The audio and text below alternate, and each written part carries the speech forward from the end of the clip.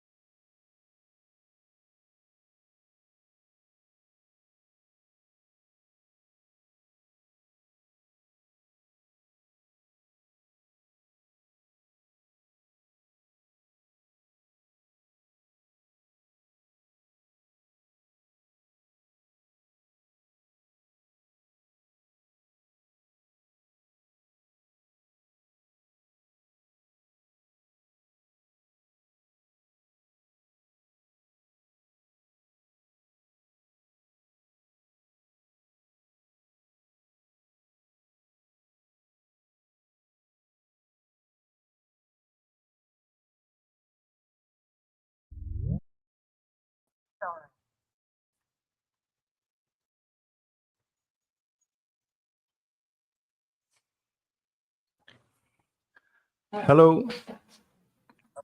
Sure. Okay, so you hear me? Okay, there is Nico.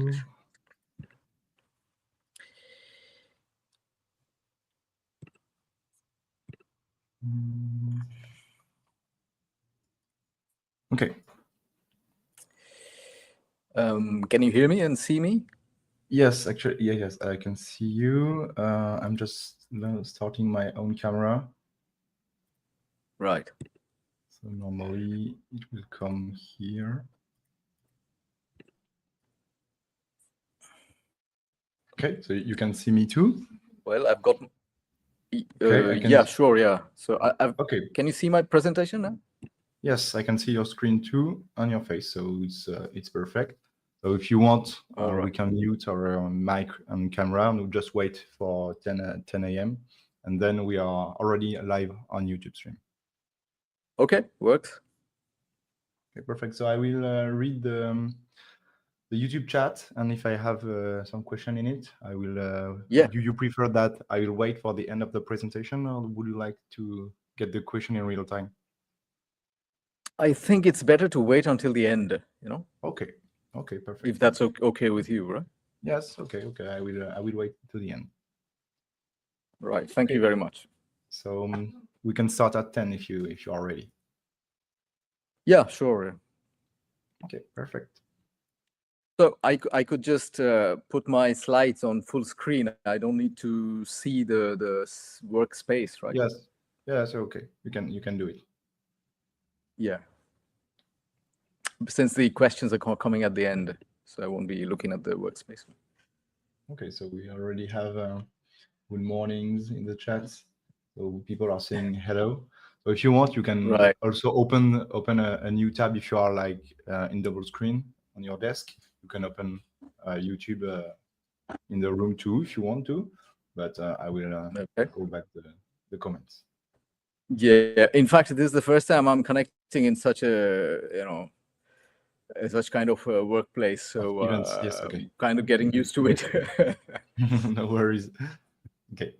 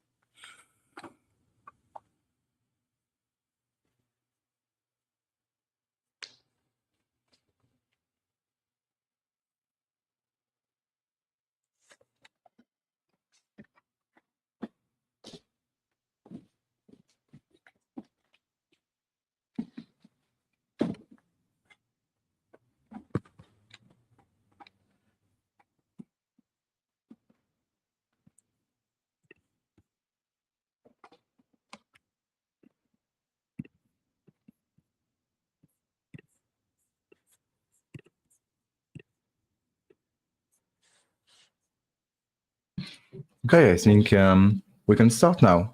So right. Enjoy. Yeah, thank you very much. So hello everybody. So my name is Sugyata Bhattacharya. I'm from India, and today it's an honor and pleasure to be here among you and share a few insights and thoughts on the subjects of AI in data marketing and web analytics. And so basically, I'll be speaking about various aspects of data marketing. So we'll see along the slides.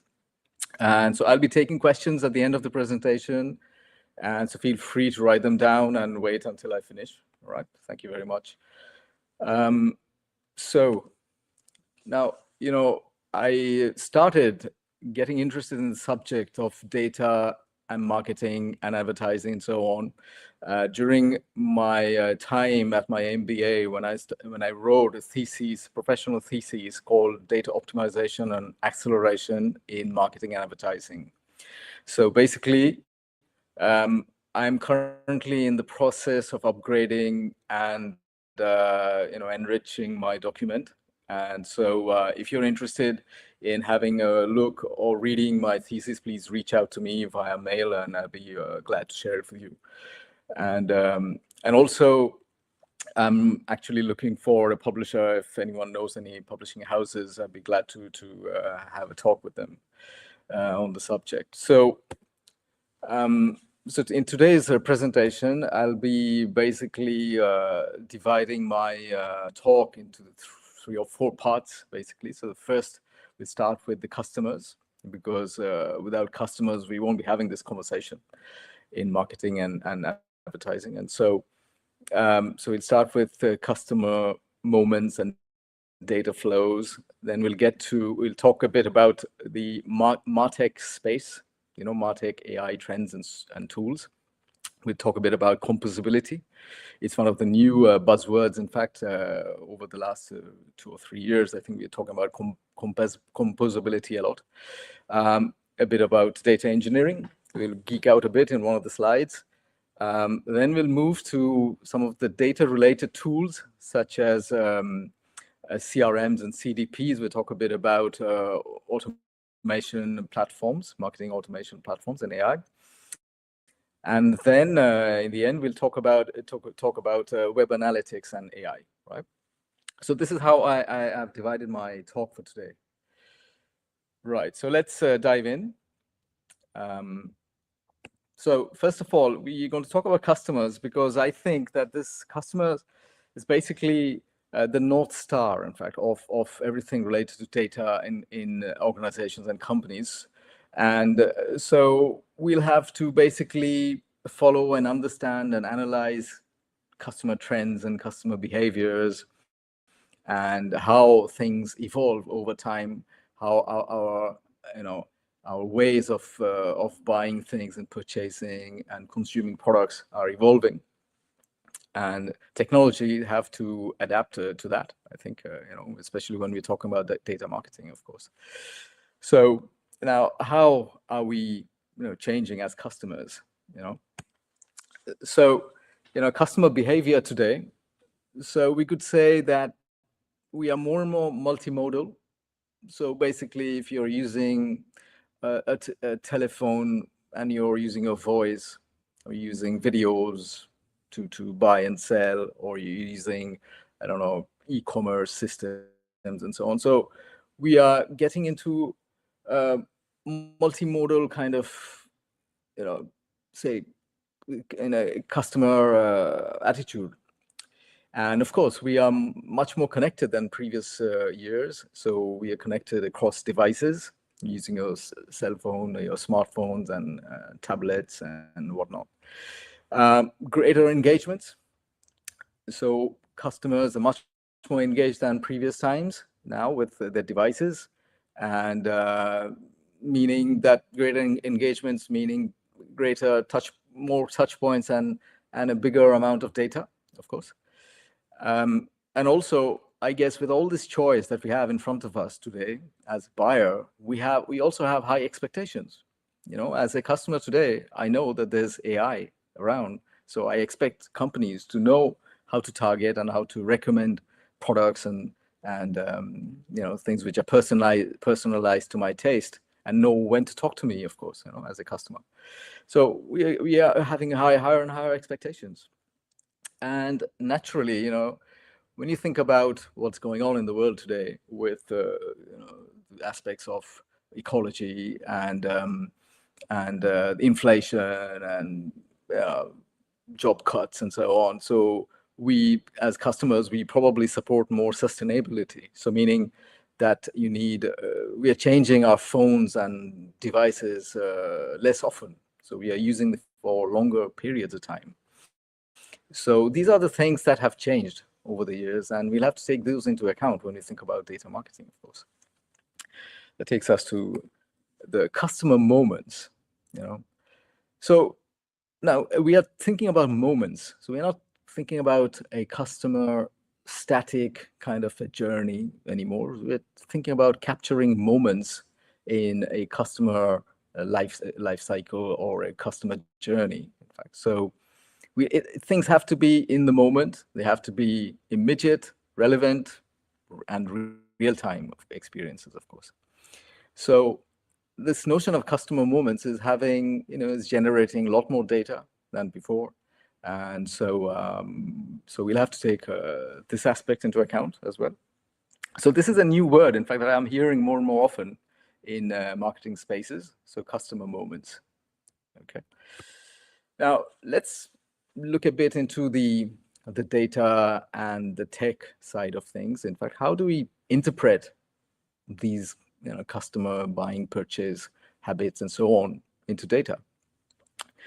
So as you can see that, our source of truth, I'd say, are basically event logs, in fact, for websites or let's say applications and so on. So event logs are probably the most reliable and sources of truth that you can really depend on. And so it's like a single source of truth, you could say. And also we have this, like I was talking about customer moments and events. People in web analytics are probably, they know the word events, of course. So we are now talking about data atoms. I don't know if you have heard the word data atoms previously. So data atoms are the smallest unit of customer information. They're like small events and everything that you do on a website or on your application. So small movements or your page visits or click somewhere or put something in a purchasing cart and so on. So they could be divided into small atoms of events. Now these atoms go on to model the data, of course. And so we are modeling the profiles, and so we are using a new term nowadays increasingly called transitional modeling. Now, transitional modeling is, as opposed to static modeling, is something that tries to capture changes and transitions, in fact, from one point to another. So, they are modeled using data atoms, tries to capture changes over time. And, the changes can be implemented in this model by adding atoms. And so you are just using the same kind of model, but we are just adding or subtracting atoms to show the changes over time, right? And now increasingly, we're talking about activity schemas. So it's like customer interaction graphs. So they are flexible and temporal, has contextual information. And it's basically, these schemas are like an event sequence that actually makes up a journey path for, and all of these aspects, they go on to make up what we call the customer journey and customer journey mapping. And since we have the access to events and data atoms, we could easily interpret them like a live stream. So now we could say that we are tracking customer journey and we are mapping them in a live stream way. So this is how I see evolution of customer behavior and the shopping methods. In fact, how do I interpret that into data? It's probably in this way. All right. Now let's look at the Martech space and let's see what's going on with data and AI in the Martech space. And probably marketers here probably are familiar with this website, which is called Martech Chief Martech, sorry. And so they make this kind of a map, and they try to sort and classify all types of technologies that are currently being used in this space, market space. Well, as you can see here in this slide, you can see hundreds of little dots, in fact, and each of these dots, they represent a technology. As you can see, I can't make any heads or tails out of this, in fact, which is because now the space has become highly fragmented. So as you can see, they have listed around 14,106 tech products, in fact.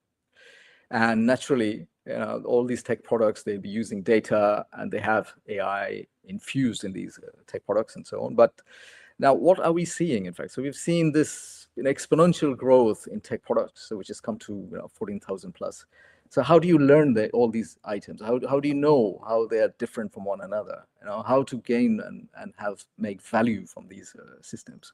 It's not an easy task at all. If you're a marketer, you probably be drowned and be saturated with so many products. And of course, today's tools are probably tomorrow's legacy, as we say.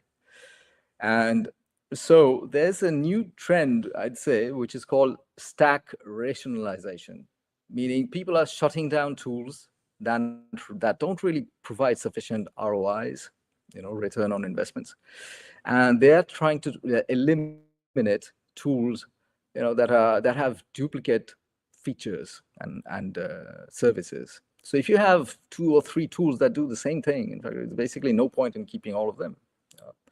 So this is probably going to happen more and more. In fact, so there's going to be some kind of rationalization and due to this space that is completely fragmented. We'll be talking about composable technology later on, so which is also another trend that we are seeing. And so so let's dive a bit more, in fact. So now, what's the role of the GPTs, Martech GPTs, in this Martech space? Now, if you look at the AI trends in the Martech space, you see we are using AI tools more and more for content marketing, which is at the top of this graph over here. So you'll find this excellent information in the Chief Martech website.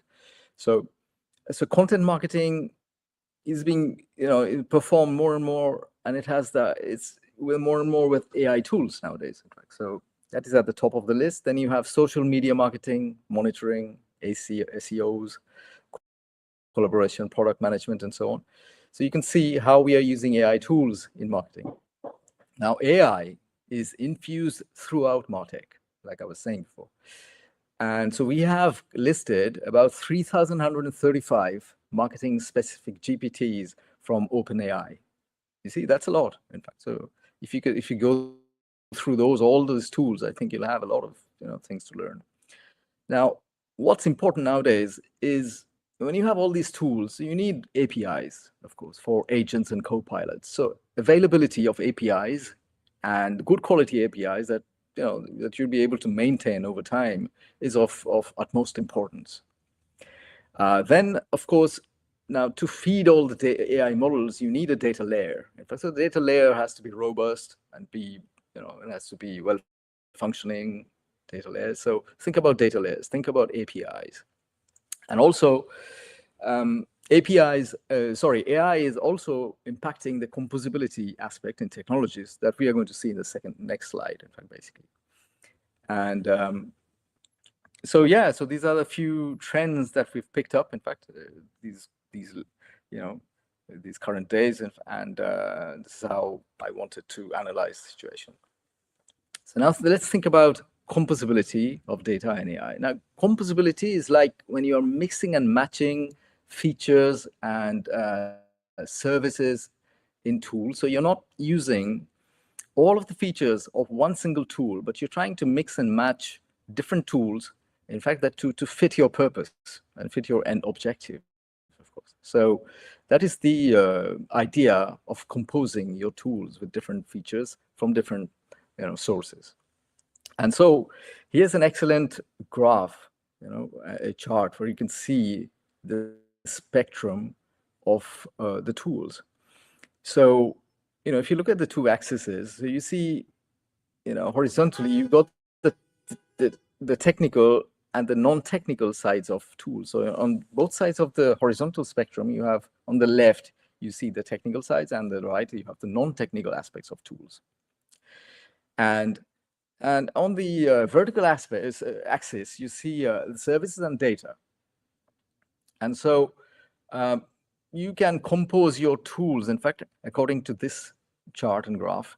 And if you look where our tools of interest in this presentation, like CDPs and CRM, you can see them, they sit in the middle of the spectrum, meaning they're somewhere in between data-related features and service-related features, and they are somewhat between technical and non-technical things. So this is, I'd say this is a sweet spot in this spectrum. Now, adding AI to these tools, in fact, that use data and services and so on, is only helping with them accessible to people who are non-technical. As you can see in this spectrum, you see there's a shift from left to right. So the tools which were considered very technical are becoming more accessible to non-technical users. So meaning the business lines, in fact, and people who work with the businesses, they'd be able to handle and manage tools which were previously considered very technical. Of course, this is not going to be the case with the cloud data warehouse like Snowflake and all, but I think CDPs and CRM are going to be much more accessible than before. So now let's see. So like I was saying in this chart, you see that CDP, CRMs, they are in the center. So this is probably the space which is which is going to be much more accessible than before. Now let's move on to another very important aspect, which is gaining more and more traction nowadays in the data engineering sphere. So this is a bit more geeky than my previous slides, of course, but this is one of the aspects to watch out for the future. So we have the new thing, which is called, Apache Iceberg, which is being integrated with different databases and data warehouses, cloud data warehouses, and so on. So you can see Apache Iceberg coming in. I think, well, it started a few years ago, of course, it's not exactly new technology, but it's gaining more and more importance because the sheer volume of data is increasing, and you need more flexibility, with AI and machine learning and so on. And also, this allows people not to duplicate data sets across different systems. So you're using a single open source table format data set, which is being just used with pointers by different systems.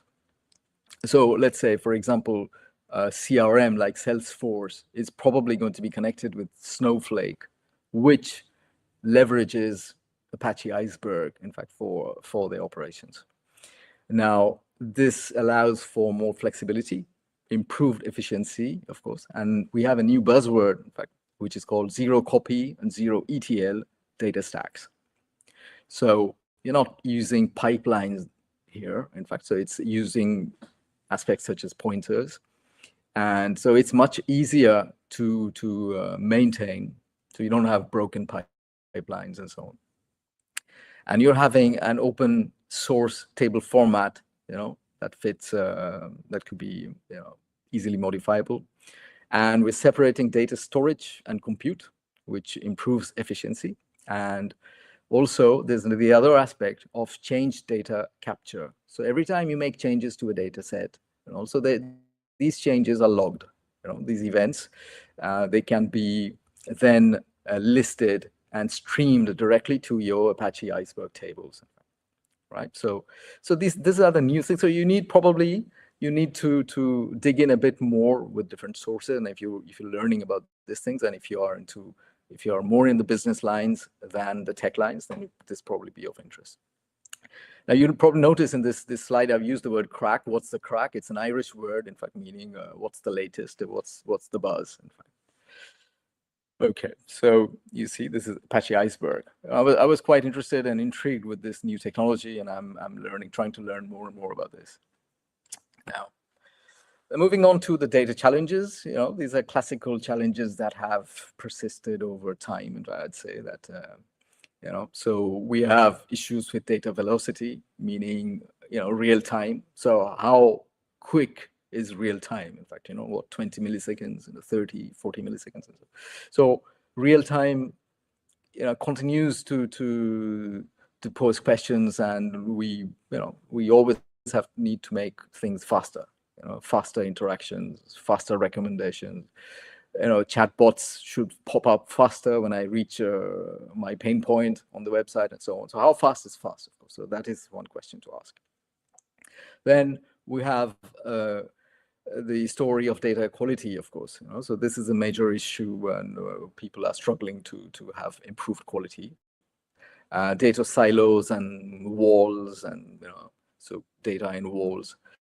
Data governance is increasingly being implemented by organizations, and which is good, of course, but naturally you'll have to find some way out to get the operations done. Then you have the customer privacy concerns. So you can't have PII, personally identifiable data, that is floating in the internet space and so on. And of course, people are much more aware of AIs and so on. So you can expect more opt-outs, with decline cookies. Then you'll probably have ad blocks, and you also have data sharing restrictions. So, so these bottlenecks continue to persist and exist. You have to find ways to solve these issues. Now, so this is all about data. This takes us to the next slide, which is about LLMs. Now, if you're using, OpenAI, big size LLMs, so they are, I call them generic LLMs, and they are pretty probabilistic. And the problem with using these, big size LLMs is that they lack domain specific knowledge, and they would oftentimes hallucinate. So you ask a very specific question, it won't be able to answer you right away. And probably the answer would be approximative, and it's probabilistic. So it's not really the best way to go if you want something very domain specific, right? Then you can't be using proprietary and confidential customer data with these generic LLMs. It poses privacy risks. But on the other hand, if you want to make your own custom models, they're hard to maintain and will get outdated as data evolves and grows, because you'll have to grow your LLM, so it inducts a lot of cost. So building and maintaining customer models are costly. And now we have the AI Act, so you need to do your AI assessments and see what are the risk factors of your systems. So these are the new challenges in the domain of AI and using AI in digital marketing, I'd say. Now let's look at more specific tools used by data marketing, like Marketing Map is marketing automation platforms, CRMs, client relation management, and CDP, customer data platforms. So these are very specific tools, and I'd say these are the key tools and the key aspects in data marketing for me. Now let's look at maps and AI, so automation platforms. So you could, I have cited a few brand names. You could go through these brand names and see what new innovation and what new features they have to offer. So you have marketing automation platforms such as Braze AI. You got HubSpot that came up with Breeze AI. You have Marketo. They have Marketo Engage, Salesforce Marketing Cloud, Einstein Copilot, and so on. So AI allows for engagement with customers with personalized content at scale, meaning they can now segment customers and they can personalize the content at a huge amount. So send emails, chats, and start interactive webinars. Then you have a lot of AI-powered cross-channel contacts, which can be made nowadays. And you have improved measurements, insights, and visualization of marketing performances. So yeah, when you have a better insight, better segmentation, you know how to segment customer by their behaviors and how they purchase and so on, then you can use these marketing automation operations to make product recommendations or find the next best product, or it can just be more proactive than before. So this is one of the results of using AI in these systems. So I'd recommend you go and take a look more closely at these products, in fact, and these technologies, HubSpot and Salesforce and so on. Now, let's dive into the world of CRMs and AI. Now, CRMs the biggest and the best probably is Salesforce. It's a debatable question, but I'd say that they are probably at the forefront of AI technologies when it comes to CRMs. Now, they're using their LLMs as reasoning engines. So the LLMs are able to reason, and they can plan, in fact. So that's the main thing. It's not just about generating content and making images and writing text, but you can use them as reasoning engines. So we can have data, you can use these AI systems, and especially the AI agent that can retrieve data, they can refine the data, they can plan an action, evaluate the risks, and so on, and then they can act. So for that, you need the right data, the right prompts, and the right agents, of course. If you have this combination, and if you can do it at the right time, then you'll get very good results. So now you can write prompts within these CRM systems. If you need to activate the AI agents, then you have these features which helps you to write your prompts, prompt builders. So if you were planning a career in prompt engineering, you'd probably think otherwise. Okay. Then you have pre-built and custom context-aware AI agents, of course. So AI agents are going to be everywhere, and so sometimes they are pre-built. I think HubSpot also has a marketplace for AI agents. So it can be pre-built, or you can make them by yourself, custom AI agents. And the most important, factor is probably grounding and RAG. So you need to have, AI agents that are trustworthy. And so they need to be grounded. They need to be, they used to use data, and they have to verify the data from outside sources, and also, and so they should be able to retrieve data from elsewhere and then activate those data and so on. Then you have the question of trust layers and guardrails. So you're talking probably about customer data, which could be sensitive. So you need to have an assessment of how sensitive your data is in your systems. But Salesforce puts a lot of accent and importance to the trust layers and the guardrails that they have in the systems. So that is what we're going to look at in the next slide. Now, they have this thing in Salesforce CRM, which is called the Einstein GPT trust layer. As you can see in this diagram, so you have the prompts. When you write a prompt, you want to do something with an AI agent. So they will probably they'd look up the company data, and then they'll do some dynamic grounding. They'll check if the data is good quality, if the wrong answer is going to be precise and accurate. Then they'll do some amount of data masking. That means, within your prompt, if you had, put in some personally identifiable information, and also they will probably do some masking. Then it will be processed by the LLMs. Of course, I guess they'll be using, probably GPTs and so on. And then they'll do some toxicity detection, audit trail, and so on before providing the final answer and the response to your queries and your prompts. So they have this trust layer, which is increasingly important, especially now that we have the AI Act. So all your system has to be compliant, and so you got to reduce the risks as much as possible, in fact. So this is one interesting feature that we have seen, in fact, in Salesforce. Now let's come to the CDP system. Now CDPs are data platforms that go to enrich. They collect data from different touch points, and then they go to enrich your your actions and your, how do you say, the customer. They provide a unified data to create a customer 360-degree view, right?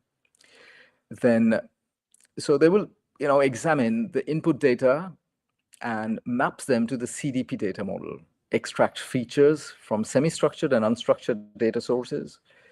And so this is an interesting platform, but now with the data, let's say the cloud platforms and so on. So there are several systems that are doing the same things as our CDPs.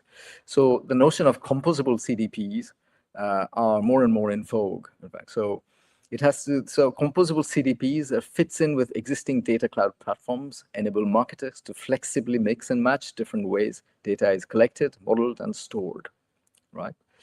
And of course, AI is helping the CDPs create more personalized content for customers, improve segmentations and predictions, example, finding the next best offer and so on.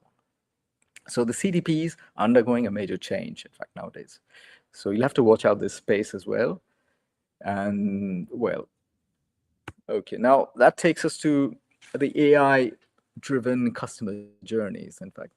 So, you know, AI journey orchestration. So you have to predict the next best action for individual customers at each touch point. Send emails, offers, re-engagement messages on time to people in their customer journey. Then AI-driven attribution modeling, I think this has improved much more, in fact, where you know who the customer is. It's more adaptive and accurate nowadays. So, you know, auto journey mappings, they provide real-time analytics, assistant chatbots, voice assistants, and dynamic pricings, and so on. So, you know, AI is helping customer journey, and they are able to activate several things by this analysis of customer journeys nowadays. Now, let's talk a bit about web analytics and AI. You know, so I'd say, you know, Ronan is probably one of the great talents in Matomo, and he has excellent videos that you can follow and learn more about how AI can be implemented with Mistral AI. So I have greatly benefited from videos that was uploaded by Ronan, of course, so thanks to him. So I'd say the web analytics, in fact, nowadays you have proactive insights. So previously you could record data and then sit and then, you know, analyze the data and take some actions. But today, in fact, so AI is probably helping people to be more proactive.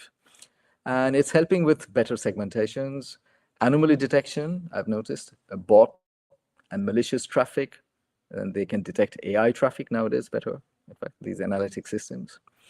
Then, of course, you have code assistance. This would improve customized tracking, I'd say.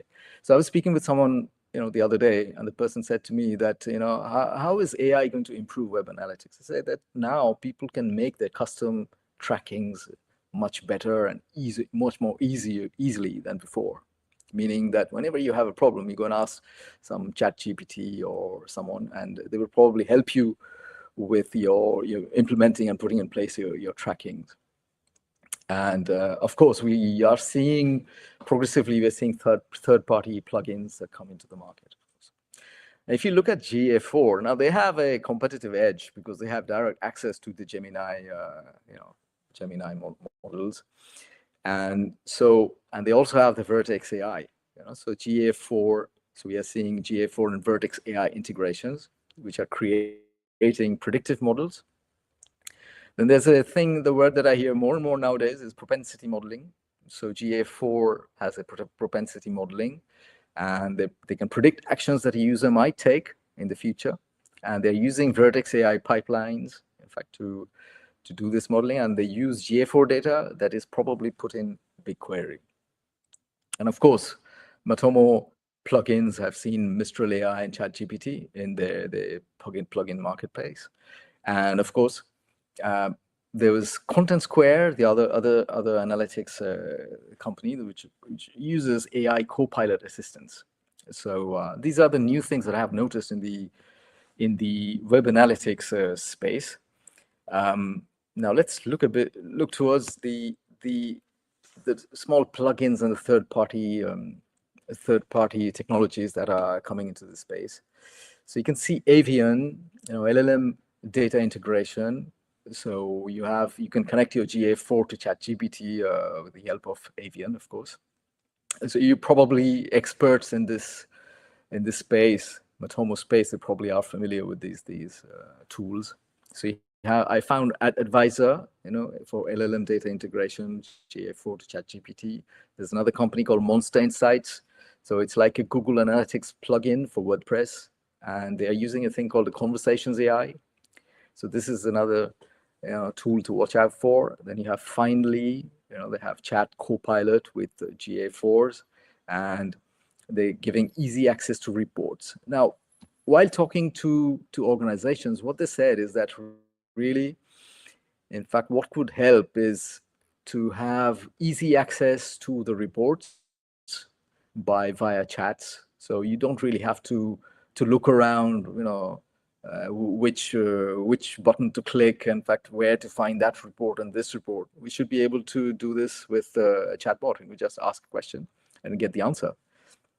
So this probably is going to be the next innovation, in fact, in this space. So these are the few things I found on web analytics. And so before we end, in fact, I'll probably give a few future directions and recommendations. So I'd say that what's important nowadays for organization is to make, to have unique data and to go towards data differentiations. So the 3 recommendations that I have.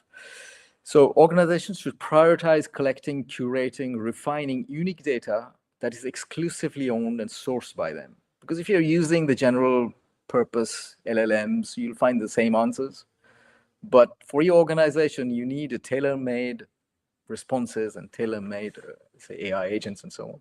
So you need to use different data, which is unique to your organization. Now, this differentiation creates a competitive advantage as proprietary data assets enable the development of AI models that provide insights and personalization options that competitors cannot replicate. So this is important, data differentiation. Now, of course, with the AI Act, I'd suggest, you got to work on your risk assessment aspects. So organizations should ensure that AI does not perpetuate biases, misuse data, or introduce security vulnerabilities. Developing clear AI ethics guidelines and implementing model explainability tools like SHAP or LIME help business ensure accountability and transparency. So probably you want to look at open source LLMs and do risk management. In fact, so this is important. And third is real-time adaptive, of course. AI will likely automate adaptive marketing strategies based on real-time performances, allowing marketers to quickly respond to shifting trends and consumer behavior. So this is probably going to be an interesting feature to watch out for. Hyper-personalized and predictive content. So these are the 3 recommendations that I have for organizations and companies who are following my presentation today. Well, so I guess I've come to 38 minutes. So I'd probably want to thank you all for attending. So if you have any further discussions or exchanges, you could please feel free to reach out via my email. So which is, I've written it here. Also, please feel free to connect via LinkedIn. In fact, if you want to have, greater in-depth exchanges, and if you wish to have some consulting services, of course. Well, thank you very much. And thank you. If you have any questions, I'm free. Thank you so much, Sugata, for your presentation. So I ask in the chat if there is any question, and actually there is not, but maybe in a few seconds. But thank you for your clear talk and very interesting. For anyone here, a replay will be available in few weeks, I guess, or maybe within a month. So you can rewatch this talk whenever it will be ready. Right. Actually, there is no question. So thank you so much. Okay.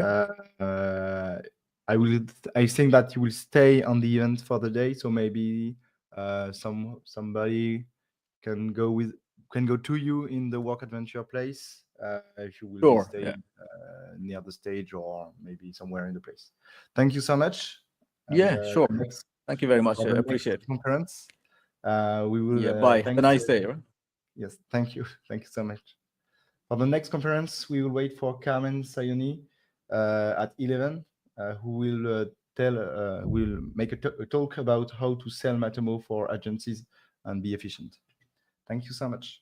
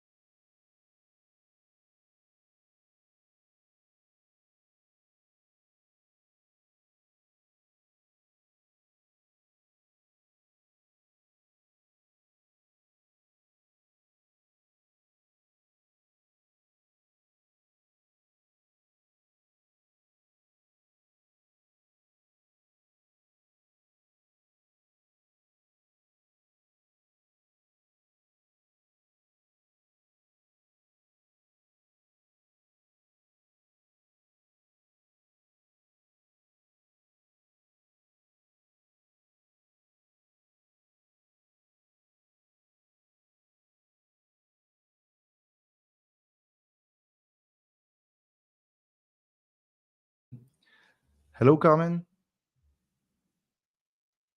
Can you hear me?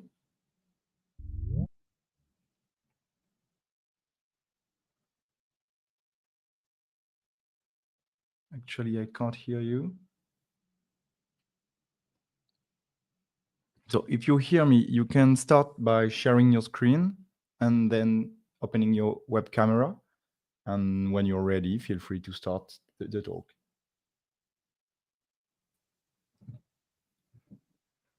Can you hear me now? Yes, I can hear you. Perfect. Oh, fantastic. Thank you. And let me get my camera going. Okay. Can you start sharing your screen? Sure. One moment.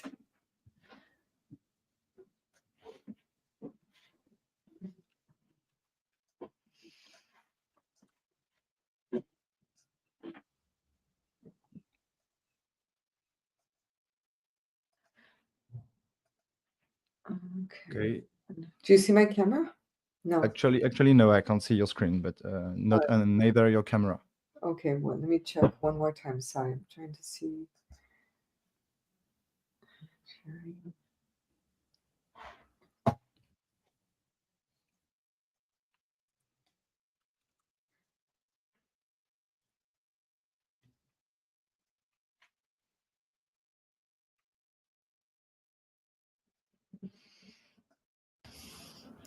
I don't know why the camera is not working. Okay, so Here we go, if you want, you can leave the camera if you want. We already okay? We have the camera right now. It's okay, working. sorry, it's the wrong. Okay, perfect. And we have your screen. So one last question before starting. So would you like me to read the question when they come in the chat, or would you like to wait for the end of the talk? No, you can definitely read the questions right away. Okay. I'm sorry, I have my, let me just see if I can change cameras because I have a different camera that I was hoping to use. Or actually, let me change my. So I will read the question when they come into the chat, and feel free to start whenever you're ready. So we just lose your screen share, actually. I know. I'm going to move it because I want to be able to sort of watch you as I come in. So one more.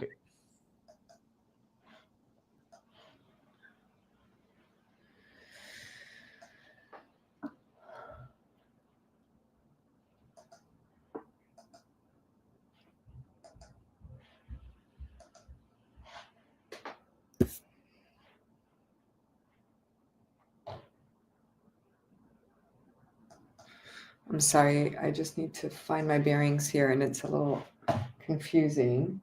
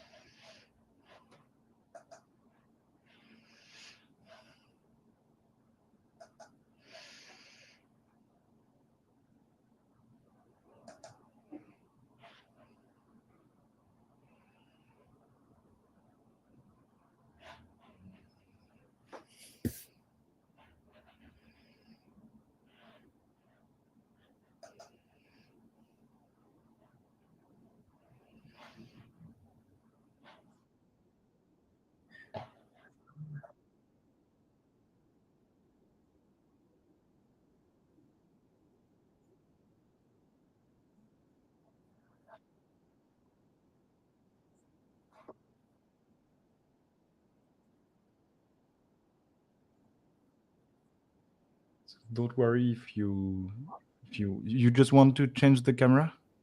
Well, I'm trying to find my screen right now, but I also hear another recording sometime. So I don't know why.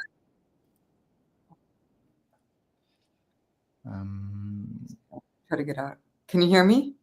Yes, yes, I can hear you. Okay, We just need you to share your screen, and maybe you can start with or without your camera as you want. Okay, I'm going to start without maybe the camera because I don't find it right now. No worries. All right. Let me see if I can do this again. Sorry about that.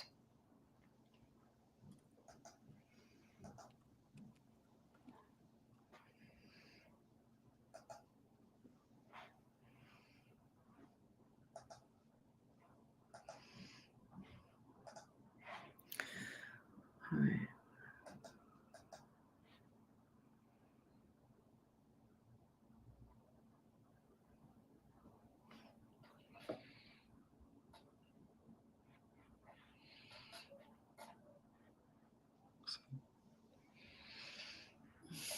Do you find how to share the screen? No, I'm in. It looks like it's. Which one is it? Because you see. Oh, here we go. I got it. At the bottom, you have your mic, your camera, and your sharing screen feature. Okay, yes, that's it. See my screen? Okay. So All right. let's start if you want. Yes. And, Sorry about I will- that. That was a little bit of a shaky start. So No let worries. me let me try to begin again. So good morning, everyone. My name is Carmen Soini.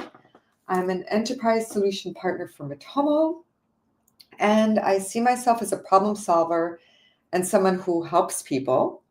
And today I will be talking about how agencies can sell Matomo effectively.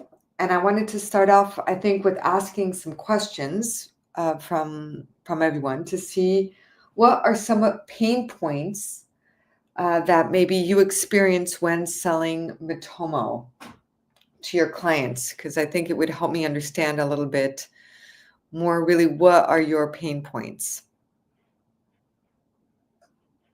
So I don't know if anybody wants to, if anybody has any feedback about that. Actually, there is no question in the chat, so Okay. I will tell you if there is any. Okay, great. So maybe the pain points are really the client's pain points, and you're trying to help them by offering Matomo Analytics. So how do you go about selling Matomo? Well, what I like to do is I start off by asking questions to the clients. And some of those questions are, for example, what are the top goals, right? Why does someone want an analytics tool such as Matomo? And what are their pain points or triggers? What are they looking for with this new analytics tool? How can Matomo help? I want to know what other tools are being considered, if the client has compliance needs, and what are some of the concerns about Matomo? It could be integrations or features request. And so when I start off my presentation, I have these questions in mind. I try to do this even before we start a meeting, so I know what is on the agenda for our call. Okay, so Carmen, we have our first question. Yeah. Somebody said how to limit some functions according to plan purchased by a client. How to limit some what? I'm sorry? How to limit some function or functionality, I guess, Okay. according to plan purchased by a client. Why would they want to limit some functions? You mean like create a dashboard? Is it to have a specific dashboard? Or just like a user rights? It's just saying that there are my pain when selling Matomo. Okay. So what can happen? Let me see what I'm going to try to do. I'm going to stop sharing really quick, and I'm going to go to I'm going to share actually the demo of Matomo, because that might be helpful. Let me see. And I'm going to put the screen on again. Well, now I think you see my camera.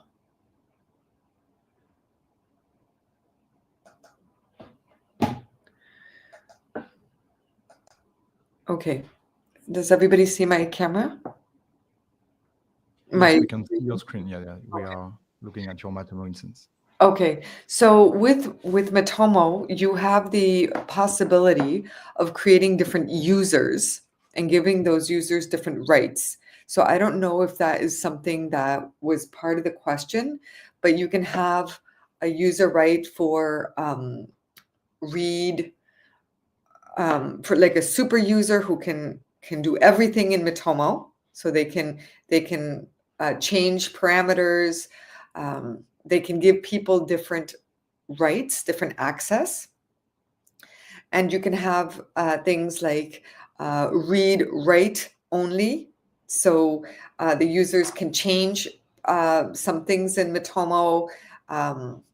You can have a read only. So that could be, for example, an intern who only wants to go and look at Matomo but not be able to change things in Matomo. So there are different users that you can do with Matomo. And actually, let me see, I'm going to share another page with you, which is the Matomo website, and that might make it a little bit more clear as well. So I'm going to go back.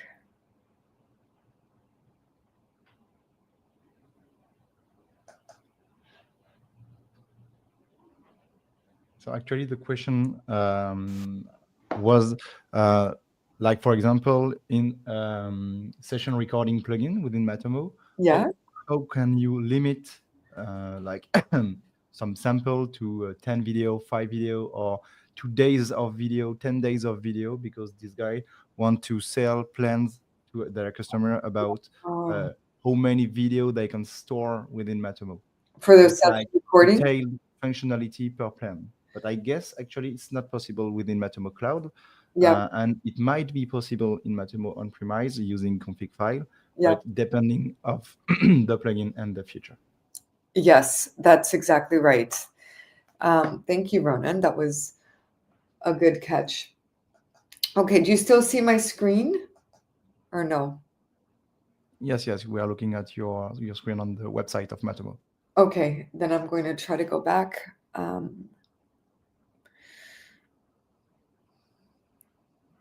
Moment.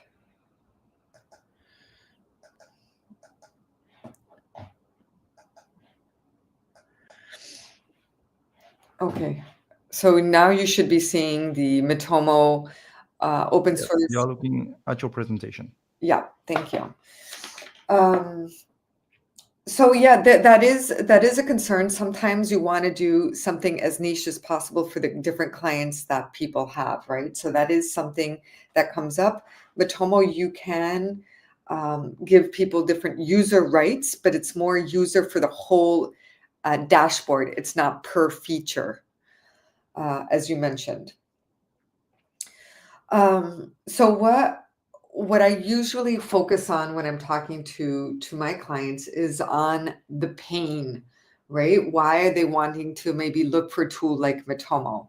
And if they're coming from Google Analytics, it's quite easy, because in this case, I can talk about 3 big pain points. It could be the incomplete data that they get, or inaccurate data. It could be things such as non-compliance, or a complex web tool that is causing inefficiencies and wasting everyone's time. And of course, what makes Matomo unique from other analytics tools offered is really these something that can be answered with these pain points, because Matomo focuses on ethical, empowering people ethically. So you have increased data. So you have a lot of data that can be captured. Non-compliance comes at a cost. Well, Matomo is the leading ethical, privacy-first analytics platform. And when things are complex, it can be inefficient, it's time consuming, it costs you down. And Matomo is pretty easy to use. The dashboard is quite easy. So these are areas where it is important to focus on, because they are key problems that come up again and again with different clients. And so what I try to offer clients is, why Matomo? Well, because you have better data and insights. You have up to 40% more data, which means better insights, more attribution. You have peace of mind when it comes to compliance. So Matomo has been created to be compliant with the different privacy tools out there, the different privacy regulations. It is easy to use, so the interface is pretty familiar. It's pretty smooth transition, especially if you're coming from a tool such as Universal Analytics. You will be familiar with it. We have a Google Analytics importer, so that if people are coming from Google Analytics, they can import their data, and that's quite nice. One thing that's very nice about Matomo is it gives you the flexibility to be either on-premise, which means the data is hosted on your servers, or you can use our cloud provider, which is based in Europe. There are 2 places in Germany and 1 in Ireland. We use AWS as our cloud provider. And it's really configurable for your needs. So you can have heat maps, A/B testing, session recordings, and more. And this is why it's used really by marketing agencies, banks, and fintech, over 1 million customers worldwide. So it really gives you a full coverage. And this is something that's really key for companies. And what I like to do when I'm giving my presentation is I usually jump into the demo, but sometimes if they have questions, if they're on-premise or cloud, I might also share the website and show them a few key pages in there as well, which has a lot of information. So I don't know if any agencies that are here today, if they focus more on on-premise or cloud. And if they want me to maybe talk a little bit about those differences. Actually, there's no question more. Okay. Let me see. I'm going to stop sharing for a minute. And I'm going to switch over to maybe the website again, because I want to make sure that people are understanding a little bit about the website. So let me see if I can share actually my whole page so that I don't have to keep switching.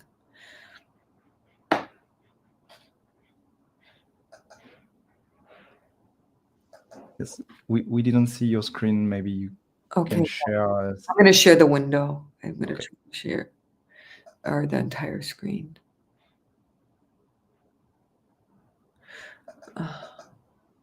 Actually, it won't let me share the entire window, so I'll just go little by little. So, okay.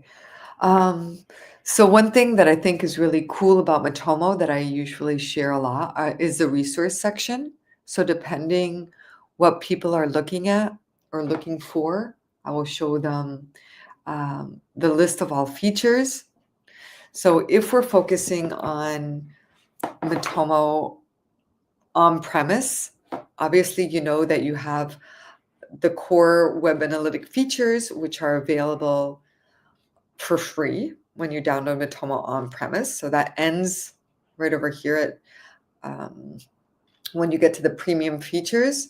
And then these are the features that you can purchase with Matomo via our marketplace.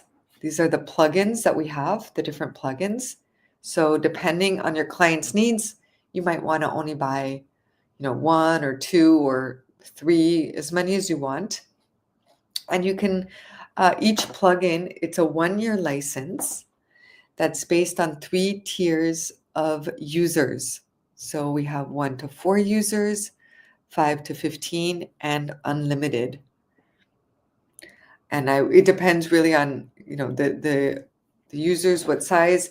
These plugins can be found if you go over to on-premise and marketplace. Here you can see the different plugins that are available for you to purchase. And you can see we have blue and orange. The orange ones are created by our partners. I'm not sure, Ronan, if you've ever created one of these plugins yourself.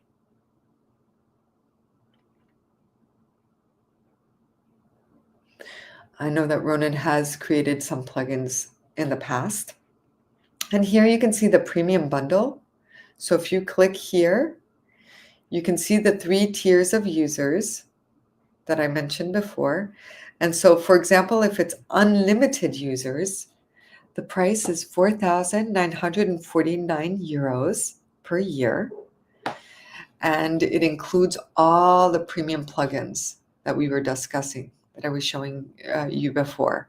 So you can see these based on the different categories that we have here. So this is kind of nice because based on what your clients need, you can really see which plugins would be more useful for you. And if you see that they're needing more than 6 or 7, it's much better to purchase the premium bundle because that comes with a nice 46% discount. Are there any questions at the moment? No, there is still no question. Okay. So we have this. Ronan, did you ever create a plugin? Yes, I've built several plugins, like 8 or 9 plus 3 themes. Oh my God, that's awesome. So yeah, you can confirm all the plugins, are these complimentary? They're all free, correct? Yes, from the community, they are all free. Yeah. In the general conditions, they are written that if you want to create a paid plugin, you have to contact the Matomo sales team. Yep.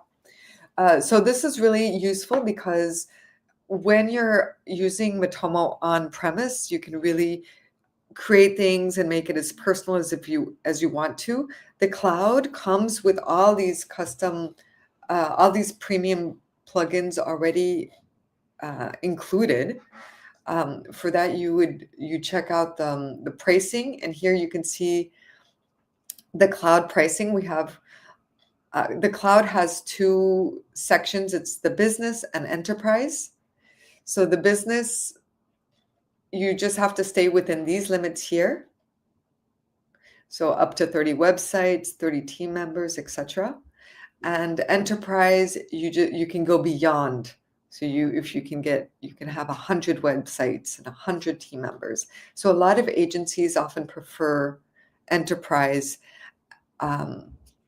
because they can keep it all on one instance and then just have their different clients separate, and they can put the clients on a roll up. So it's really easy to just add them on.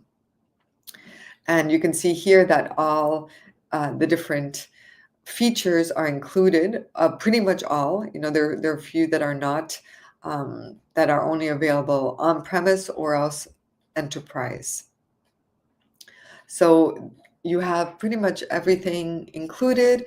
And if I go back to on premise, this gives you a little bit more limits open, because when you're on premise, you can have the community plugins. You can decide really how, which features you want to have or add or not.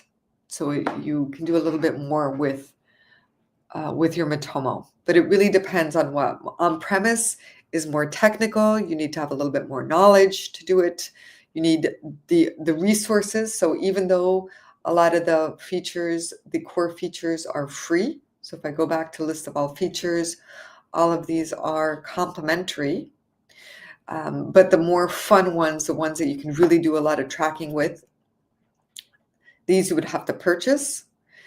And another big difference with the cloud and on-prem is that the cloud has support included, and on-premise you need to pay for support. So you can find the support pricing of over here if you go to on-premise and the support plans, and we have different support plans that you can purchase depending on your traffic. So the more traffic you have, then we have different prices here for you that you can have. So that's a little bit of the difference. So the people who would prefer more on premise would be maybe more military, banks, hospitals, some governments. It's basically where the user wants to host their data on premise because it's the most secure for their needs. And you can see if you go to our help center, you have a lot of information here about what you would need to start off. So if you want to see installation and maintenance for on-premise, here you can see the requirements that you would need to be able to host on-premise on your own servers, depending on the size, the traffic that you have. So if you're tracking 100 million page views, for example, you would be needing 3 apps, 1 database server, a load balancer, etc. So even though on-premise is cheaper, you do have your own costs that you have to factor into it for, the hardware and the support, your IT team that's going to be sort of making sure the data is safe, doing the updates. So that's why our cloud is a little bit more expensive, because we're doing all that for you. So you don't have to worry about, any of the hosting costs. We're taking care of the hosting. We have a question. Thomas Person asks, are you still using Amazon for hosting? Yes, we do use AWS. It's the one, based in Europe. So we have 2 locations in Germany and 1 in Ireland. And AWS is compliant with SOC 2 and the ISO certificates. So to make sure that there is peace of mind. Okay, thank you for the answer. Is there, I have a question then. I'm not sure if, do a lot of the clients, are they okay with AWS, or do you feel like this is a concern that some clients might have?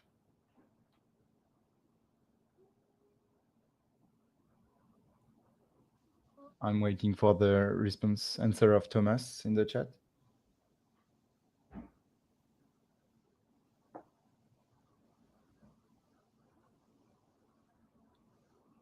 Okay, Thomas said AWS is a big concern for government in Sweden, at least.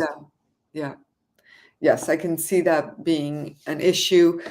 I mean, luckily we have both options. So we're one of the few analytics tools that can offer these self-hosting options. And I do know that we do work with some partners who offer their cloud service. So it's hosted, for example, we could have like a Swedish cloud hosting, so it stays within the country. But that's why a lot of governments, military, etc., they do prefer on-premise, so that they can keep that data, handy, like right next to them. There is nothing more safe and more legal actually by using on-premise. Okay, thank you for the answer. Yeah, right now we don't have a partner in Sweden which offers cloud, but that is something that we're keen to look into. And I know I'm not the one who's really in charge of the partner program, but if there are any questions, for sure, you can reach out to me afterwards and I'll try to put you in contact with the right person or take that discussion further. So yeah, we just to conclude, so we have the different prices. They're right over here. We are hoping to work more with agencies and look for a compromise if that's interesting for you, to have a discount to be able to offer your to agencies at some point. We are working into that, but right now it's we don't have that at the moment, but this is something that's going to be rolled out soon. And I don't know if anybody has any other questions. I can show a little bit the demo if there's any. Are you following? Do you now see the demo, or do you still see? No, you don't see the demo. I could definitely give you a little bit of a demo if you'd like to, but I really wanted to be here more to answer any questions that people had about Matomo with agencies. It's actually there is no question more in the chat. So if you want to make a demo as you want, so let's imagine that the video will be in replay. Mm-hmm. So somehow somebody will have a question next in the few days. Okay, sure. Thomas says we are InnoCraft partner in Sweden with hosting Decentralized cloud. So we say we have cloud in Sweden. Okay. All right. Well, that's really great. I think I know, I do know that when we do have clients who are asking for that, I believe that we've been in touch before. So that's something that we can definitely do more of. All right. I'm going to switch my screen now to the demo.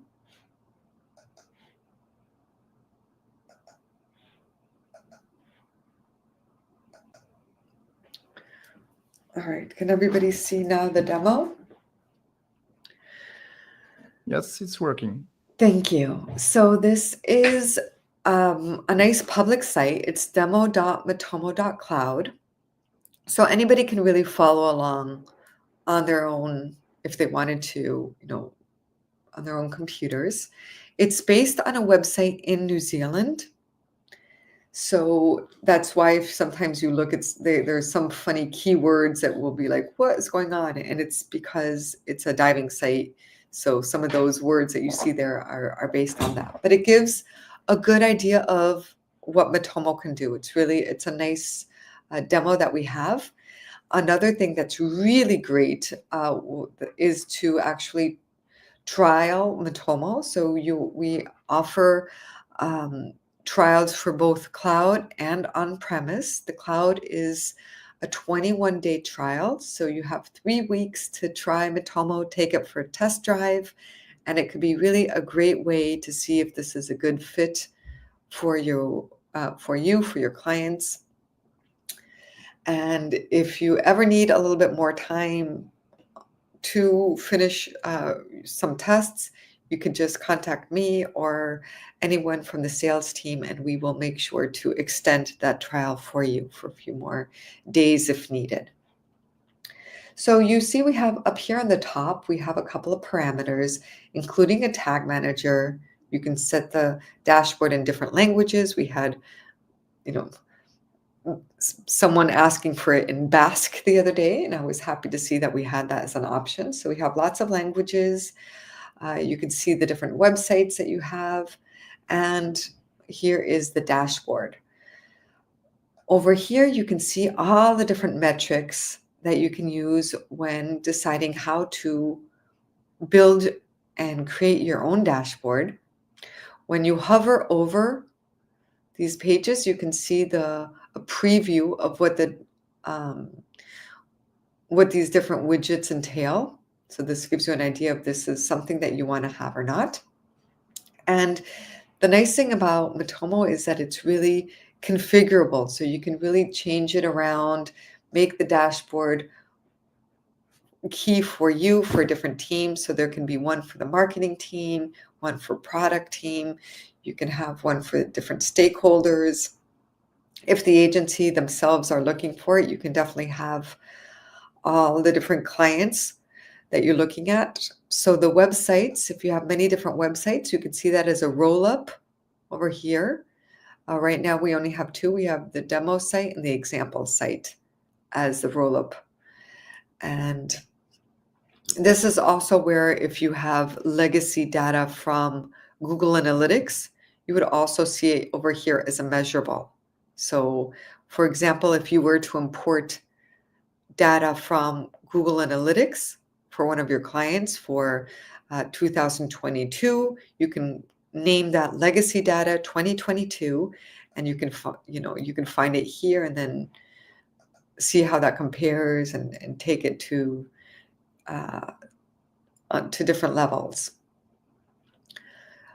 One thing that's nice about Matomo is we have a very powerful segments tool.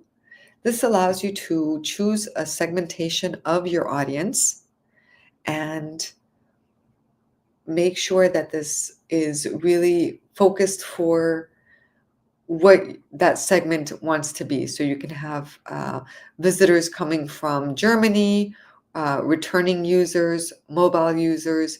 And when you click on mobile users, now the whole dashboard is only going to be showing you metrics from mobile users. Only mobile users. Whenever you see this little feature here, this is a nice aggregate data. It shows only information of search engines and channel type.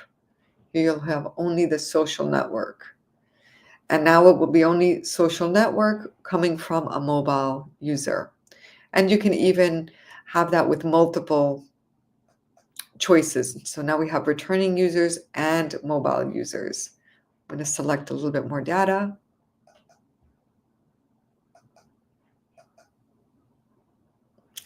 So we can see a little bit more information here. You can see you have more, you can see more the charts, and we can even add a little bit more. So if we want to see people who've clicked on a certain button, we might add that. So now you can have really as much information as you want to see, to compare the different segments. So this is a really nice thing that Matomo can do, and you can have up to 100 segments here. I'm going to return to the dashboard for a minute. So I still have my information here I'm collecting.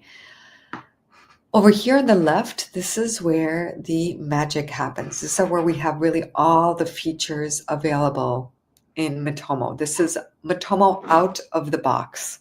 And what you're seeing here is really the cloud. This has all the features, with the exception of crashes. This is not yet available, but it will be shortly.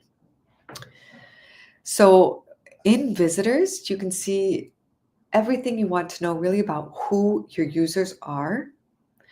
We have the little overview of your users with the time frame that we selected. So you can see the visits, the page views, unique pages, etc. And we have a visits log. By the way, here it's really nice too, because you can put little annotations if you want to. So you can write, okay, this is when we had a sale going on, or you can write little notes that your whole group can see. You can see that we have 24 dots over here, so you can change that to maybe 36. You might want to see it by week. So really you can configure a lot of things, and you can export this report. All reports can be exported. These are the different formats they can be exported to. You can create alerts so that when there is a problem, you can see more, the information. So if there's a metric, you can create an alert and get a little message, maybe via an email. And we have a visits log. So this shows you really everyone who has come through, and you can see what device they're coming from, which operating system, their browser, if they're a returning visitor or not. And you can also see what they've done on your website pages. You can see where they're coming from, including keywords. So this gives you a nice view really of everyone who's come over. And we have those metrics then shown under visitors in different formats. So we have real time. This shows you the last 24 hours, the last 30 minutes. We have a real time map, so you can see where your users are coming from. You can see the location they're coming from. And again, the aggregate data. So if you wanted to see users from the UK, only users from the UK, you can click, and this is only users from the UK that appear here.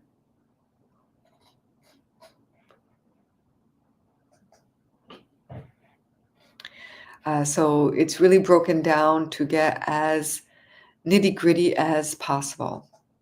You can see the device they're coming from, the model, the screen resolution, the software that they use. This can be helpful if you have some programs that are not showing up properly in a certain browser. You can see the times that they've come in to see you. For user ID, these are for people who get to sign in to the website. So some websites have users who are able to log into the website.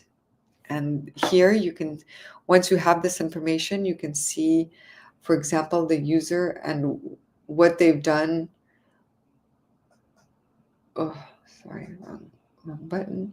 So you can see the user and everything that they've done on your website or your client's website from the start. So in this case, this user has been here for 20 hours and 3 minutes on the website. And you can really see every single path that they've taken since the beginning. So it's a lot of information. You can pull information using our APIs. One nice thing about Matomo is that it's scalable, so you can use APIs to pull information. So if you want to have more there, if they've given consent, and these are your users, you can see their names, etc. You can create custom variables, custom dimensions.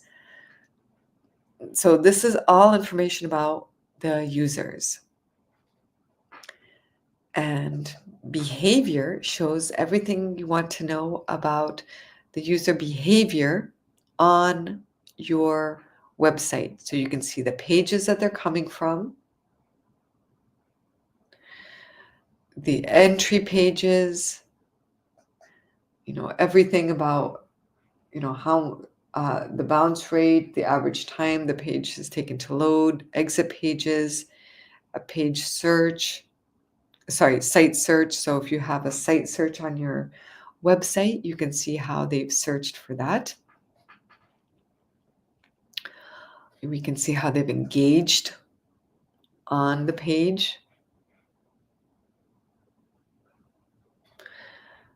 This is a nice visual. It's called transition.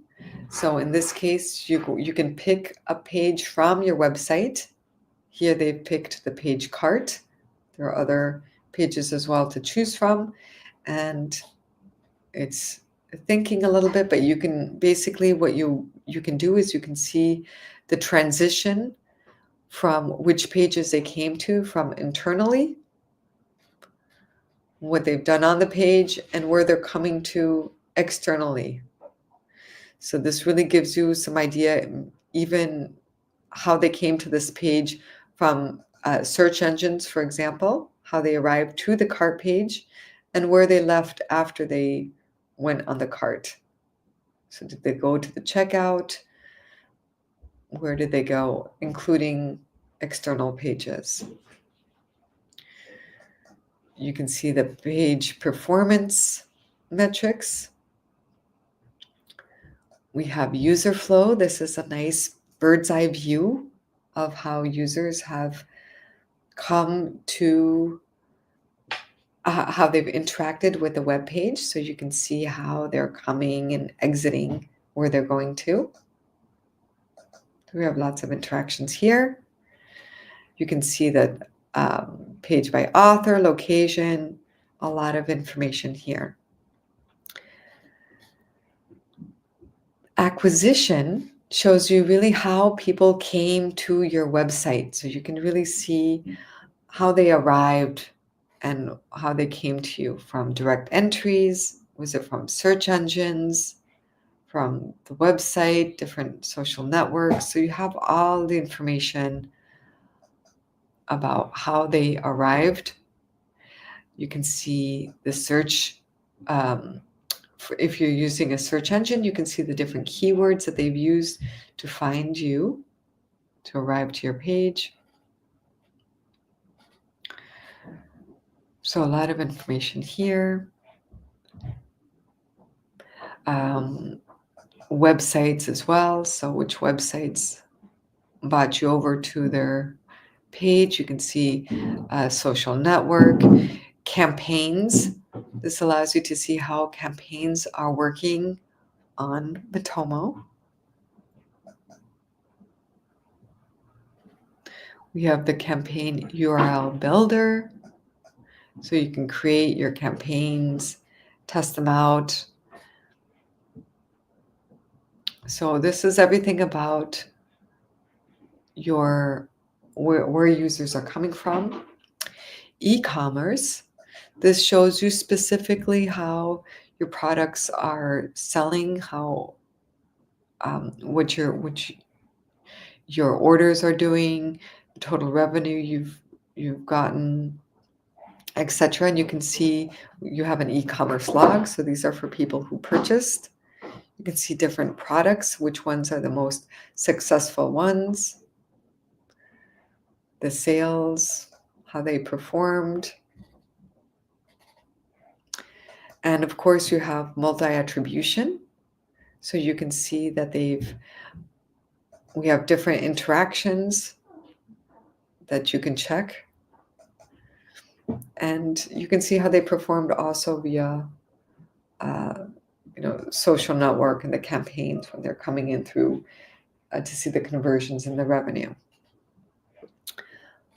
Goals is a very important function in Matomo, because this allows you to really specifically find the KPIs that are important to your client.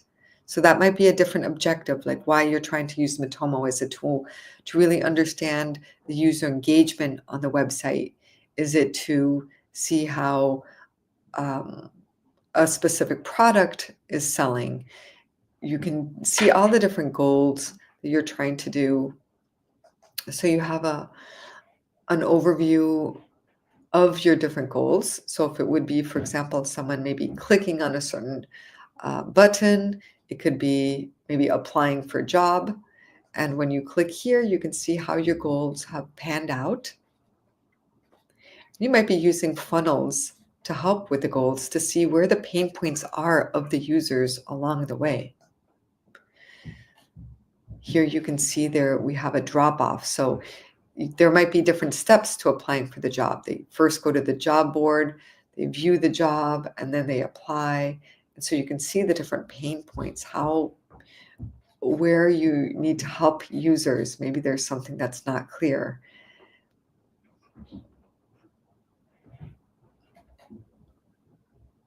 So there's a lot of information here. Forms, these are some great functions that are not available or have to be purchased differently. So for example, Google doesn't have a lot of these media analytics, or they need to be purchased in addition to the tool. And Matomo has all these tools included. So it's really a all-in-one product. So you can see really quickly, I know that we're running a little bit out of time here, but you can see how forms have performed.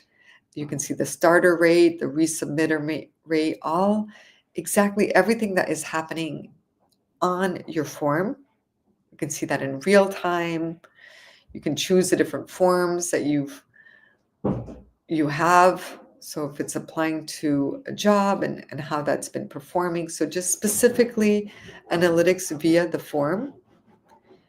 Media lets you see how different media is performing on your website. So if you have video or audio, you can see the impressions, the play rate, the average time spent, all the information about the media. We have A/B testing, heat maps. This is a nice visual to see how users are interacting with a specific page via a color-coded hotspot. So clearly here, diving jobs is the clear winner of where people are clicking. And you can also see the fold. This gives you an indication that you don't have a lot of action below the fold. So if things are important, you want to keep it definitely above the fold. So yeah, I'm going to wrap up because I know we're on time, and I want to make sure that there is enough time afterwards left if there are questions. But we have session recordings, A/B testing. You can create custom reports. So if you want to do something on Matomo that's not out of the box, you can definitely create custom reports so that you can track whatever is very important to you, to your client. Okay, there is a question from Marcel Freinbichler. I have a question. We are an agency hosting our own Matomo instance for our clients. We track over 15 websites. One client would need the funnel plugin. Do I really need the most expensive license? One client needs what kind of, can you say that again? I get the question is when you have mutualized a Matomo instance for several customers, Yes. and one of your customers need a custom plugin, a premium plugin, are you forced to pay the maximum plugin plan in order to satisfy just one client because of your multiple instance? You have just one client who's requesting the premium bundle? Yes, but all your customers are on the same Matomo instance, so you over limits of the basic plugins plan, so you have to pay the largest plan for the plugin. Is there any way to pay the lower plan just for that client? The premium plugin, so all the plugins are based on user, the number of users. So if you do need, do you know how many users would be using it for that client? So in the example, Marcel said that one customer with one client, one user for that customer in the Matomo instance. But while the plugin are user-based, he still have to pay the large license. It wouldn't be the large license. You would just get the unlimited, you would get the premium bundle for the 1 to 4 users. Yes, but in the premium bundle, you still have different prices based on the users. And I guess the problem that Marcel have is because it has one Matomo instance for all their different customers. And so you have to pay a large license in order to satisfy one of them. Yeah, that is tough. Marcel, let me invite you to email me afterwards. I'm going to share I do have a little email that I can share. I'm going to start one moment. And what I can do for you is maybe we can talk afterwards, and that way I can, let me see.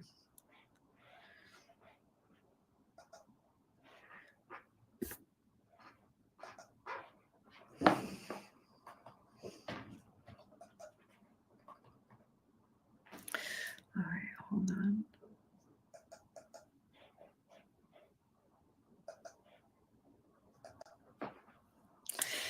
So you have my email here. It's carmen@matomo.org. Or you can reach out via LinkedIn, and I'd love to talk to you and see if I can find a solution for you. But usually, yes, the licenses are based on number of users. So if you have 1 to 4 users, you'd be paying for that premium bundle. Okay, so Master just say thank you, and he will contact you about this. Okay. Perfect. Actually, there is no more questions. I will wait until somebody asks something. Okay. But in all case, thank you for the presentation. It was like a complete demo and well explained about all different plugins and offer that MatomoCamp supply. Yeah. Yeah. Which plugins have you done? That sounds really cool. I love to learn about the different ones. If you have your web browser open, you can go to plugins.matomo.org. Yeah. And you can go on my web developer profile page. Okay. Yeah, no, that's très cool. I love seeing that. Okay. Yeah, no worries. Marketplace. All right, let me see if I'm gonna share this again.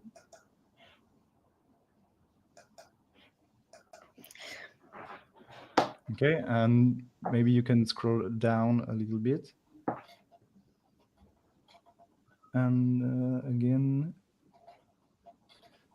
you can click here on the profile gravatar, tag manager extended. Click on tag manager extended, for example. Yeah. And then you go to author and openmost. You go to where? I'm sorry. You have like a link, and there are authors. Yeah. A blue link written openmost. Yeah. My browser is not open, so it's. I have to stop sharing it. Hold on.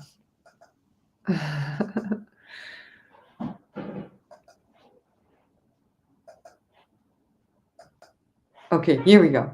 Okay, and you go to products, and then you have all the plugins I've built into. But there, I thought that it will open the Matomo marketplace, but here are all the plugins I've built for Matomo. That is super cool. And they are all free, all open sourced, and all on the marketplace. Oh no, that's awesome. Yeah, I love seeing how this. So I know these are really popular with a lot of our users because it just takes. You can do so much more with it, right? When you understand Yes. like integrating Matomo with AI. I know this is, these are the topics of today, right? So you want to have data privacy. You want to be, relevant with what is going on. So this is something that's really cool. Which one of these are the most popular ones? Do you know? I think it's ChatGPT actually. Okay. Yes, I think it's ChatGPT and KPI widget, because KPI widget is like the older one. So it have been released like in 2019. So it's quite have like 5 years ago. Yeah. But Tag Manager Extended have been partly included into Matomo Core. So I've created this plugin to add some custom tags to the Tag Manager, and the developer teams into Matomo just picked some of them to add them in the core with permission, obviously. Yeah. So I guess Tag Manager Extended will one day be fully integrated into Matomo Core. Wow, that's really cool. Yeah, we definitely need that because there's just so many benefits to having a tool that's such, ethical data collection, relevant, doing what you need. And the tag manager is, we need a little bit of help with that. So that's super great. Well, thank you so much, Ronan, for monitoring for me today. I'm sorry about my little technical issues that I had. No worries. And thank you too for the talk.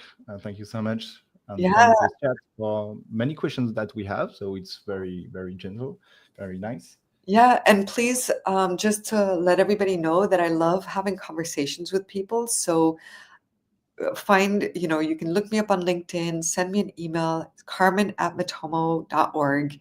And I'd really be happy to take these conversations, meet with you. I know everybody has really specific niche questions that are pertinent to you, and we want to be able to address those. So I'm happy to help. Okay, so I think the message is shown to everybody. So maybe you can show for the last time your email address, so the people are watching us can copy. But I guess it's Carmen at InnoCraft or at Matomo. Yeah.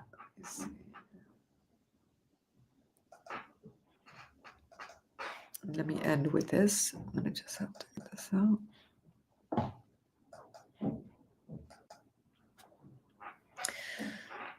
So this is it. So it's Carmen at Matomo.org. And if not, LinkedIn. So you can just check me out, Carmen Soini. And we also, anyone from the sales team would be happy to help. So the team is sales@matomo.org. So that's another one you can use as well. So there are many ways to reach us. Also, if you just go to the website and you fill out the sales contact form, you'll also be able to contact us that way. So just leave your email address and we'll be in touch. Thank you so much. I was responding, answering Thomas in the chat. Thanks for many things. But I think it's time. So thank you one more time. And we are now receiving Jorge for Matomo contributions and plugins. So it's like a nice transition because Jorge should now talk about plugins and contribution for the, I guess, open source and Matomo evolution. I think that he can join us on the stage. Thank you. All right, fantastic. Thank you so much and have a great day. Have a great day. Camp. Bye, everyone. Bye.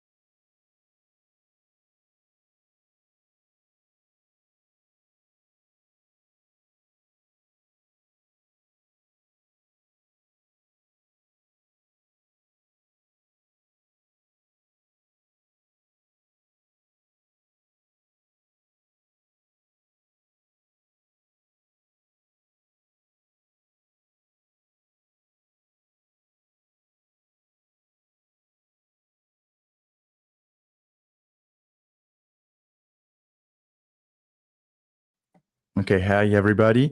We are actually waiting for a new talk, but the conference is still not beginning. We are waiting a few more minutes, and if it's still not come, I will start explaining the subject.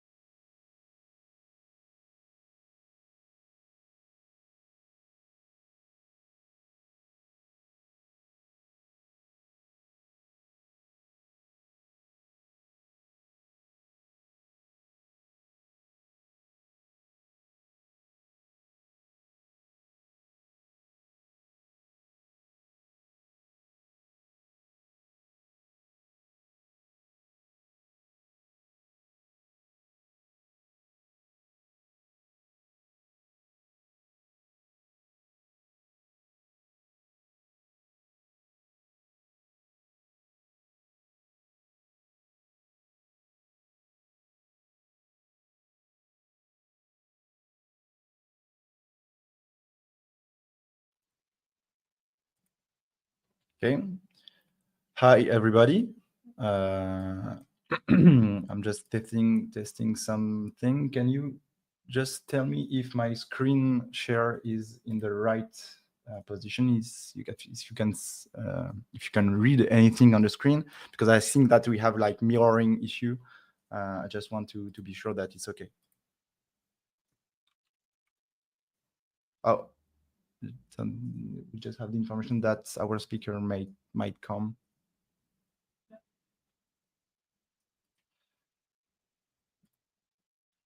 Just a few minutes.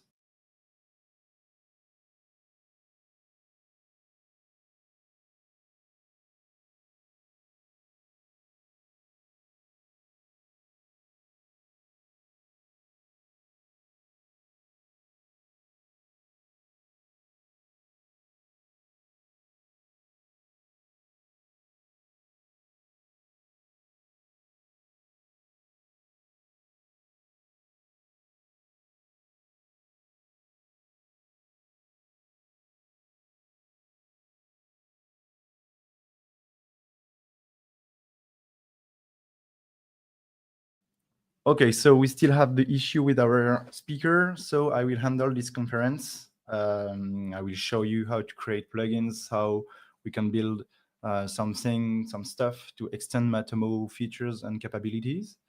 So I am actually here in a local environment. As I said in the chat, feel free to come on stage, share something with me, to interact with the chats, because I have to create something for the remaining time. So actually, I will turn my Matomo interface in English so you can read everything, because actually it's in French speaking. And as you can see, just wait a few minutes, and I will handle plugin creation to lead you to create fantastic features. Okay, so I'm just reloading the page in order to get everything in English.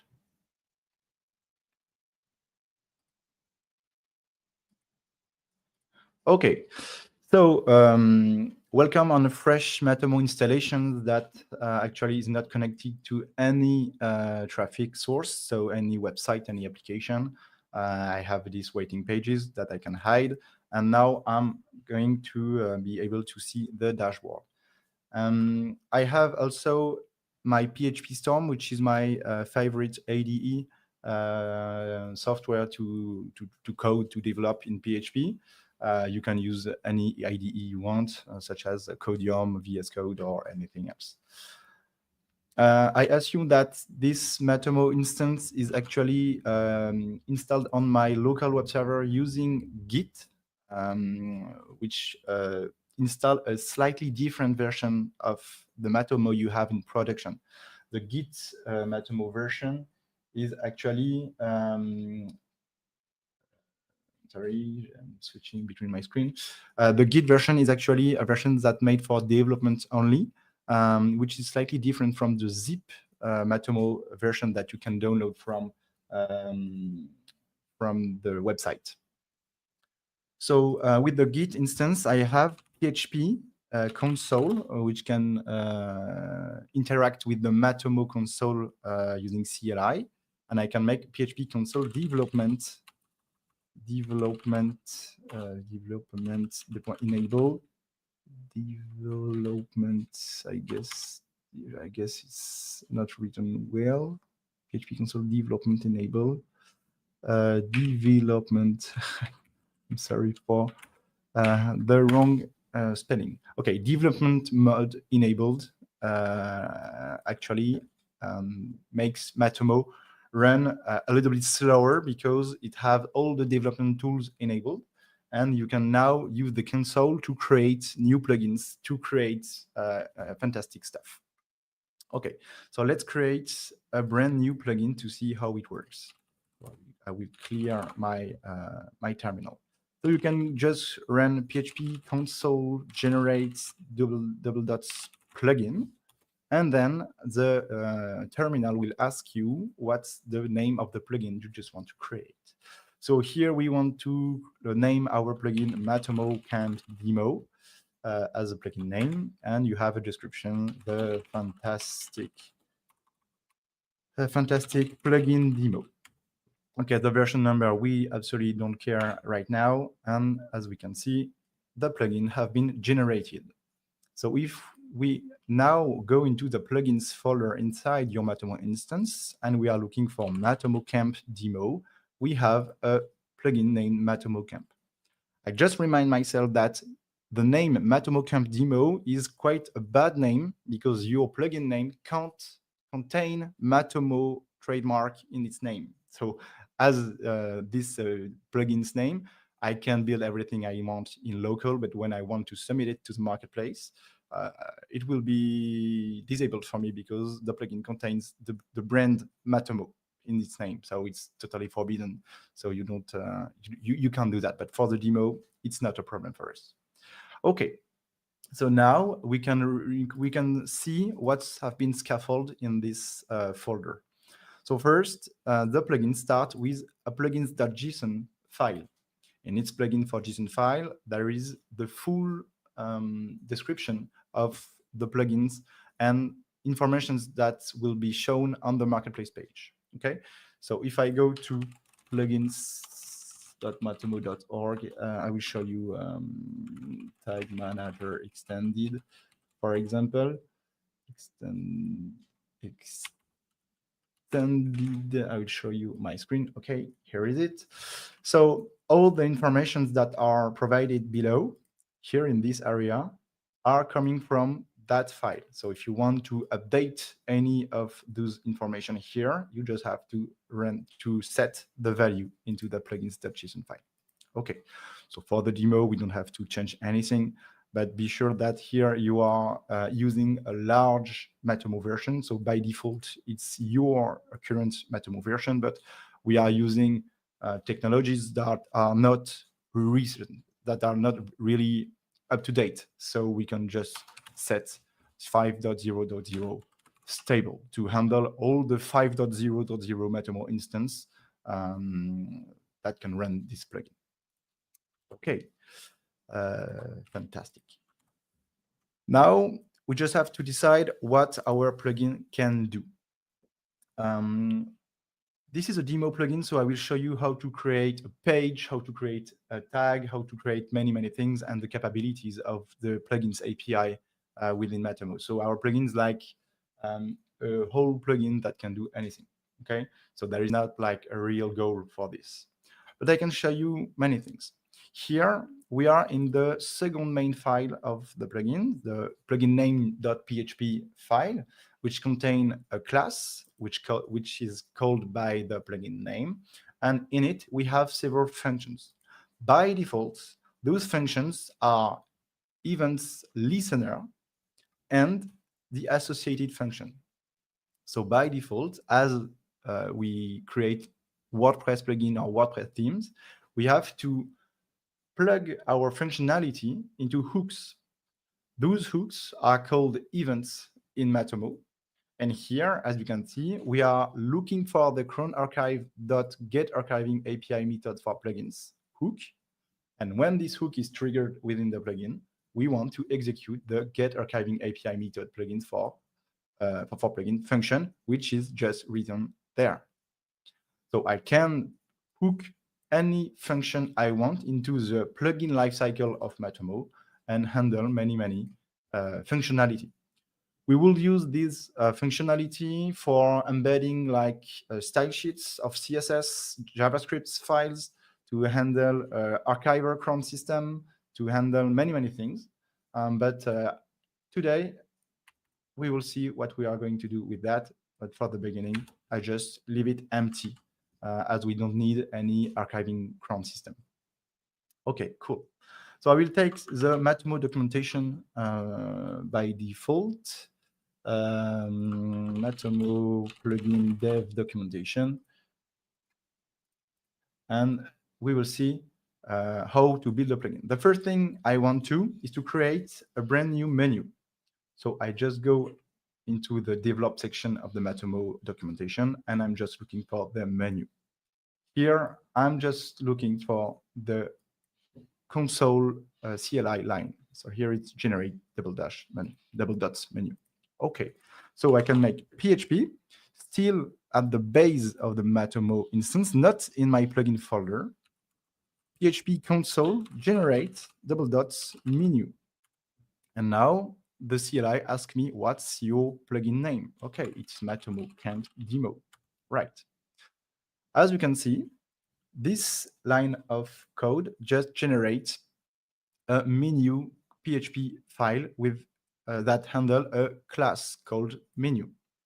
We have two pre-built functions, one for adding menu to the top menu, so which is located here in Matomo, and another one to add a menu in the admin area, which is located, as you can see.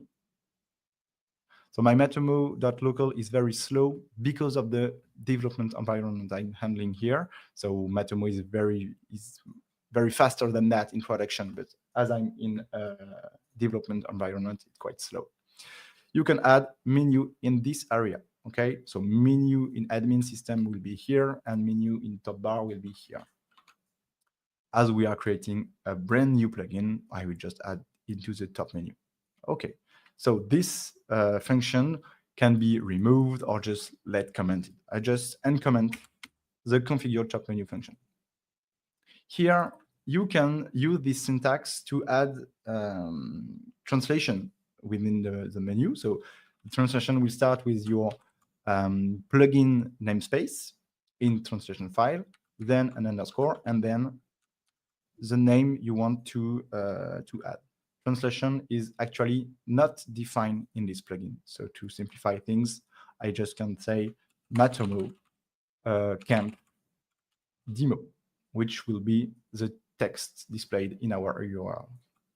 Okay, I'll just save it, reload my Matomo, and nothing will happen because I have to enable the plugin we just generated before. Okay, so you go to the administration, plugins, manage plugin, and then we are looking for MatomoCamp. It's actually not. Why it's not written here, MatomoCamp? It's MatomoCamp demo. Okay, it's here. And now activate the plugin.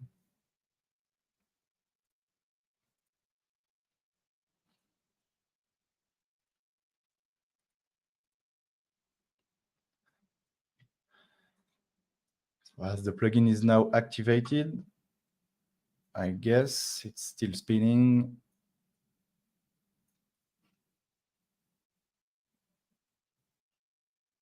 Okay, so yes, so the plugin is now activated. So if I just reload the page, we now have a MatomoCamp demo menu accessible right there. So if I can click on it, there is nothing behind because we don't build anything as an action for that link. Okay, action is handled by controllers. So you create a plugin. Within this plugin, we create a menu. This menu will allow us to access a page. To create a page, we have to create a controller file. So PHP console generates controller. What's your plugin name? Still MatomoCamp demo. And now we have a controller file. This controller file has by default an index method, which is like a home or index, like the default route, default URL for our plugin. And the menu here take a parameter that is URL for default action. So here is the name. This refers to the index method of our plugins. So if I'm looking here, it will return this value. As we can see in this function, we have a return, and then we return a template, which is called index, and we pass some variables, some values to the template. But actually, there is the template here. So if we look at the page we are looking for, so just refresh the URL.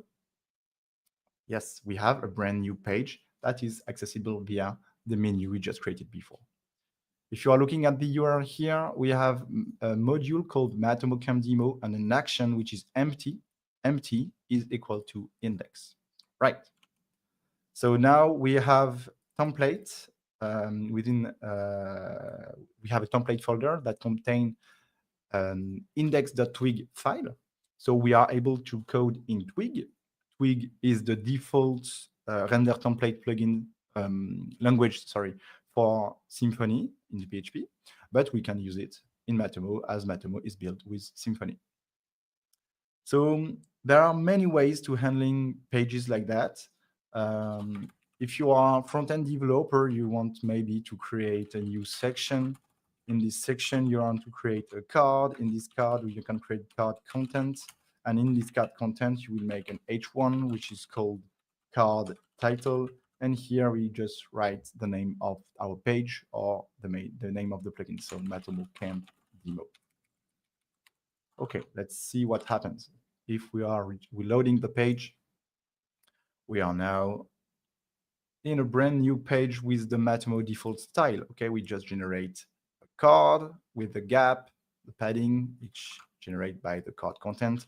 And then we have a title, which is defined by card title. Okay, you have to build everything. So like a tiny description to handle what we are doing on this page. Okay, great. So now this page will handle some functionality. So we have to imagine some things like a UI, a user interface, to let the user do something with our plugins. Okay. So generally, when we want to handle some stuff, we have to create a user interface to interact with. In the web, we have two ways of interacting with things: your mouse with clicking on a button, or your keyboard by entering some value into the Matomo into a form.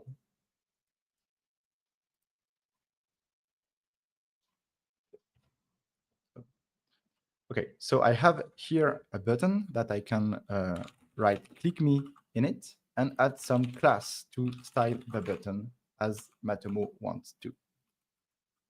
If I reload the page,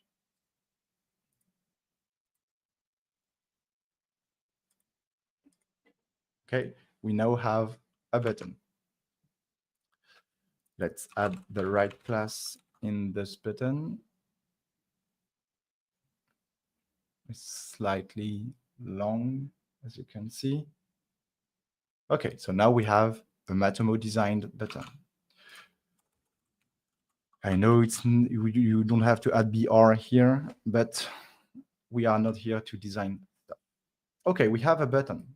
Now that we have a button, we can add an ID on it. Okay, so this will be our trigger, our anchor, though we want to select this button to handle actions that user can do. Okay, and with this button, we want to write some JavaScripts that will call our own plugin API file, etc., etc. So this is how we bring from a menu to a page to an action that would call an API that calculates some stuff that returning things. Okay, so we have the whole action within this plugin. Okay, so I now have my base HTML template, and we now have to handle that click and to call the Matomo API. So let's see how we can do this. For the plugin demo, I just want to write my script here, but obviously you can write your own script in a scripts file and register your script file within the plugins class. Okay, so you can create, here we have screenshot, but we can create a folder named assets or JavaScript, add your JavaScript assets in it, and then register the file into the MatomoCamp demo PHP plugin. Okay, so we have our script. To listen events on the button, we have to wait for the page to be ready. So we start by window, add event listener. We are waiting for DOM content loaded, and then we are running our own function. Okay, let's start. What do we need to handle that click? We need to locate the button on the page. So let button equals document.getElementById. Okay, what's the ID we want? We want to find the buttons that have the ID trigger on the page. Okay, we locate the button. Then what we want to do? We want to handle click on that button. So let's create a new listener, buttons.addEvents listener click that handle a function that actually is doing just a simple console that say, hello, everyone. Okay, let's just try this line of code. I'm opening the Matomo, the Chrome toolbar to handle debug, and I'm just waiting for the page to finish loading. Okay, it's running. So now I can click, and as you can see, hello, everyone is triggered in the console. Okay. So now we have to make an API call or to handle an API as Matomo wants to. So let's go back to dig into the documentation. So we've created a new plugin that have pages that can be accessed by menu, and now we are looking for an API method. Okay, we are creating our brand new API method. So to start, we have to generate an API file. Okay, PHP console generates double-dots-API. What's your plugin name? It's MatomoCamp demo. Okay, As you can see here, we now have an API file within the MatomoCamp demo folder. If I open it, I have several information in it, but as you can see, we have many different ways to handle information. Okay, but we want to start with some basic information. So we just want to check the information, but I want to keep it simple. So I will copy that in my bookmark, and I will erase all the stuff that's remaining. Okay. So now I will keep it here, and I will just make sure that somebody entering this API will have access to the information we need. Okay, so we are not returning int for the moment. Returning some stuff. So here is the API method we want to call when user click on the trigger button, which is written click me. Okay, we call this API method. We want to call it, I don't know, get custom information. Okay, we want to get custom information. As any information in Matomo, Matomo functions in the API will handle many details, such as the ID, such as the site ID, I guess. Maybe I want to find in the documentation what I'm looking for. Yes, that's absolutely not that. Okay, but I'm looking for, as you can see, I have many information, GitHub in my own repo, such as, I don't know what we are looking for. We are looking for ChatGPT plugin, maybe could answer my question. And then you can go into the api.php file. Okay, what I'm looking for is this information. So I can handle ID sites, period, and dates, which are always provided when you call an API. Okay, so I have my default information. So when user will hit this API endpoint, they will send the ID sites, the period, and the date. If you only need the ID site, you can remove period and date, obviously. Then we want to verify that the user have an ID site, have the access, the view access for ID site. You can change view to admin access, to super user access, in the case that your plugin are doing like risky stuff or basic stuff. Okay. Then we have our data. You can create, manage data, collect data from the database, generate like reports data or anything you want. Your stuff is going to be here. So by default, I just want to handle an array. Okay. So my first name is Ronan, and my last name is funny, but it's real. It's Hilo. Okay. So I just want to return those data. Okay. This data is whenever you want to do. You can make an API call from the internal Matomo API or from the external data sets as you want. Okay. Okay, the returning function is supposed to be int, but we want to return an array. Okay, so now we are completely we have complete this API function step. So now we have to call that API from the front end here. And what's funny is that Matomo bring an Ajax helper. So we can use Ajax helper here to handle Ajax requests within a secure way. So when you use Ajax helper, all the tokens, all the security stuff, all the headers are already set in this Ajax helper. So I actually am building a plugin that's called Python scripts, which already handle that API call. So I'm not reinventing many things. I will just grab this code and paste it here. So we are looking at what we can do with this. So our Ajax helper is just get a fetch function helper that can be set with the method. The method first part is the plugin name, such as MatomoCamp demo. And the second part of the method, just after the dot, is the name of the function within the API. So here it's get custom information. Okay, so I just paste get custom information. And then we handle a response. So let's see in the console what the response have for us. Okay, I'm just reloading the page.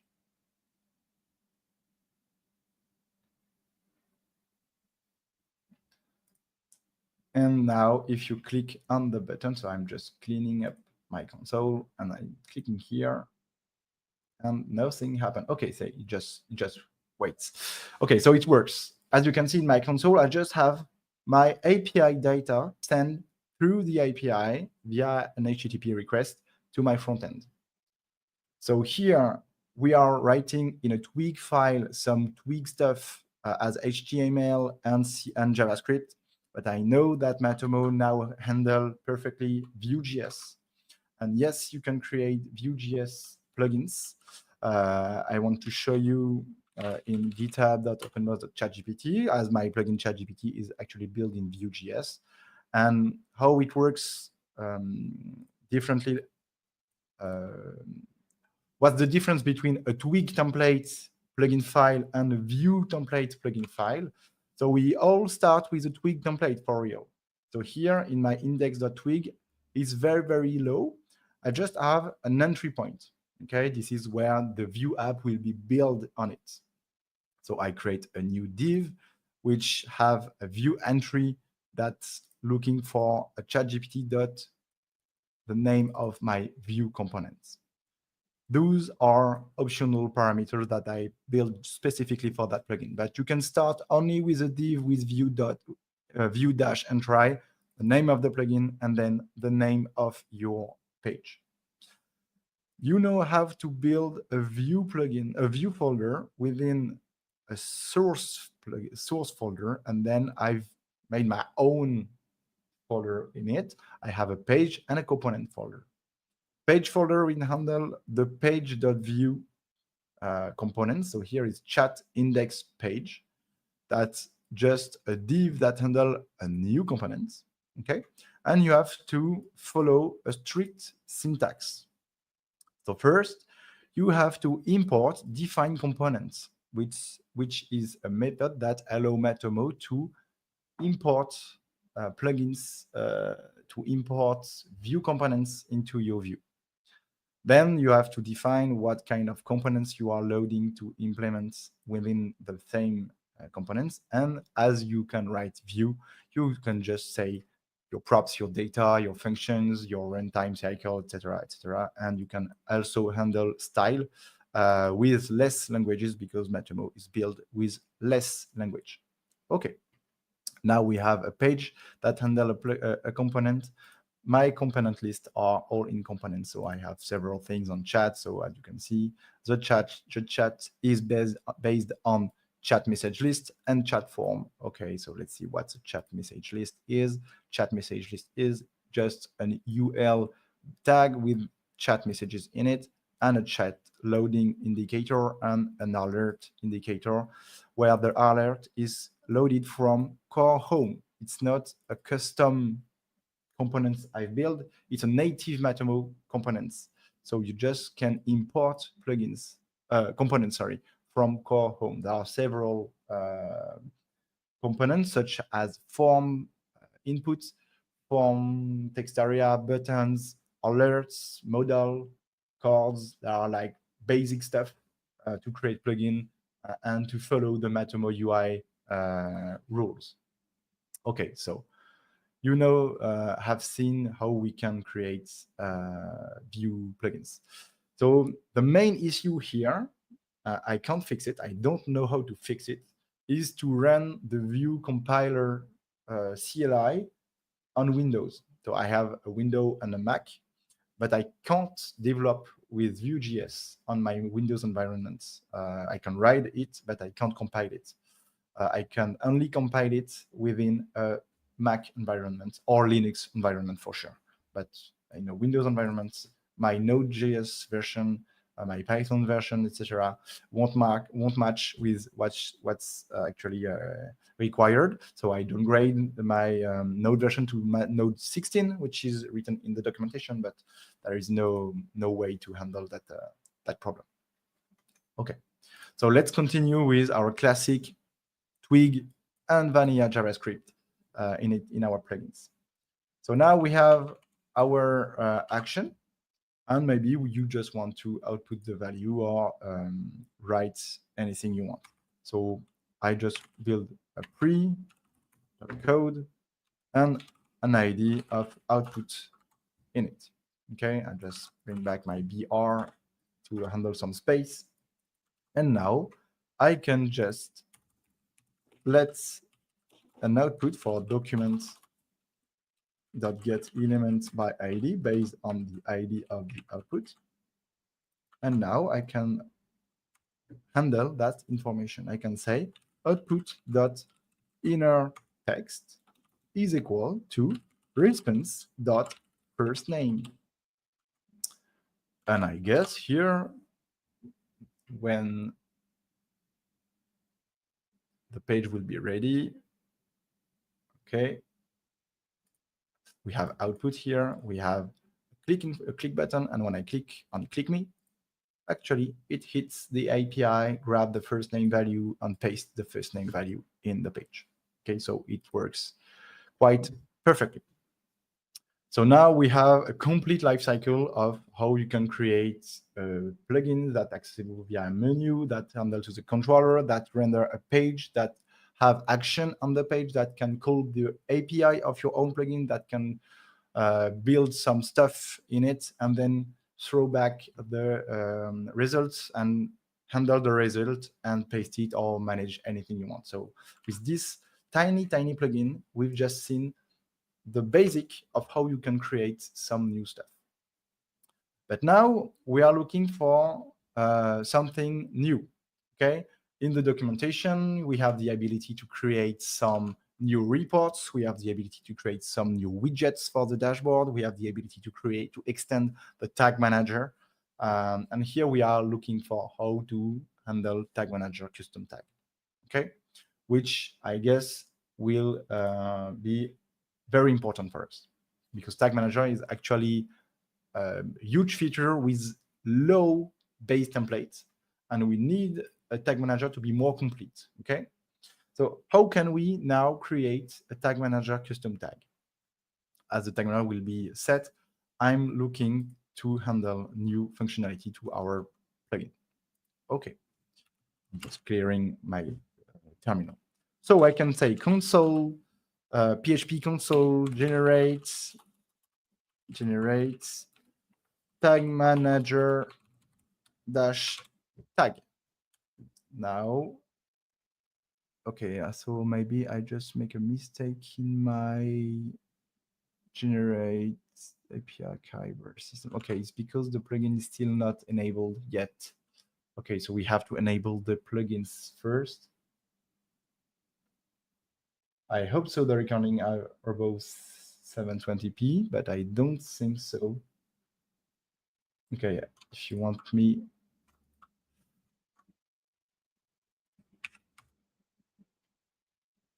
so the plugin name, it's MatomoCamp demo plugin tag. So we are creating a demo tag. Alors, how can I zoom in into my PHP Storm interface? I guess it's in settings, but I can do it with a simple click and roll the mouse. New UI, many system settings.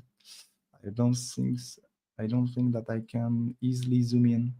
Okay, XP zoom. Okay, I will zoom in 150. Okay, it's slightly bigger, but I think you can now see everything.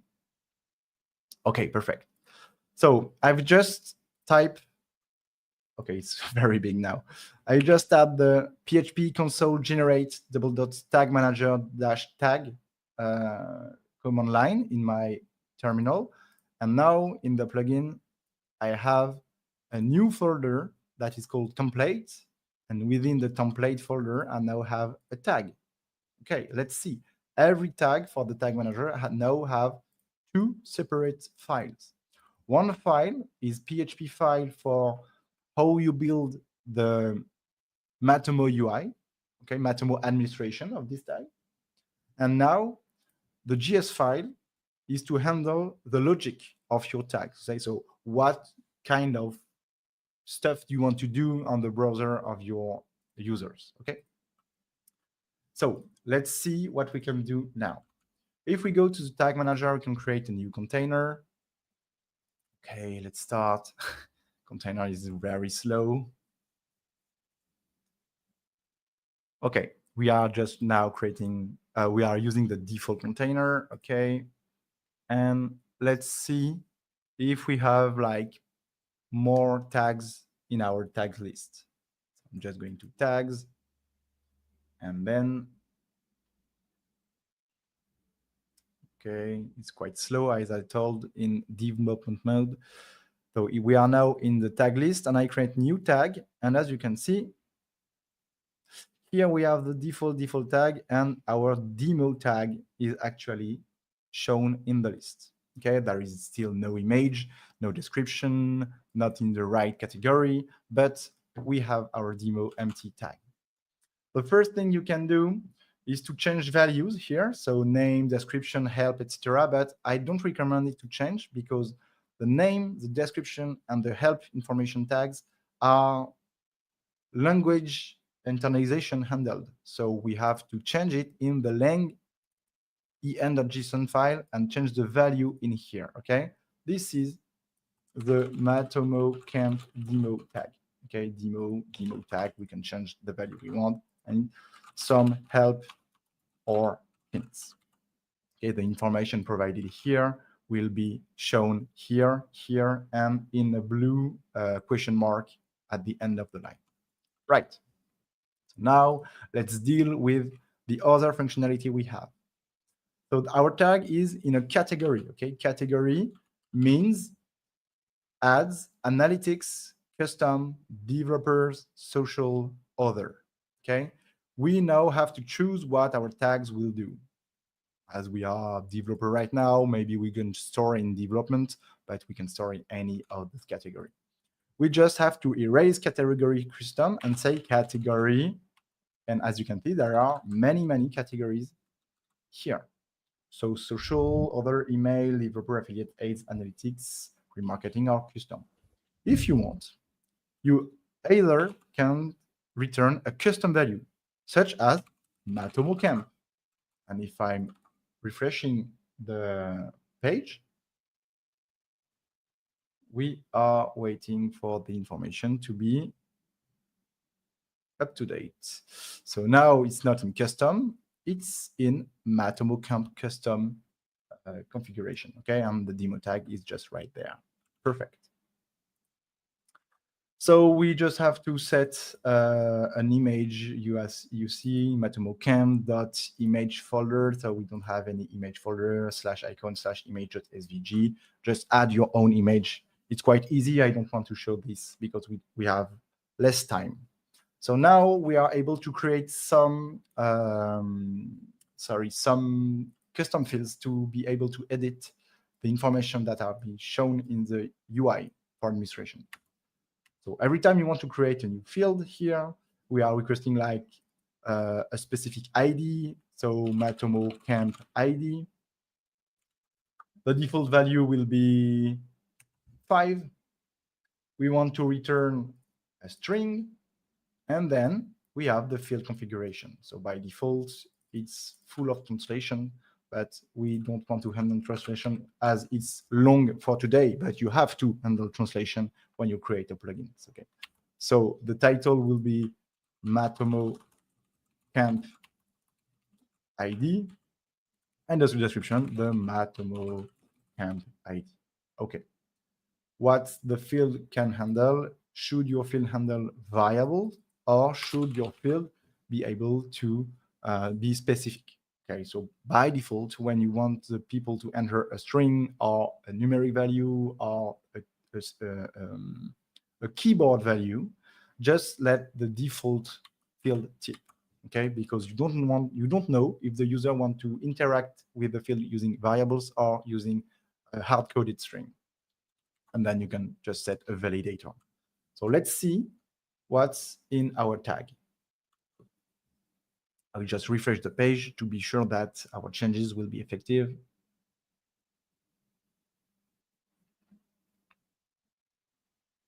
Okay, so we have a demo tag. Within the demo tag, we have a new field, which is called MatomoCamp ID with the ID of 5 by default and the description within.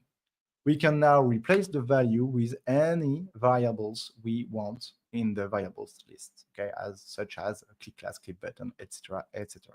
Okay, so we have an ID. We can create many fields here. You just have to copy and paste. And if you want to have MatomoCamp ID, MatomoCamp day, I think the value by default is Monday, and now it's MatomoCamp day and MatomoCamp day. Okay, so just reload the page and see what's happened.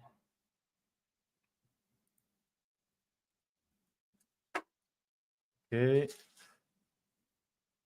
there will be Matomo demo tag, Matomo ID, Matomo day. It's Monday. Okay, perfect. If you want, you can create like drop downs with several values within it. You can have multiple selectors.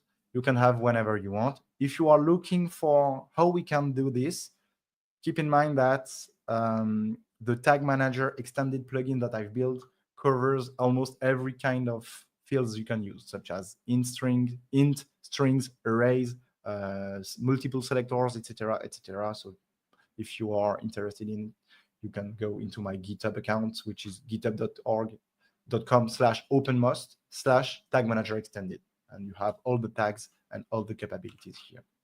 Okay, so the PHP file is now done with what we want to do. We have two fields, MatomoCamp ID and MatomoCamp day.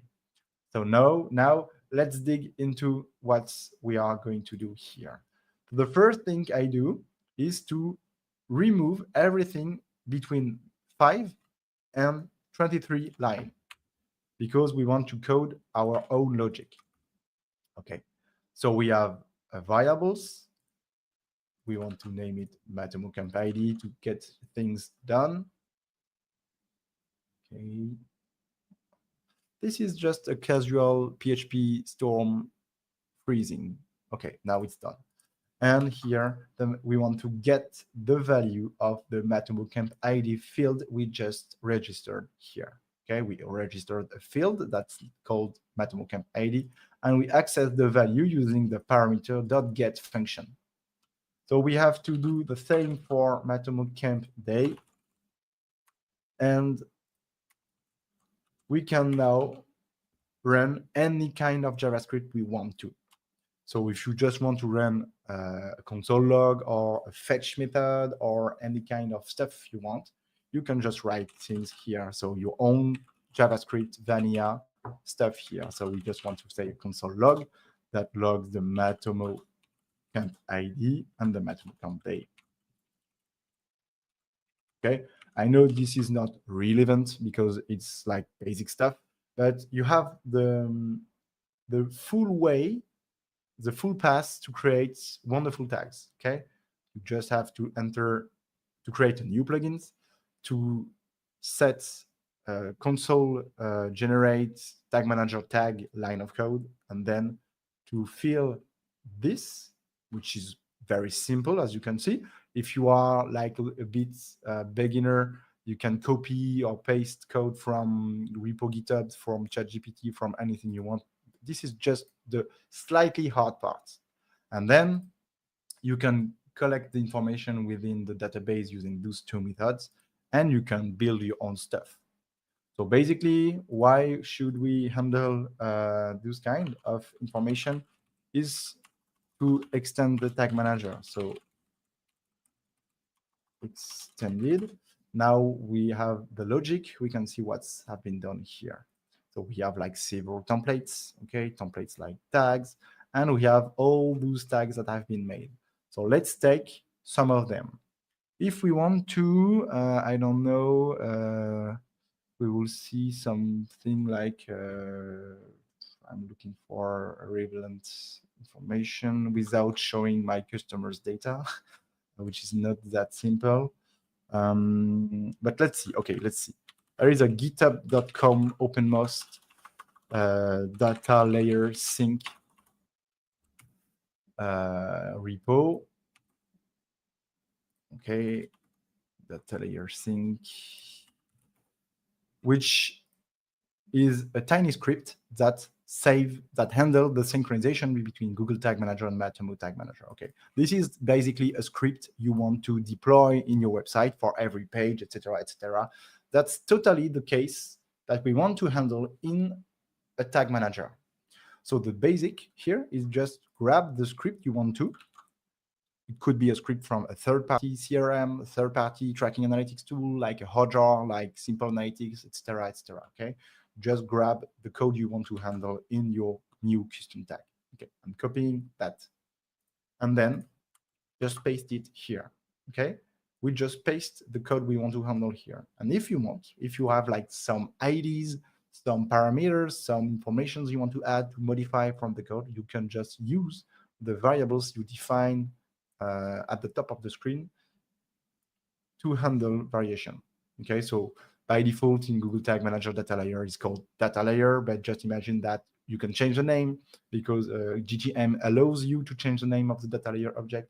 So you can have by default a field in your administration that handle custom data layer variables name, and you just grab the information here and paste it here, and yes, you have like fully wired plugins that match all your needs. So I'm looking for the time. Actually, it's just 4 minutes remaining before the next conference. So I'm glad to see if there is any question. I'm seeing that the Nora just say it's a casual PHP brain freeze. Yes, but it's not a brain freeze. It's a PHP stone freeze. So I know what I would like to write, but my IDE just say stop it for a few seconds. But yes, of course. Thank you for everything. If you want to know more about plugin developments, of course, there is the Matomo official documentation, which is quite hard to handle. The best way is to read community and core Matomo code.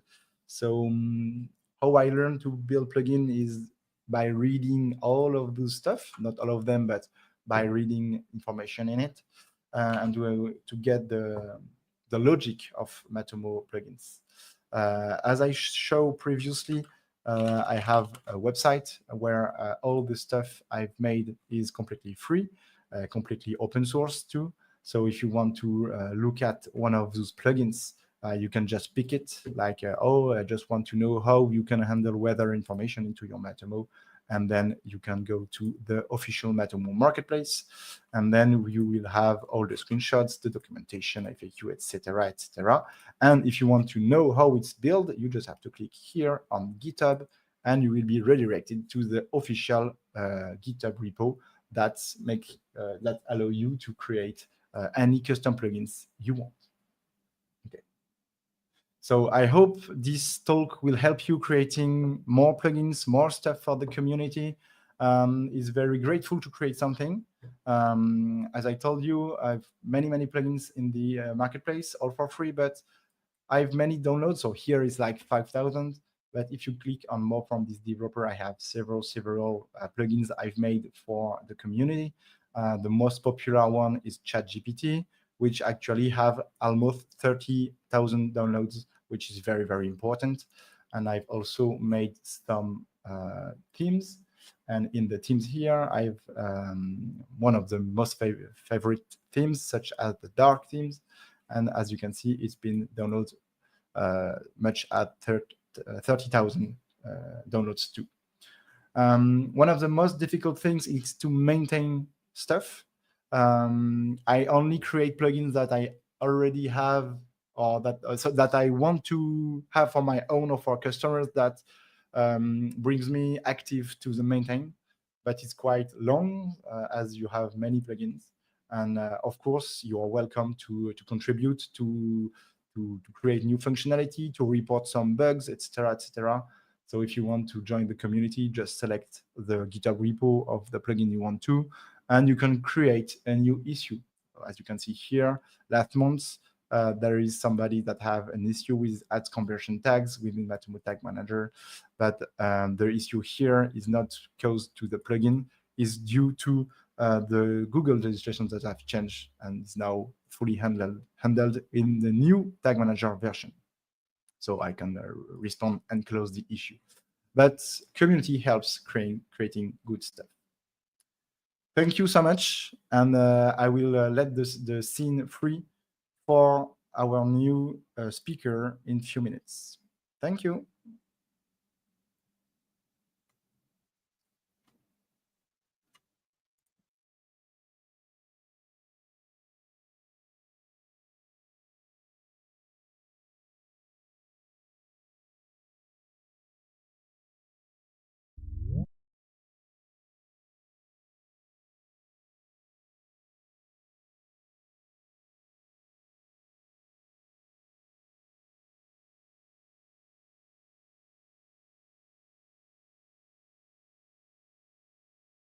Okay, so Altamar, do you hear me? I can hear you. Can you hear me? Okay, perfect. Yeah. So now it's time. If you want, you can share your screen, open up your camera, and start your conference. Sure. If you want to, I can handle question in the chat. Would you like me to interact with you when the question is asked, or will I keep it them at the end of the talk? Anything you can ask me in middle. That's okay. So immediately? Yeah, that's okay. Yes. Okay. Perfect. So I will look in the chat for questions. Okay. So when you're ready, you can share your screen and start the conference. Yep. Thank you and good luck. Thank you.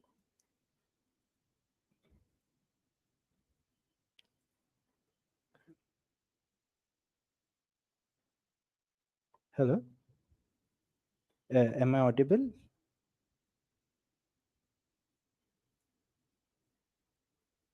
Yeah, we can see your screen. You can start. Thank you. Yep. Good. Thank you. So hi, welcome to this talk. So basically, I'm gonna give a talk on how to archive data using Record Builder. So this would be basically involve some part of code on how we would gonna archive the data in Record Builder in some few lines of code. So I'll start. So start with my introduction. Who am I? So hi, my name is Altama Sheikh. I am a senior software engineer working with Matomo, mainly in plugins team. I am based in India. Mumbai is my city. I am working with Matomo for more than 3 years, and I have in all more than 10 plus years of experience with software development. So yeah, that's me. Then why we are here? So we are here because we want to learn what is archiving. Then why archiving? And the main agenda of our topic is what is Record Builder and how anyone can use Record Builder to archive data.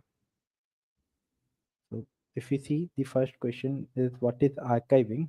So archiving means aggregating your raw data into archive data.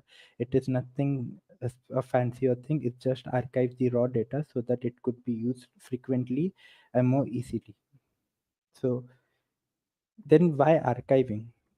So if you see, Matomo generally logs all the raw data from the website into one or multiple database tables. Okay. So if someone wants to view the data directly, it's not useful at all. Reason being, it would be a very large data. If I have like 100,000 visitors coming to my site a day, seeing each line is not useful. And if we try to aggregate this data at runtime, that would be more resource intensive, and it would be a repetitive process for same data for same user. It would be a very it would be not highly performance efficient. So to solve this issue, what Matomo does is basically Matomo archives the data, and all the reports which you see are built on top of archive data. So what happens due to this is the reports are accessed fast, and you don't need to keep archiving again and again. So you save lot of CPUs at your database and as well as other resources. Any questions till now? I'll move ahead. So then what is a record builder? So we can say record builder is the smallish aggregation logic which is required to archive data. It's basically, it encapsulates all the functionality of archiving, and it basically it lets you only write those specific function. Using that you can record, they basically you can build the archive data. It is one of the most easiest way for Matomo to archive data using few lines of code. So before going into more deep dive, we want to know how Matomo data is archived, and basically how Matomo archives data. So first, and for any site, when you add your JS code or anything, a raw data is recorded, and later an archiving process is executed to process this data. Okay. So when you process, the most granular point of data in Matomo is day. For any day, the most granular part is day. Then there is week. Then week data is built by aggregating all the archive days. For week, we don't process from like 1 to 7. No, we don't do that. We do build the data from the archive data. So similarly for month would be combination of all the archive weeks plus days, archive days. So that's your month aggregation. Then similarly, year is combination of all months, basically all the months data which is archived. So in this way, Matomo tries to build as much as less, basically uh, run the archiving as long as possible and build the data using the existing archives. Okay, so I'm gonna share an example. So for our example, to learn more about it, this is what we're gonna do with the plugin also. We're gonna archive this data. So assume you're recording data in for a day, like your campaign data, like campaign 1. Your cost is 1500 and your revenue is 3000. Similarly for campaign 2 is 1300, revenue is 2600, and we have data from July 1 to July 7. So this is your raw data. So this doesn't give any much information, it's just a raw data. What we can do is we can pivot this and build data like, okay, day wise, what campaign was the cost, what was the revenue. Okay, day wide campaign 2 has 2200 of cost and 3500 of revenue. Or we can do is total campaign wise revenue for the entire July week. We can see, okay, for campaign 1 the cost was around 8900 and around 15,000 is the revenue. So it's something more useful report. If you compare this with this, this is more easier and more easier. So archiving is basically turning this data into this kind or this kind of data. So basically archiving turns data into this, and later week is built from this data, then month it would be built from all the weeks data, and so on. So basically it was a sheet where data had from July 1st to July 7th. The raw data was containing two metric, cost and revenue, and dimensions were date and campaign name. We saw the sheet, and we'll now see a live example to archive this raw data in Matomo. Okay. So for that, I've already created a test record builder plugin. Okay. To demo it. And as soon as you create a plugin, you get the plugin file. In there is a by default event called register events, where you can specify there's an event called add record builder, and you can register your record builder. For this plugin, I've adding my record builder to this site, an array of record builder, so you can have n number of it. You can also pass some parameters to it if you want, and that would be available at the time of archiving. So what would happen is whenever an archiving runs, this event is executed, and then later one by one all the record builders are executed. So you don't have to specify like do this on archiving, nothing. You just have to say that whenever there is any archiving, you just register your record builder. And similarly, we have created record builder. It is basically a class where it is a class which extends record builder. You can name it anything, whatever you want. The most essential part of it is to this two method, get record meta and aggregate. You need only this method to aggregate your raw data. And so if we see this methods, the first thing is you have to specify the record name. Record name is what where the data, the basically there's a table, in that there is a label and then there is a value to that table. So this is the table because Matomo has n number of reports, so differentiated you have to specify which type of your record. This is the unique name of your record. Then what we need is these two functional are really optional. We'll come to this functional, but it's nothing much. It's construct, it's normal constructor. If you don't write it, it will still work. And another thing is enabled. Basically, if you don't want to run this archiving for some customers, for some site or something, that logic goes here. Otherwise, you don't need to add this logic. It's by default enabled for everyone. And this is the second one, which is called get record meta. In this, you have to just return an array where you have to specify your record name and what type of it is. So Matomo has two type of record. One is blob and one is numeric. Blob means you can store an array of result, and numeric you just store a single value like number of visits. That is the only thing that can be stored in. But since we seeing our data, it has series of like an array of data, we would be storing it as a day wise data, an array. So we have specified as blob. Now coming to the main function, which is the aggregate. An aggregate function require your data to be translated into data table. So that's why we say we create a new empty data table object and we try to aggregate it. So for aggregation of this data, this raw data, it can come from your database table, it can come from your API, it can come from anything, like your JSON file or anything, wherever you store this data. You just need to read it day wise and basically archive it. So what we have done is we get data from API, we have mocked this function, and instead of getting from API, we have hard coded at the JSON. What you see there is exactly the same data, and we have hard coded it. And if you see, it just has date, label, cost, revenue, same date, label, cost, revenue for all the 7 days, and we are getting the data. As soon as we get the data, the most important part of data table is you need a label and matrix. So a label is basically whatever for that dimension you want to build the report. In terms of date is by default there because it archives by day, so it by default there. So the second is your label for which the data would be like aggregated. So in this case our label is campaign name. It could be anything for you. It for some it could be campaign name, uh, campaign ID, it could be campaign source, or it could be a totally different thing. But for this example, we have just label as campaign name.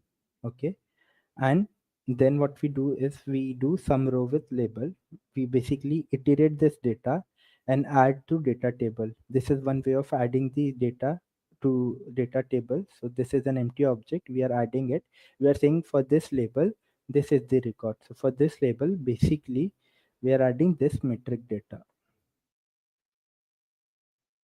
Similarly we are adding for other metric data. Once this is done, it returns an array. The array would be your record name and the data. So it's your record name and data. Once this is done, you have successfully added a data, archive data in Matomo. You don't need to do anything, nothing else. Only by this logic, your data has been archived for a day. Okay. I'm going to demonstrate it via test cases like how it flows, but this is the only line of code you needed to archive the data in Matomo. Now, Matomo will create an archive in the Matomo archive blob table records, and this entry would be pulled out from there when you want to view the report or anything. So I'm going to demonstrate it more clearly with the help of a test so that you know how things happen at runtime. So I've written a simple integration test. Basically what it does, it will build data from 2020, like 1st of July to 7th of July, what we have it will run daily archive, and then it is gonna make an archive for week, range. Then we're gonna test the data how it looks versus for day, week, and range. So I'm gonna run this command now.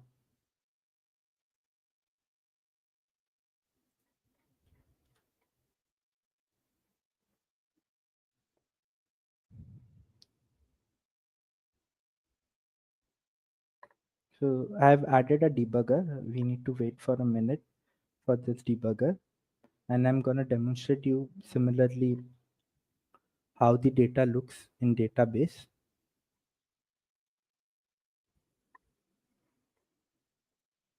Why is this not running?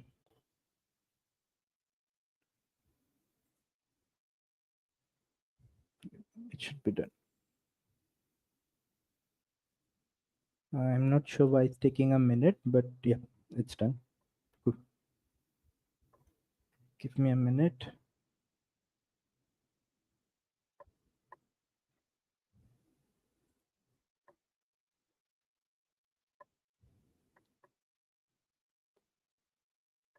Okay, so this is my database for this test. Okay, since we are aggregating the data for the month of July, so there would be a table called archive underscore, and since we have set our archiving type as blob, so it would be archive underscore blog underscore 2024 and 7. It's still month. So this is created, and if you see, this is the name of our archive record, and we have specified the ID, and you see we have build day records. Period 1 is for day, 2 is for week, 3 is for month, 4 and 5 is for range.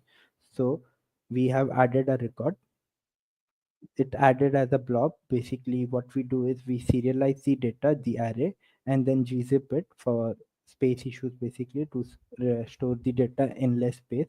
So this is where your archive data lies. Okay, now if you see, it has archived all the day for all the day. Now I'm gonna run it for week. Okay, as soon as this is done, if I go back and run this again, there is one more entry here which is of, okay, I'll zoom it, people can see. Yeah, there is one more entry for 1st of July to 7th of July, and it says the period is 2, which is the week data which we have just archived.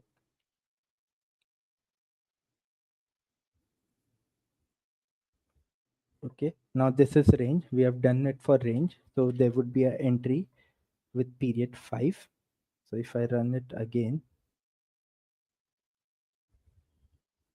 I have another entry of 9th record, which is 5.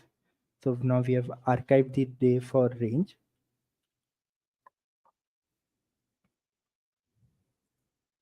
Now this data is archived. So whenever you see any report, like a page view, report for page URL or report for events, it is basically, this is the process. Basically data is archived, and whenever you pull, like request a data for any specific date, week or something, this is basically is used. You say for this ID site, I need a week data, and you just need to pass a date, because that's how you select that date in Matomo. So we need to pass the parameter.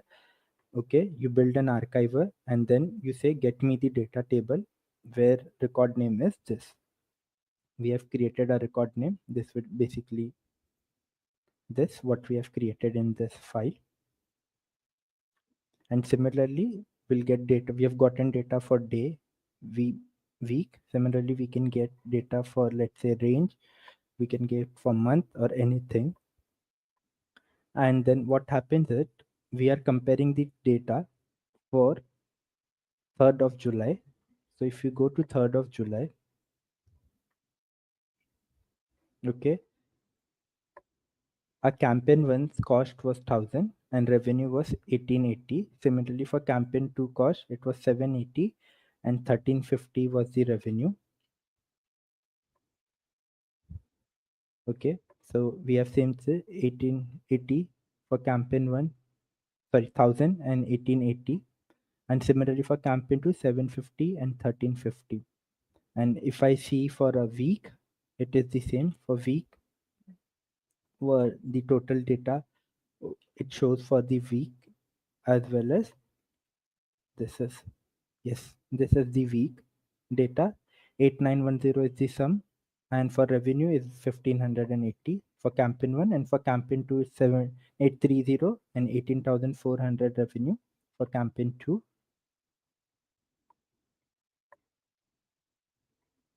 And if I see, okay, all of my test cases passed easily, so this all data is true, everything passed, so I get the data. So what happened here is, if we go back, is what happened is, by default the aggregation sums the metric. Basically it will sum up all your metric. If you don't specify any aggregation operation, it will sum up your metric. So what happened here is, when I was viewing for day, it basically summed up all the record for day 3. It was this and this for campaign 780 and 1350. And when I was doing for week, it label was a dimension, so it sum up all the cost and revenue accordingly. But there could be a case where you need other operation like min or max, like you want minimum of cost, like maximum of cost and minimum of revenue, something like this. So if I see for a week report, the maximum cost have occurred is 2810 for campaign 1 and 2200 for campaign 2. The revenue, minimum revenue 1600 and is 1350. So how we do it? So to achieve this, so when you have made your record builder, there is where you can specify the operation. So basically you can specify the column aggregation operation. But if you don't specify, by default every metric is considered as sum. So you can specify your metric name, cost should use max, and revenue should use min. If you add some different logic like multiply by 100 if it is in this value, or reduce it by 10% if it is in this value, you can still do it. You can add a anonymized function for that metric, and you can add your logic here. But for this demo, we're gonna just do max min. So if I now specify max and min, my test for week is gonna fail definitely. So this is for my week for entire. This is gonna fail because the data is gonna differ. So let's see, if I just run this test, what error do I get?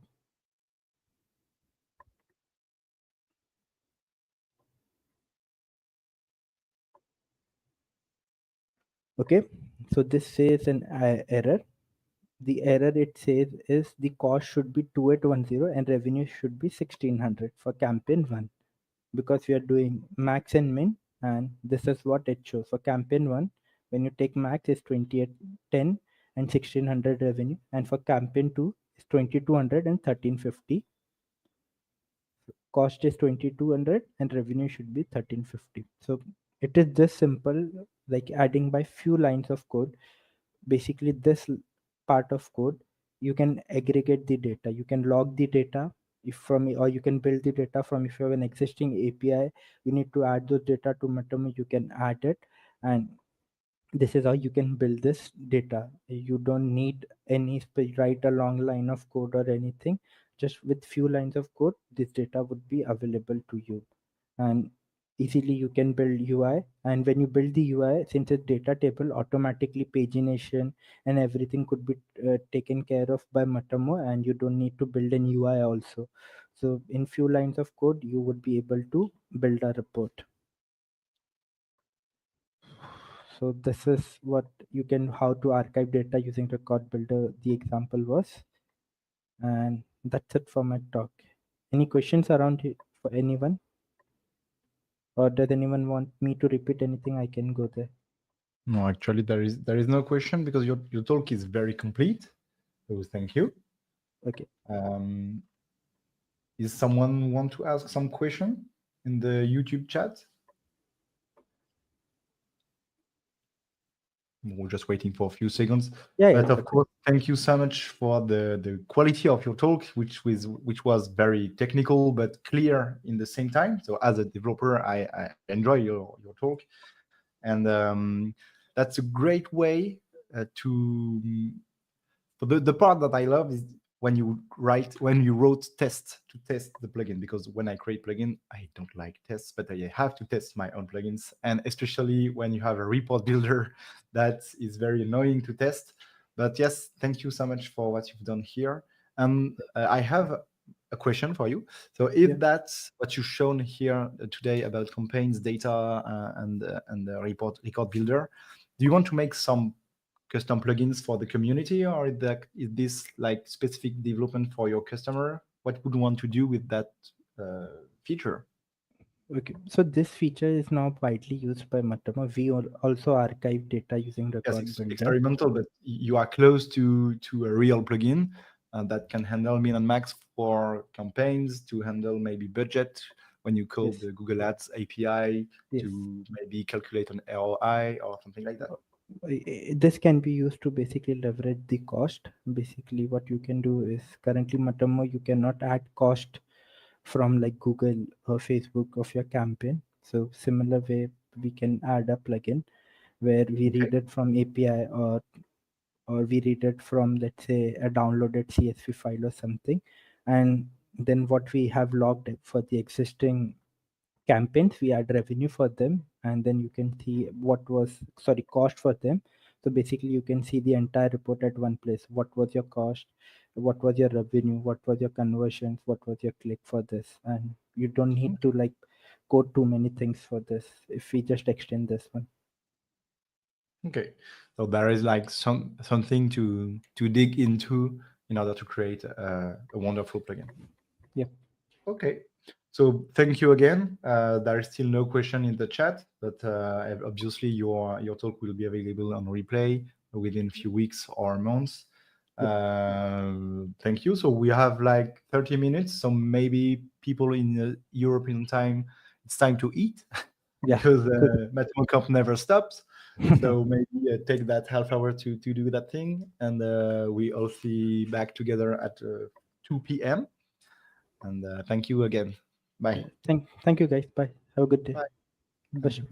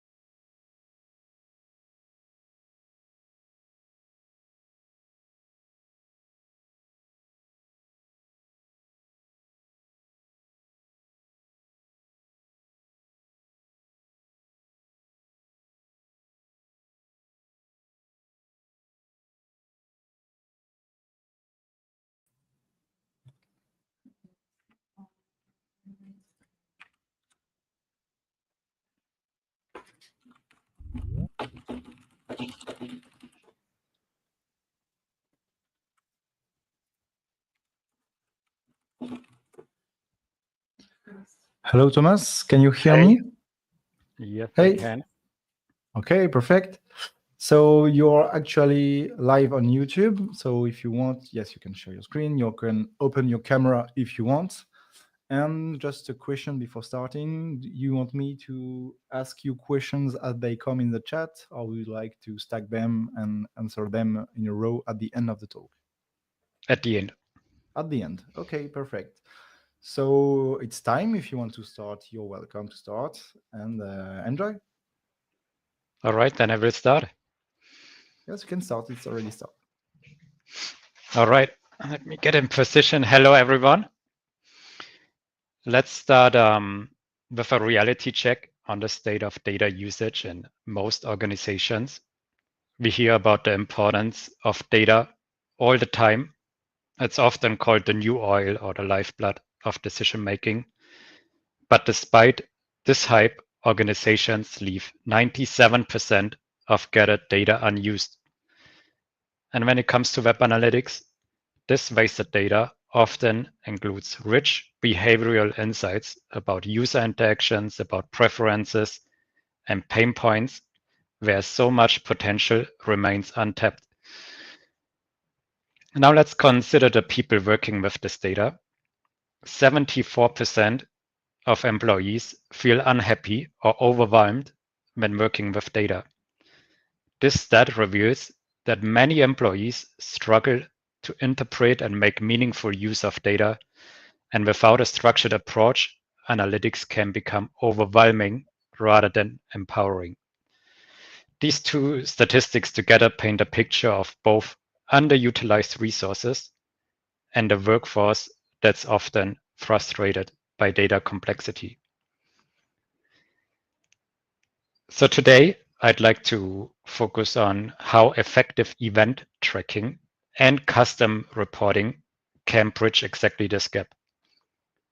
Event tracking lets us capture what users are actually doing on a website or an app. And custom reports, on the other hand, helps us filter this information into clear, actionable insights tailored to your specific business questions to drive your success.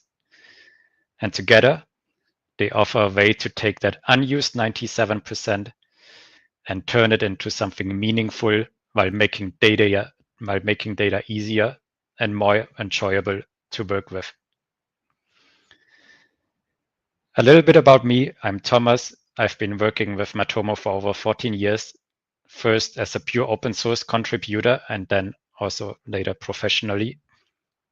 I'm the CTO at InnoCraft, which is the business behind Matomo. And a little fun fact, I'm from the south of Germany. So I'm what's known as a Swabian. That's what people in my region are called. And Swabians are famous for many things, including our funny sounding accent, and but also a reputation for being resourceful.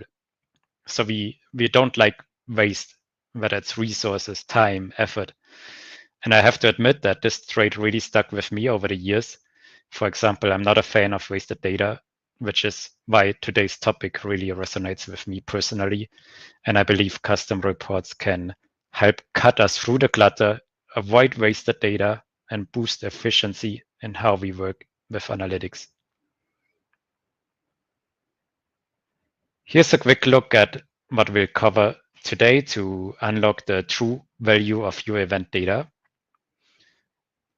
We'll start by understanding how tracking events can give us crucial insights into user behavior. Next, we'll look at how adding metadata to these events provides additional context, making our data richer and more actionable. Then we'll address common challenges in event analysis, and more importantly, we'll discuss solutions to get the most from our data and to overcome these challenges. And of course, we'll wrap up with a Q&A. All right, so let's dive in. So first of all, event tracking is the process of monitoring specific user interactions within a web page. So it goes beyond page views. While standard web analytics often tells us how many people visit a page or how long they stay on your pages, event tracking lets us understand what people are actually doing on those pages.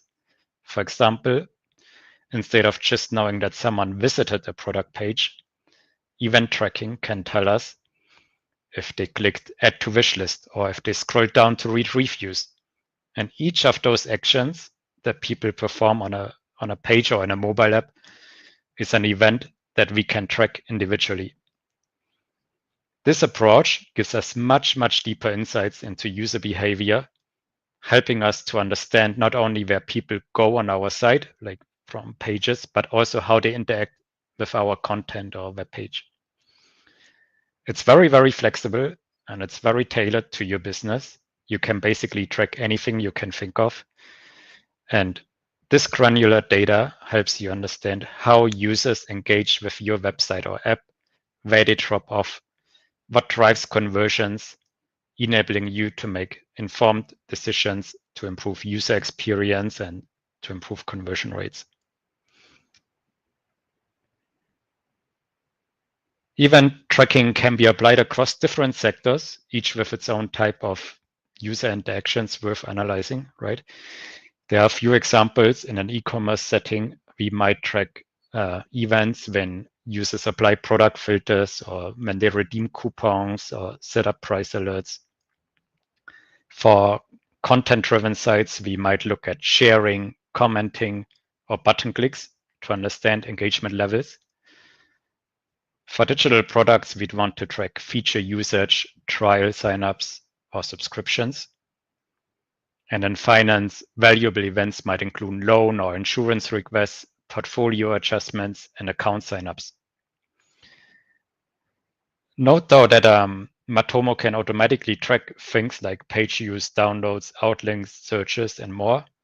And it even offers automatic tracking of specific types of engagement, like form interactions, video or audio interactions, crashes, aka JavaScript errors. So for these things, you'll get advanced insights automatically in Matomo, and you don't need to track events.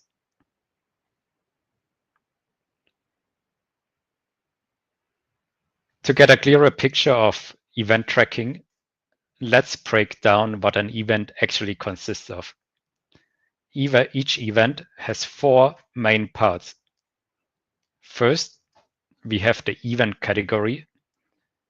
This is the general group the event belongs to. Think of it as what did they interact with.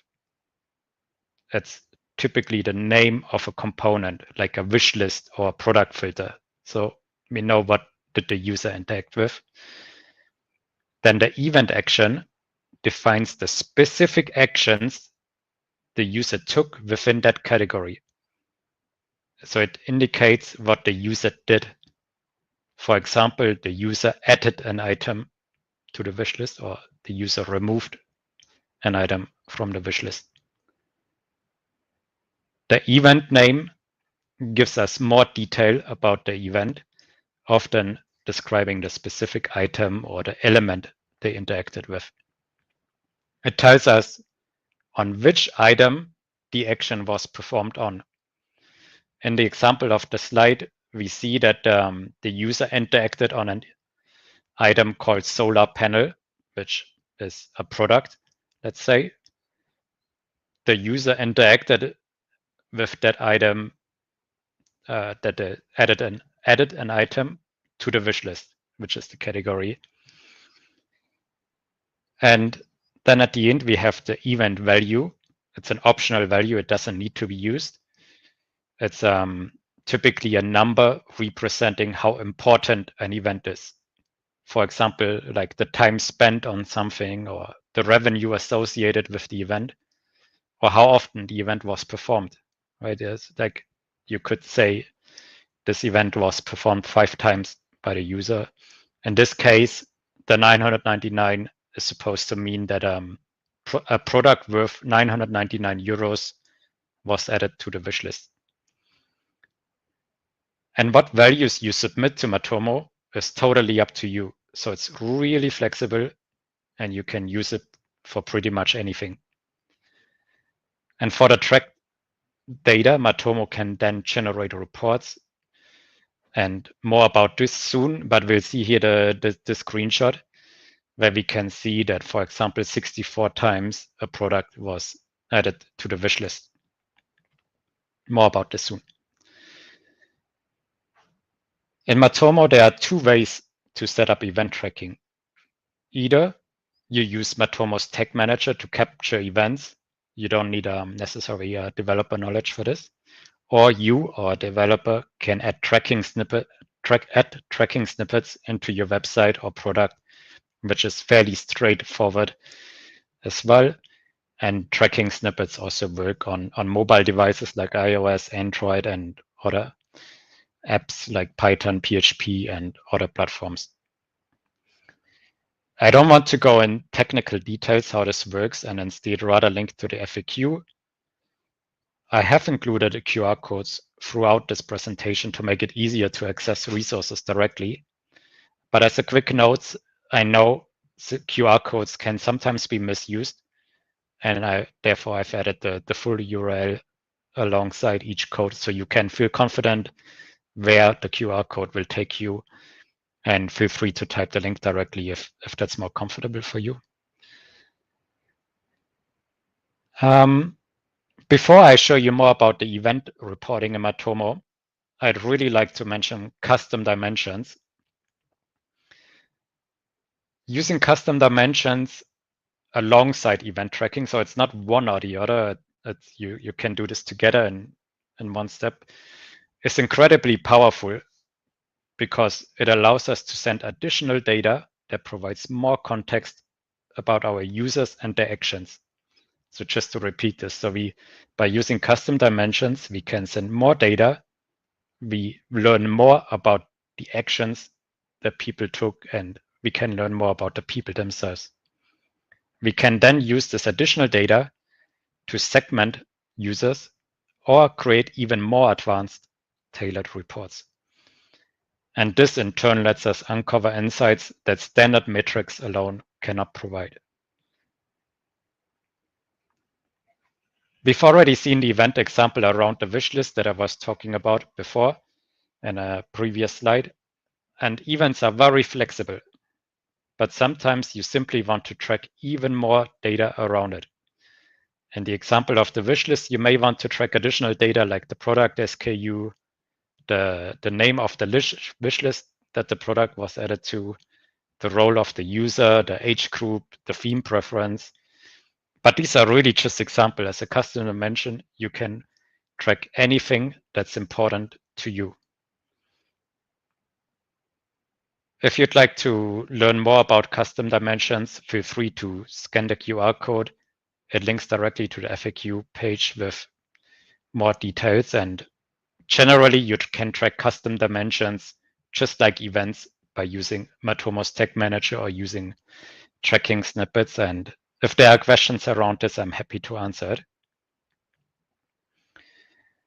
I'd like now to demo traditional event analysis in Matomo to show some of the common problems people experience with. It's a pre-recorded video, so I hope you can see and hear the video, and yeah, let me know if there are any issues with that. Okay, I will let you know. So I will let you know if Matomo's the video is standard properly event working. reporting. Nice. As mentioned earlier, an event consists of an event category, an action, and a name. And this is also what we're seeing here in the left menu to view the respective values. So if we're currently on the event categories and we are seeing all the categories, like the components, the type of events that we're tracking. When we click on event actions, we see all the tracked event actions, and on event names, we see all the names that were tracked, such as product names or other items. And so here we're also seeing what event reporting looks like for many businesses like ours.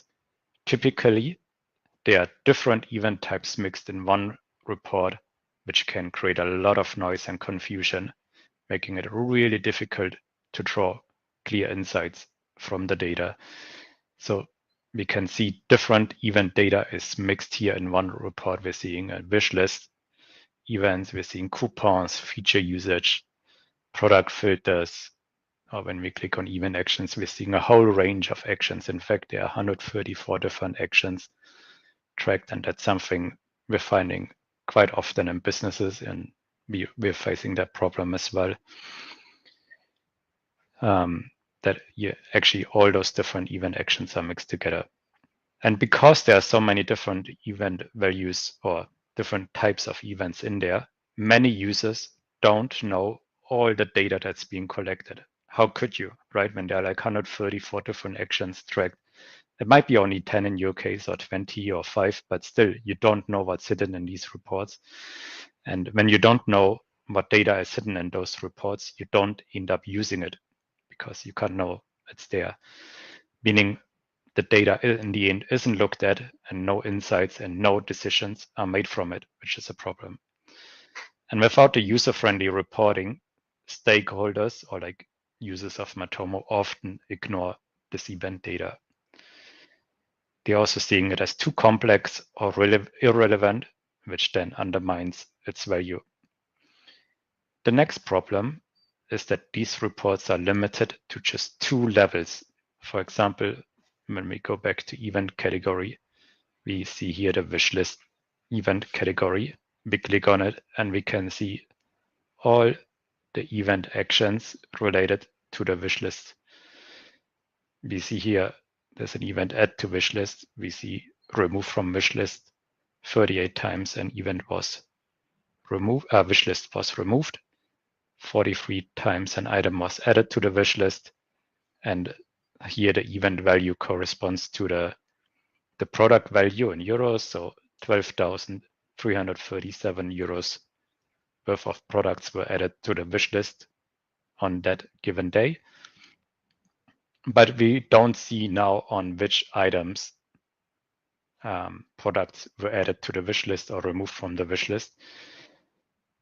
So what we can do now is switch to event name. And now we click on wish list again, and we're seeing all the event names, all the products that were added or removed from the wish list. So we see 14 times the product organic beet set was added or removed, but we don't know how often it was added or removed. So we can now go to event actions in the hope to find this out, right? It's somewhere hidden behind those 134 event actions that have been tracked. So we search for wish list because we know what it's named. And often the problem is that event actions or names or categories are tracked and you don't really know what naming was used, and then you don't end up finding it. In this case, I know the event action tracked has the wish list in there. So we click on add to wish list.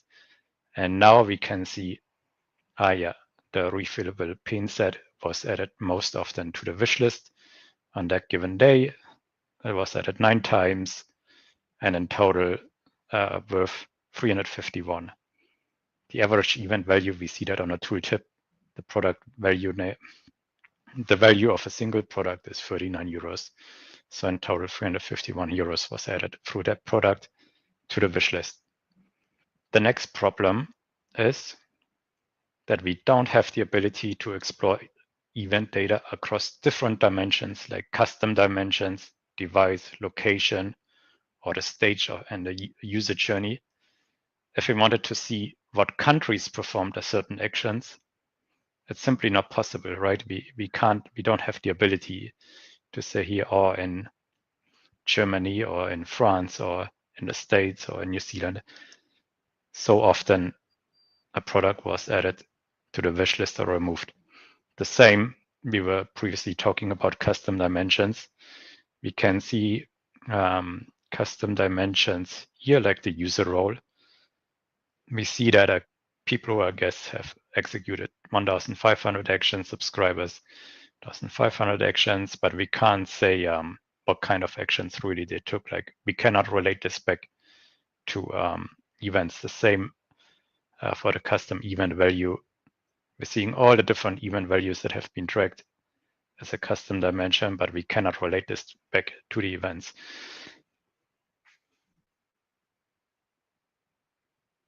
All right. I'm glad this worked. Just to recap the problems with traditional event analysis, there's a 2-level hierarchy constraint, which makes it really cumbersome to understand the data. Different event data is mixed together in a single report, making it really hard to analyze.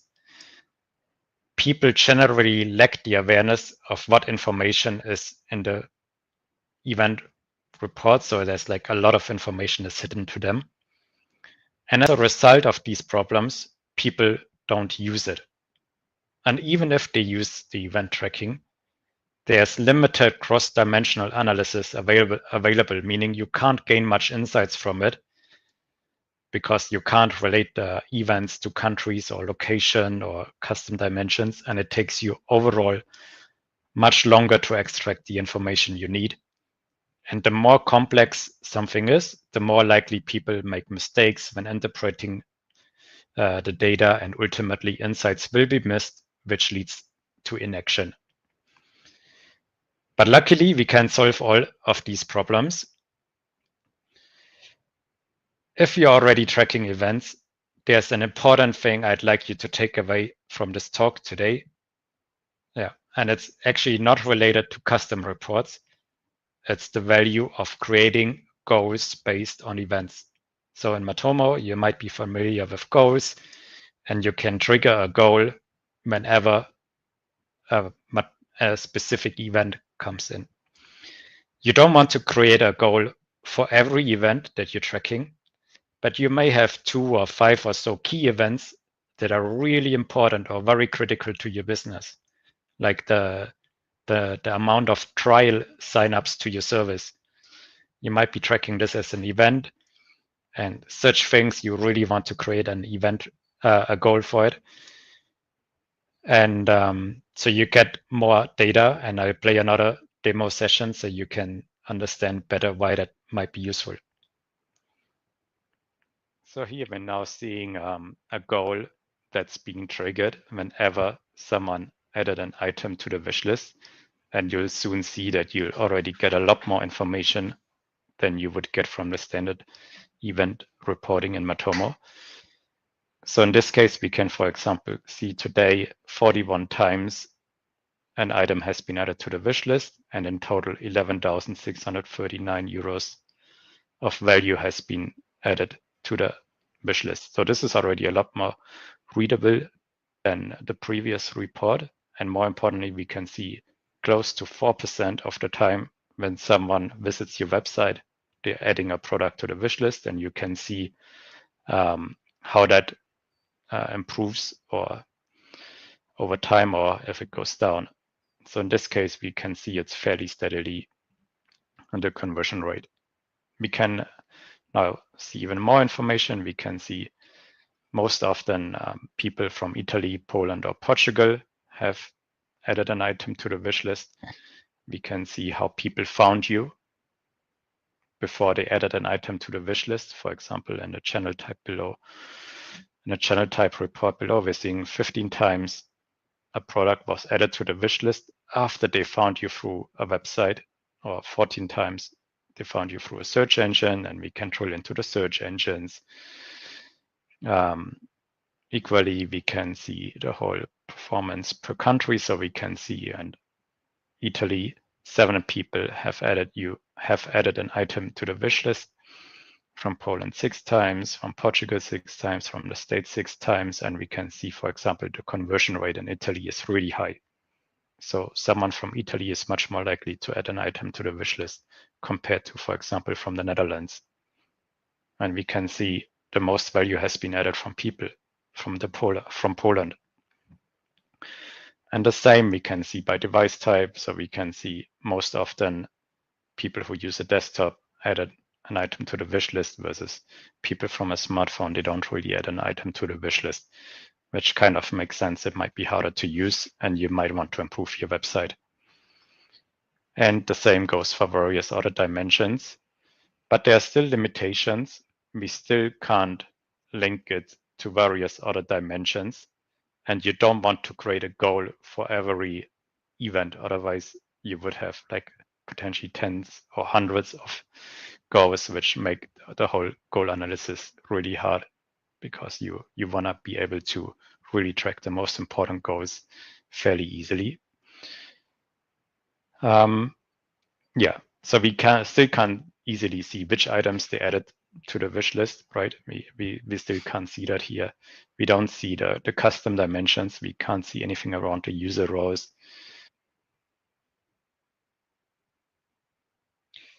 All right, I hope you noticed that's already a little bit more useful for your key events. And if you want to learn more about how to configure a goal in Matomo, check out the link below or scan the QR code. And of course, I'm also happy to answer questions at the end. Thank you. Now, yes, sorry. No, thank you for this video. Nice. So now we're covering how to take events to the next level, how to build your own custom analytics to fix all the previous pain points that I mentioned.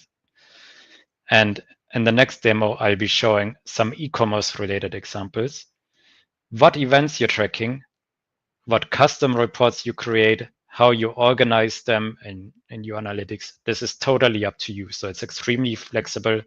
You can tailor this to your business. Again, it's an example around e-commerce, and you can tailor this to your business. So before I show you how much easier it is to analyze reports when you have created a custom report, I just want to quickly show you how a custom report looks like when this is being configured. And hopefully you can see that this is really not that difficult, especially once you've done it once or twice. It will be a lot easier afterwards to create new reports. Every custom report starts with a name, most wanted products in this case. Next, there's an optional description. We can say whether this report should be available through all websites or only this website. Then we can select whether the report should be shown as a table, classic table report in Matomo, or an evolution graph over time. We can configure which dimensions Matomo should show. In this case, we're showing the event name, for example.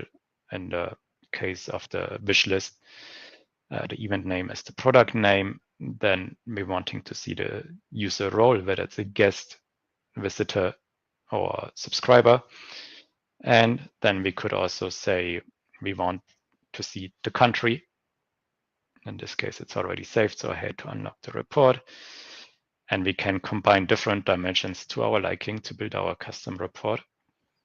And then we can say which metrics or which numbers do we want to see. For example, we want to see how often this event has been triggered, how much average product value was added, and how much value in total was added.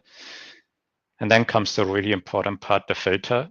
So this takes some getting used to, but we tell basically Matomo which data it needs to consider when it analyzes the report data. So in this case, we're telling Matomo only include data from events where the event category is wish list and where a user added an item to the wish list. And we can then also preview the report to see if it does what it should. So in this case, we can see that we just added the dimension country, and we can see the country by user role, by event name. And at the end, you can then optionally configure on which page it should be shown in the left reporting menu. And that's it. So I've already created a few reporting pages and few custom reports. I will show you. I've put them into the e-commerce category. And then I click on the wishlist page, which I created. And you will find that this is a whole lot different to what the traditional event reporting in Matomo looks like. So we can now easily see whether more or less items have been added over time to the wish list. So we have, for example, here the number of hits in blue and the average value, like the average product value that's been added to the wish list in orange. And we can see over time people add more expensive items to the wish list. And people are in the last few days have actually added less products to the wish list compared to before. With just a yeah, in a glance, really, we can see which are the most wanted products, so which products have been added to the wish list the most. We can see here the refillable pin set has been added the most. The product average value is 49 euros, and in total 351 euros have been added through those 9 products. We can then click on it, and we can see that especially subscribers have added this product most often. Then we see the most removed products, how often has a certain product been removed from the wish list. We can see, yeah, so here above we're seeing the product name, and then we're seeing the user role, and we can turn this around to see which products do subscribers add the most. It's actually here also the refillable pin set that's been added 4 times. Maybe we get a different value. So for guests, they're actually a lot interested in cork coasters. And we can see at a glance which products have been added the most per which countries. So in Poland, for example, the recycled notebook is most popular, followed by the solar charging station.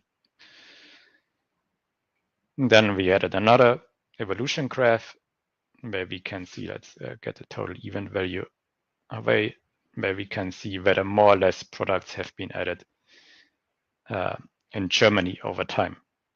You might, like Germany might be an important market for you, and you might want to create a separate evolution report for it, or a separate table report for a country that's important to you, right? And it could be any other dimensions. It doesn't need to be a country. You can literally use all the data basically that's in Matomo. A few other examples. So if I go back to events, right, there was a lot of different data mixed here together, and nobody really knows what's in there. So when I go back to e-commerce reports, it's a lot easier to find now, right? So for example, it's easy to find coupons. We can see if people use coupons more or less often over time. We see the most popular coupons over time. In this case, summer 25 is the most used coupon. On average, we are discounting 53 euros, and in total, we have discounted approximately 700 euros. Again, we can customize lots of different reports, and we've got another evolution report that I created here to see if the usage of invalid coupons increases over time. So this could highlight a problem that we send out an invalid coupon code, for example. The same goes, for example, for product filters. You might have a product filter on your e-commerce website. You want to see if people use that filter over time more often or less often. And you want to maybe see which products do they add, or which categories they filter by. And then we can see here, in this case, oh yeah, most often people filter by size, followed by brand, and then color. And the product category is actually used the least often. So you might want to move that further back in the page. And we can also see very easily that which popular brands products filtered by. So here people filter the most by the brand TerraKind, and people are mostly interested in the value of 100 to 199 euros, followed by 50 to 99 euros. And they're less interested in the more expensive filters. So all this data is basically there in this event report, but it's very hard to find. So this is already a lot easier to use. But what's nice now with Matomo is we have the dashboard here. And because they are custom reports, we can add them to the dashboard, right? So when we go back to dashboards, we were before product filters or wish lists. We have already added the most wanted product to the dashboard, and we might find, we maybe really want to know which products do people remove from the wish list. We click on the report, and we can add it to the dashboard. So this makes it a lot easier to analyze like the really important event reports at a glance, rather than having to dig into to the traditional event reporting. So we can spot really important things at a glance. Then the next nice thing is that when we go to email reports, so as you maybe know, Matomo can send you automatically daily, weekly, or monthly, or yearly a report to your email or SMS to your phone. And you can use these custom reports as part of those scheduled email reports. So when I click on an example here, we can see what the report would look like that I would get to my email inbox. And I would get them in this case weekly or daily, depending on your needs. And this is basically not possible with traditional event reporting. You can get events sent to your email inbox, but they're very, very simple. You just get the list of event categories or event actions, and that's not really typically what you're interested in. And to go one step further, you can also create alerts to get notified via email as soon as something happens, right? So you might want to say, I want to get an email as soon as a certain coupon code gets used very often, right? Maybe there's a problem with the coupon, or maybe some coupon leaked, or maybe you just want to know which ones are popular, or maybe you want to receive an email whenever there's a highly discussed article. Say you want to be notified when the amount of comments on a specific article increases, or if the amount of comments overall increase, and then you can be notified and you will be aware of what's happening on your site rather than being in the dark. And that's where custom reports and events and custom alerts come into play. And it's really nice. It makes your life easier, faster, more efficient. And yeah, you will be just notified when these kind of things happen. Yeah, that's really it. I hope you get an idea of how custom reports can make your life a lot easier and your employees feel less overwhelmed and happier. Another benefit of custom reports is also that you'll be able to view the custom reports as well as the goals in the mobile app when you're on the go, where otherwise traditional event analysis isn't really usable there. And to wrap up, the key benefits of using event tracking and custom reports. First, events give you powerful and flexible insights that are tailored specifically to your business needs, allowing you to focus on what truly matters to you. The setup, which is a more structured approach, simplifies the process of generating insights, making it easier and faster to make well-informed decisions. With custom reports, we can also set up notifications for important updates, whether it's identifying issues early or spotting growth opportunities. And importantly, this approach drives the use of data that might otherwise be overlooked, ensuring that we make the most of what we collect and ensuring that we reduce waste. And ultimately, it leads to happier, less overwhelmed employees who feel empowered by accessible, actionable data. That's all from me. And yeah, I'd love to hear any questions. Thank you so much for the talk, Thomas. Actually, there is no question in the chat, but I have several questions because I usually use events for my own customers. And the way that you use custom report is very interesting, for sure.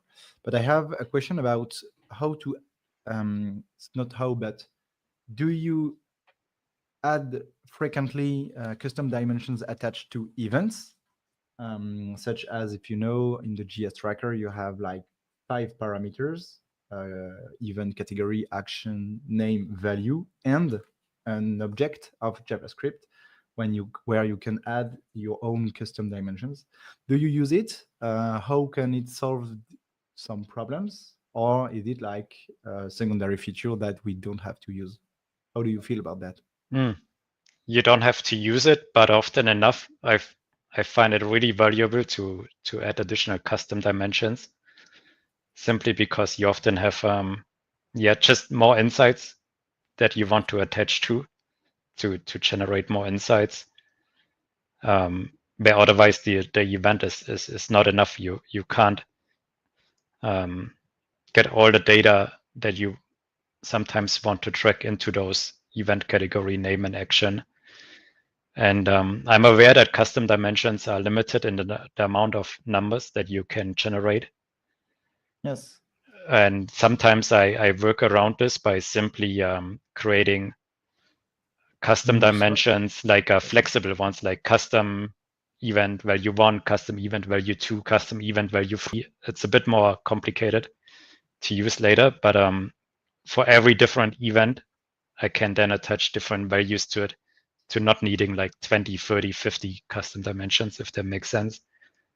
Okay, and I reuse the same custom dimensions sometimes for different types of events and mix the data in there together.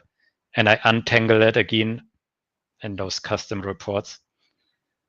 So you never read custom dimension reports directly? No, you no, I don't. Mix it with the custom reports within exactly, event. yeah. Okay. Yeah. So it almost fixed the issue with event parameters. Like, in GA4, you have like 25 parameters you can attach to an event, which Matomo doesn't provide, but in Matomo, you can attach some custom dimension, which is one of the way you can fix this. Okay. And the second thing is actually Matomo isn't event-based. How can you turn around this subject? So how can you approach the event-based tracking in Matomo in order to prepare maybe for the future, maybe for good practice with events actually? Okay, I return my question. So actually, the Matomo tracker is quite powerful. So it tracks as its own downloads, outlinks, etc., search, etc. But maybe would you like to double track those kind of actions by your own custom events? Good question. I haven't done this previously, and I actually haven't really thought about it.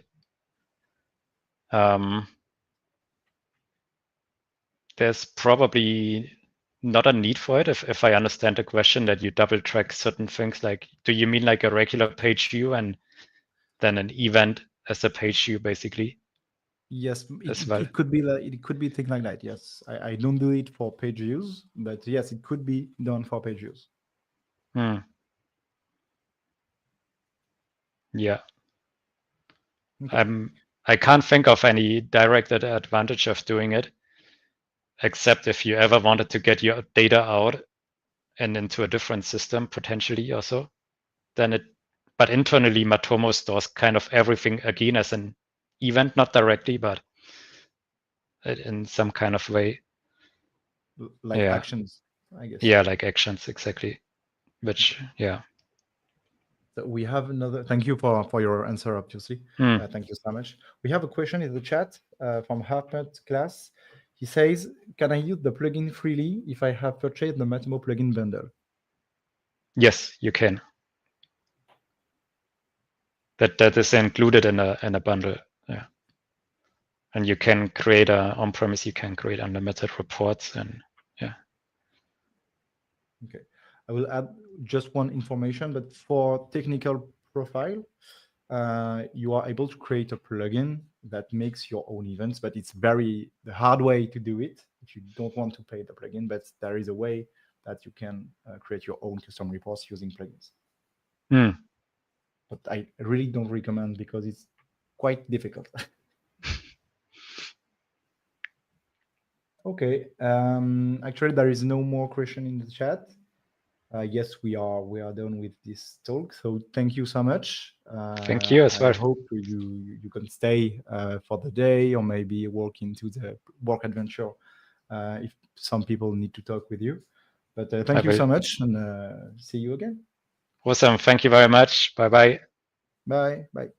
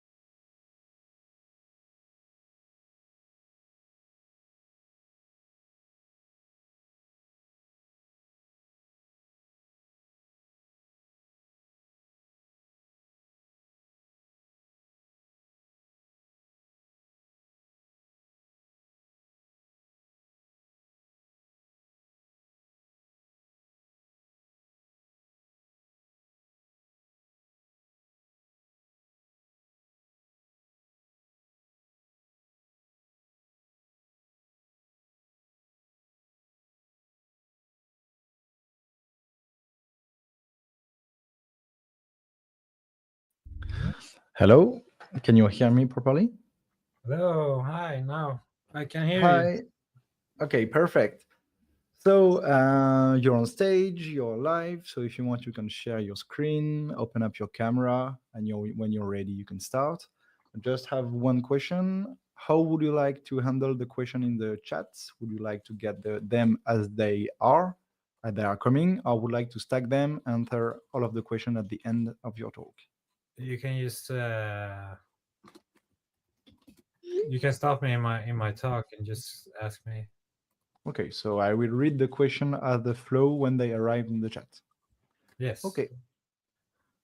So you can now share your screen, and when you're ready, you can start. Okay, thank you. Thank you.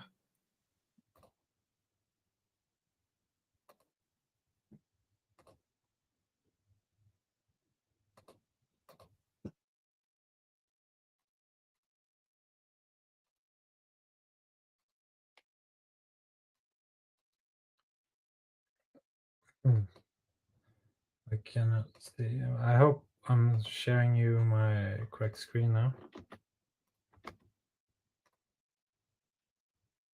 Yes, we can see your screen, so it's perfect. Okay. Yes. So briefly about me, I'm mostly a dad nowadays. I have 3 kids, so I spend a lot of time home with my children. I'm a computer and system scientist, and anytime I have left outside of work or my children, I will try to involve in football somehow. So I will either watch football or play football. I've been working in IT for more than 12 years. I think I'm reaching 15 years soon. I've been working with open source. I'm a long-time advocate and contributor, and work with Matomo the past 7 years, maybe even more than that.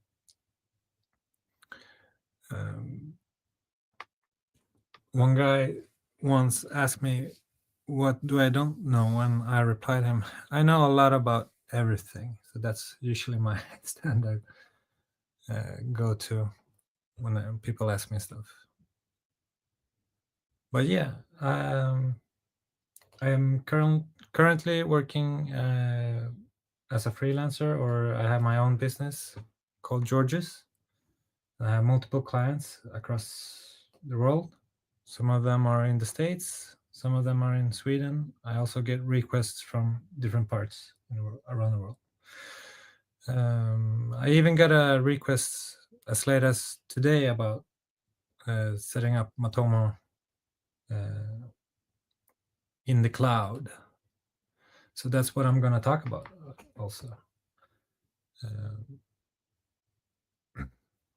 We will cover some of the benefits deploying your Matomo in the cloud, some of the challenges and best practices for cloud deployments.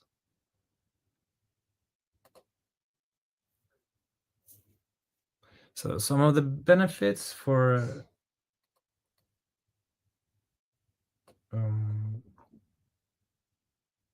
cloud deployments, we have scalability. It's one of the biggest advantages of deploying Matomo in the cloud is scalability. In difference to other traditional setups, especially on-prem, handling sudden spikes in traffic requires substantial infrastructure planning and can lead to underutilized resources. And we have seen this over and over again with Matomo. As we all know, Matomo is a monolithic application. It's not built to be deployed in a cloud environment as microservices, because you get all the services within Matomo is built into one package, sort of. In the cloud, however, resources can be automatically scaled up or down based on demand. And this elasticity means Matomo can easily handle high traffic events without the need for constant manual adjustments, ensuring a smooth experience for end users and more efficient resource allocation. And there's my camera. We have also flexibility. Cloud platforms like AWS, Google Cloud, and Azure makes it easy to deploy and manage Matomo instances.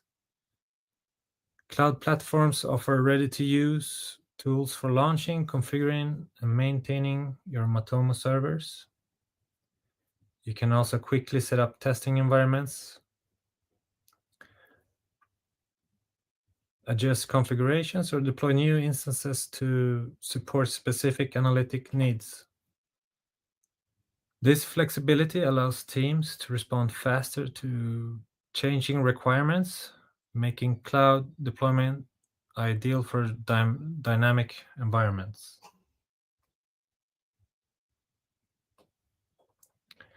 We have cost optimization. Cloud deployments follow a pay-as-you-go model. You probably heard of the term serverless or microservices, as I mentioned. You only pay for the resources that you actually use.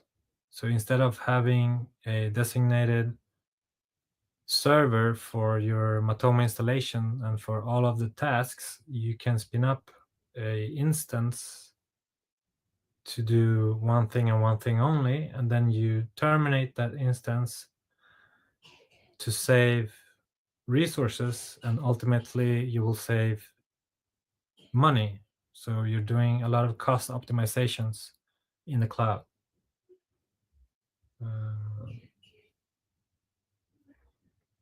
Also, many cloud providers offer cost-saving options like spot instances or reserved instances or auto-scaling policies that optimize costs by automatically adjusting resource usage.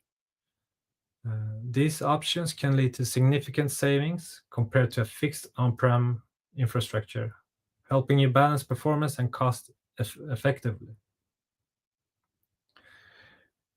You can also set up a disaster recovery and backups routines in case anything goes down.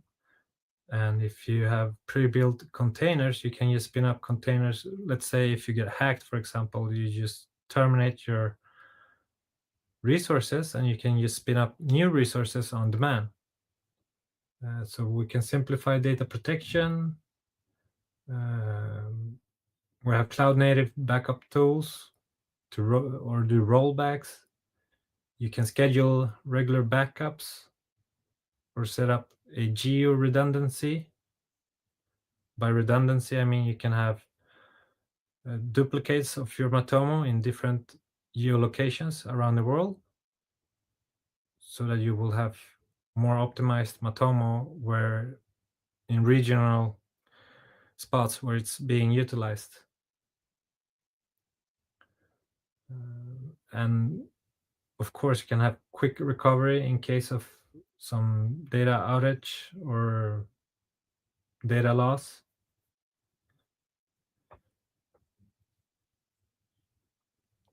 In case we see Matomo utilizing too much resources on one part of your infrastructure, let's say the dashboard, for example, when you have multiple data analysts that will go into your Matomo and do some analytics works, or archiving reports, you can differentiate your trackers into different pods and utilize other caching mechanisms to make sure you save your data in case you have other troubles in other parts of your Matomo infrastructure.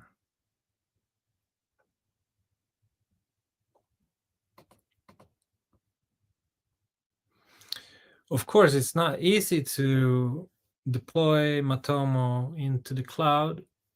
We have seen this many times. We have done it for huge organizations. We have done it for small organizations. And there will most likely always be challenges. At the time when we started to build Matomo on Kubernetes, Matomo themselves were also figuring out how to deploy Matomo in the cloud. So the documentation was, there wasn't any documentation, or it was very sparse.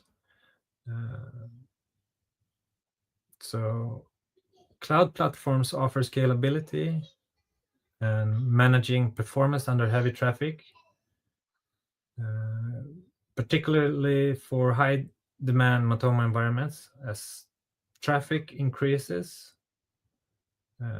resource limitations such as CPU or memory constraints can lead to latency or slower response times. To handle these demands, carefully planning is required, such as setting up autoscaling and optimizing configurations for the specific load Matomo will handle. And also monitoring tools play a key role,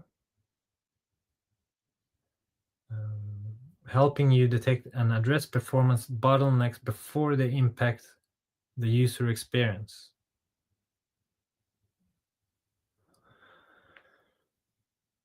Other challenges, we have data security and compliance.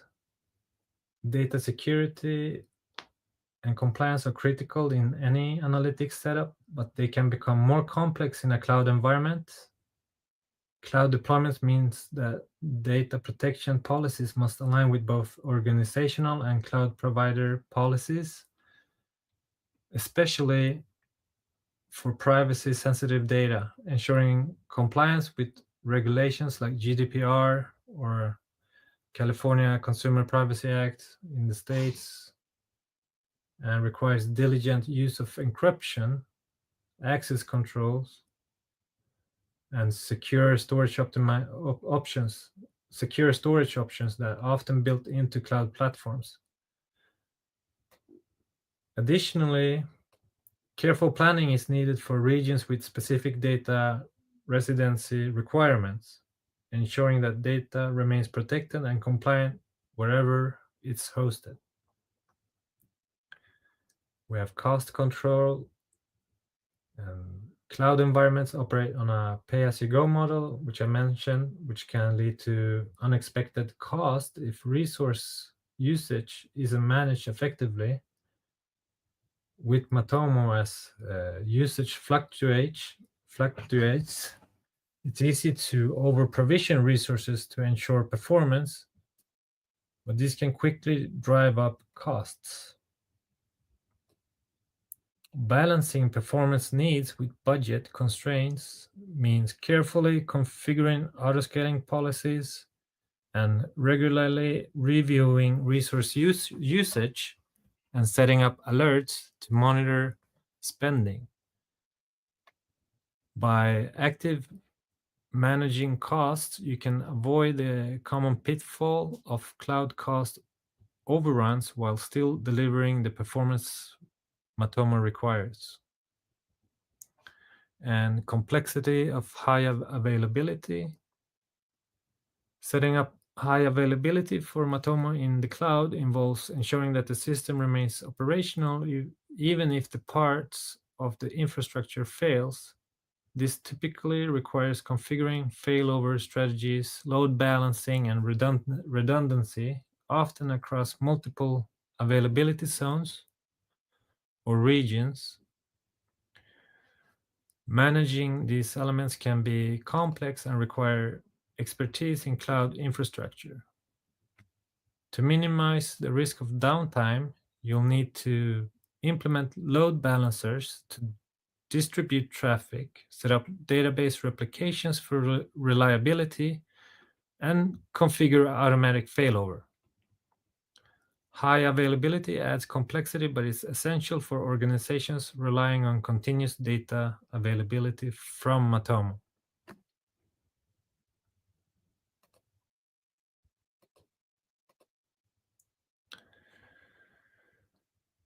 The three major cloud platforms, AWS, Google Cloud, and Microsoft Azure, are well suited for hosting Matomo due to their extensive infrastructure, reliability, and flexibility.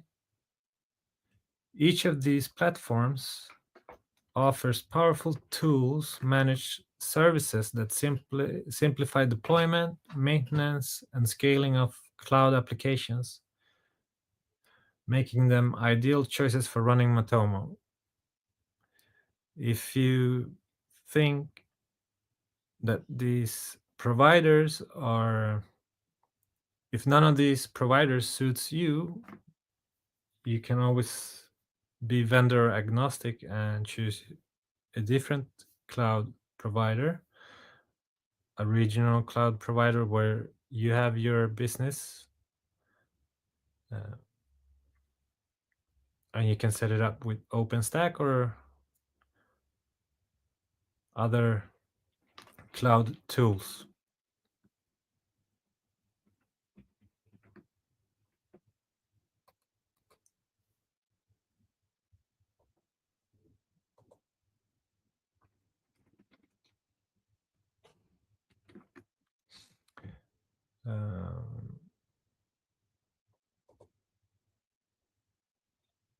I have some more to say about AWS. AWS is known for its extensive suite of cloud services, including managed databases, RDS, MySQL, and PostgreSQL.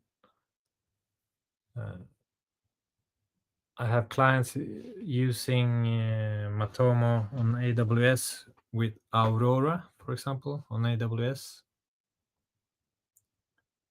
which supports MySQL and PostgreSQL databases.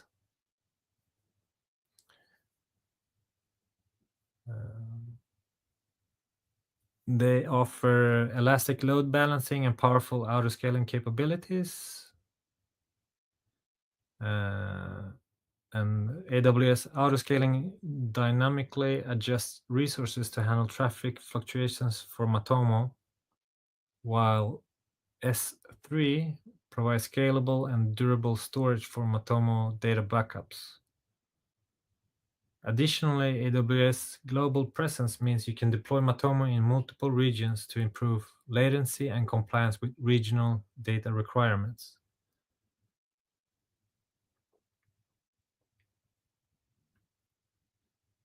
And if you want to use your Matomo in other tools, in the AWS, you have Redshift, for example, where you, or Zero ETL, if you want to build a ETL flow and export your data into other data visualization tools. And we have similar options within GCP, Google Cloud Platform, and Azure.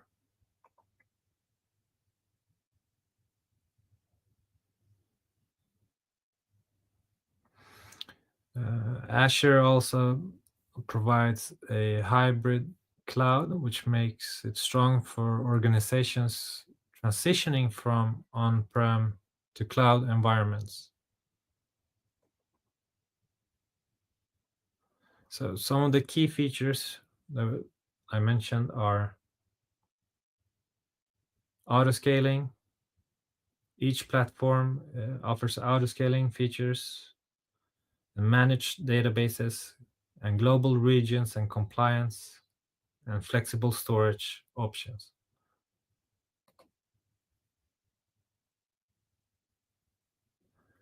Some best practices for high availability is to using load balancers, which is essential for managing traffic across multiple Matomo instances in a cloud environment.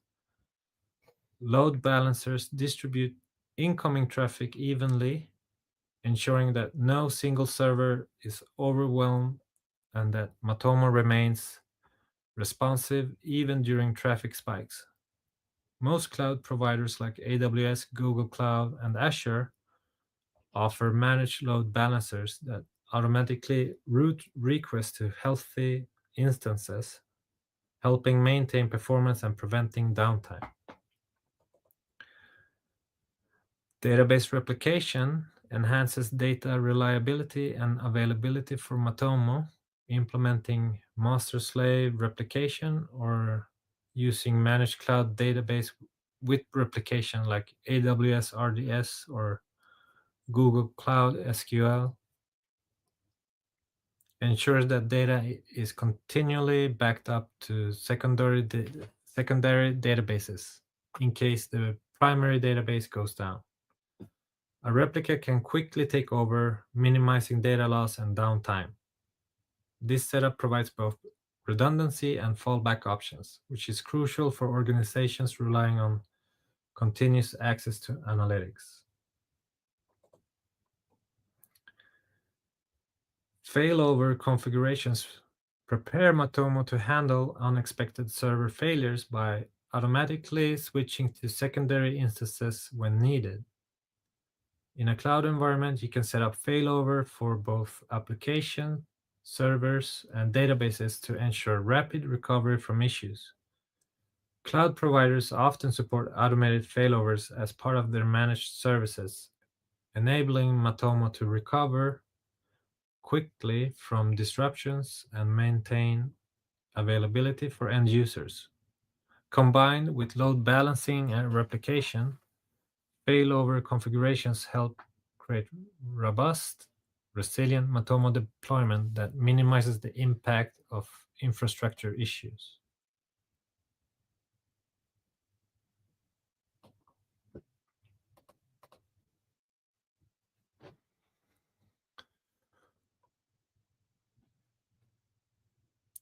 One of the greatest advantages of cloud hosting is elasticity, the ability to scale resources up or down based on demand.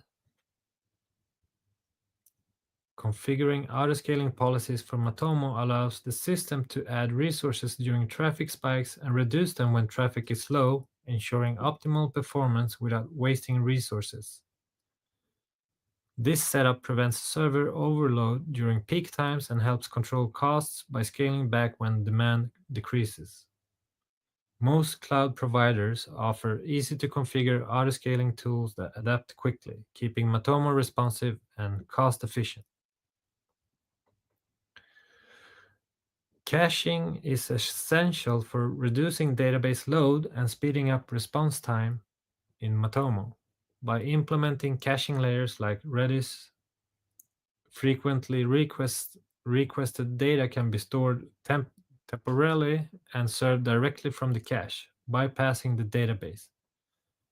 This reduces the workload on the database and improves overall performance, especially for high-traffic environments where repeated queries are common. Cloud providers often offer managed caching services and makes it easy to add this performance layer to your Matomo deployment.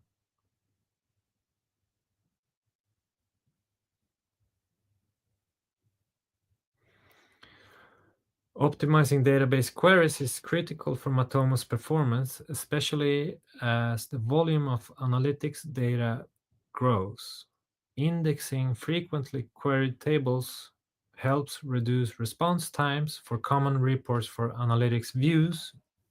In larger deployments, consider sharding or splitting data across multiple databases to distribute the load more effectively. Many cloud platforms offer database optimization tools and query analysis, allowing you to fine-tune Matomo database for maximum efficiency.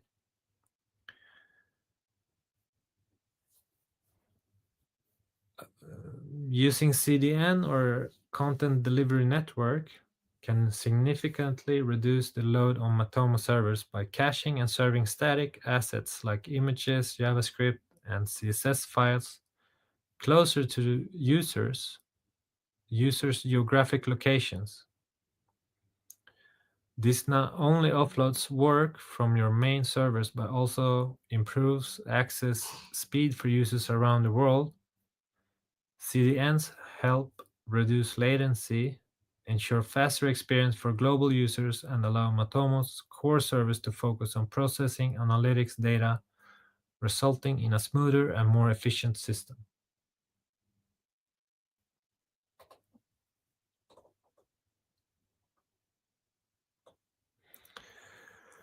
Encryption is a fundamental aspect of securing data in the cloud. Using encryption at rest ensures that any data stored within Matomo, whether user information or analytics data, is protected against unauthorized access, even if storage devices are compromised.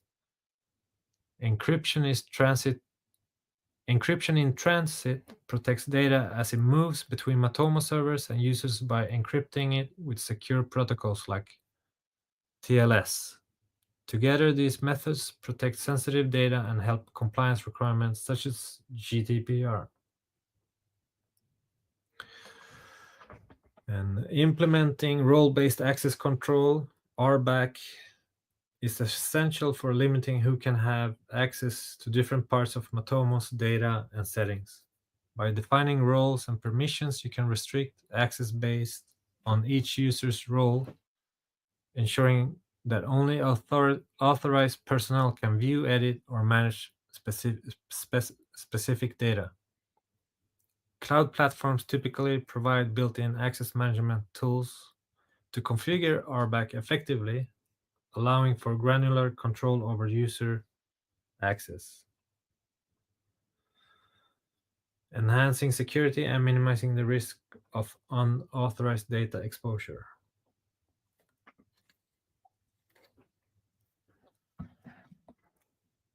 Configuring network security is critical to protect Matomo servers from unauthorized access. Cloud providers offer virtual private clouds and firewalls to create secure network boundaries. By restricting access through VPS, you can limit the network that Matomo infrastructure operates in, isolating it from external threats, firewalls, and other layer of protection by filtering incoming and outgoing traffic, ensuring that only trusted IP addresses and ports can connect to Matomo servers. Regular security audits, and to keep maintaining strong security, it's essential to conduct regular security audits. This involves monitoring and auditing data usage, access logs, and storage to detect any unusual activities, unauthorized access, or compliance gaps. Regular audits help identify vulnerabilities, allowing you to address them proactively and ensure ongoing compliance with industry standards. Many cloud providers offer security audit tools and logging services, making it easier to monitor Matomo security in real time.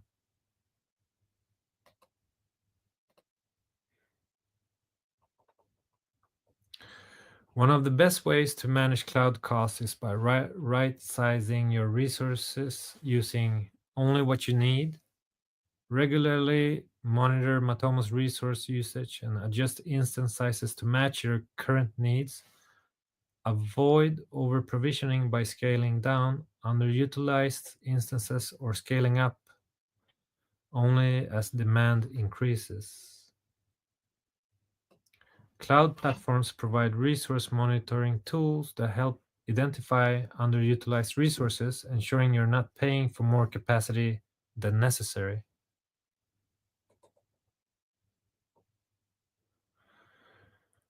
Also, many cloud providers offer cost-saving options like spot instances and reserved instances.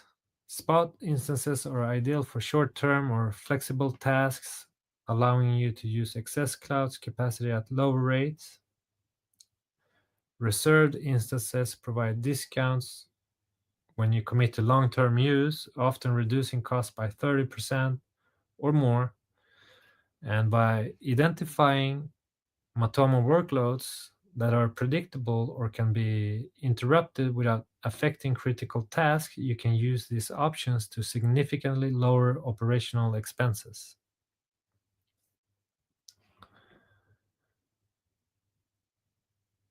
Automated scheduled backups are crucial for data protection and can also help reduce costs. By automating backups, you avoid the overhead of manual process and can set retention policies that prevent unnecessary storage usage. For example, regularly scheduled daily backups can automatically overwrite older snapshots or move them to long-term storage. This way, you balance data availability and storage costs, optimizing backup costs while keeping data safe and recoverable.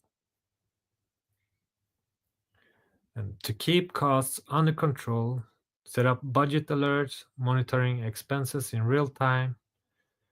Most cloud providers offer dashboards and alerting tools that allow you to track spending and set budget limits. And by setting up these alerts, you can quickly identify unexpected costs, spikes, or unusual spending patterns, allowing you to respond before they impact your budget significantly. Real-time monitoring and alerts help you stay proactive, ensuring that Matomo cloud deployment remains cost-effective.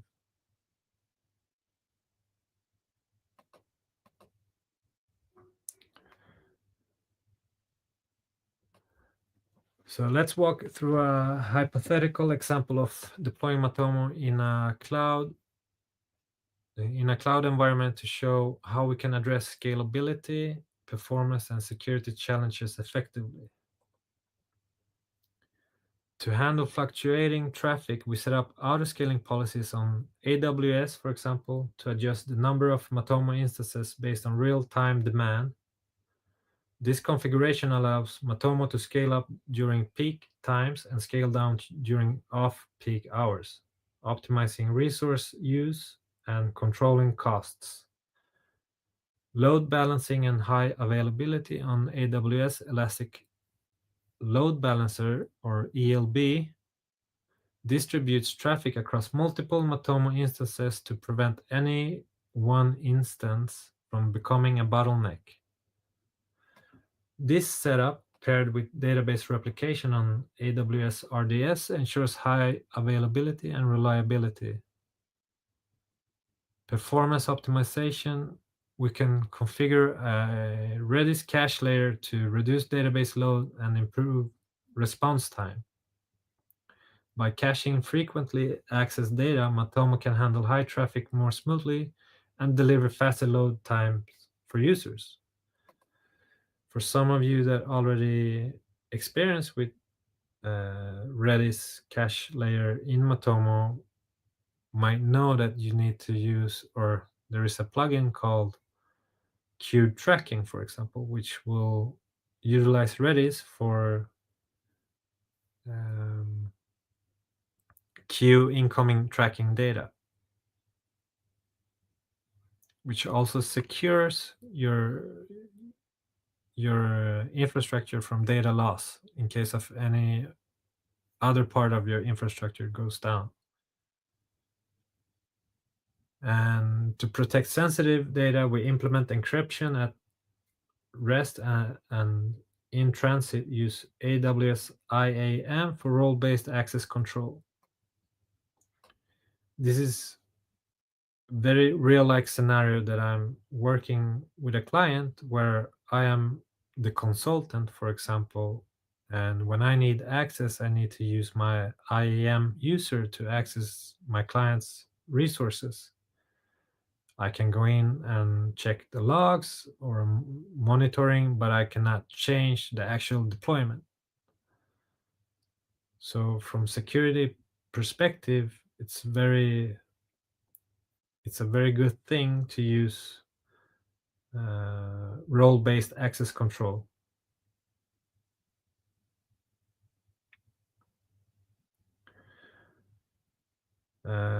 So that setup ensures that only authorized users and systems have access to Matomo's data and servers. We can also configure budget alerts and use reserved instances for predictable workloads to manage costs, automated backups, with a retention policy that balances data availability with storage costs.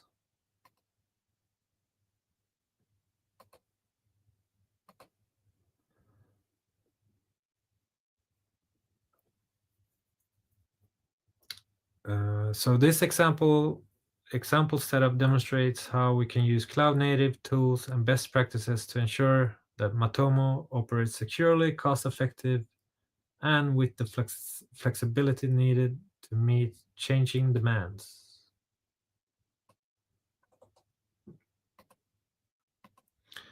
And so some of the key takeaways. Actually, there is no question in the chat. Maybe we will just wait for a few seconds if somebody have question to ask. So I can just do a short recap. Yes, of course. So you still have time if you want to. No, just for my own sake. Just a short recap of best practices. High availability, use load balancing, database replication, and failover configurations to keep Matomo running, even during unexpected issues, performance optimization, auto-scaling, caching, and optimized database queries. And I know that Matomo has in their docs or documentation, there is a few scripts you can use to analyze your database. Like one is a Perl script and the other one is a Python script, I think, which is called one of them is called MySQL Tuner, I think. The other one I can't remember right now. But those are good tools if you need to figure out your database configuration, if it's set up correctly, or if you want to find other bottlenecks within your database configuration. I'm not sure if they also read the slow query logs or if you need to use a separate tool for that. I don't remember. But those are good ideas to have in mind when you're doing performance optimization.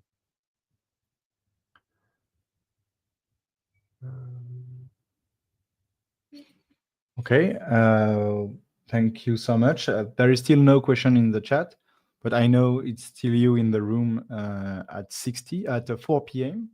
So if you want, you can stay or leave the stage, but the live stream will be shut down until the next hour. But thank you so much for the first part of your talk, and we'll stay ready for the second part. Thank you. No worries. Thank you. Thank you.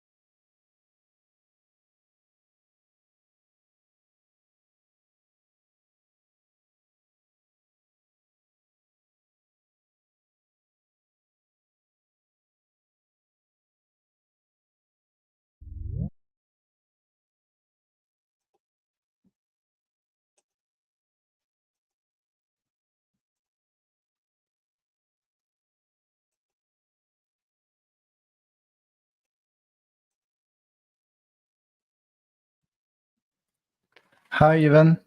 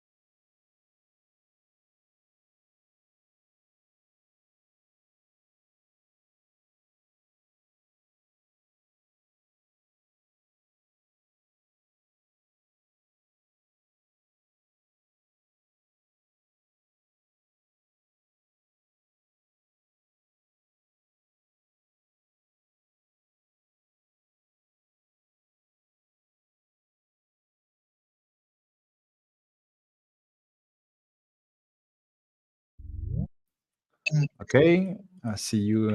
It's welcome back. If you want, you can again share your screen, the same workflow as last hour. So if there is any question in the chat, I will check and I will transmit to you. If you want, you can share your screen, enable your camera, and when you're ready, you can start. Yes. Thank you, Ronan. Thank you.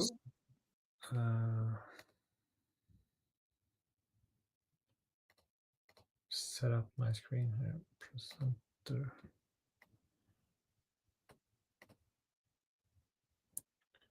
For some reason, I don't know why, but it's not showing.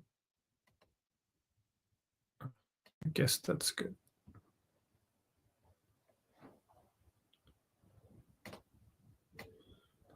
Okay, you can see my screen now, right? Yes. Yes, we can see your screen. All right. Hi, and welcome to my presentation about a new data mesh era. So I just made a presentation, but in case you're watching this presentation afterwards, a brief introduction. My name is Jorge Powers. I'm a dad of 3 kids. I'm a computer and system scientist. I'm a football enthusiast. I'm a data privacy manager with a passion for user privacy and data integrity. I worked in IT for more than 12 years and have a proven track record in data analysis and operations management within privacy-focused environments. I have a strong background in GDPR compliance and privacy audits. I'm a long-time advocate and contributor for open source. I've been working with Matomo for more than 7 years, and I'm a certified Matomo master trainer and trusted partner. I have led numerous data migrations from Google Analytics to Matomo with a focus on privacy and data ownership. And skills, well, I know a lot about everything, or more specifically, I'm working on right now, it's Matomo, SQL, Tableau, Docker, Kubernetes, API integrations, Webflow, JavaScript, tag management, systems. I'm also a project manager. I'm educated in neuro leadership and stakeholder management. I'm also teaching a course in data management right now at a school where I'm teaching about domain-driven design and data science and data architecture. I'm the founder of Georges, and I will start my presentation. The rise of data mesh and overview of traditional versus decentralized data management. So in our traditional way of building applications, would probably look something like this. You would have a user interface, some business logic, and data access layer connect to a database where you extract your data from. All data flows into a central data warehouse or data lake managed by a centralized IT or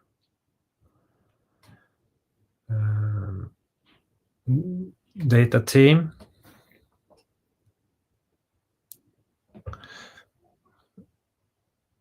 I just noticed that I'm not sharing my camera, which... Come on.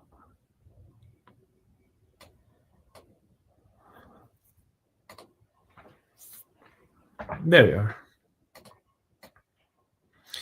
So as I was saying, in traditional data architectures, all data flows into a central data warehouse or data lake managed by a centralized IT or data team.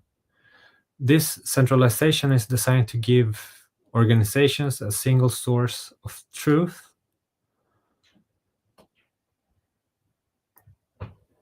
where all data is stored, processed, and accessed in one place. While this approach can work well in smaller environments, it faces significant challenges as data volumes and organizational complexity grows. So some of the challenges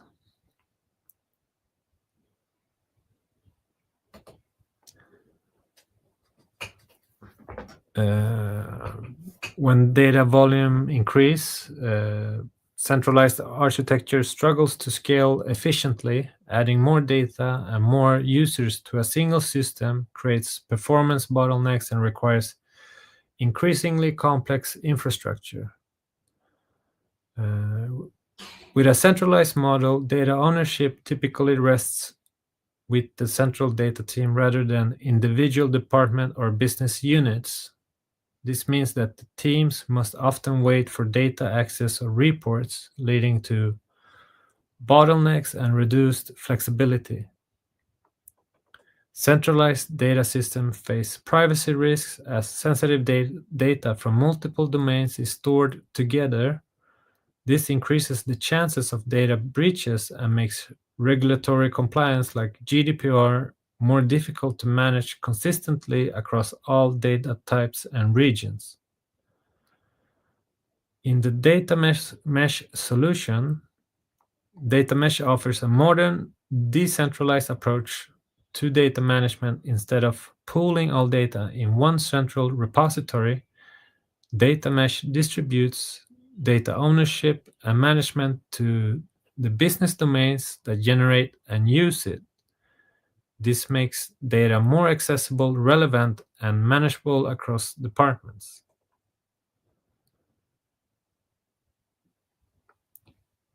In a data mesh, each business domain like marketing, sales, or customer service owns and manages its own data as a product. This means each team has responsibility for the quality, governance, and accessibility of its data. By bringing data management closer to the teams that use the data, data mesh eliminates the bottlenecks of a central data team and makes data more actionable at the team level. Because each domain operates in its own data system, data mesh is inherently more scalable than a monolithic architecture. Teams can scale their data resources independently and adapt more quickly to changes. This domain-level scalability allows organizations to grow without the constraints of a central data repository. Data mesh also supports privacy by design. By distributing data management across domains, sensitive data can be stored and processed accordingly to each domain's specific privacy requirements. which improves compliance with regulations like GDPR or the California Consumer Privacy Act. Each team can enforce privacy controls specific to its data, making compliance easier and more flexible across the organization. The 4 principles of a data mesh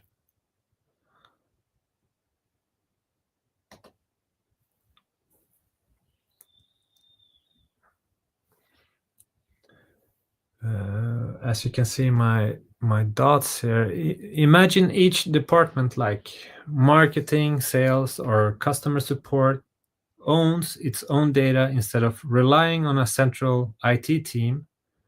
This means each team controls and is responsible for the data they collect, ensuring it meets their specific needs. It's like each team has their own set of specialized tools and data they can trust without waiting for approval or access from the centralized team.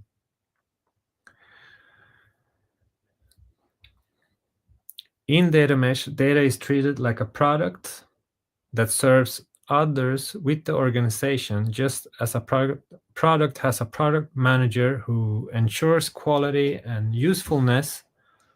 Each domain manages its data with similar level of care and responsibility. They package it thoughtfully so it's reliable, usable, and easy for others to understand and access. And self-service data infrastructure with data mesh, each team gets the infrastructure to manage their data independently without needing to rely on IT for every request. Think of it like self-checkout at a store. Teams have tools to get what they need quickly. This infrastructure gives them control while keeping data accessible and manageable within each team. Data mesh doesn't mean total independence. There are still overarching rules and standards. This is federated governance, where each domain follows shared guidelines for privacy, quality, and compliance. It's like having local teams that follow common company policies, ensuring consistency and compliance while giving each team flexibility to operate in a way that suits their needs.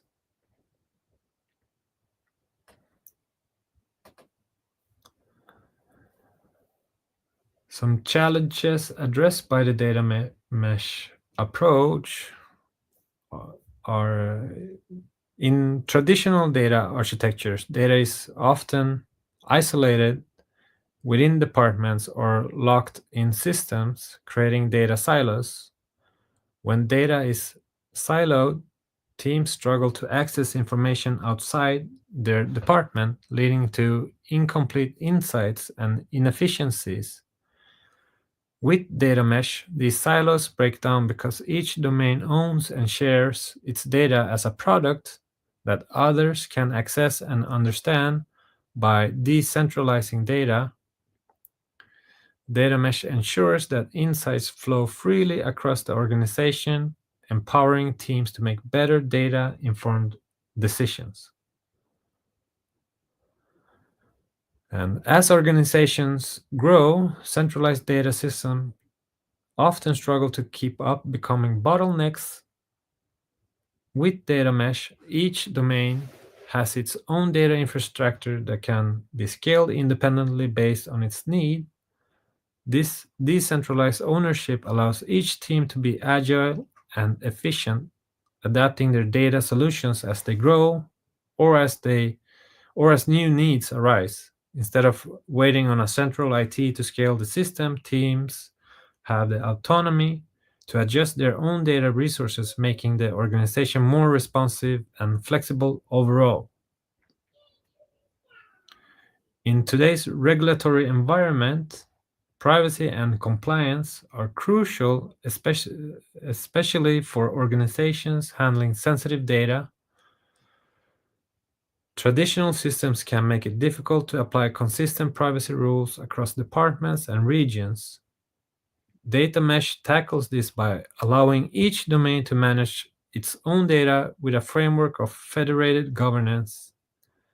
This means that while each team has autonomy, they still follow shared standards for privacy and compliance, tailored to fit their specific data needs. This localized control helps ensure that each department can meet its regulatory obligations without compromising privacy.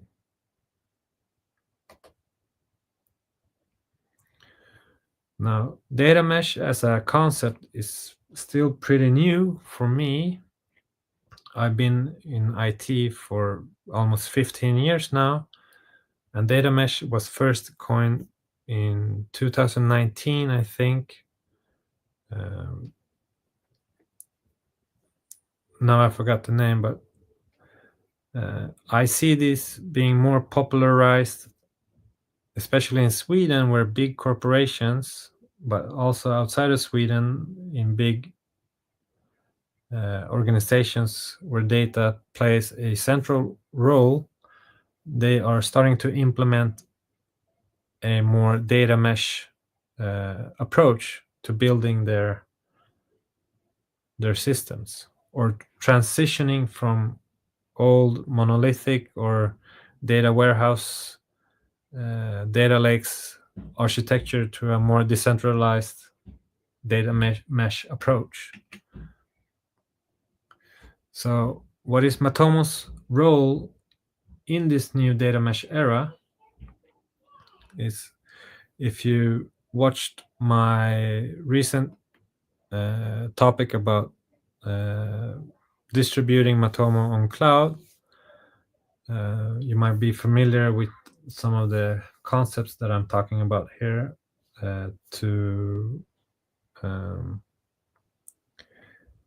If you host your own Matomo, Matomo is uniquely positioned to support data mesh due to its flexible deployment options. Unlike most analytic platforms, Matomo can be hosted on-premise or in private cloud environments, allowing each team or domain to control its data independently, and this aligns perfectly with the decentralized nature of data mesh, where each business unit can own its own analytics setup without relying on a centralized third-party service. Because Matomo is open source, it's also customizable, enabling teams to tailor the tool to their specific domain requirements. Matomo was designed with privacy at its core, which is crucial for any data mesh architecture. Matomo's features include IP anonymization, customizable data retention policies, and user consent management tools, ensuring that each domain can meet privacy standards right from within the platform. It's also fully GDPR compliant, giving organizations confidence that they are respecting user privacy while gathering insights.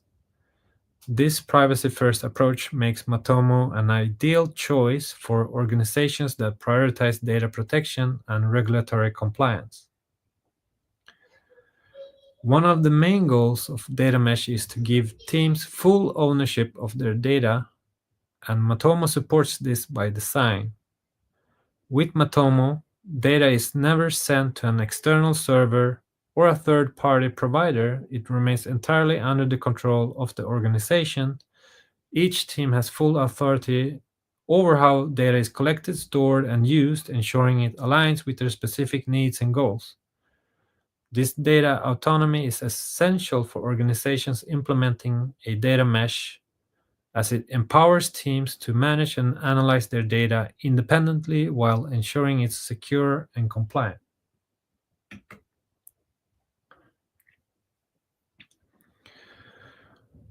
Matomo makes it easy to segment data by domain or department, allowing each business unit, like marketing, product, or customer support, to have its own dedicated analytics environment. This means that if one of the team needs specific metrics or data tracking that's irrelevant to others, they can tailor their analytics setup without interfering with or relying on other departments. It's a perfect match for data mesh, where each domain needs its own analytics space to manage data as a product. With Matomo, teams don't need to be dependent on central IT or analytics team for every change or data request. Each department can configure and access their analytics independently, whether it's setting up new reports, creating dashboards, or customizing data collection parameters. This self-service approach saves time, reduces bottlenecks, and increases agility, empowering each domain to gain insights on its own timeline and based on its specific objectives. Matomo's flexibility in data collection means each team has control over what data they collect and how it's structured. This ensures that teams are gathering data that is directly relevant to their goals and use cases, making analytics more precise and valuable. They can decide what metric matter most, set custom dimensions, or add events specific to their workflows. This aligns perfectly with the data mesh goal of domain-specific data ownership, where each team treats its data as a product tailored to its unique needs.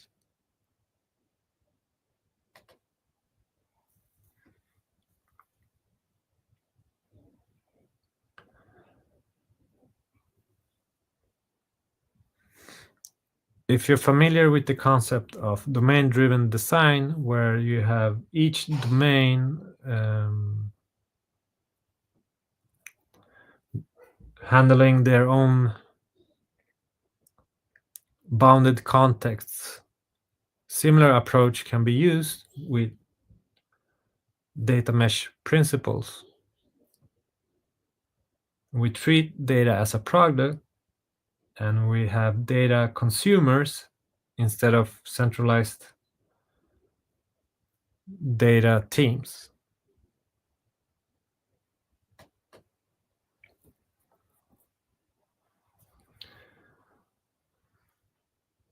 So some differences or a comparison with Matomo, data ownership remains entirely within the organization because it's an on-premise and open source platform. All collected data is stored securely on your own service rather than being sent to a third-party provider. In contrast, centralized analytics platforms like many cloud-based solutions store data externally on their own servers. This means organizations may have limited control over their data security, access, and long-term usage. Matomo's model ensures complete data autonomy, aligning with data mesh emphasis on decentralized and domain-specific ownership. Matomo's privacy-first approach includes built-in features like IP anonymization, user consent management, and flexible data retention policies. These privacy controls meet strict regulations such as GDPR and can be customized by each team to address domain-specific requirements. Centralized platforms often provide some privacy tools, but they may lack the depth and flexibility of Matomo's on-prem options, especially since data is stored externally, limiting control. Matomo's robust privacy controls make it a top choice for privacy-focused organizations, especially those with complex compliance needs across regions. Matomo can be scaled flexibly across different domains and departments, with each team able to configure analytics according to its specific needs. For instance, one team might track e-commerce metrics while another focuses on product engagement. Centralized platforms often treat analytics as a one-size-fits-all solution, which can make it hard for individual teams to adjust data collection and reporting to fit their exact requirements. With Matomo, each domain maintains its own analytics space, allowing for targeted data strategies without sacrificing organizational scalability.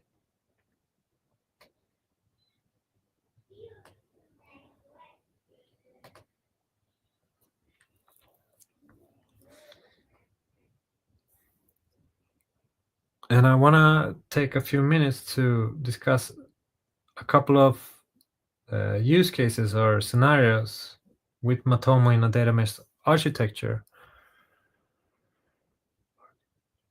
I have been around long enough to see different approaches and architectures for how organizations work with their data collection and sharing data across different teams, creating bottlenecks for each other, and all kinds of bottlenecks. If we imagine a retail organization that owns several brands, each with its own identity and target market, using Matomo, this organization can set up independent analytics environments for each brand, enabling brand managers to track data that's specific to their customer base, such as seasonal purchasing trends or marketing campaign performance. At the same time, Matomo privacy features allow company to comply with regulatory requirement across all brands, ensuring data is collected, stored, and managed in compliance with relevant laws. Similar in healthcare, privacy and data security are paramount, especially given the sensitivity of patient information. A healthcare institution can use Matomo to give each department, like patient services, public health, and research, its own analytics setup. For instance, patient services can focus on engagement metrics, while public health monitors broader population trends. By decentralizing control, each department has the flexibility to handle data relevant to its needs, while Matomo's robust privacy controls ensure compliance with healthcare regulations, like HIPAA in the US, for example. An international organization operating in different regions faces complex privacy requirements that vary from one country to another. With Matomo, they can implement region-specific analytics setup, allowing each office to comply with local data privacy laws, such as GDPR in Europe or PIPL in China. Each region can control its own data collection and storage policies within Matomo, ensuring compliance while still providing a unified analytics framework for the organization. This structure helps the organization maintain a global presence without risking privacy non-compliance. These examples illustrate how Matomo's decentralized, privacy-centric approach supports diverse needs across industries, making it an ideal choice for organizations adopting data mesh principles.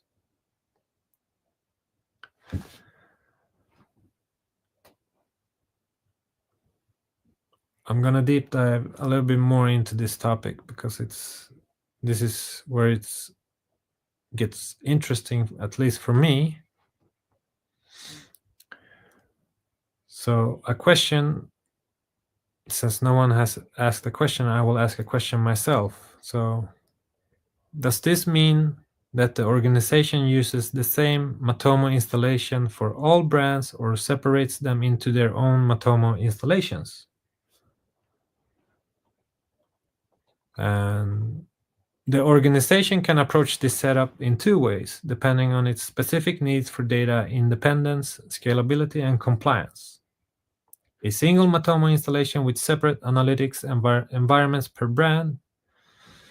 In this scenario, the organization uses one Matomo installation but sets up separate websites or measurables for each brand within this installation.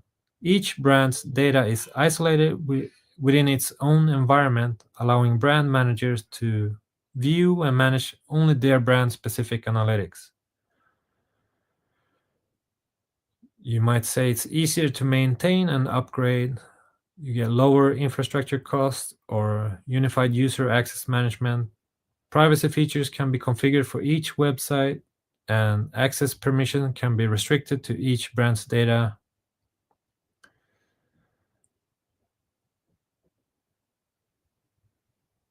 And this model might be ideal for organizations that want centralized installations but need to delegate analytics management per brand while keeping data logically separated.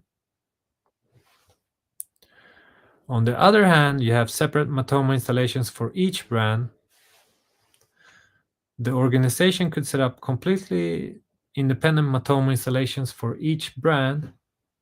This means each brand would have its own dedicated Matomo instance, potentially on separate servers or infrastructure. You will gain maximum data isolation, making it ideal for each brand has its unique infrastructure, security requirements, or compliance rules that vary by region or product line. Each brand can also fully control its instance without impacting others.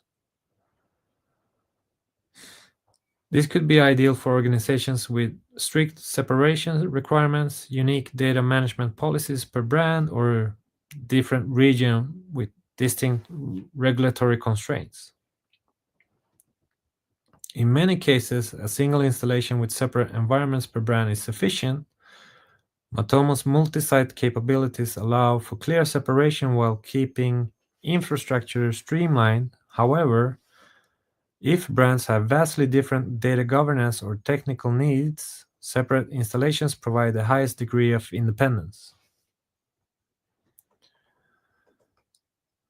And what about if the organization has a central data analytics team?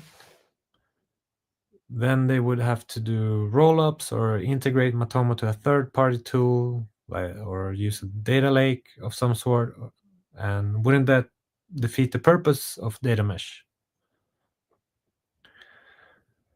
If the organization has a central data analytics team that wants a consolidated view of data across all brands, this can indeed introduce challenges to the data mesh approach, as centralizing data aggregation may counteract some principles of decentralized ownership and autonomy.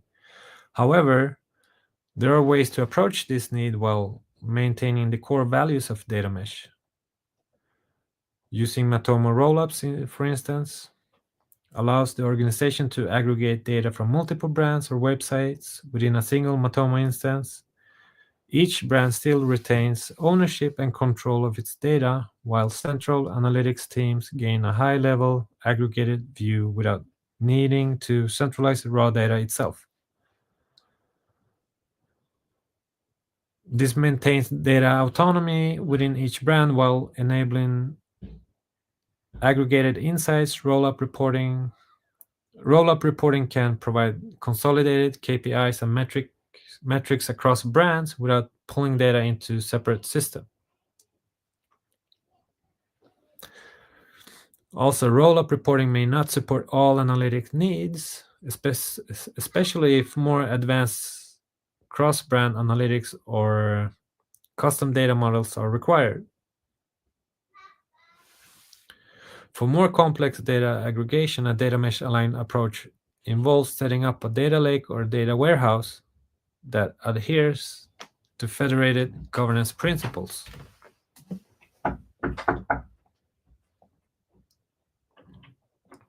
One second. My daughter is home here with me. Just a second.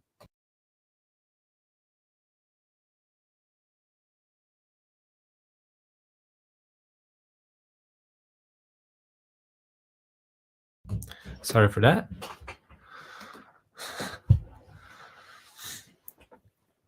Each brand, where was I? I think I might run out of time here. I can come back to this topic if I want. Oh yeah, some other key aspects. If you want to use a distributed Matomo infrastructure where you have multiple Matomo installations per brand or different parts of your organization, there are other tools to consolidate data in a data mesh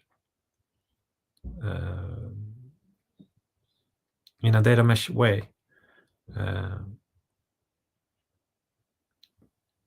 For a data mesh approach that uses data virtualization to access and query data across decentralized systems without centralizing it, there's a couple of options. There is a platform called Denodo, which I have never used, but it's you can create unified virtual layers over distributed data sources, including databases, data lakes, and even analytics platforms like Matomo. And you can get real-time federated querying capabilities across various data sources.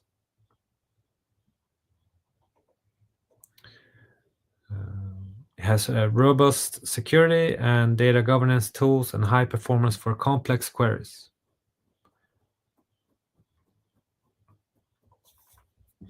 There is also Starburst builds on Presto, which is open source distributed SQL query engine optimized for high speed, large scale data analytics. It enables data virtualization across distributed environments, allowing teams to query data across multiple sources as if it were a single database. Also supports advanced data federation, high performance distributed SQL queries, and integrates well with cloud and on-premise data sources. Well suited for organizations requiring high-speed federated querying capabilities across large volumes of data spread across domains, enabling insights without moving data from each brand's control. Both tools provide the capabilities needed for a data mesh aligned data architecture, enabling data access and querying across distributed domains while maintaining autonomy and compliance.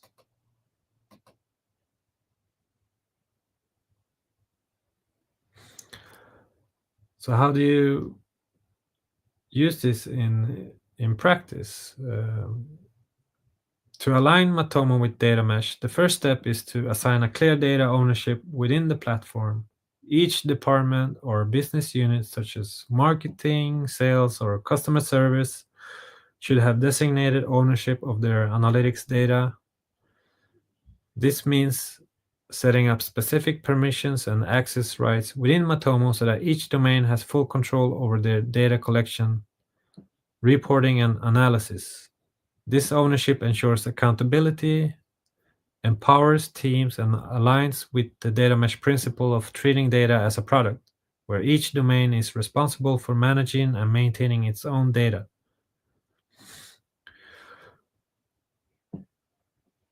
A core advantage of data mesh is enabling teams to be self-sufficient in managing their own data needs. For Matomo, this means creating a self-service analytics environments for each domain, providing training, documentation, and resources, empowers teams to handle their own setup, configuration, and reporting needs without depending on a central IT team. This self-sufficiency minimizes bottlenecks, accelerates analytic workflows, and enables each team to respond quickly to their unique requirements. Even though each domain manages its own data, consistency is crucial for organization-wide data quality and compliance. Setting up governance standards within Matomo helps ensure that all domains follow the same best practices for data collection, privacy, and reporting. This might include guidelines for data retention, anonymization, and compliance checks, so that data is collected ethically and securely across the organization. With these standards, each domain can operate independently while still meeting organizational and regulatory requirements.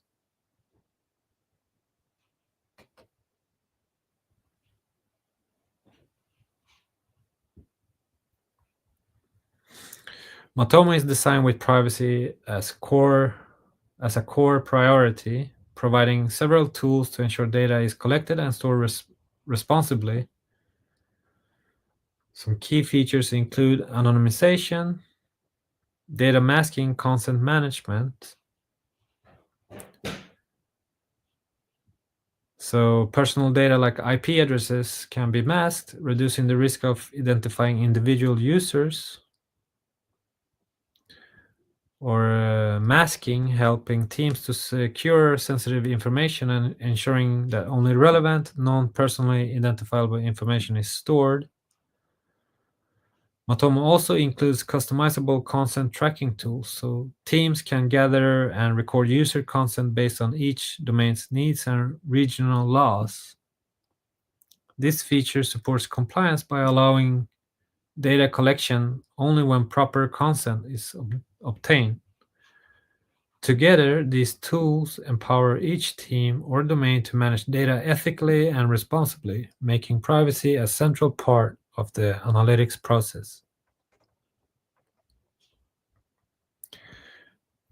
In decentralized environments like data mesh, regulatory compliance can be challenging, especially with regional variations in privacy laws. Matomo's architecture is fully GDPR compliant by design, and it provides tools to manage data privacy across all domains consistently.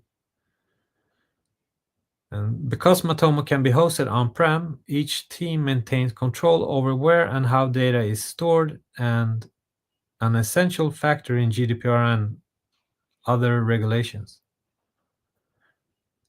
Matomo's data retention policies, data anonymization, and customizable tracking align with key GDPR requirements and similar laws worldwide.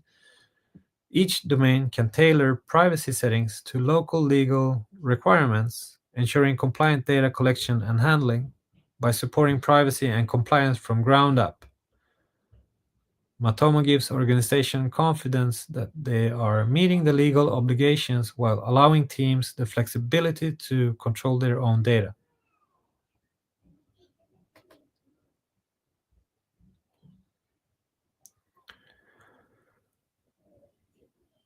And the analytics landscape is evolving quickly, with organizations increasingly moving away from centralized, one-size-fits-all data systems. Instead, we're seeing a strong trend toward domain-driven, decentralized analytics that aligns with the principles of data mesh. Businesses recognize that when teams or domains have control over their own data, they can deliver more accurate, relevant, and actionable insights. At the same time, privacy concerns and data regulations like GDPR or CCPA are pushing organizations toward privacy-centric architectures where data is handled responsibly, transparently, and in compliance with regional laws. This shift reflects a growing emphasis on data autonomy and compliance, allowing organizations to break down data silos and foster collaboration across teams without compromising on privacy or control. What about Matomo's role in the future? Matomo is well positioned to support the future decentralized and privacy-first analytics. As an open source on-prem solution, Matomo already gives organizations full control over their data and how it's stored, managed, and accessed. This aligns perfectly with data mesh principles, and Matomo's ongoing development is focused on further enabling flexibility, scalability, and privacy across domains. Future developments in Matomo will likely continue to enhance with features like interoperability, making it easier to integrate with various data systems and tools that support decentralized domain-specific analytics, or advanced privacy tools, adding more privacy and compliance features to meet evolving global regulations, and scalability for distributed teams, improving the ability to manage data anonymously across teams while maintaining organization-wide standards for quality and compliance. As the industry increasingly adopts data mesh principles, Matomo will remain a valuable solution for organizations looking to decentralize analytics while maintaining a strong privacy and compliance foundation. And with that, I will leave some room for questions if we have any.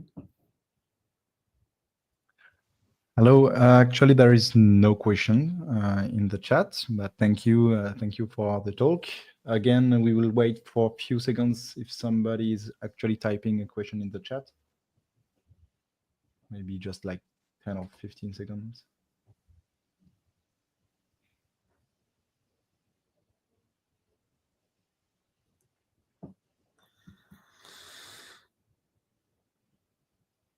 Okay, I don't think so. If there is one, I will read it.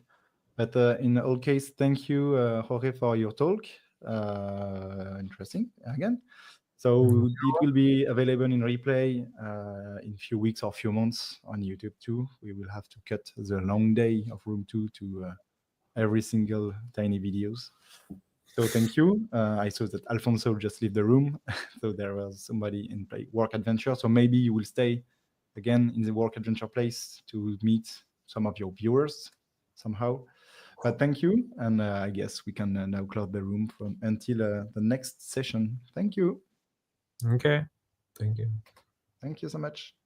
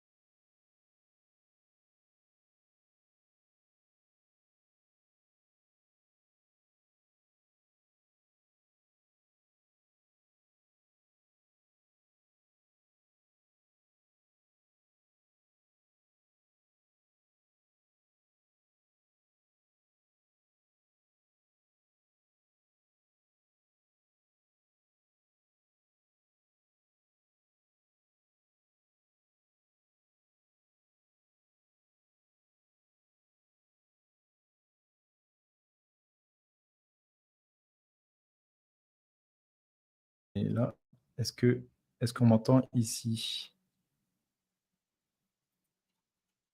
Alors, est-ce qu'on m'entend? Ouais.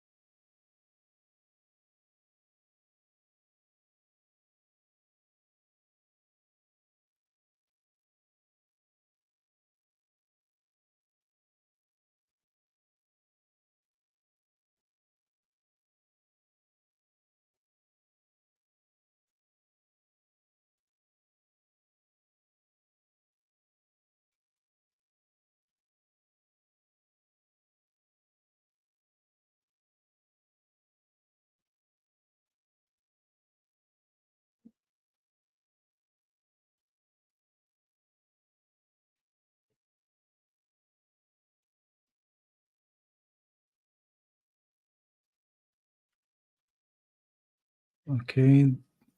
Attends, on voit pas. Qu'est-ce que c'est que merde du coup, on voit pas sur YouTube. Ce que je fais.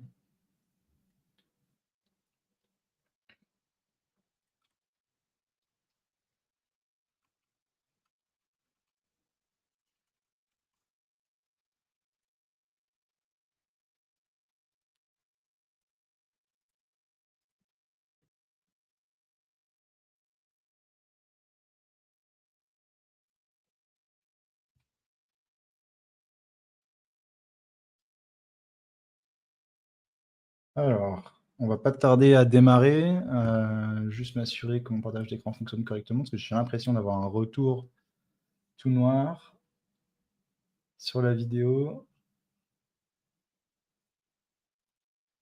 J'ai l'impression que le partage d'écran n'est pas au point.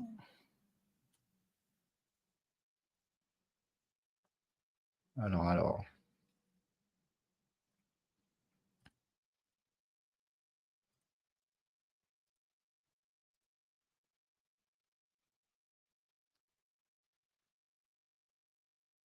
Alors, est-ce que quelqu'un peut me faire un signe dans la partie gestion? Pas l'impression. En tout cas, moi, je vois l'écran tout noir.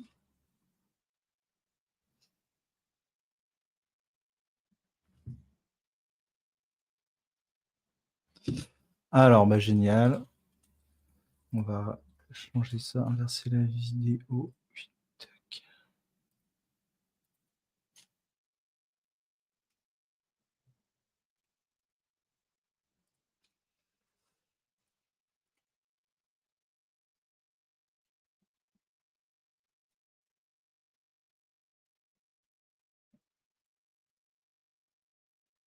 Ah bah c'est top, ça marche pas.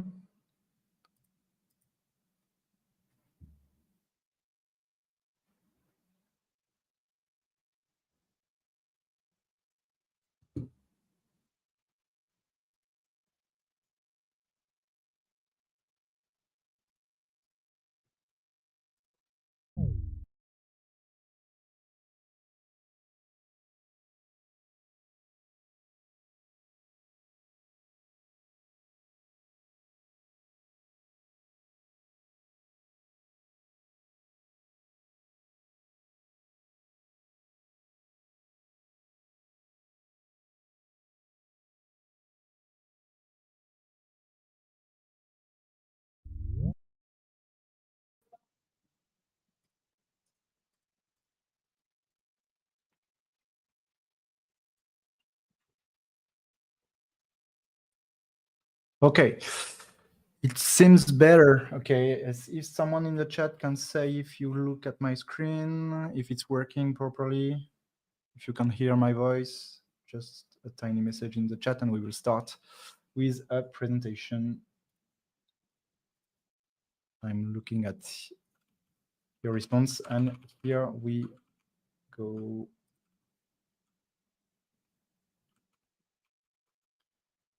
Okay, perfect. So it sounds good.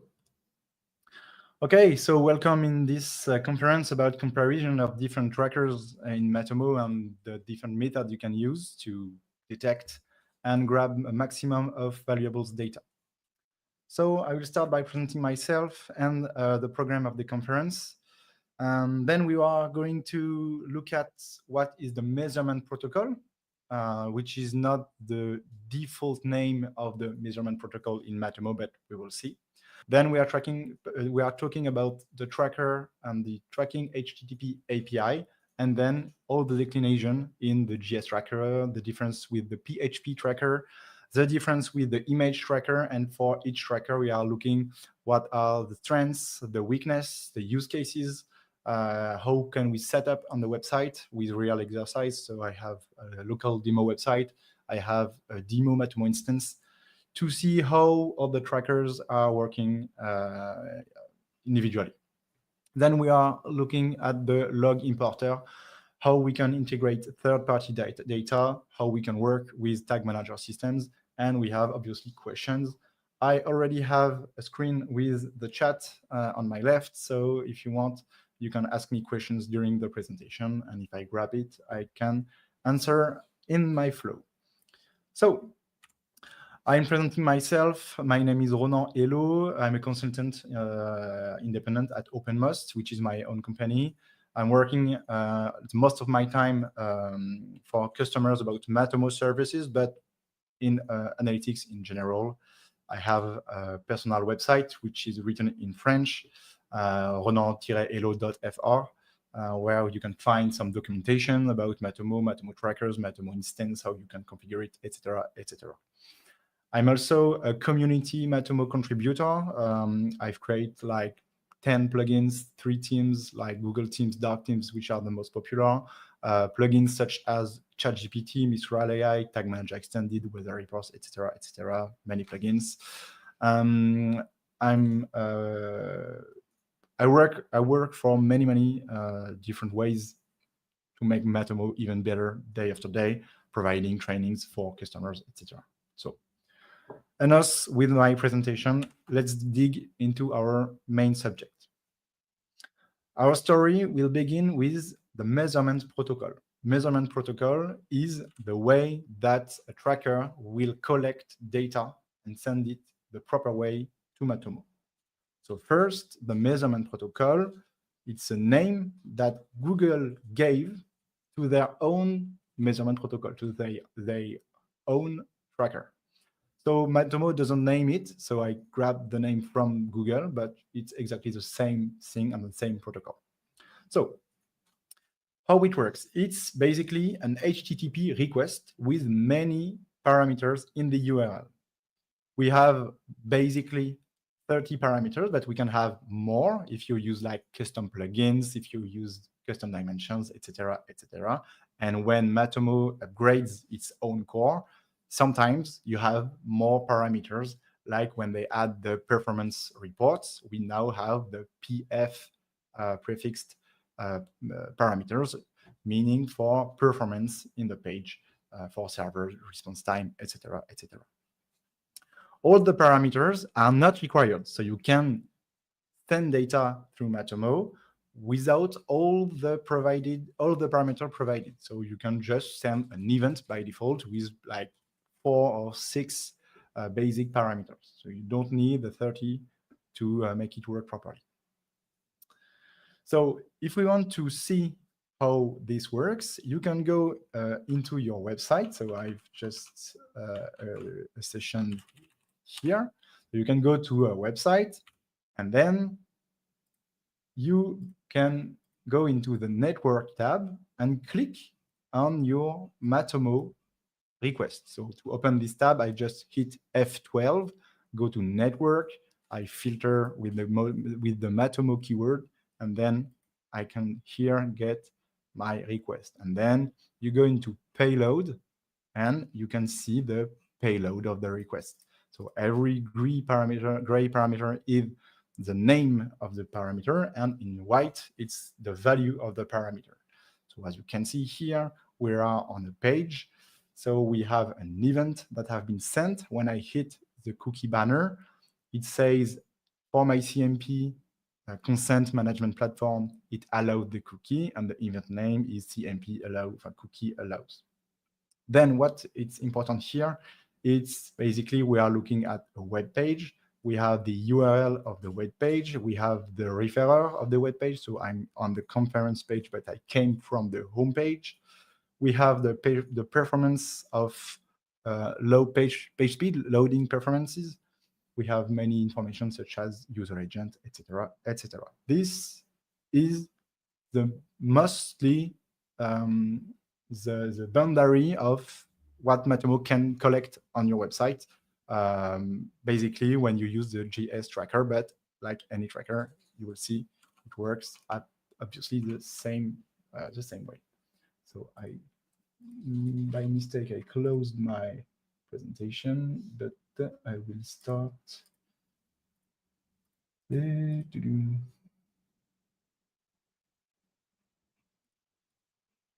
From current slide. Okay, so we have some limitations about the measurement protocol. Okay, the measurement protocol is not by design secured. So we can, if we understand how it works, we can reproduce his behavior and spam anybody that have a Matomo instance. So it works the same way with GA4. It works the same way with any concurrent of Matomo. But keep in mind that it's an open protocol, so you can spam anybody if they don't block it on their own instance. So beware of spam and beware of corrupted data. So you can send anything to anybody, even like in an e-commerce website. E-commerce website have maybe, I guess, backend PHP SDK tracker set up to collect the most accuracy, the most data for e-commerce tracking. But you can send anything, like I buy anybody, anything on the website. Okay, let's see, and let's dig into a tool that I've built, which is actually totally free, and you can use to understand and play with the HTTP API builder. Okay, so I'm on http-builder.openmoz.io, and here I have a tool that can manipulate the payload, the measurement protocol. Okay, so in the first step, you have to add your Matomo instance in the Matomo host field. Then just write the ID seed when you want to send data. And then you have to set record to 1, so don't change this one. On the left side, you have different entities you want to send into Matomo. So if we are just looking, we can send an action. Okay, so we have like default action parameters like action name, which is actually the title of the page, the action URL, which is actually the URL of the page, a visitor ID, which is normally provided by Matomo, but you can generate randomly one of them. Same thing for the random key, which is used to avoid doublons on the request, and the API version, which obviously is always 1, or you don't have to set it properly. Who made the action? The user. Okay, where does it come from? You can add the referrer. You can set the resolution of his device, the hour, minutes, and seconds. You can set if he have cookies or not. You can provide a user agent. You can provide anything from the user.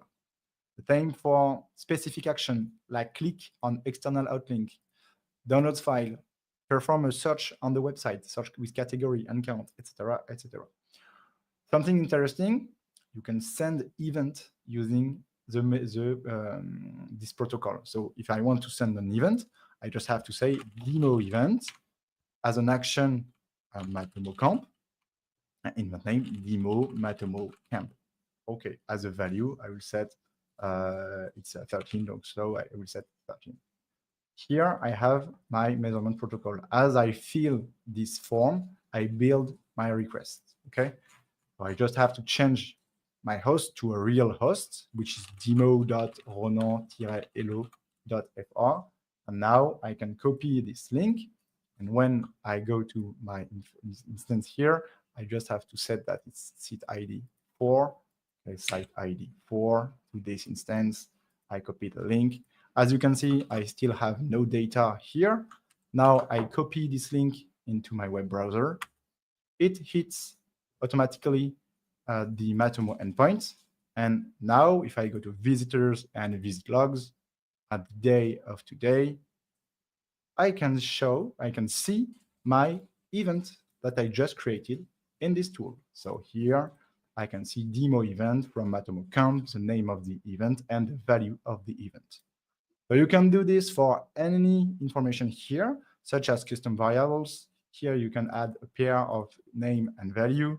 You can add custom dimensions with ID of the dimension and the value. And you can add, obviously, e-commerce information, such as order ID, and add items. So if you add like a t-shirt in clothes and the price is 50 and you want to buy 3 of them, if you want to do it by your own, you have to write something like that, but here you have an interface. Okay, so this tool is made to understand how measurement protocol works. It's basically an HTTP request. I guess you get it, so I will show you more things.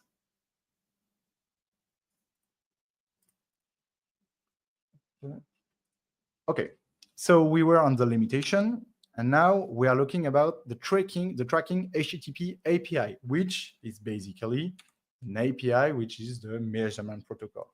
When should we use it? We use it in some use cases, like you are in a CRM and you have to send information because somebody was on a website and then he contact you. It's like generating leads. Then you call it with a call center. You close the deal, but outside of your website. So Matomo doesn't have the information that the lead is now closed. And you just want to push that data into your Matomo instance. You have to use the measurement protocol and the HTTP tracking API. It's the same way you can use this with IoT when you have some tiny objects that are connected to the internet, like captors for maybe a pathway counter, like a pressure captor or something like that. You just have to send information through Matomo using the measurement protocol as the HTTP tracking API. When you do some curl requests, it's exactly the same way. When you have a terminal and you want to perform a curl request to send data through Matomo, you are actually using the HTTP protocol. Okay, we are starting with some basics. How does it work? It's like pretty simple. You have the data, you format your own data as you want to store it in Matomo. You send data through Matomo with an HTTP request, and it's stored in the database, okay? You will see, as long as the conference is running, that the schema are going to be a little bit tricky, but this is the first one, and the first one is quite simple. Strengths and weaknesses of this method: there is no page speed impact. So the tracker is just performing an HTTP request, maybe, I guess, asynchronous if you want to. So no impact on the page speed. Data is pretty accurate because you can send your data whenever you want, whenever you have it. So no worries about that. If you send in using terminal, IoT, or CRM, there is no ad blockers. There is no way of blocking the request. So you have your own data integrity, and you can create your own logic behind this tracker, so you can build anything you want. Yes, this is the method that have been used when creating some SDK, such as iOS, Android, PHP, but also C#, Java, and every languages that use custom SDK. The SDK is just a way of building that HTTP request in order to send data to Matomo. Some weaknesses, yes, of course. When you use it in the different use case I already said, there is no browser-provided data. What are browser-provided data? It's information such as screen resolution, such as pointer position, such as scroll depth, or heat map, session recording, all the stuff that your web browser is providing using JavaScript. Obviously, you don't get it when you use HTTP protocol. And there is no tag manager compatibility. So there is no possibility to use a tag manager.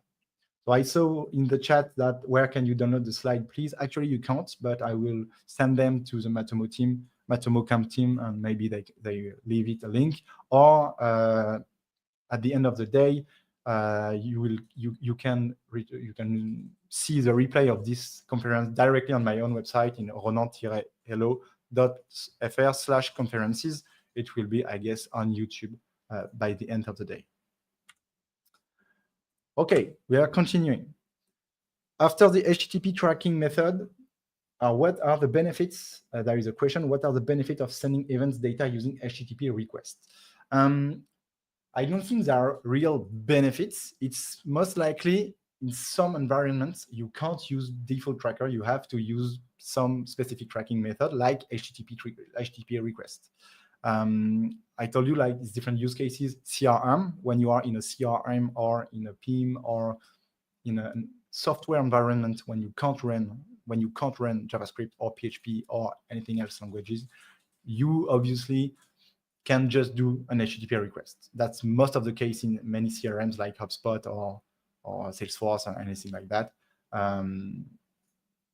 It's the most simplest way to send data when you are in a specific environment. When you are in a website environment, you obviously want to use the most simple tracker available for Matomo, which is the JavaScript tracker. Let's see some use case. Obviously, websites. So when you have platforms, when you have e-commerce, when you have classic websites, you just have to set the JavaScript tracker. You can use it on PWA, which are progressive web apps. So basically website in the form of a mobile app. And another use case is WebView, which is native Lights application you can install on your phone, but is like basically running on an iframe, a website. So PWA and WebView are slightly closer, but all of them are running on a web browser basically, so you can run JavaScript. Okay, how does it work? First, your browser is connecting with the server. Okay, your server will respond with a web page that contains the JavaScript tracker. The JavaScript tracker is running on your web browser, is collecting data from the browser, asking them where are we, what's the name of the page, what is your screen resolution, are we clicking on that button, are we playing that video? Okay, and the browser is answering with all the data it can give. Then the JavaScript tracker is bundling an HTTP request, and then the web browser is sending that request to the Matomo server. Now Matomo can have the information.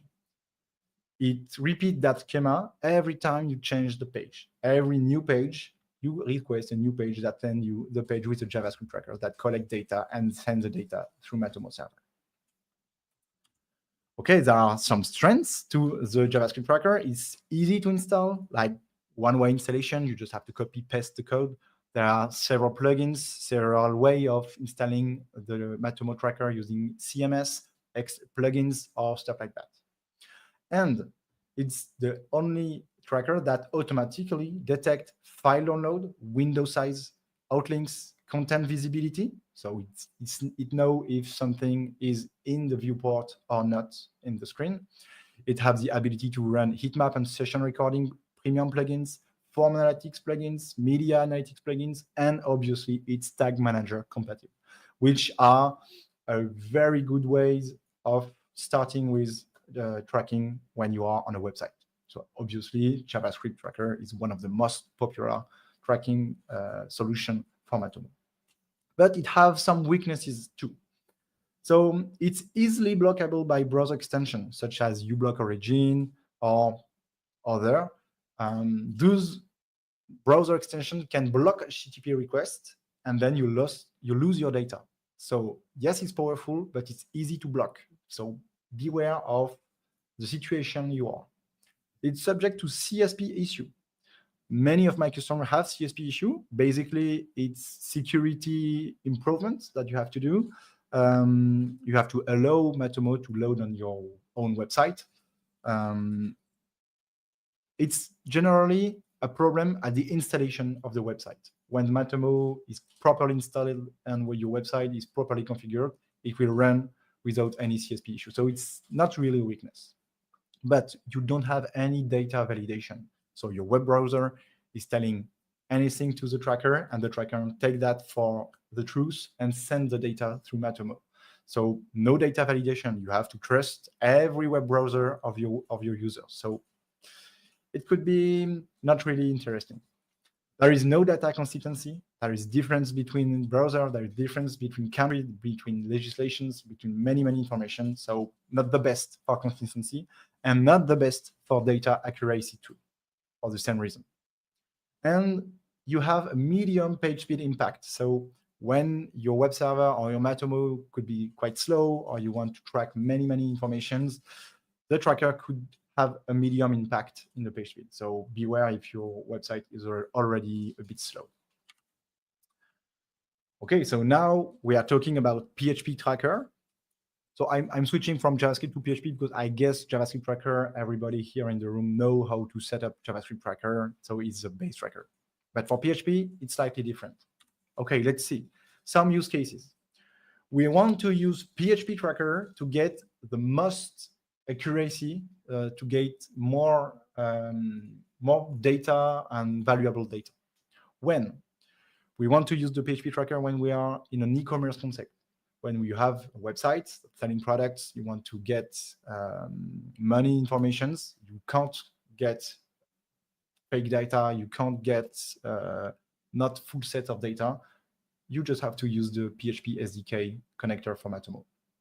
Then when you are in a risky or performance environment, like you are in the security for the states where you work, or a company that have secrets and you don't want to show that you are using Matomo to your customers, okay, let's see.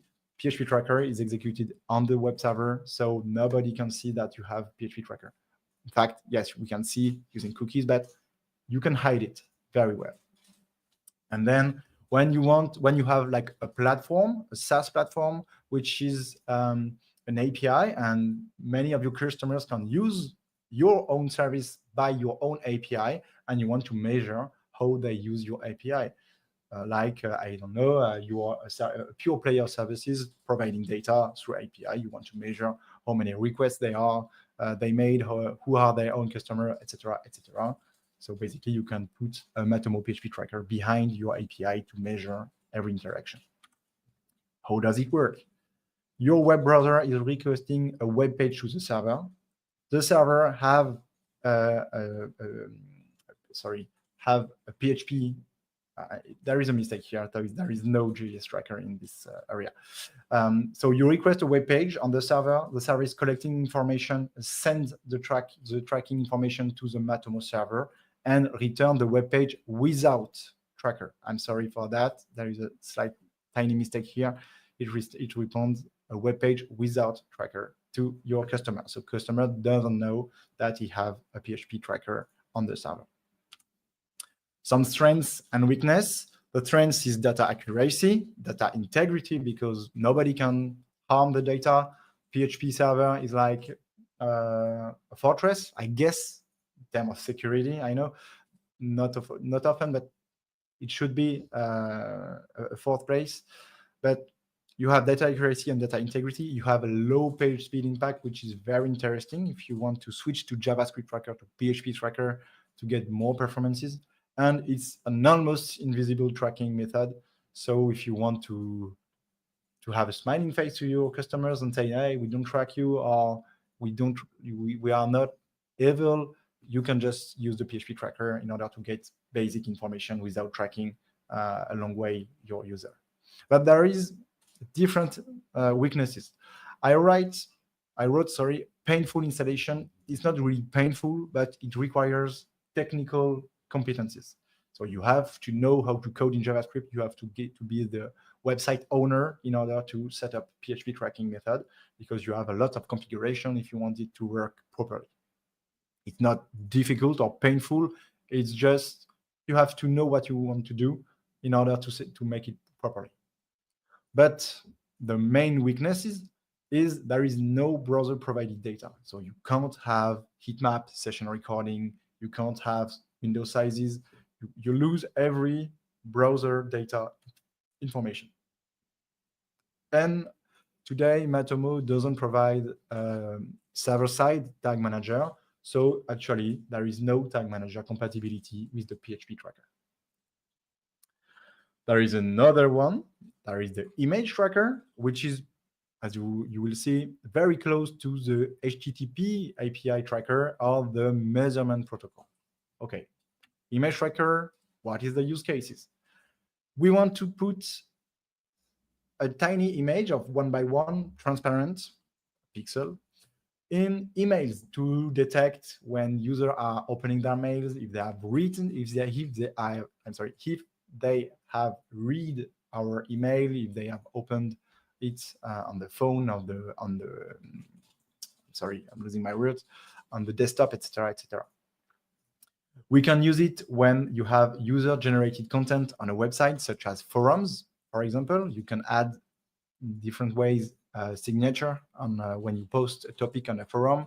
If you want to know how many people are going in this forum and that forum is not yours, you can't. But with tracking image, you can. You just have to add this tiny image in your forum topic, and every time somebody is reading your topic in the forum, you will be his visit will be triggered. So you will just have like a count of how many people are looking at your topic on the forum. And it can be interesting for all devices, which is, I guess, a tiny part of the population. But when you have very old devices that can't run JavaScript, you can still run an image that will work on every device. No worries about that.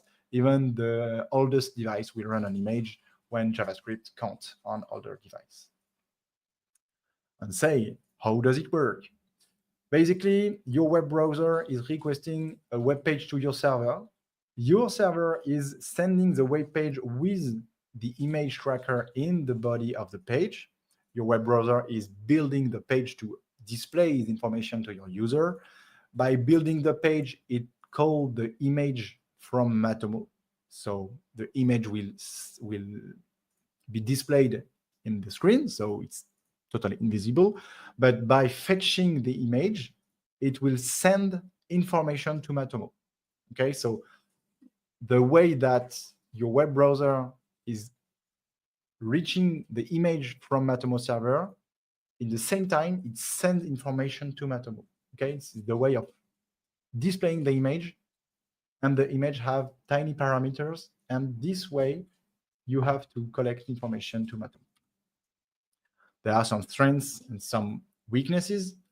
There is a low page speed impact because you can obviously lazy load your image. So you can just say, hey, image, just wait that the page is fully charged to send data.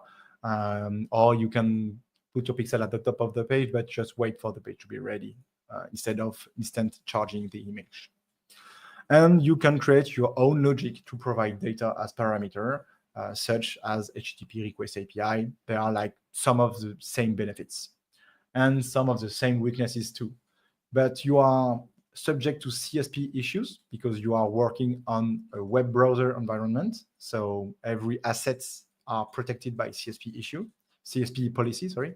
So if the policy is not well configured, there will be CSP issue, so beware.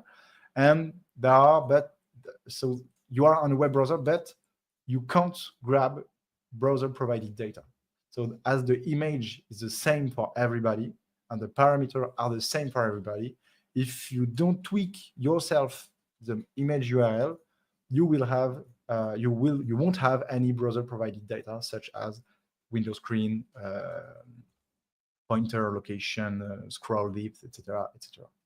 And there is no tag manager compatibility, yes and no. So in the tag manager, there is a Matomo image tracker tag, but we will see that it's very specific. So you have to understand that the image tracker is made for non-JavaScript environment, and tag manager systems are made for JavaScript environment. So it's very awkward to use an image in a tag manager, because if you are in a tag manager, you can just use the classic Matomo tracker in JavaScript and don't use the image.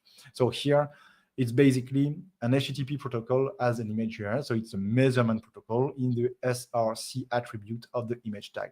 So our image tag SRC, here we are fetching the Matomo instance.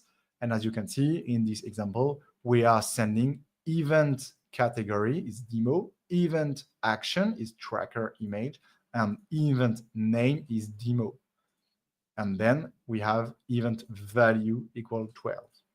You don't have to set an alt information, but I guess you can, or if you want, you are not required to do that, but you can lazy load the pixel and set a width of 1 and a height of 1. It's totally optional. The only thing is to set the source and an alt, even if it's empty. So as I told you, in the tag manager, there is a custom image tag. So I'm here in the tag manager. There is a custom HTML and a custom image. But when you click on custom image, they are requesting you to build your own image URL. You can use the tool I previously show you, which is called HTTP Builder on openmost.io, and you can create your own image URL as well. So now we have like a log importer possibilities. So we are leaving the direct information collecting using tracker. So all the tracker we've seen from the beginning of this talk are like instant tracker. So you send the information is stored in the Matomo and directly available through your reports. But we have another way to collect many informations. And now we are talking about log importer. There are many use cases for logs. One of the most popular is for offline services. So you are using like many tools that is not connected through the internet. So you can't just make an HTTP request, I guess. So they are for specific hardware, specific business tools, etc., with some high security services. And those tools are generating some logs of usage, and you can obviously import those logs. It's the same for the initial data import. So let's imagine that you are new to Matomo, but your website is already 2 or 3 years old. So you already have some data in a raw log file. You can use this file in order to collect initial data before having installation of Matomo work properly. So when you install Matomo, you can import 2 or 3 years of previous data in order to start with some basic data. And then in another use case is when you use it with security services. So you are in a specific like banking area, or when you can't show to your front end what kind of technology you use in case of security breach, you are using the log importer services. Okay, so how does it work? Your web page or application just make a request to your web server. Every time a web server is hit by a request, it will store the request in a file, which is called a log file. We will see just the next slide what is it. So every request is stored in this log file. Your web server is then responding without any tracker on the page, so it's completely safe for the web browser. And then what we have a task, a cron task, which is a task that executes regularly every hours, every 15 minutes, every 6 hours, as you want, to run a Python script. And this Python script is just reading the log file, and then it grabs the information from the file and send them to the Matomo database. Okay, so it's all backend stuff.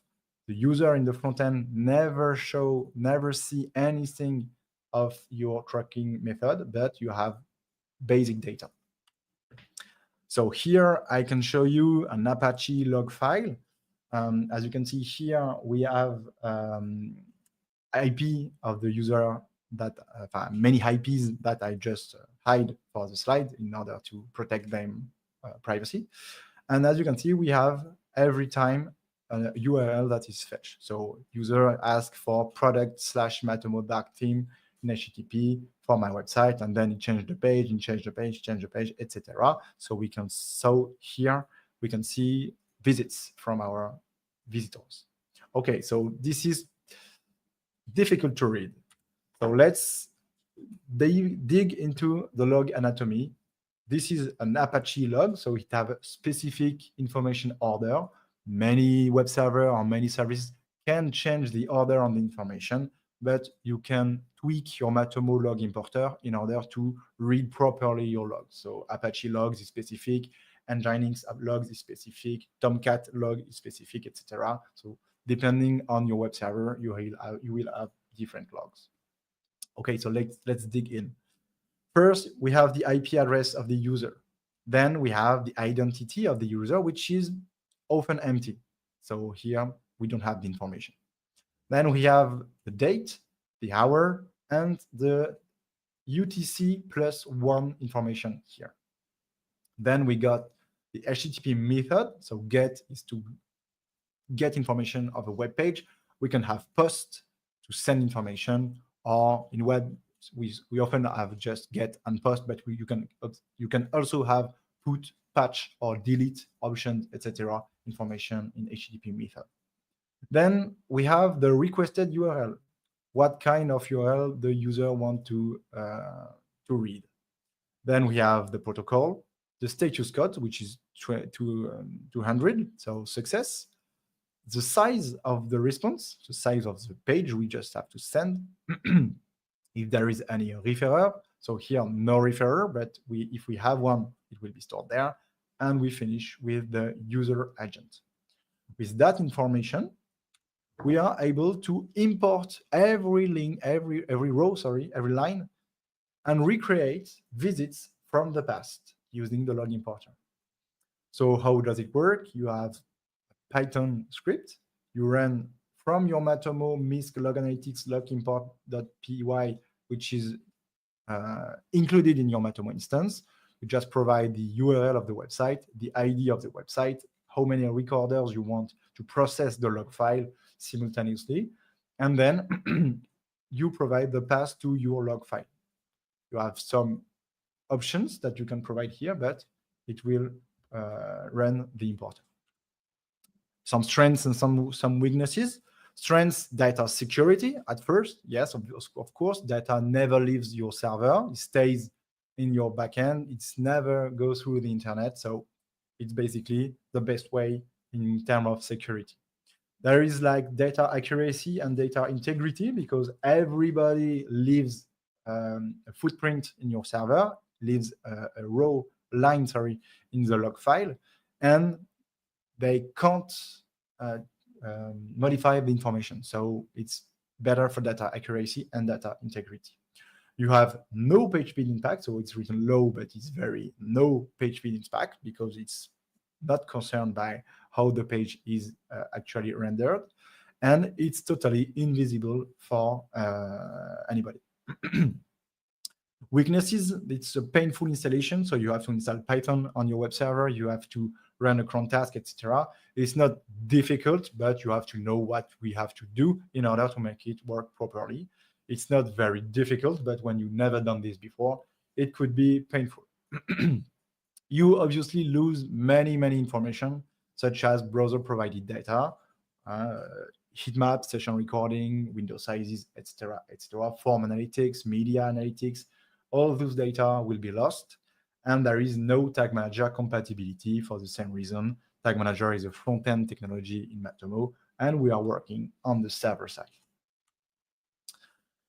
So now we have seen all of the available tracking method from Matomo. I don't talk about iOS.SDK, Android SDK, Java SDK, and C# SDK because they are the same way of PHP SDK, okay? PHP SDK and all other SDK are same feature in it. It's just different ways of implementing the HTTP protocol on any device or any languages you want. So now we are going to talk about third-party data. So how does it work? Basically, you have third-party server providing data, and you have your own Matomo instance, and you are just sending third-party data to your Matomo. How? Different ways. Maybe you can create a plugin in Matomo. I already done this for the Gravatar here in the example. So as you can see, this is my user ID profile card, and this is my Gravatar picture. I just grab my user ID as my email encrypted in SHA-256, and grabbing the information, sending to Gravatar, and collecting the image back. So basically, depending of what kind of third-party data you want to have, it could be server-side or a front-end side, browser side. So there is no rule at it. You have to make it the own way. Some use cases, yes, of course. We have the plugin SEO Web Vitals in Matomo, which provides third-party data that are coming from PageSpeed Insight of Google services, which is a plugin in Matomo. And I already made 2 more plugins, which is Weather Reports, which collecting data in the browser of the user and sending them from the browser to Matomo services, and the Gravatar profile, which is giving you an image in your profile card by using custom dimensions, and it collects the image from the server side, so no connection with the front. So depending of what you want to do, you have to deal it with the backend or with the front end. And to go to the end, because I saw the time and it's already time, we have to talk about tag manager systems. So how does it work? It works slightly the same way as a JavaScript tracker, but there is a tiny difference here. So your web page is asking your server to get a web page. Your browser is asking a web page to your server. Your server is rendering the web page with the TMS, which is Tag Manager System, in the web page. And then the Tag Manager System run on your web browser using JavaScript. It starts the Matomo classic code, which collects information in your web browser, and then it sends the information to your Matomo instance. So it's slightly the same way as JavaScript, but you have one step different, and you have the ability to compact information into a single JavaScript file. But this is just technique. It's not very important for the presentation. What are the use cases of using a tag manager system? Is for marketing teams, when you want your marketing teams to be more operational when they don't know or don't have access to the code of your product, but you want them to run ads, advertising, tracking events for feature, etc. So let your marketing team be autonomous using a tag manager. You can also obviously track multiple websites at once using a tag manager. So you have a configuration that you can run with only one container and some variables in it. You are able to track multiple websites using the same container and the same configuration. It's especially efficient when you have same HTML-based code for many pages, many websites, like white label websites or tiny websites. And then we have the third use case, which is tracking for SaaS websites, platforms, and SaaS features. Obviously, when you have a large platform, SaaS, you have many users that can perform many actions, and you want to track them. You want to track each feature, each action the user can do. Are they using that feature? Are they not using this one? You want to get like many tons of events based on the user behavior. So this is totally the way a tag manager should run. And in this year, we had an evolution of the tag manager working that allow to set a custom request processing variable in your Matomo configuration variable. So it's totally at the end of your Matomo configuration variable. To get it, you have to edit your Matomo configuration variable to create a new custom request processing variable to parse the object, update the information, and rebuild the request and return it as a string. So I've tested for you. So here is what I did. So this is basically the code I just wrote in my variable, in custom request processing variable. And this is what it returns to me when I publish it to my website. So those are the information you can edit when you go to the website. Okay, I can show you if you want, because it's actually in production. This is what it means. So using this technology, you can here just log information into your console, but this is not what we want to do. We want to edit information before Matomo sends information to the server. So here it's just to look at information, but in this part of the code, you have to customize your request, like changing the URL or replacing UTM parameters when you have like errors in it, or you can do many things. Okay, you can extend your tag manager, which is Google Tag Manager or Matomo Tag Manager, using plugins in order to get more information into your trackers. In Google Tag Manager, you can use custom tags. I built 4 of them here in order to track custom dimensions, event, goal, site search, or use the default tracking for page view. There are third-party tags too. And if you are using Matomo Tag Manager and you are in on-premise configuration, you can use my Tag Manager extended plugin in order to complete the list of tags that are available in your Tag Manager. So we've seen a bunch of different trackers. So now the question is, what should I use? Here is a tiny comparison table of all of what we just seen in this conference. So as you can see, there are lots of differences between all the trackers. Why are we using the JavaScript tracker by default? It's because it embeds, it allows you to use many informations, and you've got window size, file alone, and content visibility auto-provided. So it's very pleasant to use. But these trackers is blockable by browser, is subject to CSP issue, and you can't have data validation before storage. But if you use the tag manager, yes, you can make a tiny validation before storage. And JavaScript tracker is not the best for data consistency, data accuracy, and page speed inspect. PHP tracker is very good for value for data consistency, accuracy, and page speed impact, but you will skip the auto features and some of the best plugin in Matomo. So you have to make your own choice. And as you can see, you won't use the image tracker because it's, I get the worst, or it's just for specific use case. Where log importer skip most of the great feature, but is very pretty good in information consistency, accuracy, page speed impact, etc., etc. So I hope this table will help you making your choice or changing the tracking type you use on your customers, depending on their different goals. So thank you for watching this conference. I'm reading in the chat if there is some questions, but we are at the end of the time allowed to this talk. Thanks for watching, and I'm looking for questions if you have some.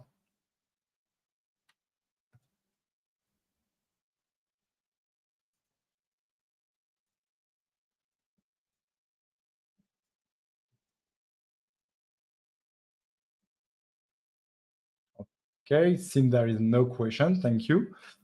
Thank you all in the chat for participating in this conference. I hope this will help, and you can find a replay at the end of the day on the website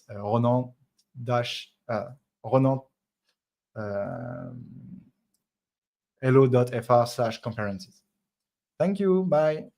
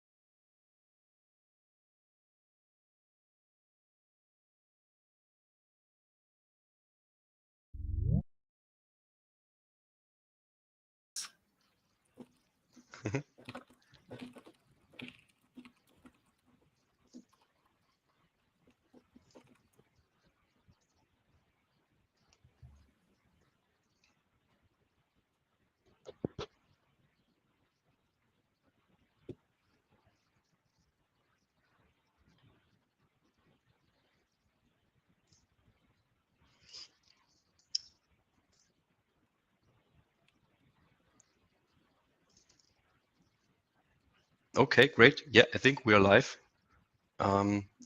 Yeah, welcome everyone to the to our talk and the discussion round around the why Matomo has to create a server-side tech management system, and why this is the next logical step.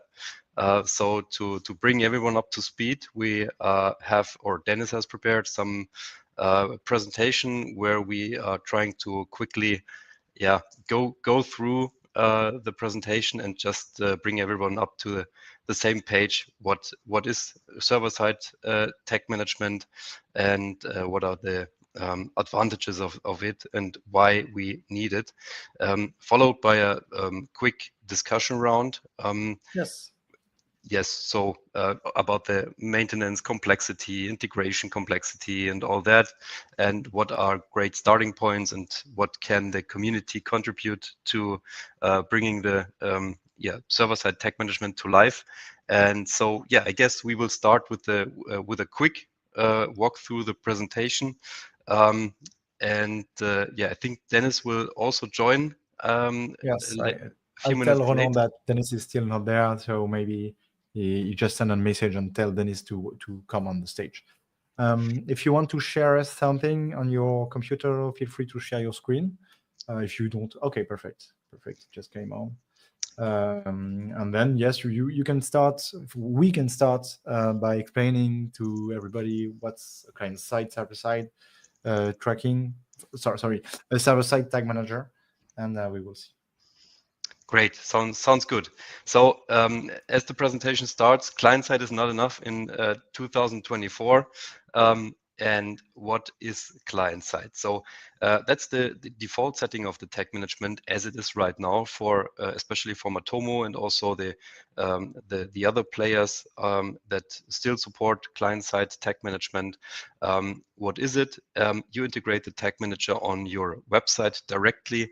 You configure all the business logic within your tag management user interface, and all the tags, all the logic, all the variables, and everything you want to execute on the page is also shipped to the page. So you have the whole business logic is deployed to the page client side. So that is the state of the art client side tag management. I think Dennis is now here. Yes. Hi, Dennis.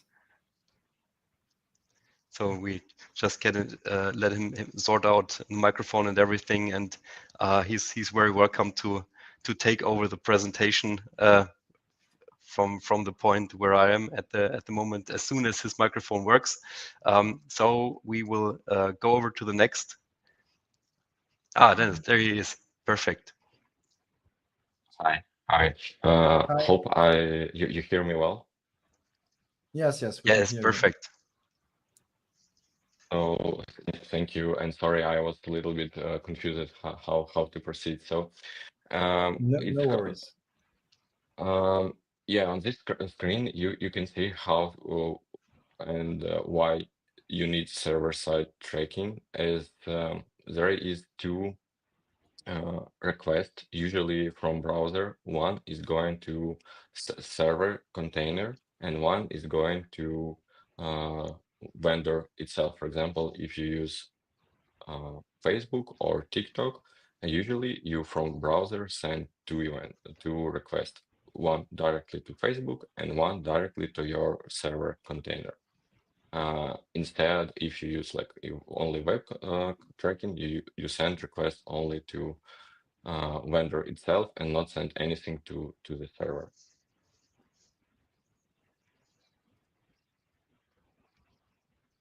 So why you should do it like this? Why you ever need to use server-side tracking? The main reason why people started use use server-side tracking is because deprecation of third-party cookies started, and Chrome always said to us, we will stop to use server-side cookies. Other browsers like Safari and Firefox already don't use third-party cookies, and to change approach for not using servers for third-party cookies, you need to use first-party data and send other data that available on the page to the vendors to properly attribute customers on the internet.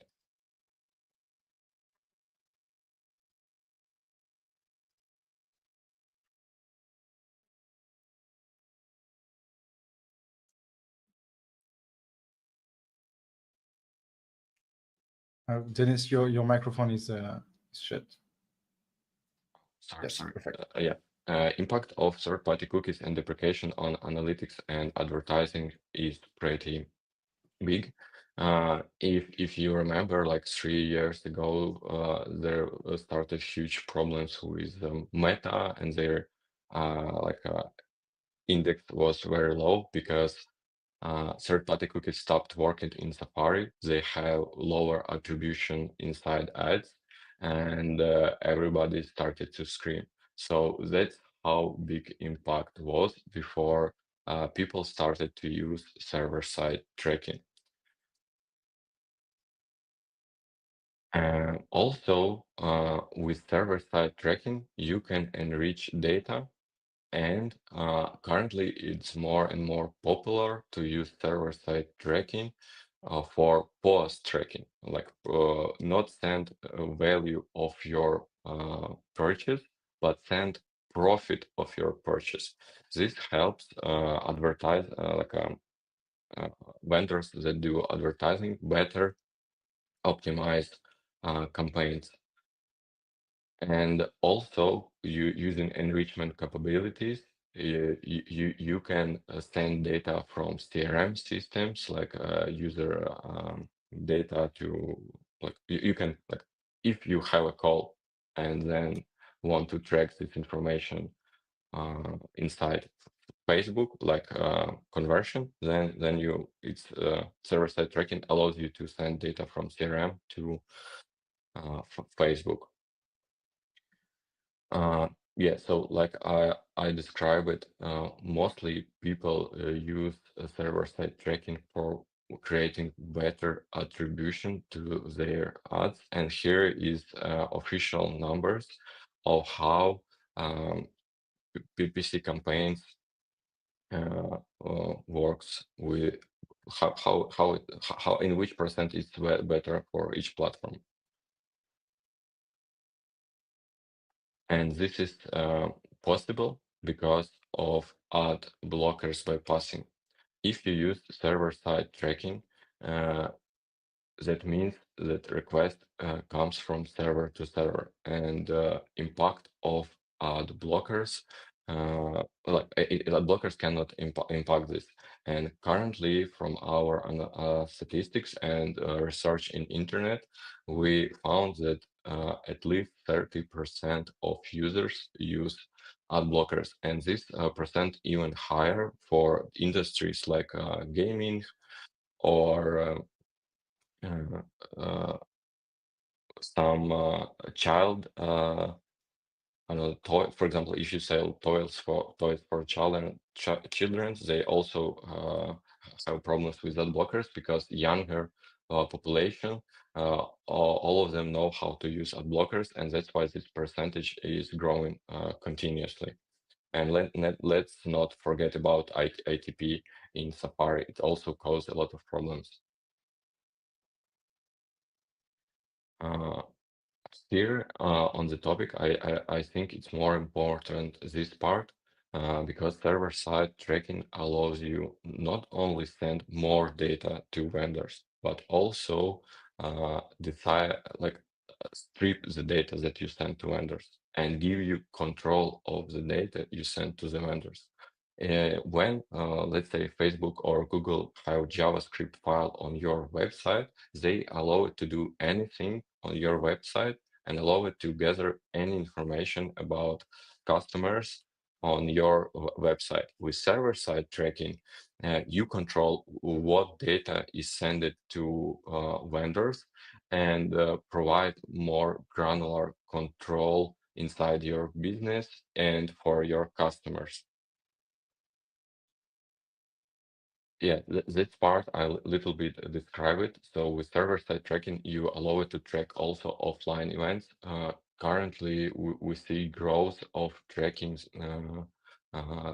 like calls through CRMs and sending this data through, for example, Google Tag Manager or MetaCopy Gateway to us to vendors. And the beauty of this method, it's not like you need to download a CSV file and then upload it. It's all real time, and you starting getting better data inside the vendor very fast because it's like online and not manual work.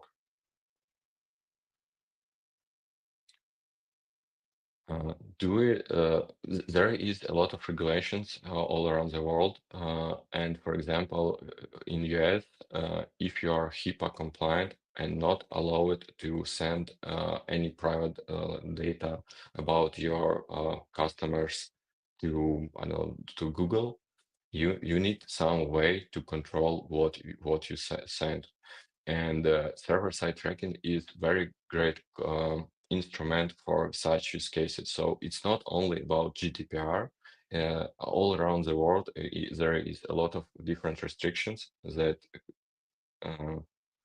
that can be properly regulated using server-side technology. People always forget about this slide, and I almost also forget about it. But in reality, if you move your tracking from web to server, your page speed will increase significantly. And we always recommend to move all affiliate networks also to server-side tracking. Sometimes big e-commerce sites use 20 affiliate networks on a website, and all of them, each affiliate network loads own JavaScript on the site, which is create like a big load on user side, and because of this you have worse user experience, page loads longer, and if you move all of these affiliate networks, Google Ads to server, it will help you to have better user experience. So here is a table that describes what is benefits of client-side tracking and server-side tracking. If you see it, basically the server side is always better, but main downside is it always costs some money. There are currently no completely free solution that you can use for server-side tracking. And other thing is it's complicated for me it's much more complicated than web tracking, because for people currently for tracking on the web, you just put some JavaScript on the site and JavaScript do all the job for you. With server-side tracking, you need to do a lot of things on your own. So when it's time to switching to server-side tagging, I believe it's already time, and we see that more and more people switching to server-side tracking because they hear it from their friends, from some case studies, that this helps a lot with in decreasing cost per click, like decreasing spend on ads or increasing performance of ads. And from what we see, it's the first thing that people think about. Like the second, you will have better attribution. And for example, if customer it's a returned customer, Currently in Safari, you can only track returned customers during 7 days. And if this customer returned to you after 2 months, without server-side tracking, you will never know that this is a returned customer. So it helps in side analytics to track properly returned customers. And again, if we use offline events, it all like subscription update, it helps you to track retentions of customers inside analytic tools. And of course, control. If you need controlling your data, it's easy for you using server side. So thank you for my presentation. Thank you, Dennis, for the explanation. So I think that Peter, you had some questions to ask to debate all together. So would you start with something? Yeah, I think we should start with why Matomo overall need this open source solution for server-side tracking. In my opinion, the first thing why you need to have, like, why market needs this solution, because there are no any solution like I mentioned. Currently, all server-side tracking solutions are proprietary. All of them are only paid. There are no like free solution, and I think there is pretty big niche of government, for example, that also want to use server-side tracking, but they obligated to use open source solution, or they obligated to inspect the code of the solution before they can use. So that's why I think having this solution can be good for Matomo. What do you think? So in the same time, we had several questions in the YouTube chat. So the first one is it possible to implement server-side tagging on Matomo on-premise? So actually, with the Matomo Tag Manager, no.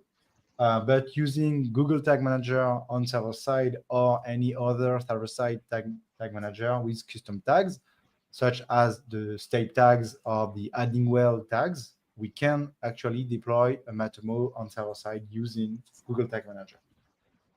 And the second question is, thank you for the question. After the presentation, we will tackle all questions asked. So it's not actually a question. So we can continue our roundtable. Thank you. Great. Yeah, sorry, I was muted some minutes ago. Dennis, thank you very much for your presentation. You already tackled some very important and interesting points. So why I want to focus on the topic, why is it so important right now for us? And I think agree on that, that we need an open source alternative for the landscape of server-side tags that we currently have. So all proprietary products all cost a bit of money or are very complicated to integrate, or you need to spin up a Google Compute Engine or another virtual machine to deploy these clients, these server-side clients for the GTM, for example. Why is it so important that we get an open source alternative? Perhaps that's an open question. So either of you could answer that.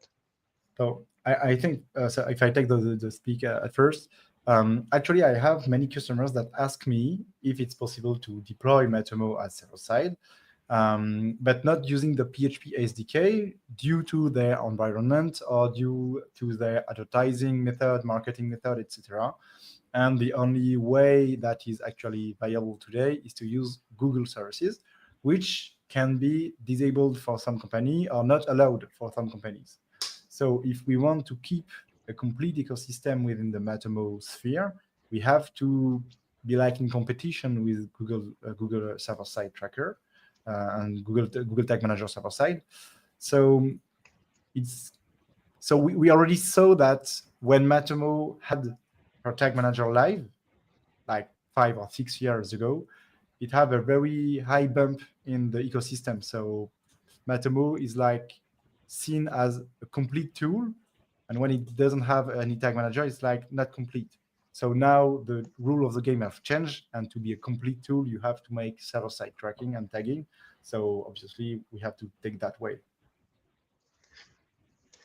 Yeah, perfect. So I think to add to this, I think that's there are many answers to that questions, I guess. Yes. So I guess as the biggest downside currently, or one of the biggest downsides currently, I am talking as a user and also as a consultant, consulting and answering questions for clients and customers.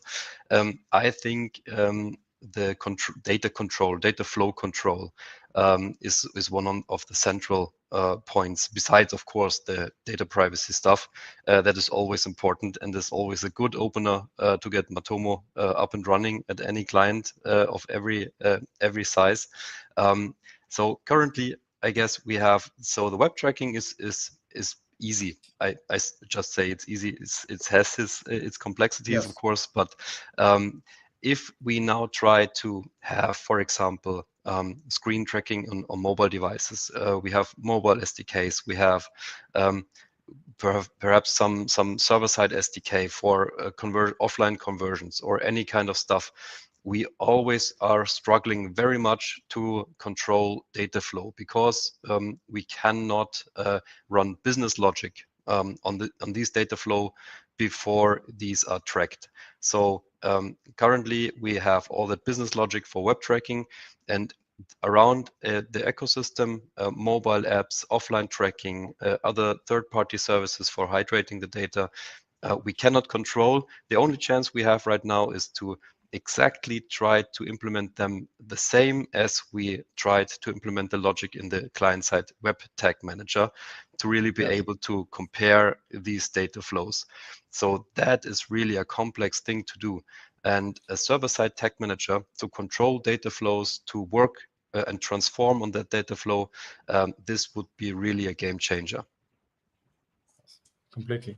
So you don't have to build your own HTTP protocol or request by your own. You can have like basic UI. But what would make the difference if that the tag manager had several tags to be able to track, like for Facebook, Instagram, Snapchat, obviously Matomo, but to be open to the other solutions that actually exist, because most of the companies don't only use Matomo, they also have advertising strategy. And if we want to migrate our customer to server-side tag management, we have to allow all the strategy to be implemented, such as campaign tracking, advertising tracking, etc.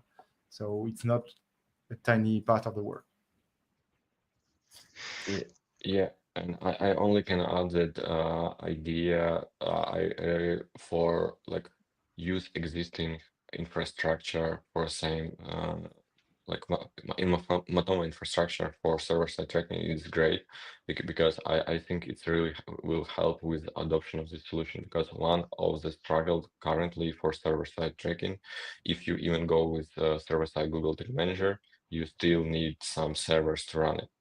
And with Matomo, it's much easier because it's like write it on PHP. And if this server-side tracking solution also will be on it, it will be much easier to people to adopt it than now. Sure, yeah, that's a fair point. So the especially for on-premise installs, the infrastructure is already there. Yes. You don't need some fancy DNS stuff for first-party mode or something like that. It is everything that we need is there, and can be used for server-side tracking. So what do you both think are the implications on consent management? So we just assume we have someone using the client-side tag manager for now with some implementations of let's say Facebook conversion pixels, Google Ads, something like that. What are the direct implications for such a client or such a user switching to a potential future server-side solution?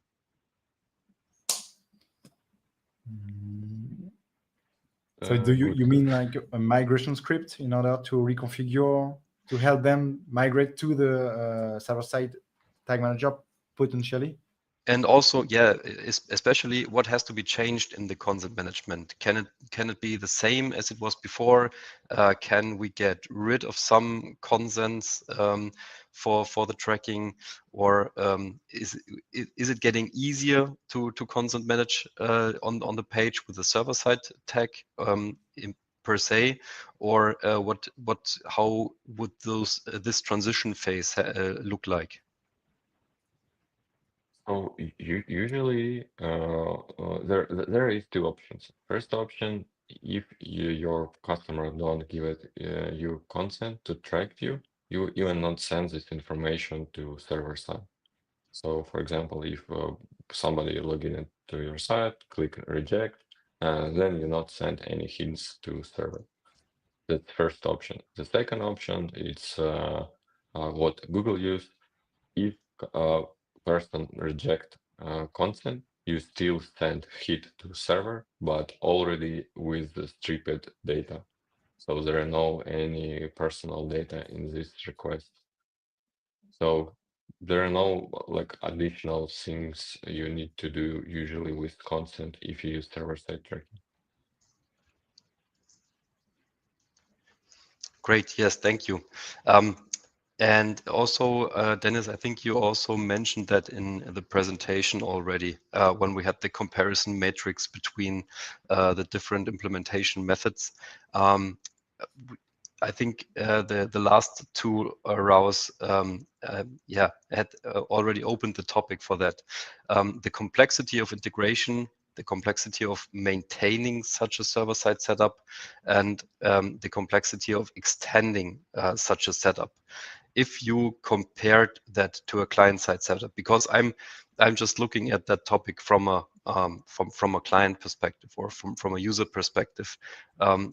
Having a company with a marketing department with a certain set of skills, and people thinking about, do you have to get someone really just focusing on that topic, or can my existing marketing team, not too technical perhaps, can they take care of that setup?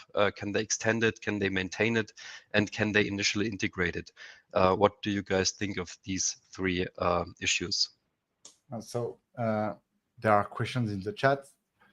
In the meantime, and in the same topic. So the first one is, do you know why is it not possible to use server-side tracking using Matomo Tag Manager? Is it because of lack of access to Google Cloud Platform, or there are other reasons?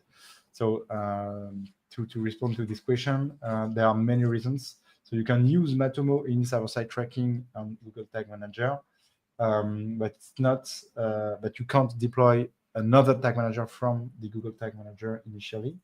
But you can aujourd'hui. I'm sorry, I'm just reading back the question. Yes, you can deploy Matomo in a Google Cloud platform. So do you know why it's impossible to use server-side tracking? But the tag manager of Matomo isn't a server-side tag manager, so it won't lead anywhere if you do this. You won't have more feature this way.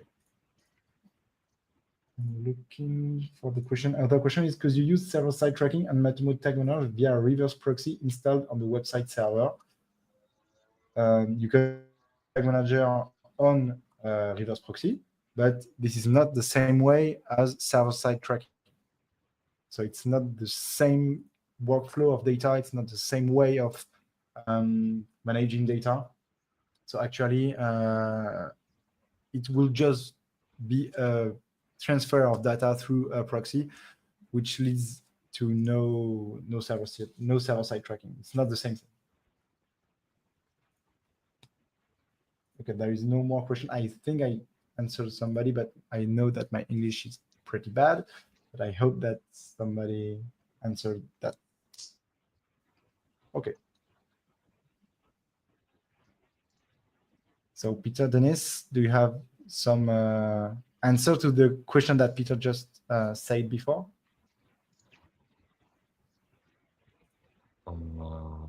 I think there are no good answer to these questions because it depends on the team.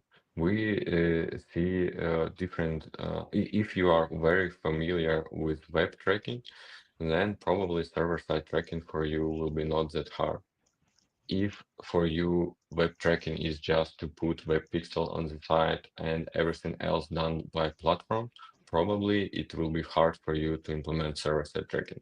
Overall, I think the problem exists that people don't know how to use server-side tracking, and I think at this moment there is enough already education materials for everybody on how to use server-side tracking, how to set up each platform. So there only the person only need to have willing to implement server-side tracking, and then like with videos, tutorials, or blog like articles, how-tos, you can do server-side tracking. But overall, you need to be pretty technical person to do proper debug of server-side tracking. I think it depends of why. So today, to deploy server-side tracking, we have to build up a Google Cloud Platform, installing Proxify, do some DNS stuff.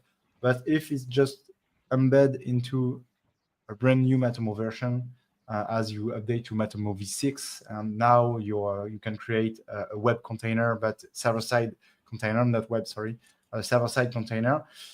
It will be more easy to do. And if we have like proper server-side template tags, it could be, and it could still be easy to figure it out with this feature. I don't think it could be very, very difficult, because the difficulty in Google Tag Manager is to setting up the environment, which you have to make your own. But with Matomo, your environment is already set. So if it comes with an update, I think we have like a lower step than if you use Google Tag Manager to update how people track their websites. This is my opinion, obviously. Yeah, thank you very much. So yeah, I definitely agree on both of your opinions. Naturally, from my experience and my understanding, also there are so many different sets of marketing teams. The one of the marketing teams is more technical. The other is more business intelligence focused.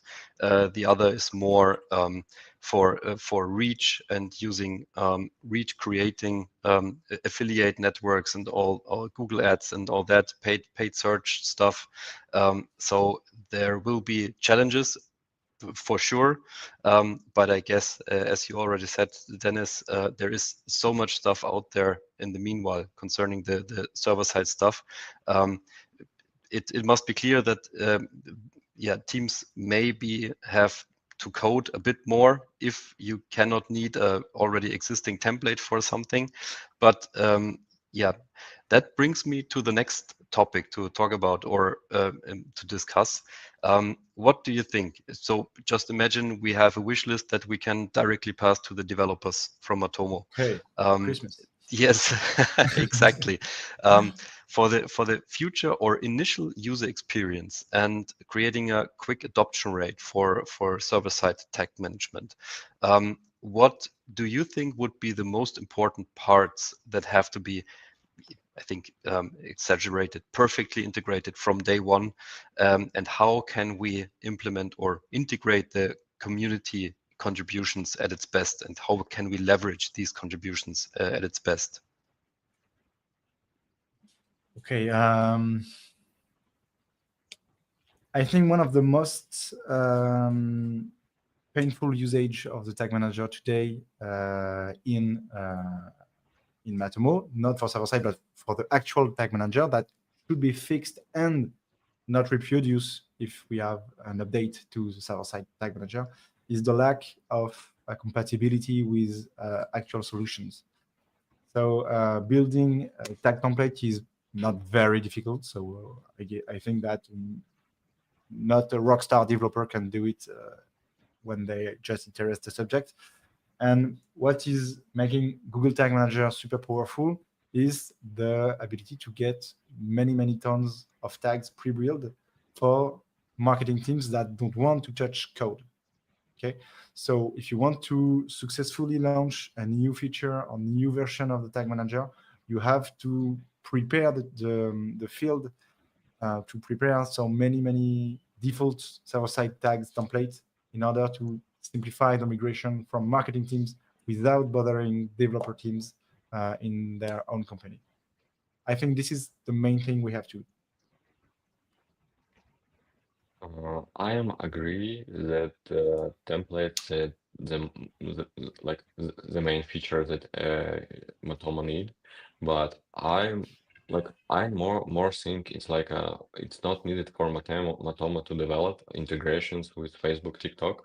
It's better to have rich documentation or rich API for developing this integration and allow customers build them, because again, Google didn't build any templates. They built a template only for GA4 and Google Ads.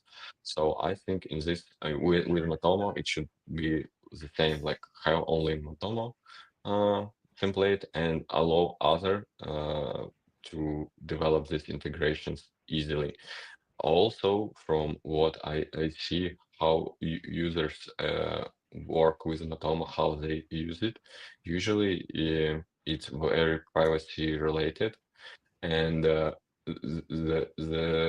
Google Tag Manager not ideal solution if you are very privacy focused, in my opinion, because currently it's pretty hard to monitor where requests are sent from SGDM. So in my opinion, it also very important for Matomo to have logs of incoming request and logs of outgoing request. In this case, auditors of like ISO certificates, I don't know, any auditor will be, or security auditor will be able to check what exactly sent, if there are no like any additional information that you don't want to send to vendor.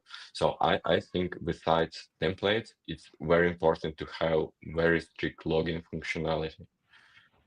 And in my opinion, there is a lack of proper login inside server-side GDM and other solutions.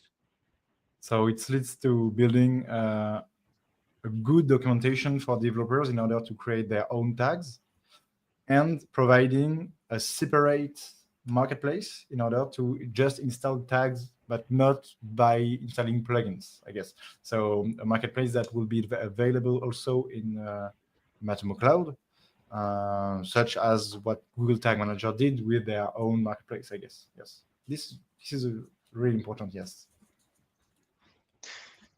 Thank you very much. Yeah, I think I have to again agree absolutely on that, because one of the biggest pain points in the current client-side implementation, and then Ronan, you already did the extended version of the Tag Manager with adding some tags and functionality where it was really lacking. This could be a very important part, to have a really not independent, but perhaps from the other marketplace, adjacent small marketplace for tags and templates. And these tags and templates have to be really be maintained by their given maintainers, because mostly these tags that we have currently in the client-side Tag Manager implementation are totally outdated. So Yes, functionality clearly. is not there anymore. Nobody is really taking care of that. And that should not sound offending or something like that, but it is just not manageable for a centralized small team of developers or a small maintainer to really maintain all that services, because mostly you as one user or one maintainer, you do not have all these services offered in active maintenance or in active usage. So you would have to really weekly dive through all the documentations of all the tags and everything. You cannot manage that. So it only makes sense to really have contributors having this given tag in such active usage, and really be up to date how it is implemented. And yeah, that would be also from my standpoint would be really a leverage. to complete with what you just say, for the plugin I've built, I add tags every time a customer asks me for implementing things or not. So instead of using custom HTML, because it's the fastest way, I just take time to create a template tag to share for the community. So this is one of the way, but as you just say, I'm not active at it. So it's my customer that is active with the product. So it's pretty hard to maintain. But what's make very hard to maintain is because the tag manager and the plugin development services about Matomo don't handle versioning system. So if you change a tag in the tag manager, it breaks the container. If you change the name of a tag, if you change a tag definition, if you change a field in the tag manager, it breaks the container. So as a plugin developer, you can't update your tag, or you just have the way to update tiny things. But if you change the core of a tag, it breaks all the containers of your customer that use the previous tag. So this is a very, very problematic situation, and that this have to be updated. We should be able to send new version and ask our customers to update or not the tag depending on their opinion. But actually in Matomo, we can't do that. So we are in a tricky situation. Yeah, that's definitely a good point. So not to break setups through auto updates or modifications or anything like that. Yeah. Perhaps a user has customized the setup or based on the current implementation, and then we come with the update and everything is breaking. And that also plays into what Dennis already said. We need a better debugging and data flow view, so that we are warned by, for example, server errors from the destination services where we send data to from the server-side tag manager, or perhaps structural errors or any form errors, is anything like that from the data sources that we are pulling data from. So could be the website, the web container, could be mobile apps, could be everything. Small and short, quick statistics of how many requests did we receive today by the mobile app connector, something like that. This would be absolutely fantastic. Currently, of course, with the client-side container, it's not possible because we serve it directly as a file from the server. So having some statistics on that would require to throw it through a gateway or proxy or something like that, but that's tricky, and that also costs some server performance. If we can manage that with the server-side container, that's definitely part of the wish list. I would agree on that. Clearly. Okay. A next idea for the server-side tag management, and perhaps also a bit for the wish list, could be, what do you think, apart from web tracking with Matomo, but just seen as an extension or as a completion of the Matomo ecosystem, and making Matomo more innovative, more modern, and more more to keep up with the competitors and general competition. What do you think could be the server-side tag management also be used for? If you also think of customer data platforms and customer relationship management solutions and all customer engagement solutions, personalized content and all that. Do you have clients and customers using services leveraging exactly these stuff that could also be something that could be done by the Matomo server-side tag management? Or do you have experience in this direction? Did by server-side tag manager? Actually not, because I have customers that have server-side tracking by Google Tag Manager on server-side, but not directly connected to CRM or any kind of third-party data. And if they had third-party data, they are not sending them to Matomo. They are collecting them within data locating storage like BigQuery, Power BI, etc. And we are mixing data after collection and not within Matomo. So we are extracting data from Matomo, extracting data from CRM, and building up reports within BI tools, but not directly from the tag manager. So this could be a great feature, but actually it's made by the other way. So we have other tools to make that. But grouping all of them into Matomo could be a great idea. But actually, no, I don't have many things about that. But maybe Dennis. Yeah, I show like currently we hear more from clients that they want to see and compare data that they send it to vendors. For example, you send 10 purchases to Google Analytics, 10 purchases to Facebook, and 10 to TikTok. And in all these three systems, you have different numbers.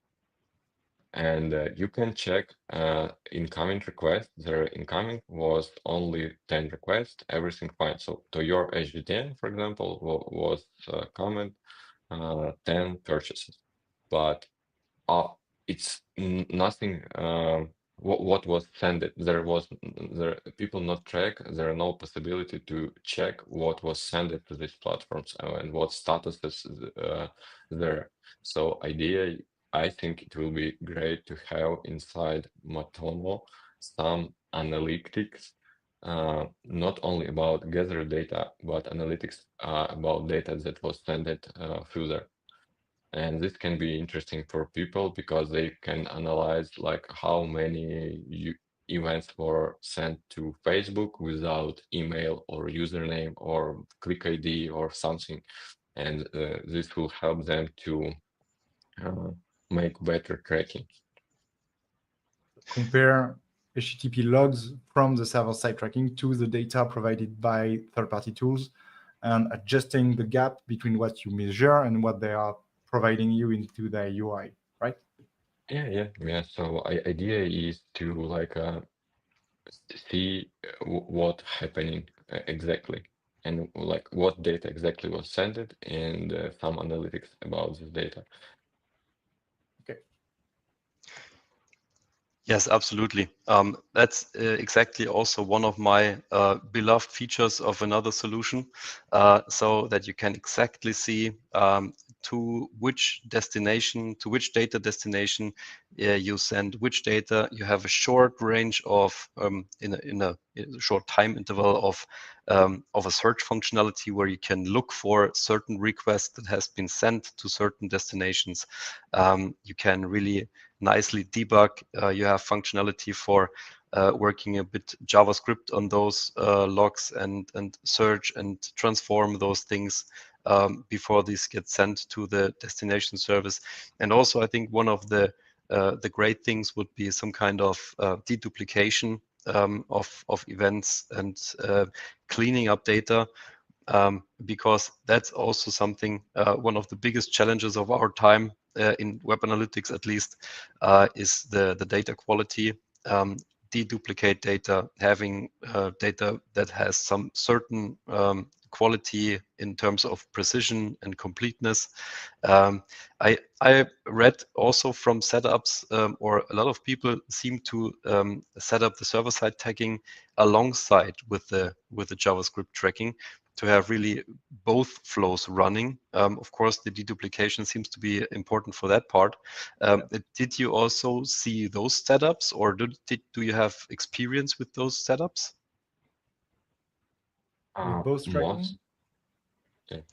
Is Dennis? I can say that from my experience, most of the customers use these setups because it's officially recommended by vendors. And that's why people like do how vendors recommend and how their how-tos look like. And mostly it's because still in Google Chrome, third-party cookie working, and vendors want to have information from third-party cookies. Yes, that's why it's recommended in the document, in the Google official documentation. So when they talk about server-side tracking, they also recommend to deploy client-side tracking and have like dedupe within the tracker. So this is one of the best way you can track things. Of course, yes. So server-side tag manager shouldn't replace the web container. We should have both and deploy both. And when we are in a GDPR context, when user decline cookies, we should skip the front end or part of that front end, but be sure that data accuracy will stay good within the server-side tag manager, I guess. Thank you very much. So I guess there are not really fundamental questions for now to be solved in the last in a few minutes. No time remaining. So I guess we have a quick look at the chat if something is there. There is a question about the TDDG, which was the former TTDSG in Germany, which is the basically the e-privacy regulation, I guess, in German legislation. But we cannot really, so I'm not sure about that. So I cannot really answer that. That's probably something that we, that please ask in the forum. I guess there will be someone who can answer that. But I did not have a look at the new and changes in the TDDG. It's, that's some special stuff, I guess. Okay, perfect. Thank you very much, Ronan, and thank you, Dennis, for everything, for the presentation and your opinions on that very important topic. I hope that the developers heard, especially when we formulated our wish list. Yes. Perhaps this will bring everything to life a bit more quick. But yeah, we definitely agree on that. This will be a substantial thing to develop, and this will be not be ready next month as a Christmas present. But well, we will be surprised perhaps next year, sometimes next year in an MVP version, somehow something like that. So everyone who wants some server-side tracking, stay tuned. I hope that we get something on the street pretty fast.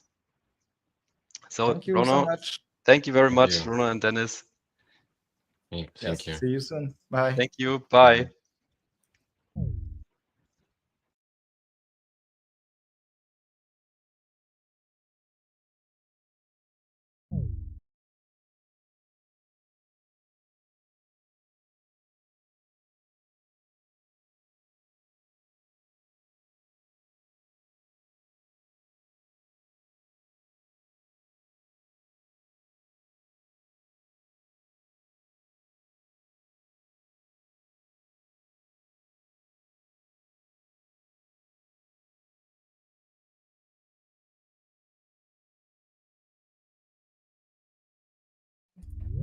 Hi. So we are currently still on live on room 2. Jessica just came on the stage for the next conference in less than 10 minutes about A/B testing tales. And when she's ready and it's time, you can share your screen, you can open up your camera, and the live goes on. So it's still live on YouTube. Is my audio working? Yes, actually we are looking at your screen and your camera just turned on. All right.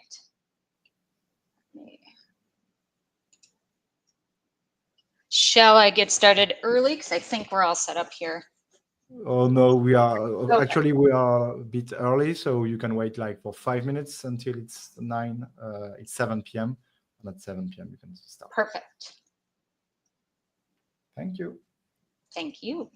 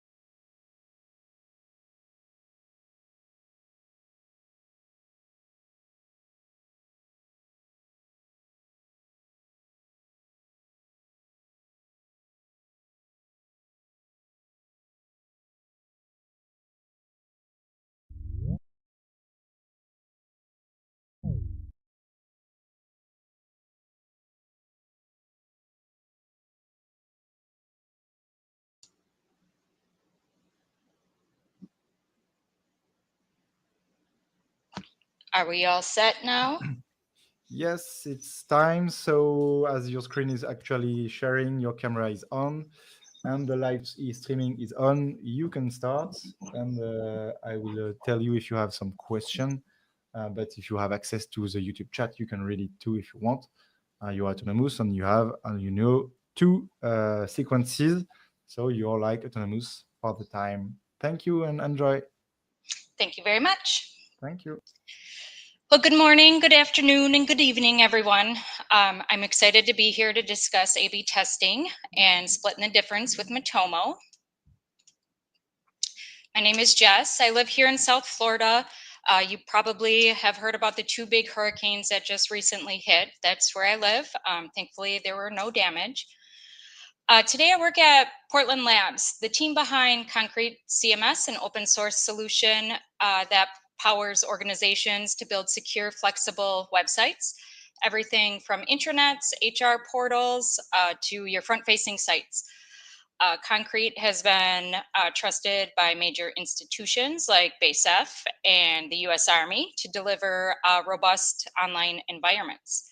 Through this work, we've gained a lot of deep insights into analytics privacy, security, and compliance, all topics that I'm passionate about. But I work in our marketing team here at Portland Labs. And when I'm not being totally nerdy, you can find me on the pickleball courts or a softball diamond. So, welcome everyone. Today we're going to dive into the world of A/B testing to uncover how small changes can make massive impacts on your website.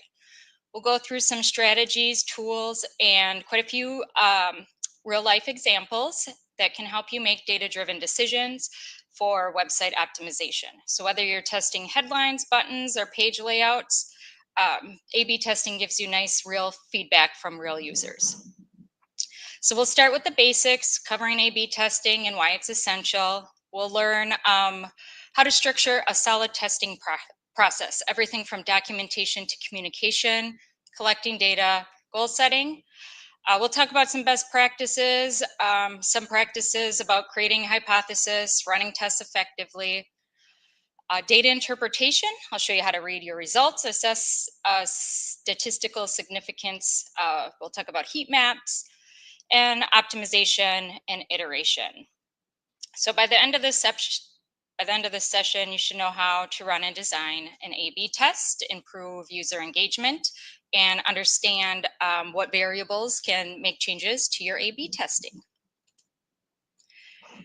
So first, let's discuss exactly what A/B testing is. It's all about comparing 2 or more versions of something to see which one performs the best. Think of it as an easy way to ask your audience, which one do you like better without actually asking? So simply put, A/B testing lets you test 2 versions of a web element, like a button, a headline, see which one gets more engagement.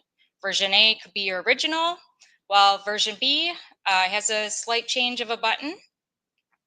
And when you set up 2 versions of an element and show each group of users and then track the version that gets the desired results, such as clicks or conversions. It's a bit like mini focus groups, only you're working with live data. So imagine testing the buy now button. You try it in a blue version and then also try it in a green version. After a few days, you check the results, and one color drives more clicks and gets more demos. Or let's say you're testing a headline. Maybe it's start saving today, get exclusive deals. A/B testing shows you how to grab attention and get more engagement. So why should you use A/B testing on your site? It allows you to identify what users respond to best, helping you create a more engaging website. Whether it's a new layout, a headline, or an image, small changes can make massive differences in keeping people on the page longer. Higher conversion rates, the ultimate goal for many websites, whether it means more purchases, more signups, or leads. A/B testing shows you which variations drive more action and can make a real impact on revenue. So instead of relying on designer intuition, A/B testing provides hard data to back up every single change that you make. This means you're not just guessing at what users want, you're very confident in each update, and as an improvement is based on real world behavior. So let's talk about setting up for success. One of the most important processes or areas that we can talk about is the importance of communication and documentation of analytics or of your A/B process. So clear documentation acts as a testing roadmap. It covers everything from planning, analyzing results, and even team members who can join later. If you have it documented, they can easily understand what was tested and why. So the image here on the right-hand side shows how I document everything for the U.S. Army. I write an intro page that talks a little bit about what A/B testing is. I make a roadmap page to show where we may be going next. And then, of course, I document all of the tests and where they're at. So whether it's setting goals, defining test variations, or reviewing the results, communication ensures the whole team is aligned, and this makes a better testing process and smoother, much more effective. So where I document, this is an extranet that I document right on the US Army. So I make web pages for every piece here. So successful A/B testing isn't just about running an experiment. It's very much a step-by-step process. And let's look at the main stage from planning to results. So generally, I start by analyzing a website's current performance. Using tools like Matomo, it makes it really easy to identify high traffic areas that maybe have low engagement or a high drop-off. And this is where your test will make the most impact. And then you're going to define your goals. What does success look like for each test? Maybe it's increasing signups, maybe it's in boosting time on the page or lowering bounce rate, improving click-throughs. Setting clear goals gives you a target to measure against. And then we have to go back to science class and create our hypothesis. So this forces you to think about what change might improve performance. For example, if users aren't signing up, you could test a clear call to action button, prioritize your hypothesis by impact and feasibility, and focus on changes that are most likely to make the biggest difference. So setting up for success. We want to know exactly how users interact with your site. So generally, I'll take a look at heat maps before I start with A/B testing, because they're valuable tools for visualizing user behavior, so you can make very targeted improvements. Heat maps show you where users spend the most time. They're highlighting hotspots for interaction. Scroll maps, they help you focus your tests on elements that get the most attention, such as buttons or content areas. Click maps track everywhere where users are tracking. So if you see a lot of clicks on non-clickable elements, for example, might signal some user confusion. Testing these adjustments to those areas can significantly improve user experience. Wondering what to test?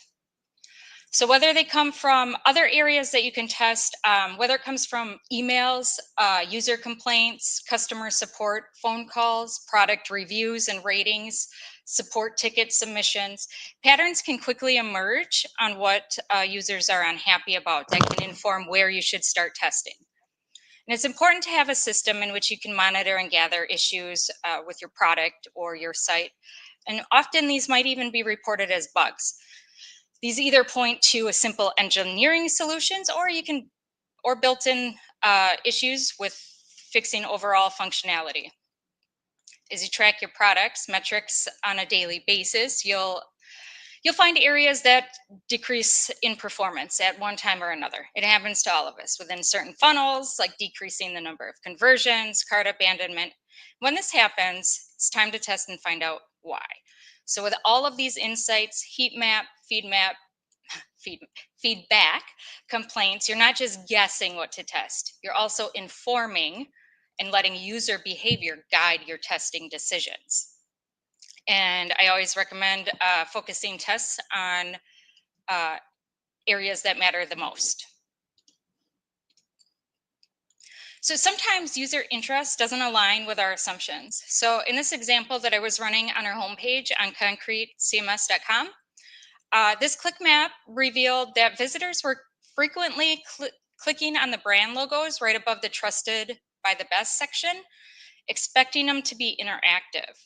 So these logos originally, they weren't clickable, and it was leading to missed engagement opportunities. So by identifying these trends, running a test, we made each logo clickable, linking users directly to relevant brand information. And this small change was guided by user behavior insights from ClickMap all the way through improved user experience. And this allowed us to drive engagement in an unexpected area that I wasn't even looking for. So designing and crafting effective tests. Okay, so this is my favorite part, right? When you're designing A/B tests, the variations that you create are really key to discovering what truly resonates with your users. It's about how to craft your variations to drive results. So I always recommend start by choosing elements that can directly affect user engagement for conversions. Visual elements like call to action buttons, layouts, headlines are quick and easy to test and can lead to noticeable changes.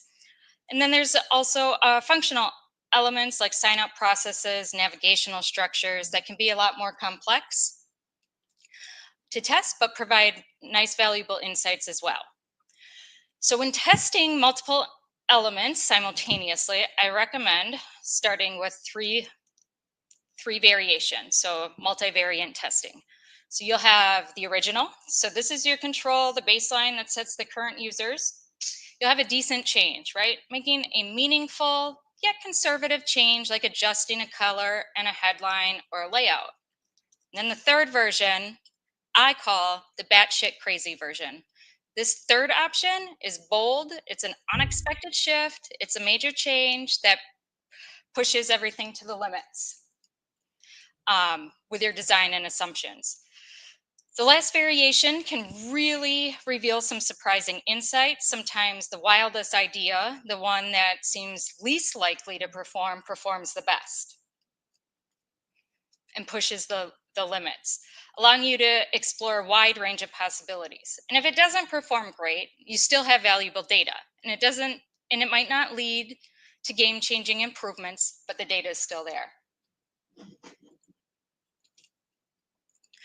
Did you know that simply having a duck picture facing to the left instead of the right can increase conversions by 40%?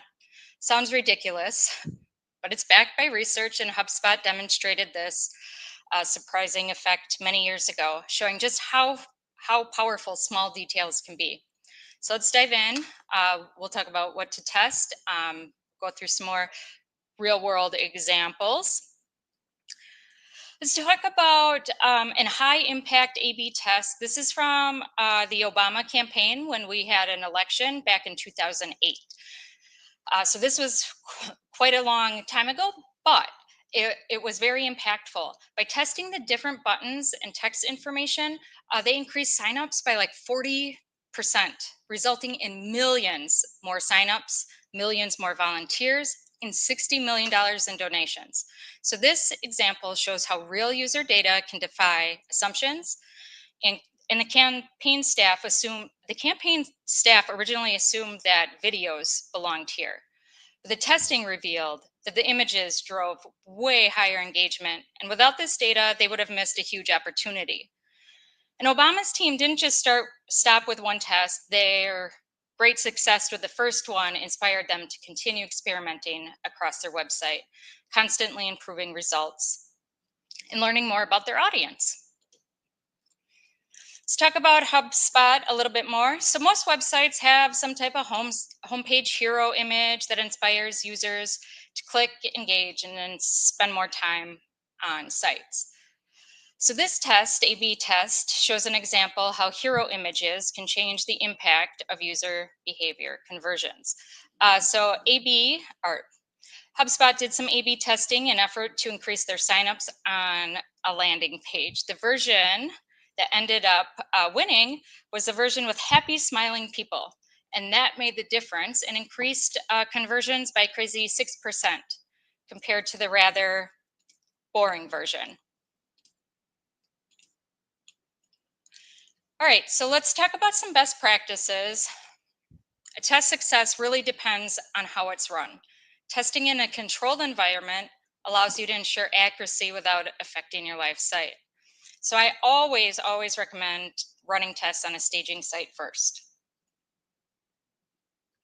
This keeps your live site unaffected by potential bugs, display issues while you work out any kinks. And to get valid results on split traffic evenly across your variations, Matomo offers tools to ensure the randomness and that each version gets the same amount of traffic. So when running a test, make sure your marketing team isn't adjusting the live pages. That goes along with the communication documentation that we kind of discussed before. Every test needs to be isolated to ensure accurate measurement without influencing live user experience. So we implemented Matomo on the US Army. We're about to roll out Matomo to about 100 users, and that will be running about 100 websites with Matomo. But let's take a look here at this A/B testing from the Army, where we tested navigation menu items to improve user engagement.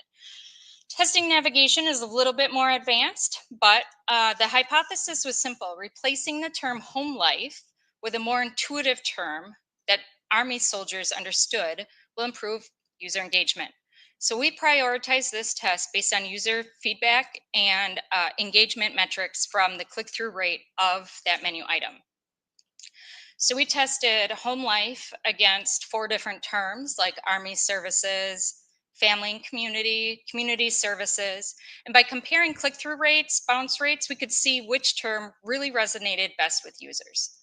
The results ended up showing Army services had the highest click-through rate, confirming that the more descriptive term improved navigation engagement. So let's take a look at the results. Now that your test is run, here's how I interpreted these results. And you can see which changes made the impact. So Matomo provides several important metrics to help guide these results. And paying attention to the click-through rate, the average clicks, and the conversion rate, did the users make the desired action? So checking these differences between your variations are statistically significant.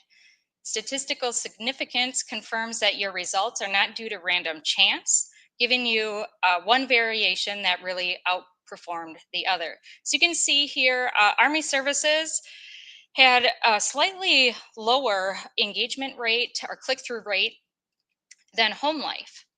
But when I segmented that down to new users, Army services outshined all of the other variations by 40%.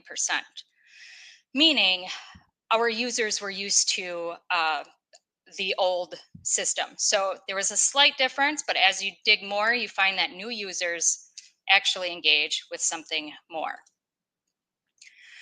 So once you have your insights, it's essential to communicate the findings clearly to your stakeholders. And here's how to make your reports, actionable and easy to understand. I post it right up on a website. But the outline, the test objectives, and the summary is in a really simple format. So what worked, what didn't, and what will you test next? And I update this page on a weekly basis. And this helps stakeholders quickly understand the impact of the test. So charts, heat maps, and click maps make complex data more digestible, and all visuals will add credibility, making your case stronger as well. And when communicating with your stakeholders, it's important to avoid jargon and focus on how the test aligns with their business goals. Clear communication helps secure buy-in for future testing. A/B testing or multivariate testing isn't a one and done process. It's all about iteration, using a test to learn, improve, and test again. So let's talk about continuous improvement and how it transforms websites. So I think about each A/B test as a journey. Each test gives you insights that can guide the next one, allowing you to continuously refine your site for better performance. Success doesn't always come after the first test, and that's fine. Each round gives you new data to work with. Use data from each test to inform the next. For instance, if a headline changed, improved engagement, but didn't improve conversions, the next test might focus on optimizing a call to action instead. You can build a testing roadmap and identify what areas to test next on insights versus the previous rounds to keep this momentum going, and it ensures you're always working towards an optimized website. So to illustrate the power of continuous improvement, let's take a look at the Army site again, where small tweaks led to significant gains. So our hypothesis was that users would respond better to a more descriptive term in the navigation menu. And we also tested replacing community services with Army services to see if that would improve engagement. Results showed that community services underperformed greatly, while Army services resonated more strongly, leading us to higher click-through rates. So this small change, guided by data, led to an increase in engagement. It also allowed us to change out the community and test something else. So testing small elements based on user feedback, they were able to create more intuitive navigation. Let's take a look here at the World Wildlife Fund. They were aiming at increasing newsletter registrations and encouraging more people to stay informed about conservation efforts. WWF believed that redesigning the registration page and adding a compelling photo would make the page more visually appealing and leading to a lot more signups. So version A, the original layout was very text heavy and lacked any visual appeal. The redesigned layout was a little bit more streamlined, was nature focused, and had some photo engagements to work with visitors emotionally. The redesigned page, version B, saw an 83% increase in registrations, confirming that a cleaner layout, impactful imagery can really boost user engagement. So let's talk about some of the pitfalls. Running effective A/B tests requires a lot of thinking. So here's how to steer clear of some common mistakes that can undermine your results. So the sample size and duration are really critical. Running a test for too short of a period with too few users can really skew results. So aim for enough data to ensure that your results are statistically significant. Number two, testing too many elements at once can make it hard to identify what's actually driving change. Use A/B tests to test a single element and reserve multivariant tests for more complex scenarios.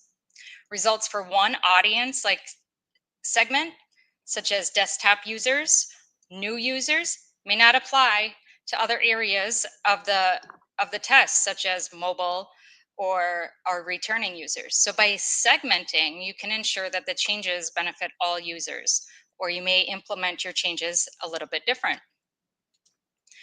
So let's talk about Airbnb. They use controlled experiments and they run very advanced testing to enhance user experience and make data-driven decisions. These experiments allow Airbnb to isolate the impact of significant product changes from external factors such as the day of the week, right? Time of day, weather factors significantly on user behavior, and working to reserve A or B and B. So for example, after testing a new filter, they discovered it led to less user engagement than the original, so they chose not to launch it. However, within their testing, their complex testing, multi-step booking process presents a bunch of unique challenges. So users often switch devices mid-process. Bookings can depend on a lot of external factors like host availability, the weather, and there are all sorts of additional variables that you need to look at. So Airbnb's custom framework addresses a lot of these complexities, accounting for delays in booking actions and multi-device usage, other nuances that make their marketplace pretty unique. One test that Airbnb explored was a new way to display pricing options. Despite the initial belief that the feature would improve usability, users ended up engaging less with the new filter than the old one, prompting Airbnb to abandon that change. So this examples highlights the rigorous testing in making informed product decisions. Don't trust early wins. It's tempting to stop when you see those quick results. But early success can be very misleading. For example, a price change filter might look promising in the first few days, but end up with a neutral impact. The lesson? Give tests the time that they need to tell the full story. Dig into the results. Initial results can hide the full picture. When Airbnb did a search page redesign, it seemed to fall flat. But after looking closer by browser type, they were able to identify that Internet Explorer was the problem. So they fixed those issues, redid the testing, and it ended up with a decent engagement boost, proving that context really matters in your testing. So let's talk about working with teams and best practices across teams. So to make A/B testing a standard practice, it's essential to create a testing culture across your teams. So here's how we set up organizations for success. Like I said, I established clear testing guidelines. I document them, making it easy for different teams to replicate successful tests.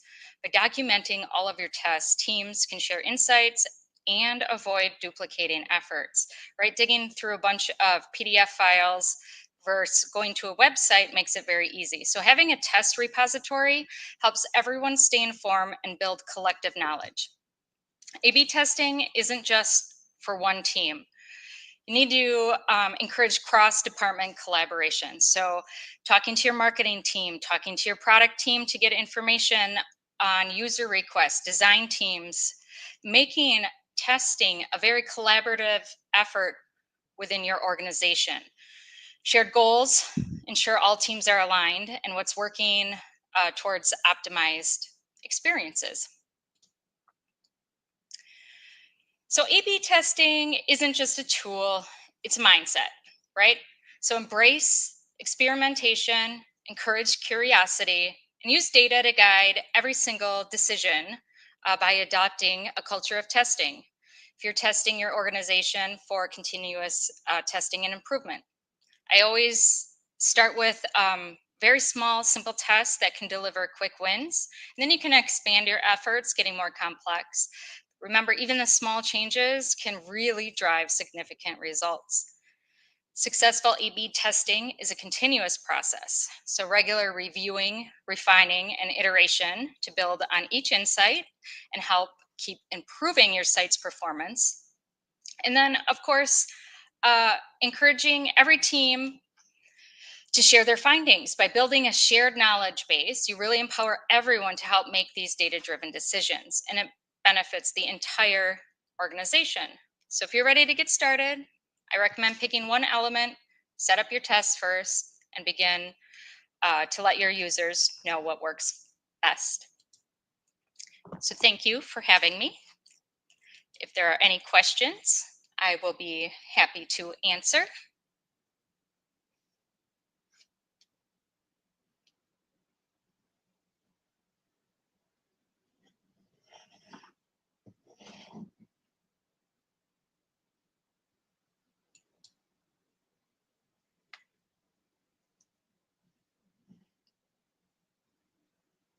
Alrighty, I don't see any questions. I'll be back here shortly. I'm going to turn off my screen and the sound here, and I'll be back to talk about some compliance stuff. Thank you very much.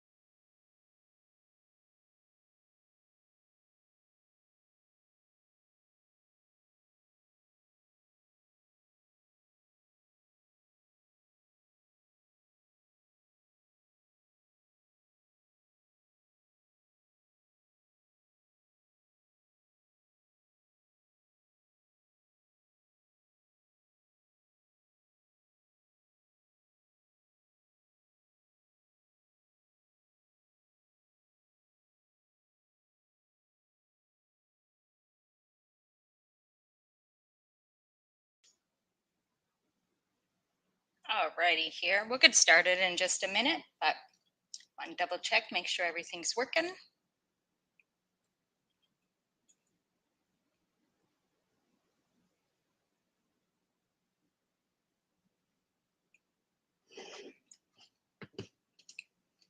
Alrighty.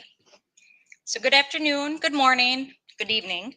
I'm delighted to be here to discuss effective analytics without Google and ensuring HIPAA compliance, safeguarding PII.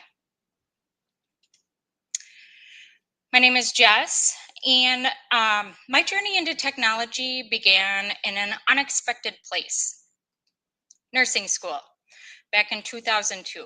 I initially pursued a career in healthcare, but I found myself managing a legacy email server at the hospital I was working at. And that experience sparked my interest into technology, data privacy, and ultimately leading my career into IT. So I started working in systems, managing servers, but over time I moved roles and I blended my technical insights with strategic planning and marketing development. Today I'm with Portland Labs, the creators of Concrete CMS, an open source website solution. We're dedicated to helping organizations build secure, flexible online solutions. So Concrete has empowered large institutions like the US Army, many medical practices, and to create intranets, HR portals, front-facing websites, applications, you name it. Those experiences give us deep insights into privacy, security, and compliance. So at the time I first entered healthcare, HIPAA was still very new. Organizations were kind of grappling with these complex requirements. Privacy policies were just emerging on websites, and the impact of HIPAA was kind of reshaping how we do data management across the healthcare industry.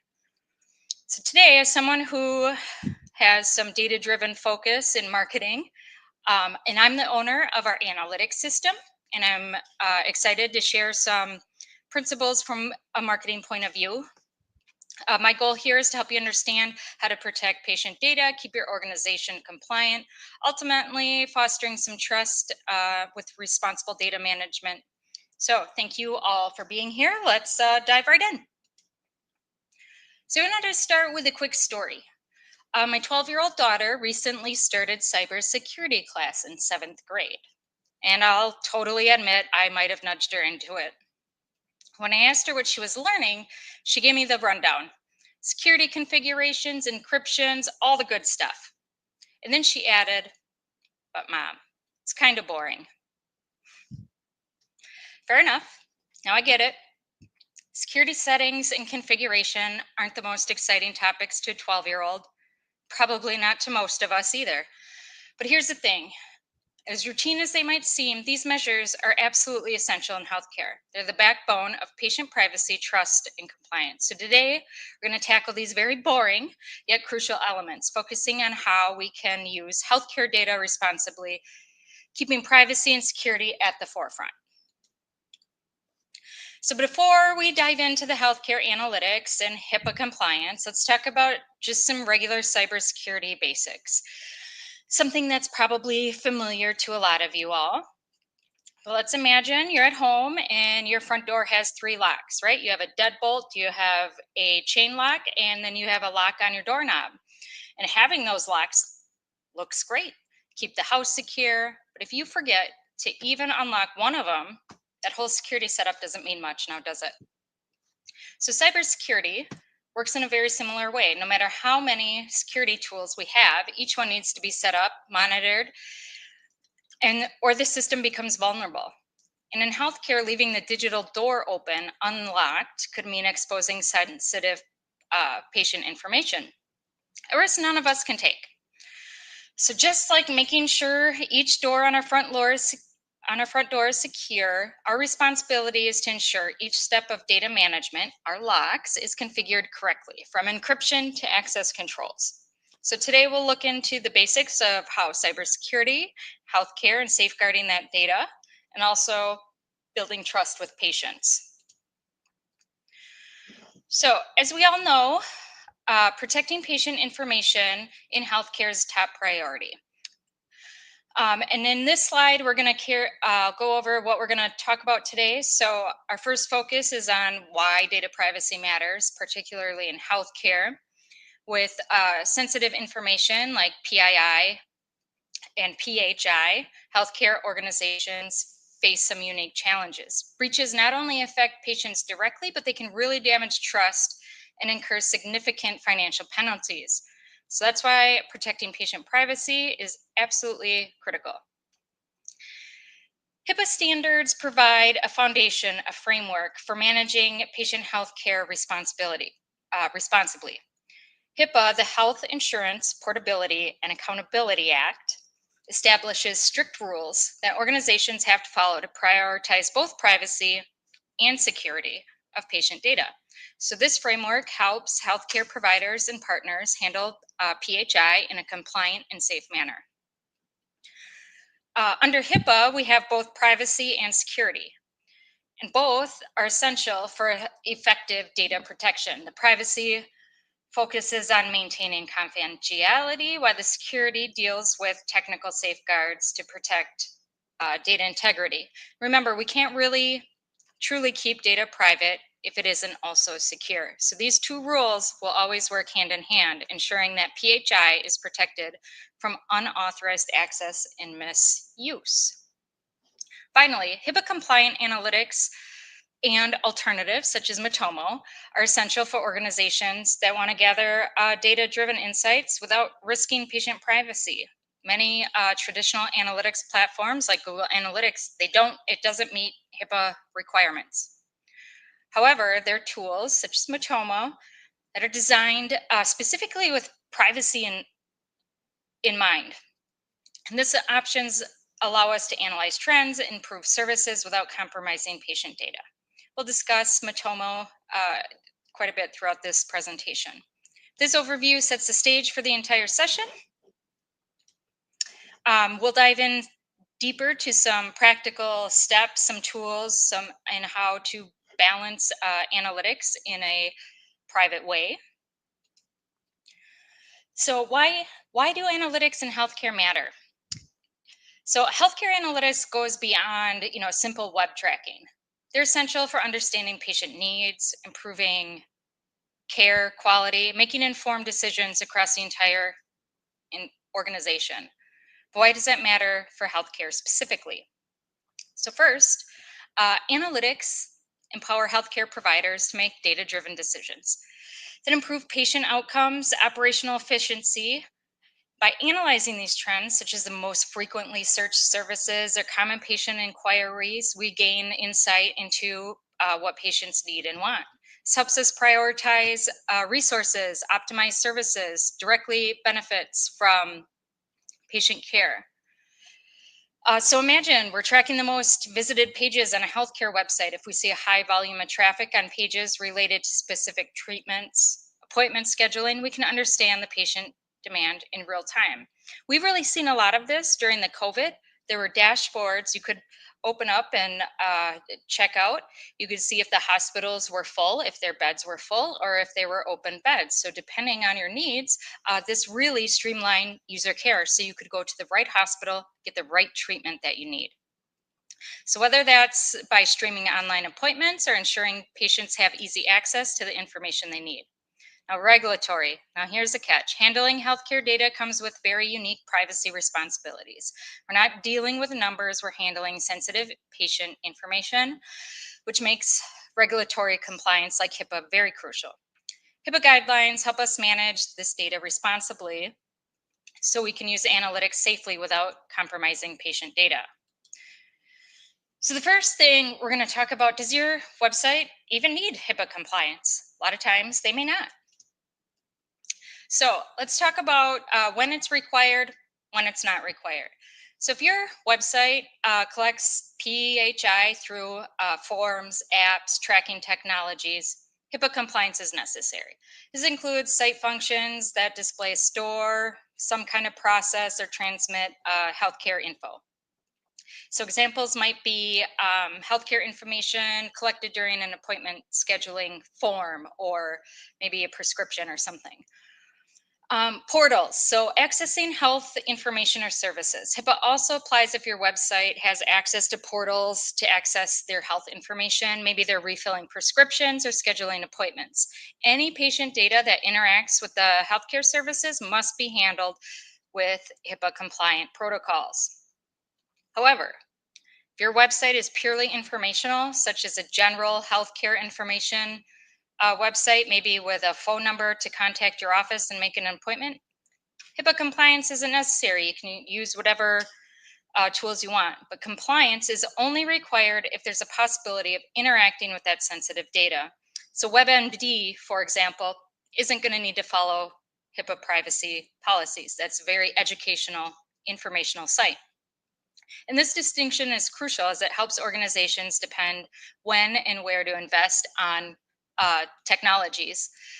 So now let's look at the risk without complying. We'll take a look at some real world data breach examples.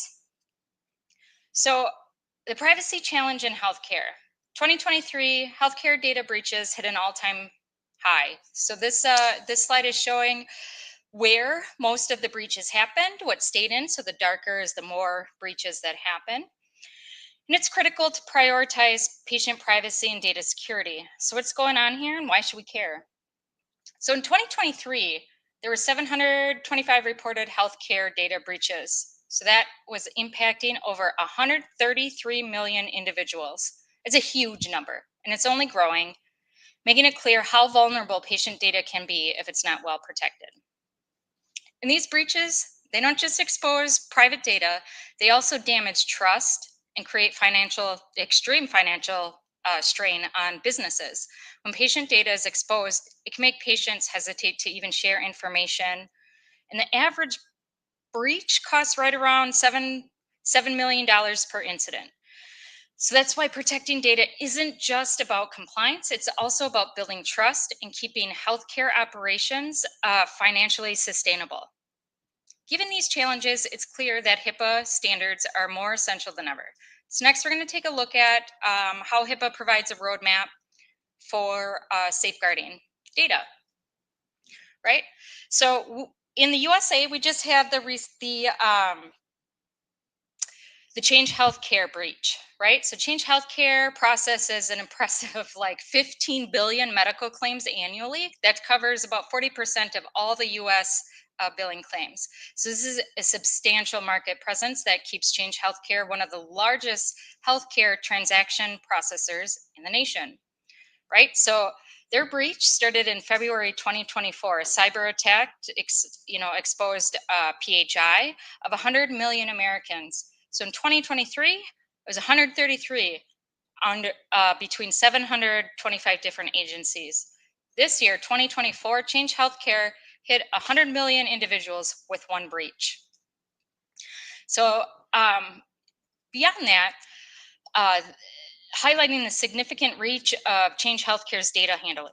So United Health Group extended, I think, $9 billion. Healthcare is really expensive in the United States. So they extended $9 billion in advance funding and loans to support healthcare providers that were affected by this breach. And as of June 2024, the total cost was right around almost $2 billion, and then another 1.3 billion allocated for system restoration. So Change Healthcare systems were fully operational again just recently in October. Affected entities were notified. So in June and July, individuals, I got my notification with compliance, the notification requirements in July.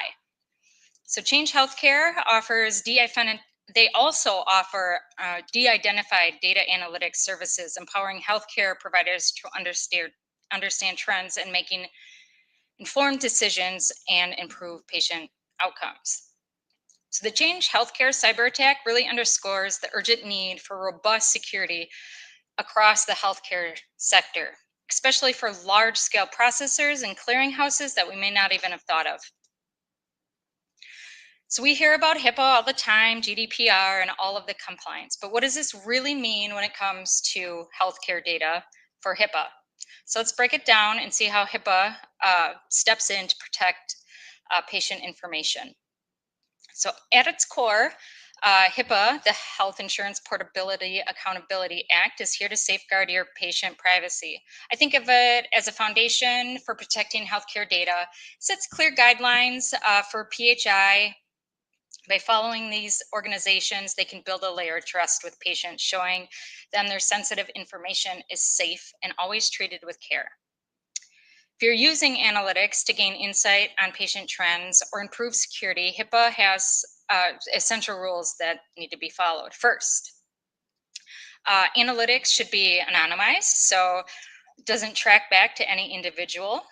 Then there's encryption, keeping data secure, whether it's being stored or shared. And don't forget about third-party providers. If you're working with an outside partner, such as Amazon Web Services for hosting your analytics, BAA or Business Associate Agreement is required. And this agreement holds your third party accountable for the data just as much as you do. By following these HIPAA guidelines to protect patient data just as strictly as you are. So why does this matter for analytics? So HIPAA gives us a safe pathway to gather insights without risking patient privacy. Without HIPAA compliant analytics, we're able to make data-driven decisions that benefit patient care, optimize operations, and support organizational goals, all by staying on the good side of the privacy laws. So understanding a lot of these standards are essential for using analytics responsibly in healthcare. So let's dive into the types of data that are collected on healthcare websites, and we can discuss how each type is handled to protect patient privacy. So let's take a look. And this just isn't for tech experts. Understanding these data types as a marketer really helps protect patient privacy to stay compliant. Your marketing team has to be just as involved as your technical team. So let's talk about forms. Forms are everywhere, right? They're on appointments, patient intake forms. They collect essential details like names, emails, sometimes medical information. And while these forms help us communicate, they also bring a lot of responsibility in handling this information carefully and ensures patient privacy, and it builds trust. Cookies. Okay, all kinds of cookies. You've probably heard of cookies. I'm not talking about the chocolate chip kind. Cookies in healthcare websites track user behavior, preferences, and even sometimes the login data, right? So this helps make site experience smoother, but it also means we need to keep a close eye on what's being tracked to avoid capturing unnecessary sensitive data. And then there's tracking pixels, which are invisible little elements used to monitor website activity, and they're helpful for understanding what users are interacting with. But here's a catch: they also transmit data to third-party servers. For healthcare sites, we need to be especially careful with tracking pixels and to prevent any patient information leaking outside of parties. Session recordings. Matomo offers an awesome feature with session recordings. So that tracks user interactions like mouse movements and clicks. And this is great for improving website design, but if not carefully structured, it can capture unintended sensitive information. So ensuring that your data is anonymized helps avoid any privacy issues. So each of these data types, and there's more data types, but each of these play a role in how patients experience our websites. But if mishandled, they can lead to privacy issues and HIPAA compliance violations. So next, let's talk about the difference between PII and PHI so we can better understand what needs the extra care. So let's clarify the two terms, PII, PHI. Might sound a little technical, but understanding these terms makes a big difference in protecting data. So first we have PII, personally identifiable information. What does that mean exactly? You can think of that as any detail that identifies someone directly. Names, email addresses, social security numbers, IP addresses. In healthcare, PII is sensitive. When handled in healthcare organizations, it falls under the HIPAA So knowing what counts as PII helps treat it with the care that we deserve, right? So now let's talk about PHI, so protected health information. Now, this data is specific to healthcare. It's tied directly to an individual. So it's a medical record, it's an insurance claim, even a prescription. These are all considered PHI because they reveal personal health information. HIPAA safeguards this data to ensure patient privacy and trust, in short, of its health-related and personally connected. So why do these distinctions matter? Because knowing the difference between PII and PHI is a key to preventing mishaps. Either is mishandled, it can mean serious consequences, both legally and financially. So let's take a look at how security standards protect and helping keep patient data safe. Right? So this is my favorite slide here. So let's face it, data security in healthcare can feel like a maze, but understanding the risks is key here. And we're about to break it down. Phishing, hacking, and human error might sound like all the tech buzzwords, but they're actually everyday threats that we can have real consequences on healthcare data. Breaches in healthcare often stem from phishing attacks, hacking incidents, and human error, all of which significantly impact integrity of your analytics. So what does phishing mean? Why should we care? So if you imagine an attacker sending an email that looks like it's from a trusted source asking for login details, now this is a classic trick, especially for our generation. But what about our parents? What about our grandparents? What about people still working in healthcare? A phishing attempt can open the door to sensitive information and compromise analytic systems, website systems. And that's why it's so important to recognize and avoid these scams. Hacking, right? So the other big thing we're up against is hacking. You can think of hacking as finding their way through an unlocked door in your system. Hackers look for weak points in all kinds of platforms, not just analytics, but websites, any kind of systems. Once they're in, your information is vulnerable. Now you might be wondering, how can we defend against this? It's fairly simple. It's routine security updates, vigilant monitoring, and secure configurations go a long way in keeping the doors locked, even, like my 12-year-old said, even if it's completely boring. Human error. Now let's be honest, mistakes happen.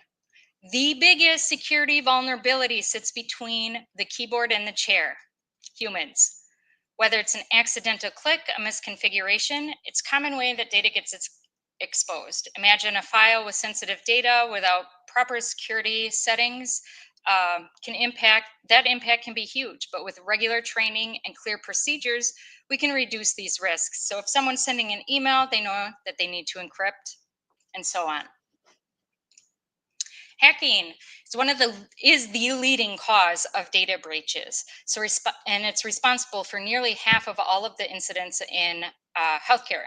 So these attacks they exploit vulnerabilities, often bypassing weak security configurations, admin standard passwords, and allow access to sensitive patient information.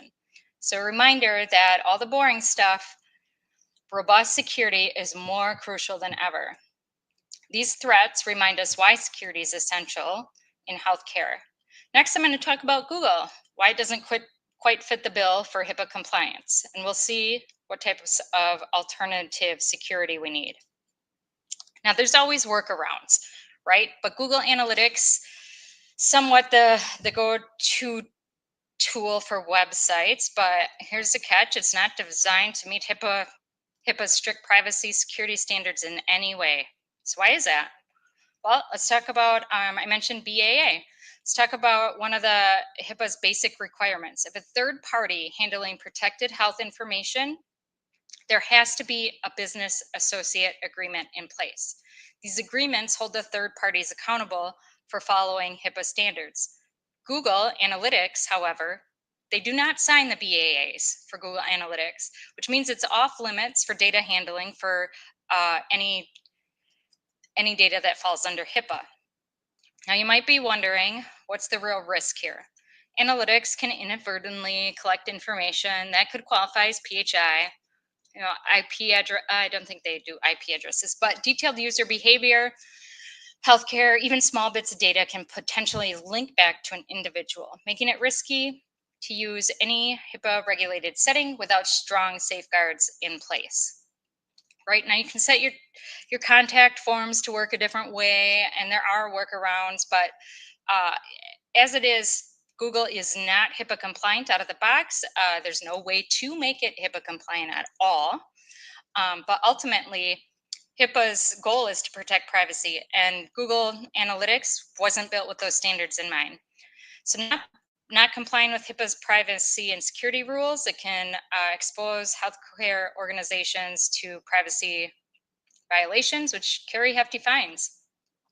Since Google doesn't meet those standards, we're going to look at how what systems do, Matomo, of course, but this emphasizes why Google Analytics falls short of HIPAA requirements and patient trust, right? So don't take my word for it. You can go look at, this is Google's documentation. You can see the first line in there. Customers must refrain from using Google Analytics in a way that compromises compliance. So according to Google's documentation, doesn't meet HIPAA requirements. They do not sign BAA for healthcare data. Let's talk about some of the essentials. So HIPAA compliance is more than just checking a bunch of boxes. It's about actively protecting patient data. So some of these healthcare organizations, right? So we go through annual audits, and audits to me are like your yearly healthcare checkup, right? And it goes through your security practices. It helps identify vulnerabilities before they become bigger issues, just like when you see your doctor on a yearly basis. Keeping your organization on track with HIPAA requirements is essential. Okay, BAAs. If you're working with third parties, right? BAA is essential. And agreements. That agreement means your partners are held to the same standards that you are. So this way your organization isn't left vulnerable. Staff training. HIPAA compliance is not just for IT. It's something that everyone should understand. Regular training empowers your staff to handle data responsibly. Your marketers, especially, can recognize the security risks and help prevent accidental breaches.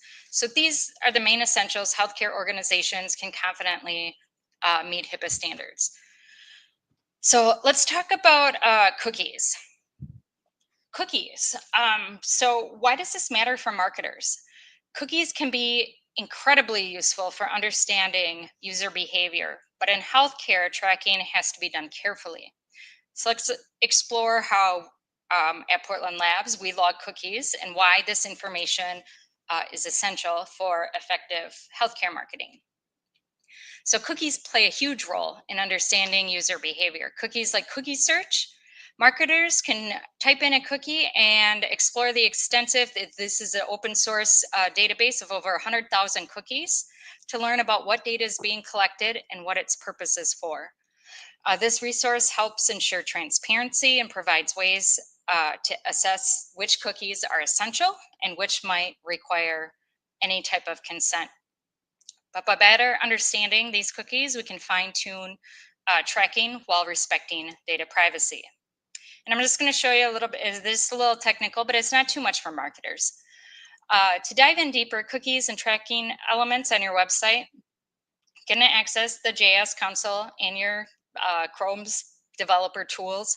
And this console allows you to inspect and troubleshoot any scripts that you're running on your site, which is really useful for analyzing cookies and tracking behavior. So you go to the view menu, navigate to developer, you select the JavaScript console and open up tools so you can see what's being tracked. So within the developer tools, you can go to application tab to see all of the cookies that are stored on your site.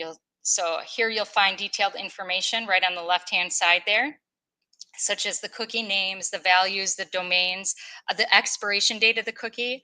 And this view provides a clear picture of what data is being stored and how it can help you identify cookies that may be disclosed to your users. So this tool ensures not only necessary cookies are active and to manage them in alignment with privacy standards. So once we figure out what cookie, I put it into the cookie search, and you can easily look up. So this is to understand the purpose and the data usage. Just as you enter the cookie name in the search bar, you'll get a detailed breakdown of any amount of matches found in the database. So this is especially helpful if you're identifying third-party cookies and accessing and making sure that they align with your privacy policy. Having this information at your fingertips, your marketer's fingertips, allows for informed decisions all about what cookies to keep or which ones to remove. Right, so this cookie stores a unique session ID, allowing Matomo to collect data on how its users engage with the website. It's a valuable tool for tracking activity, understanding user behavior to improve experience. So once you get all of this information, you log it into a spreadsheet. And having your marketing team do this ingrains whatever description. So if it's gathering information on how the users work on your website, or if you're running Facebook campaigns, it really gets into a lot of depth there. So make sure to log this info into a spreadsheet. So let's talk about Matomo, right? This is why we're all here today.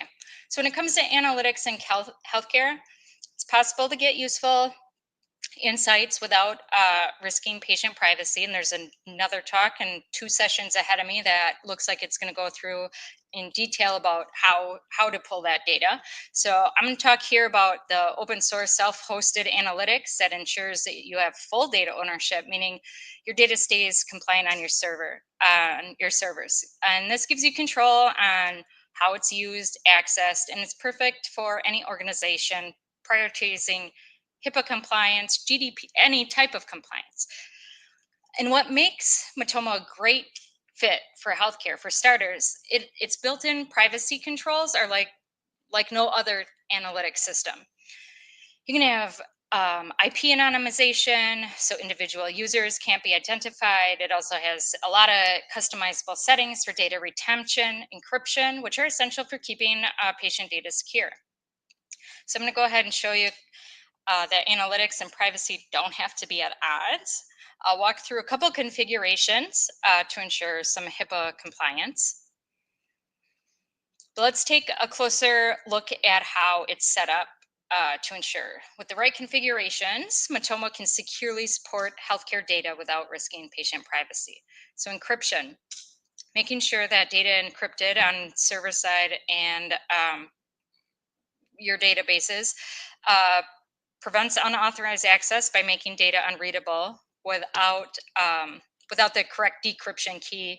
And that's a critical layer of security. So with those configurations in place, Matomo can help meet those standards, supporting effective analytics. So let's take a look at some real world,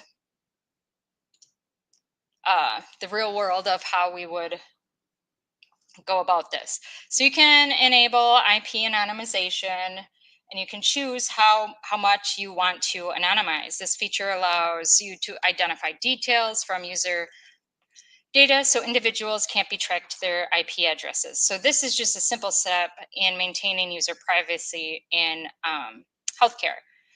So enable the IP masking, removing the last 2 to 3 bytes to protect individual identities. Right, you can replace user IDs with other synonyms and storing PII, and those are sitting there right in there in your Matomo settings. I'm setting clear data retention policies. So you need to limit how long data is stored, to what is necessary for your analytics goals. So, but retaining your data logs for a set period really reduces your risk of exposure over time, keeps your analytics aligned with HIPAA requirements. So regularly, deleting old visitor logs is one thing you want. Right, so anonymizing previously tracked raw data. If If you have tracked personal data, such as a full visitor IP, you may want to anonymize this data in case you do not have consent for the data or no longer a legitimate request. So you can apply that to any historical visitor data if IBs or IDs were previously stored. So let's talk about encryption. One of the strongest ways to protect data, especially in healthcare, is encryption. Putting all your data in a virtual safe with a lock that only authorized users can open. This way, even if someone gains access to the data, it's unreadable without the proper key. Encrypting data, so first we need to make sure that data is secure while on the move. So this is generally where your SSL or your TLS encryption comes in by enabling SSL not only on your Matomo server, but also your website. All the data transmitted from your users to your server is encrypted. And this means it's protected while it's traveled. So if your website already uses HTTPS, you're halfway there as HTTPS and SSL in action. Encrypting data. So next we need a secure data that is stored in Matomo databases. It's called encryption at rest. If your database has an option for encryption, like my SQL, transparent, the TDE, this can protect your stored data, but not if encrypting the, and if your database, whatever database you're using, doesn't have something like that, you can encrypt the entire disk storage area works too. It's like locking down a filing cabinet that holds all the patient information. And then let's talk about backups, right? So GDPR, HIPAA, they all have backup retention policies and encryption. So you need to make sure that any backups are also encrypted. So if Matomo's database is backed up, and those backup files should also be encrypted to prevent any unauthorized users. So many backup tools have this feature built in. Otherwise, you can add encryption manually. This way, every layer of data storage remains secure. Encryption keeps our data safe and secure. That's not the only piece of the puzzle. Adding an opt-out option to your website, so you can give your users a choice. So that's including an easy to find checkbox on your privacy or legal page where visitors can manage their preferences. Matomo has this built in. And then you can even customize the look and feel to align with your brand. And then not just adding the privacy, but you need to respect the do not track settings. So this feature allows users to communicate their tracking preferences, which help build user trust and support your compliance goals. So building transparency with a dedicated privacy policy page clearly outlines how user data is collected and used with a straightforward explanation of your web analytics practices. A well-crafted privacy page helps set expectation and reinforces your commitment, protecting user privacy and building that trust. So by following all of these steps, you're well on your way for creating a HIPAA compliant website that prioritizes user data security. So my key takeaways are: implement your opt-out, respect, do not, and respect it. I've been to many sites where they have an opt-out option, but it actually doesn't stop the analytics from tracking. So respecting the do not track preferences and honor those user choices. Ensuring transparency with a clear, accessible data privacy. Regularly review and update your practices to maintain compliance. Achieving HIPAA compliance isn't just about meeting the requirements, it's about fostering trust and protecting information in this digital age. So if you have any further questions or guidance, let me know. And if you have any questions, and a huge shout out to our data protection officer, Lisa at Portland Labs, definitely helped me make sure that everything was aligned with our IT team and marketing for this presentation. So thank you very much. If there's any questions.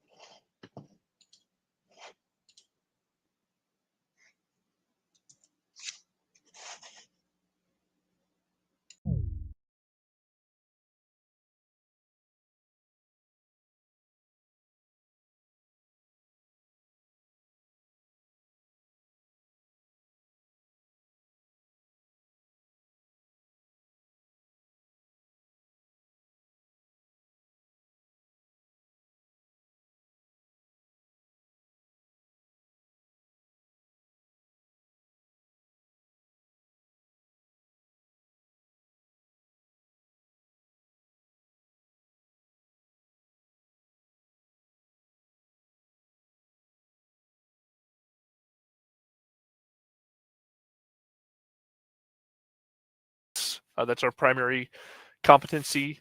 And specifically, Matomo is generally our choice analytics platform that we use when we are suggesting a customer implement web analytics. Just a little bit of a bio. I've worked for digital marketing agencies. That's where I cut my teeth and got started. I've worked for Fortune 500 companies, small and medium-sized companies of all sizes, and I have a background in web development and education as well.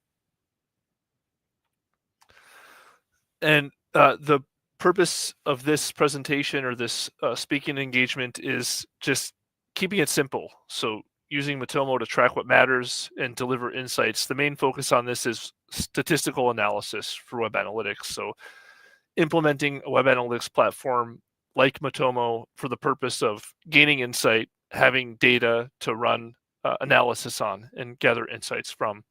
So we're not scoped to discuss anything about segmentation for marketing purposes, anything to do with CDP. There will be a little bit of discussion about privacy compliance, but that's not the main focus of this presentation. And so where I got started with Matomo was I worked for a medical device company called Medtronic that makes pacemakers, diabetes, insulin injection systems, brain stimulation devices. So it's medical device. Medical devices is what they build. And they were looking for a web analytics solution that was privacy compliant because we had e-commerce systems that sold to hospitals, doctors' offices, and using something like Google Analytics or Adobe Analytics isn't necessarily ideal from that perspective. There are many hospitals and medical organizations that have very strict privacy and tracking rules for their vendors. And so when digging around, this was quite a few years ago in the early days of Matomo, once it rebranded or was split off from Puic, we found that Matomo was a great option because we could self-host, which allowed us to set up a self-hosted on-premise instance of Matomo and then allow us to track and get the statistics that we needed while remaining within compliance with privacy policies of our customers and also within the IT security folks' standards for their software vendors. So one big reason that our organization views Matomo as being ideal for web statistics, specifically, especially, one is that the data is contained in servers in the EU if you're using the cloud version, which allows compliance with the GDPR and other standards across Europe. You can also use Matomo on premise, so you can just spin up something on Azure, AWS, or your own virtual servers and install an instance of Matomo and run it, which then allows you to have better control over your data and also to be compliant and mindful of how you're collecting data. There's an excellent feature in the UI that allows you to delete the data and purge data as needed so that you can very quickly, if someone has a request to delete data and your data isn't fully anonymized, you could delete that data. So it makes it really easy. I haven't been in Adobe Analytics for a while, but I know a few years ago that you had to submit a support request, I believe, or use their engineering services to have them delete data. And I think Google is similar, where you can do some level of deleting data within Google Analytics. However, it's not like you have the control that you have with Matomo to do that. And then Matomo also has configuration settings for different levels of anonymity. So you can hash, part of a unique identifier. You can go cookieless. So there are a number of ways that you can just collect statistics anonymously and store it in a way that's privacy compliant. You're not sharing it with third parties. It's not hosted on a cloud service if you don't want it to be. You're not sharing your data. You're not breaking any privacy regulation policy by sharing data with a third party.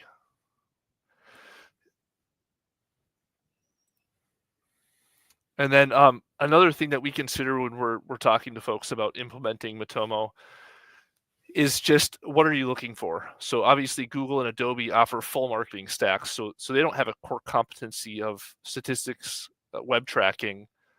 They're a whole suite of tools. So, Google is trying to sell ads, essentially. They want people to bid and use their ad tech to sell advertising. And so Google Analytics is a supportive piece of functionality for their advertising stack, essentially. Adobe has acquired a number of products to deliver their experience platform, which also includes ad tech and some CDP functionality. So really, Google and Adobe are great if you're looking for a CDP or a full stack, but you're putting yourself at risk with the way that data could be used if you're not configuring things properly. So one mistake that could easily be made is that you build segments for your marketing and advertising within Google Analytics that you then export or import into Google Ads. Well, you're no longer fully anonymous and using your data just for statistics. You're now using your data also for marketing and for advertising, which then has different regulations based on that categorization. So these two tools you can use standalone, but they're really not built to be that way. So we tend to have that conversation. And when someone's really just looking to have a tool so that they can see what's happening on their website and use it to gain insight, that you want the tool that's the best tool for the job, which is specialized and built for that, which generally in our recommendation is Matomo. Another thing that a lot of folks have been frustrated with is that Google Analytics 4 has moved away to a more flexible data model, but a lot of the pre-built insightful reports that were out of the box are no longer there. So in order to get the type of quick view of seeing what's going on with your business or organization that GA used to give within Universal Analytics is gone. You've got to configure it and set it up to be insightful. And there are some reports that folks still lament to this day that are no longer there. And so that's been another reason that GA4 has lost some popularity with the folks you work with. And then just getting back around to why all the considerations with Matomo around the privacy pieces, globally, there are a number of laws being put together that regulate how data is stored, how it's collected, how it's used. And the trend is going in the direction of more regulation. It's not, regulation is not going to go away anytime soon. And so if you have a global business, or even if you're a regional business and you have users that could be visiting your site, purchasing your products, interacting with you, and they're residents or citizens of a country outside of your home country, you may be putting yourself in liability if you're serving those users in some way. So let's say someone lives in Switzerland and you have a site that's based out of the US that's selling widgets, and that person is interacting with your site because they want to purchase a widget. You're in the US, so you think, well, I'm only bound by the United States privacy regulation. Well, that's not true, because you have a citizen of the EU who's interacting with you, transacting with you, which means you have to treat their data differently than you would a US citizen. So this is a big piece that Google and Adobe and some of the larger big tech firms in the US have been fighting against. They really are trying not to have to be good stewards of people's personal data and private data. So it's easy, I think, for folks to get disillusioned and think that that they don't have to do anything about it or think about how they're tracking and what they're using their data for. So generally, we view Matomo as a web statistics data analysis tool, a web analytics tool, truly focused on that. And we view other platforms as being like marketing analytics tools or segmentation tools that would be part of a CDP. Then to make things more complicated, when you just even zoom in on the United States, because it's a collection of separate states, the privacy laws are different depending on the state you're in. So if you're based in Idaho and you sell to folks in California, you have the California Consumer and Customer Privacy Act.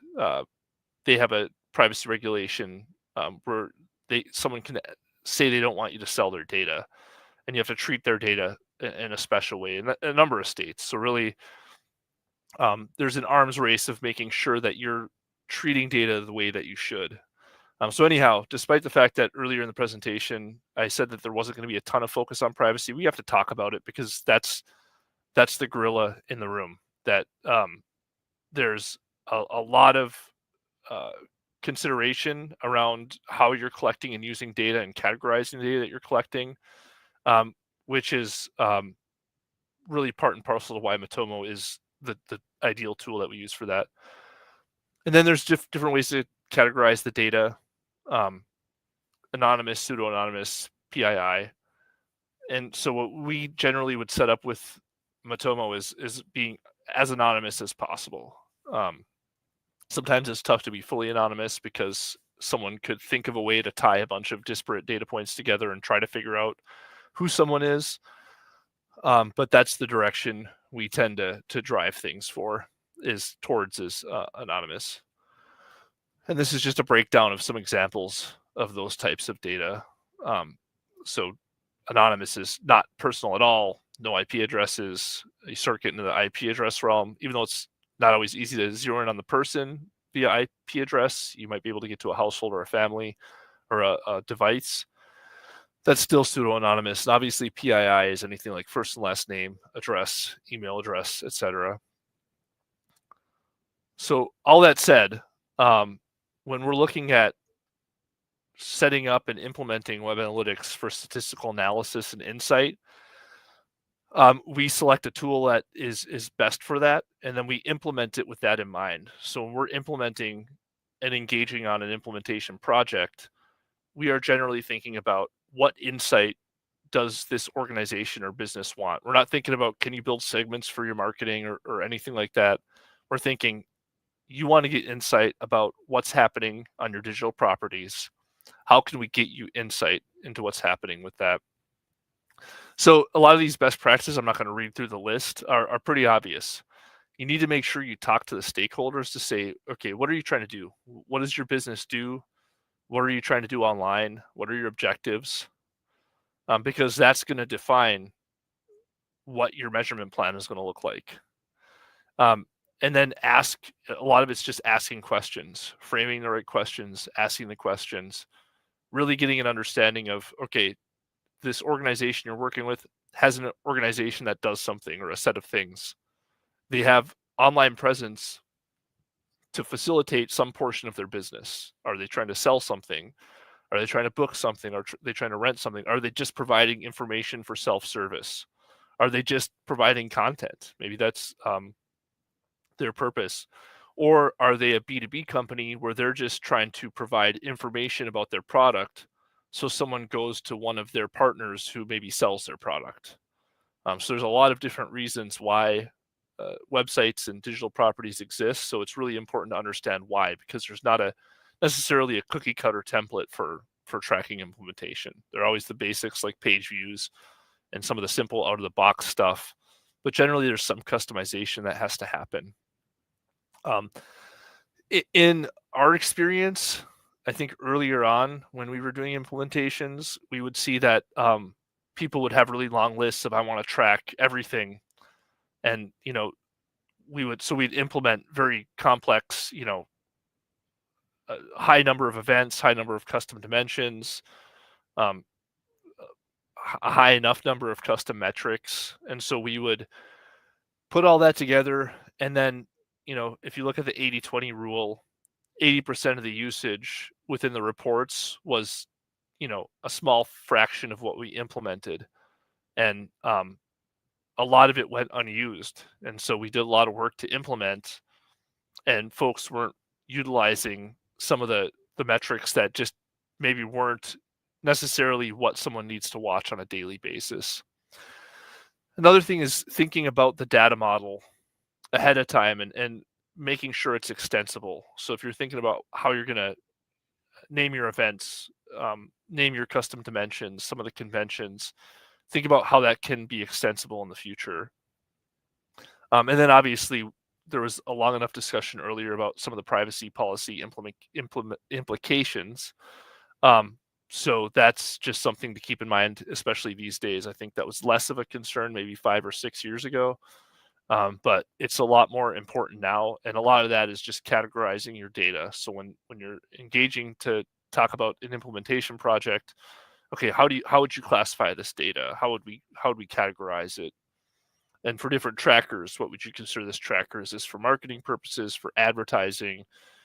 Is it for statistics? Is it just for preferences on the site? Is it just for functionality? So making sure that you're cognizant of how you categorize the data in order to implement it properly. And then the biggest use cases for a primarily statistical implementation of web analytics is, it allows you to see the trends, to see the aggregated metrics around behavior, and see that over time and seasonality that might relate to that. Look at the features and the components of your web property or your digital property to see if there are opportunities to improve user experience. And then you can segment the data based anonymously on behavior to see intelligence about certain groups of users.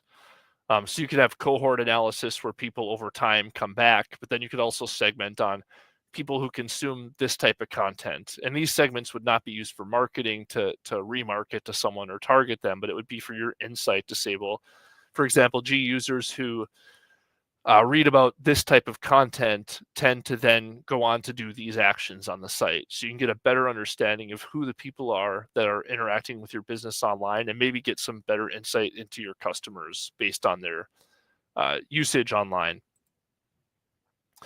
And then, the measurement plan, generally, you can start pretty simple. And so, instead of going overboard with putting together a long list of custom dimensions, custom metrics, events, etc., think about the user journey. So for the purpose of this discussion, we'll use off-road rentals, which would be an example business of a company that rents off-road vehicles, like all-terrain vehicles, four-wheelers, those types of vehicles, as like a recreational service. So we would look at what are the steps to reaching the business objectives and the business goals. Usually the first step across different organizations is pretty similar. It's, you want folks to land on your website. You want to know where they came from. You want to know what pages they're going to. You might want to know if they're a new visitor or a returning visitor. You can look at things like time of year, month, week. So some pretty basic date dimensions, geography, and that depends again on privacy, how granular you want to get on geography. Do you get to the city level, the zip code, the postal code, or do you keep it at, region or state? So it kind of depends on the privacy piece. But then as you get further along into the journey, what's the next step? Well, you could say it's consideration. In this case, it would be someone's considering renting an all-terrain vehicle. So what are the things that you might want to collect and know about? What are the metrics? Well, the metrics are, you want to see if they're viewing the vehicles that you rent. You want to see if they're clicking on a call to action. You want to see if they're engaging with the supplemental content about the vehicle. And then, are they spending time engaged on that page? And then when you look at the dimensions, in this case, it would be, what types of vehicles are they looking at? What are the different attributes of the vehicle? And are they looking at certain durations for the rental? So those are some important dimensions that can help you to gain insight into, do I have the right lineup of vehicles that I'm putting up for rent online? But then the final stage is obviously the conversion, or meeting the primary business objective for the site. In this case, it would be booking a reservation. And so the main metric would be, how many reservation completions are there? How many folks are signing up to say, I want to rent this vehicle for a week in September or July? And then another piece of that would be any new acquisition. Is this person a brand new renter that has never been to the site before or has never booked before? And then, things like revenue, the quantity of days, are they renting for 4 days, 3 days, 2 days? And then if there are any upgrades or upsells, the count or number of upsells. And then what are the dimensions that go with that? Promotions would probably be the best one to say, hey, we sent out this email that has a promotion code for 50% off. Is that being used within this? So you can keep it pretty simple to start. And oftentimes with clients that you're working with or customers who want an implementation, they will have a user journey. So this would be based on the customer journey. So you could ask for their customer journey, assets or documentation, and then use that to guide the conversation around what do we want to track. And you can start with something as simple as this, where some of these custom dimensions are out of the box. Some are indeed custom. I guess I shouldn't say they're custom if they're out of the box. And then some of these metrics come out of the box. So really, what are we adding that's custom here? Well, it's probably a handful of things, but it's not a list of 30 custom dimensions. And in some cases that may be what's needed, but for this we could start with this, and this should deliver a good amount of insight for the organization. So then again, going back to considering your website's purpose, hey, we're trying to rent dirt bikes, all-terrain vehicles, off-road vehicles for people that are going on vacation. So what are we really trying to do? What's important? What really matters? And then, part of it is clicking through and understanding the user journey. So since this is our example for this is what we're going to stick to for most of the examples and sort of as a case study. And then again, it's framing the right questions. Start with the questions when you're thinking about your measurement plan. First of all, is anybody coming to the site? Do people visit? How many people visit? Where do they come from? In the case of the off-road vehicles, what are the popular vehicles? Are people looking mostly at one type over another? If there's an attribute like the color of the vehicle, are they gravitating towards one or the other? Are people booking? Are they doing upsells? Are there promotions that are being used? Is there revenue? And then are there people reaching out for more info? And then what are the channels that are driving these behaviors and activities? So just outlining the right questions and asking them, going through the customer journey, understanding the business objectives. Those are all the pieces you need to come up with a slick, lean initial implementation plan.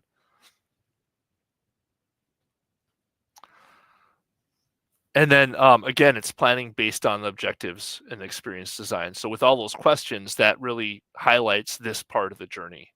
So those questions can be answered by collecting these metrics and applying these dimensions to the metrics.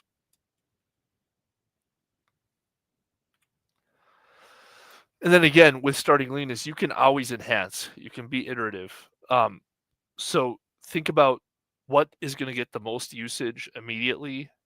What we like to think about is what are the reports that you're going to view every day when you come into work at your organization and you pull up Matomo.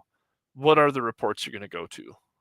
What are the things that you're going to check in the morning and maybe in the afternoon before you leave work?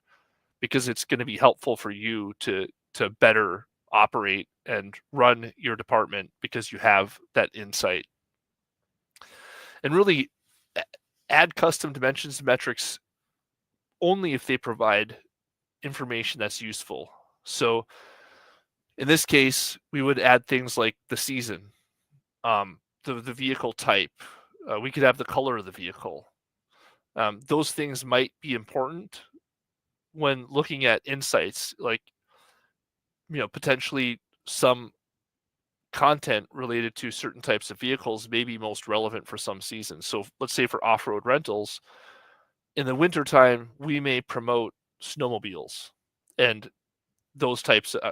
I'm based in Minnesota and Minneapolis, so we get a lot of snow in the winter.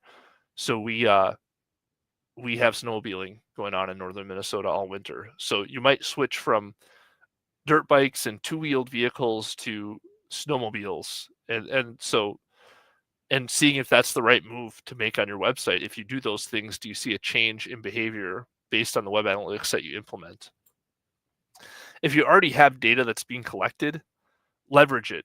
I think one thing years ago when we were doing implementations is we realized there was some redundancy with what we were collecting. Because, for example, we may have an event that we would have firing as a custom event that we realized us just knowing someone landed on a given page provides enough information for us to maybe parse the URL or find some other way to get at the same data versus having to fire another event to do it. And I think where we really got cognizant of that is when you think about how many hits and how big data you want to store in your database. Working with big data can be a pain when you have millions of rows of data. You're sending, thousands of server calls and requests to the server over the course of a very short amount of time. It can become almost unmanageable. And if you're using an on-premise solution, you've got to make sure that you have enough RAM and enough disk space and enough a large enough database that can scale to manage that big data. So you really have to think about your budget in terms of your networking budget and your data budget to make sure that you're not just loading up your database with a bunch of data that's not very useful. And it's not giving anybody any insight. So it really, you just have to think about, am I collecting enough of the right data to drive reports that are useful? Because it can just get really tough to manage, and then you're not getting that much extra value out of all the additional data that you're storing. And then even for purging the data, it becomes a pain because you've got a larger data set to purge if you have a data retention period of 1 year, 18 months, whatever it is. And then scrutinize when you're working with folks who want tracking. If they propose something that doesn't seem like it would add value or that they wouldn't check on at least daily, going back to that concept, ask why. And sometimes you have to ask why a few times to get to the root of what are you really trying to get at with proposing to add, this extra piece of data or this extra dimension. And we always push to value the quality of the data and the usefulness of the reports over the quantity of the different customizations and data. Another consideration, this goes back to leverage data already being collected, is that you can use other tools, especially Matomo has an API that is fairly easy to work with to pull data out of Cloud Matomo, or if you're on premise, you have access to all the database tables. So you can use ETL tools to get at that data if you need to do some custom analysis. So, you can use something like Databricks. You can create a process that grabs data nightly via Matomo's API, stores it and formats it the way you want to. Then you can pull it into something like Tableau to create visualizations outside of the reporting suite if you have some additional data needs and you don't want to increase your footprint of network calls to collect that data. So there's definitely a lot you can do outside of Matomo, and like I said, Matomo makes it fairly easy to get that data, regardless of whether you're using the cloud version or the on-premise version. And then just, for executive level overviews, things like the dashboards feature, you can put together a set of widgets, and this might be something at the head of an organization. This is all they need to see. So in the example of the off-road rentals, they can see the channels as to where users are coming from. They could also see a pie chart of the channels that users are converting from. You can see where they're coming from. You can see the visits over time, and then you can see the rental bookings. I mean, this is something that someone who's maybe a C-level executive, this is what they need. Okay, we're getting bookings. It seems like search engines are driving the majority of our bookings. So that's the level of insight that someone at that level needs.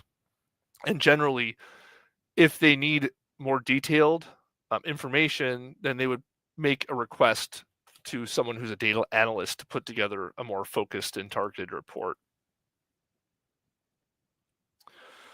And then things like, insights on traffic origin, actions, and conversions. So this is in the example of the off-road rentals, are we getting product impressions? are people viewing their orders after they've booked? Are they making purchases? And then, where are those coming from? Are they coming from search engines? So similar, but this is where you dig down a bit more and see how many visits have you had for each of these. So some of the built-in reports like this provide data that's useful, because you can see, does an increase in product impression drive an increase in purchase? So you can look at, do more visits mean that more people view products, resulting in more people purchasing? Or do we not see a correlation where if we see a growth in visits and product impressions, we don't see a proportionate growth in purchases? And then you can start to figure out why. Or is there one channel that's driving junk visits, in terms of, let's say social media are sending users who never book, they never purchase, but they just jump on the site for a while, look at a few things, and jump off. Well, then if you're spending any money on social, or spending time to build it out, and it's just driving mostly people viewing but not purchasing, then maybe you shouldn't put so much of your budget and effort towards social networks, and figure out which channels are driving traffic that is proportionately growing product impressions, from visits to product impressions to purchase, for example. And then when it comes to contact forms, that's another thing that we've seen in the past, where there are a lot of folks who will want to track just general contact forms. And if there's a use for that, that's fine. But we wouldn't consider that a primary, and sometimes not even a secondary conversion necessarily, because someone just reaching out to contact, if it's generic, it may be customer service help, and if that's what you're looking to track, that's fine. But what we tend to advise is, for tracking forms, track forms that have a specific purpose, because those are going to matter more. So for example, if you have, let's say with off-road rentals, let's say that you have a form that's specific to inquiring about renting a certain type of vehicle, or group rentals. Maybe you have groups that you have a professional workplace activity that you want a group of folks who are going to rent off-road vehicles and drive into the woods and have a picnic or something for a work function. That sort of inquiry would be a contact form that would be more valuable to track and keep maybe as a secondary conversion, because there's more intent behind that for some sort of an action that may be along the lines of what your business objectives are. Newsletter signups can signal interest, but they're not necessarily something that you put a high value towards. It's, hey, someone's interested enough to hear from us down the road periodically via our newsletter. Then email and phone clicks, they're okay to track, but they're not something that you should have, as the primary widget on your dashboard necessarily. Those are more, again, like tertiary type things, like a generic contact form, where it's good to know if people are reaching out. But if there's not more context around what they're reaching out about, it's not a lead necessarily. If someone's, reaching out via contact form to say, hey, when I rented a vehicle from you, the tire went flat and nobody helped me. It's that's a customer service issue, but it's not saying that you got a lead. It's someone complaining about a past experience. So that's why, think about the strategy around tracking forms. And the out-of-the-box form tracking in Matomo does a great job. So oftentimes we don't necessarily have to do a ton of customization around forms, unless someone's using a third party or something that's asynchronous that isn't necessarily easily caught. And then custom reports are a great feature that cut through some of the clutter as well. So in this example is we have certain PDFs and collateral within off-road rentals that, a spec sheet about each type of vehicle. Are people downloading those? Because that's another signal of potential intent. And then, does the download of that content correlate with sales? If people are inquiring more about snowmobiles, do we see an increase in snowmobiles? Or does certain collateral that's downloaded correlate to higher rentals of that vehicle that's related to that collateral? Does the content drive visits and conversions later on? Maybe some folks browse and see learn about what the offerings are, and 2 months later they come and book, depending on the sales life cycle. And then another piece is around self-service. So some companies that maybe don't sell direct to users but have a digital portal for self-service, they want to track that, because every time someone can self-serve online, that's someone that they don't need in the call center to do self-service work for, or that can be focused on something else. So, content intelligence can be very actionable depending on what you're using it for, or even to guide blog content. So for example, if you have a blog and some of your content doesn't seem to be catching, then you can use that to change direction on your editorial calendar. So thinking about how this stuff can drive actionable insights is, these are some examples. Is someone reviewing a report, especially when it's a succinct report, and they're not lost in the clutter of a bunch of needless data that they're collecting, is, someone could look at something and say, wow, nobody ever views or adds yellow colored ATVs to their carts. That's just not the style that people like. Maybe we should not have a stock of, yellow colored all-terrain vehicles next season when we replenish we upgrade our equipment.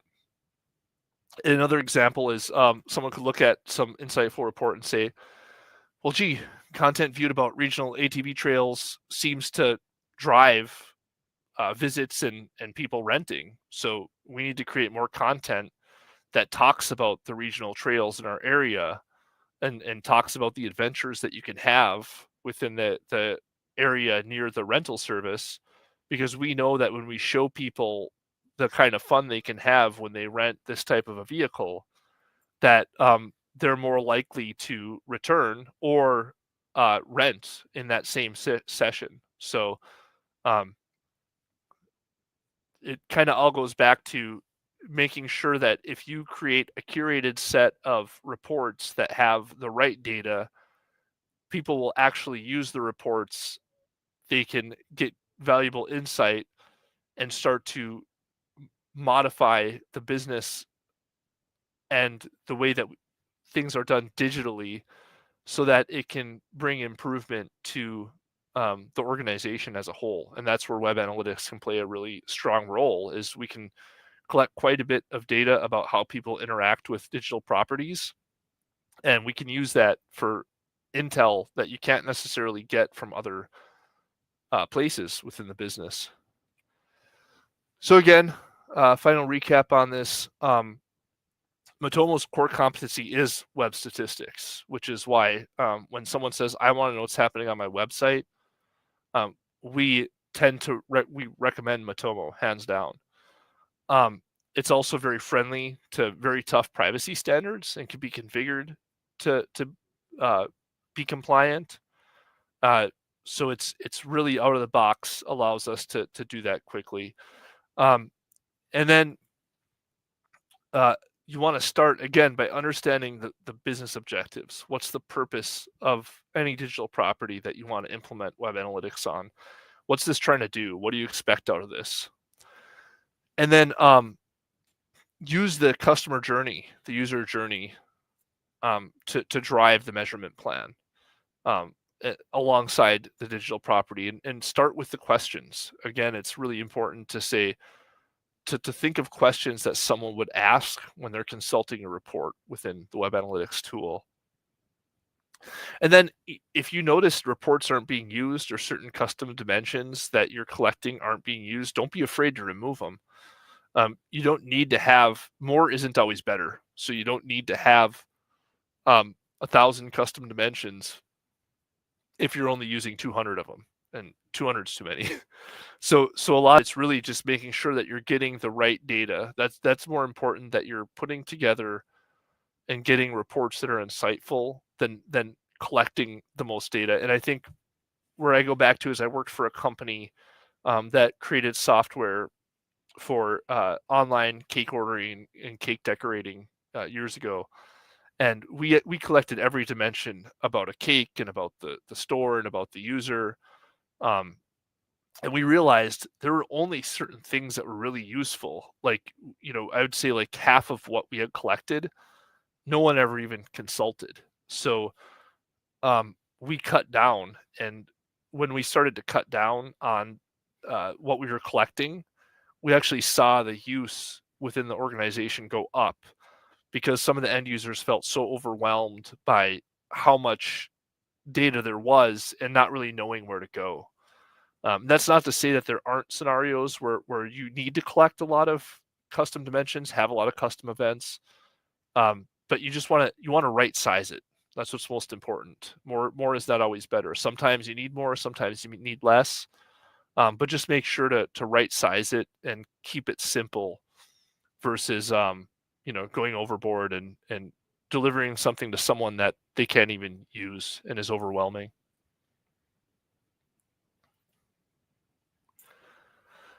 Hopefully this was helpful. Yeah, it was pretty basic, but No. It's okay. It's totally okay. I thought that you just finished the presentation, so I'm looking at the chat if there is some question.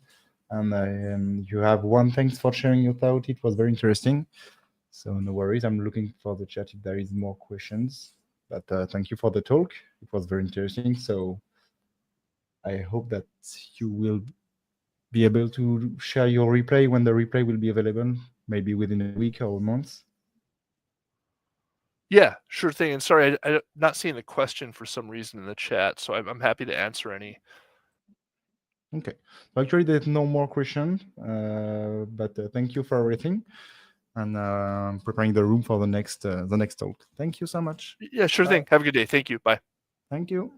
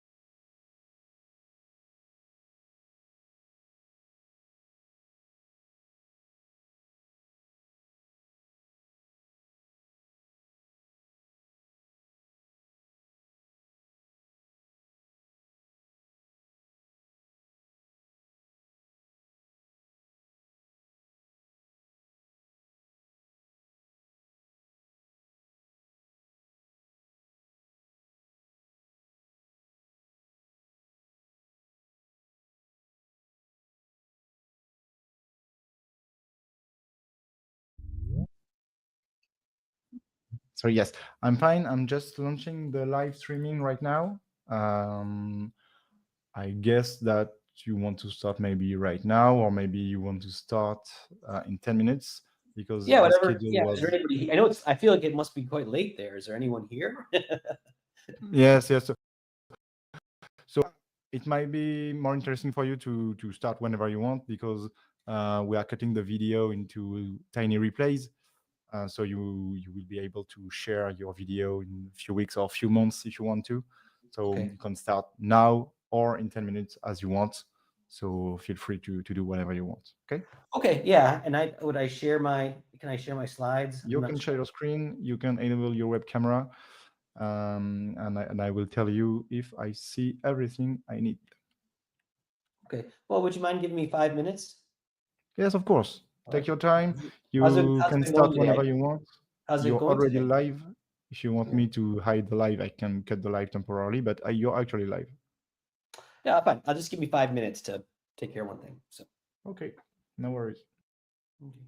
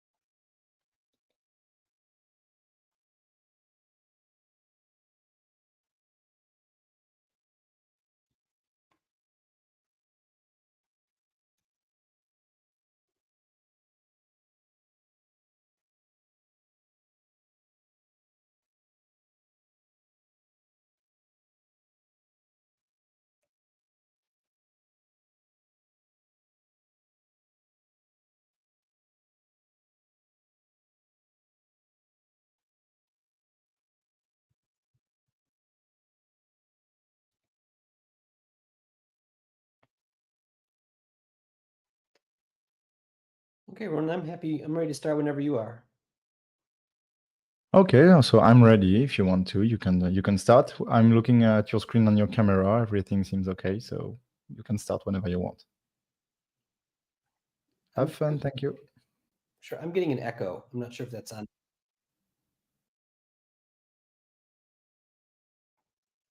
Or a delay.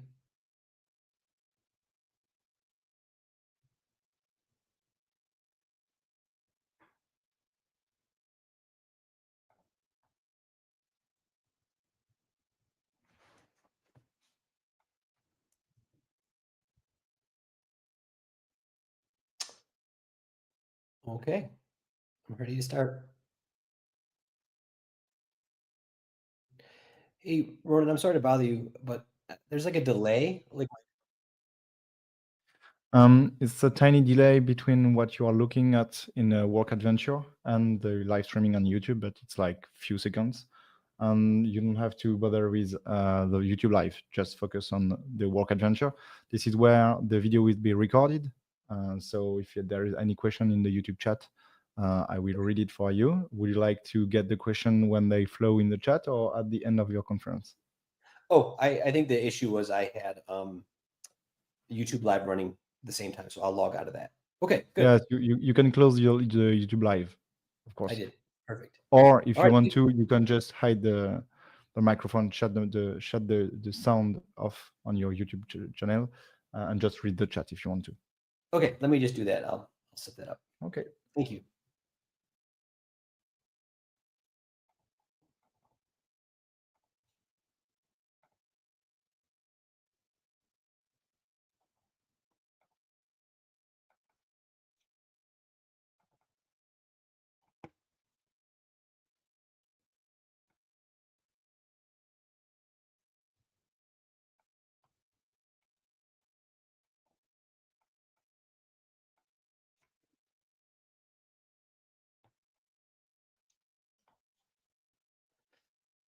Okay, I think I'm finally ready.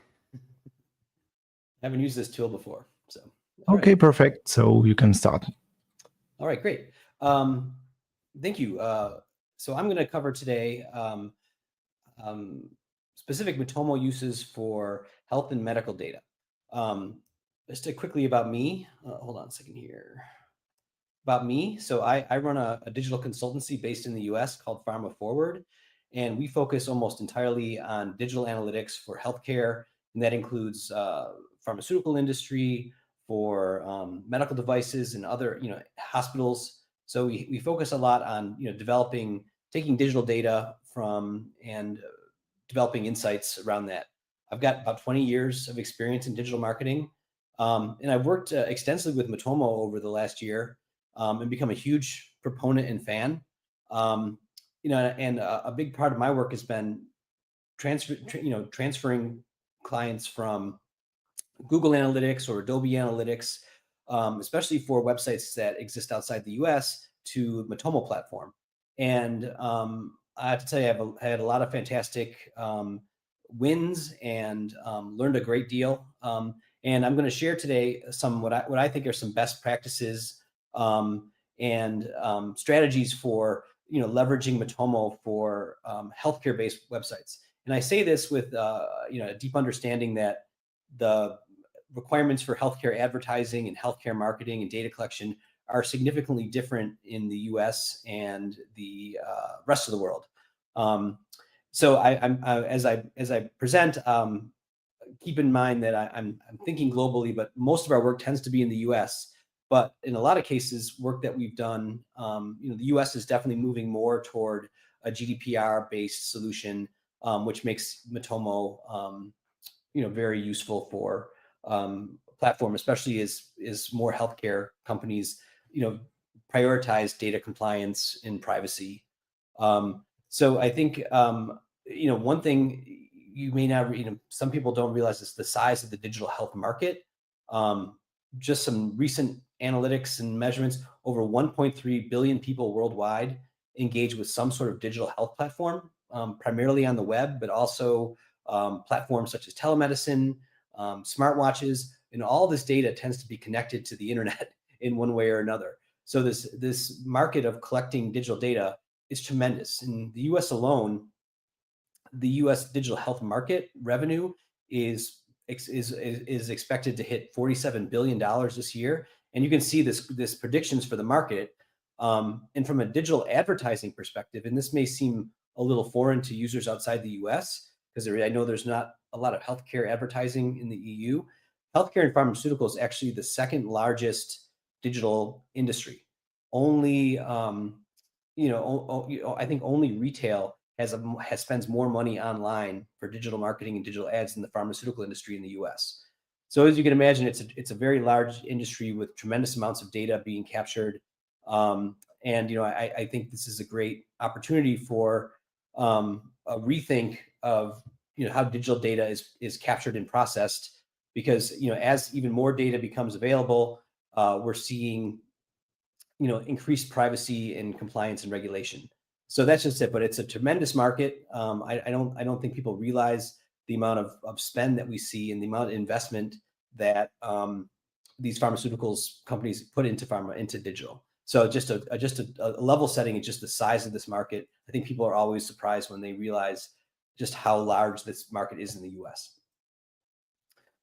So from a Matomo standpoint, some solutions that we've come up with this in the last couple of years of working with Matomo, and things I wanted to cover as sort of baseline areas for really optimizing and unlocking Matomo is number one, privacy protection.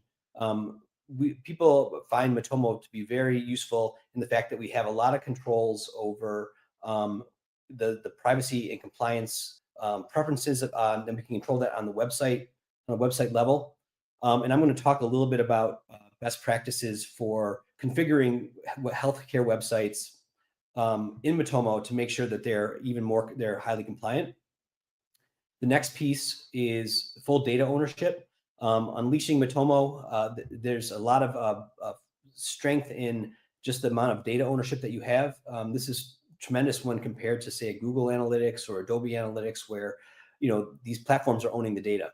Being able to collect all the data, and then more so in the healthcare area, is using the Matomo API to pull data into the data warehouses to combine it with other data sources has proven to be extremely powerful. And then also on connected with that is also just to talk about how useful it is to have the kind of accurate insights that we're able to pull from Matomo, especially when in connection with the data warehouse, to find real data insights that we probably would not have been able to find using other analytics platforms. So from a privacy standpoint, critical elements are ensuring HIPAA and GDPR compliance. HIPAA, if you're not familiar, is the Healthcare Information Privacy Act, and that's just it's not so much on a website. It's not so much of a GDPR, but it handles it focuses on the way that any kind of medical data is handled, and there are a significant number of requirements and processes that companies that handle any sort of personal medical data need to follow. And there's certain levels of authentication, security, and I think Matomo is essentially one of the only analytics platforms that can meet some of those HIPAA requirements. Also, from a data anonymization standpoint, very critical for healthcare websites, as basically protecting patient information is incredibly important for reducing liability and handling risk. Allowing users to have full control over what data they accept is important from consent. And when we set up Matomo websites, we have a whole checklist that we've created to enable Matomo websites out of the box when being deployed, that they are following best practices for health, for data privacy. And these are some of the ones that we always recommend. And again, one of the tremendous ways that you can kind of unleash Matomo is just having this ability to have such fine-grained control over all the preferences. For one, we always turn on IP and anonymization. I have a hard time with that word, but we mask it to at least the last two octets of the IP. Having a data retention policy and 12 months or less is critical for healthcare websites. Consent management, a lot of, I would say that most companies that I work with have their own, consent management platform, their own CMP. Tends to be OneTrust is very popular in the US. But if not, we can use the consent banner to ensure that we are requiring explicit consent. Very important to respect browser do not track signals in the US.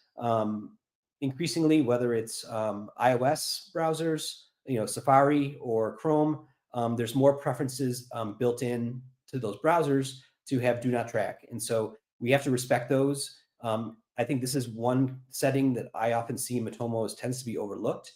Again, but I think it's critical as if we've seen cases where when do not track was disabled, that we were still collecting Matomo data even when users opted out of cookies. So that's a very important setting. Customizable data deletion always should be enabled.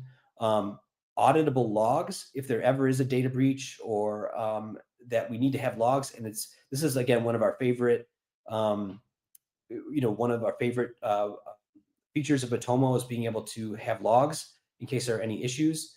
Data access control, very important also to disable heat maps and session recordings. I love this feature.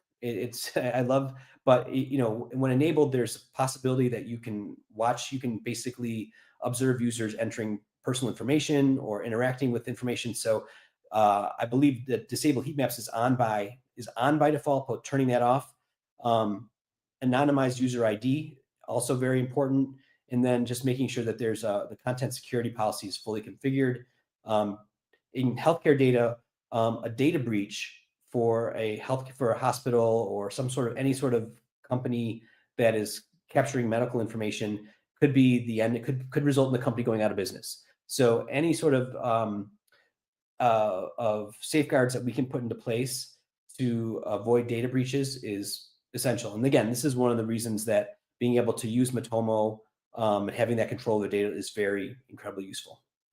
Any questions or thoughts? I feel like, good. Thank you. Again, and these are some of the advantages we see, similar to privacy, of having a full data ownership and being able to have full patient confidentiality. Also being able to have full compliance with US and EU privacy regulations. I mentioned data breaches as being a big concern and a serious concern that all sort of medical and healthcare companies deal with. And then again, having that greater flexibility of data management. And one of the things that in working with some large pharmaceutical companies, the ability to take the data from Matomo and pipe it into our enterprise databases, and being able to use that data, alongside CRM data that we have, sales data in some cases, really gives us another layer of insight around, really looking to look at the full journeys that our patients take when they're evaluating care, or with physicians when they're evaluating new treatments. So that's really been a tremendous asset in Matomo, and having that full data ownership. And some real world examples that to carry forward is, it's like things that we've done. We work with a research institution that offers specific portals for clinical trial participants, and we were able to set up Matomo self-hosted in that case, to pull all this data down and allow it to use that data to help us find new patients for the trials. And then also, as I mentioned, working with a large provider to integrate Matomo data into corporate data warehouses. The access to the API, and unlike Google Analytics, where being able to not have to go through BigQuery or have to rely on Google Cloud, being able to create that connection, it makes it a very powerful solution. And again, getting a full comprehensive view of patient behavior, it really broken down into various dimensions, including the kinds of symptoms they have, or where they're located, or their any sort of demographics, and being able to map that against their usage of digital tools, really it makes an incredibly powerful data warehouse for doing insights. So, and then finally, I would say the third piece that for unleashing it is really, how do you leverage Matomo data in the healthcare sphere for accurate and useful insights? And from a healthcare, this data, digital data provides tons of great insights. The way people search for symptoms, the way they move their journey across different digital properties, provides really in very intensive and useful data that we can use to help understand how to get patients on care faster, how to get them diagnosed faster. There's a tremendous amount of opportunity there. And also with operational efficiency, you know, with Matomo, where the data is almost real time to see trends and spikes. You know, for one of my clients in the U.S. had a big problem with one of their products, and they had to take it off the market. And we were able to, you know, using a lot of this data to sort of see the impact of visits to the website based on this news, and we're able to adjust the website based on it.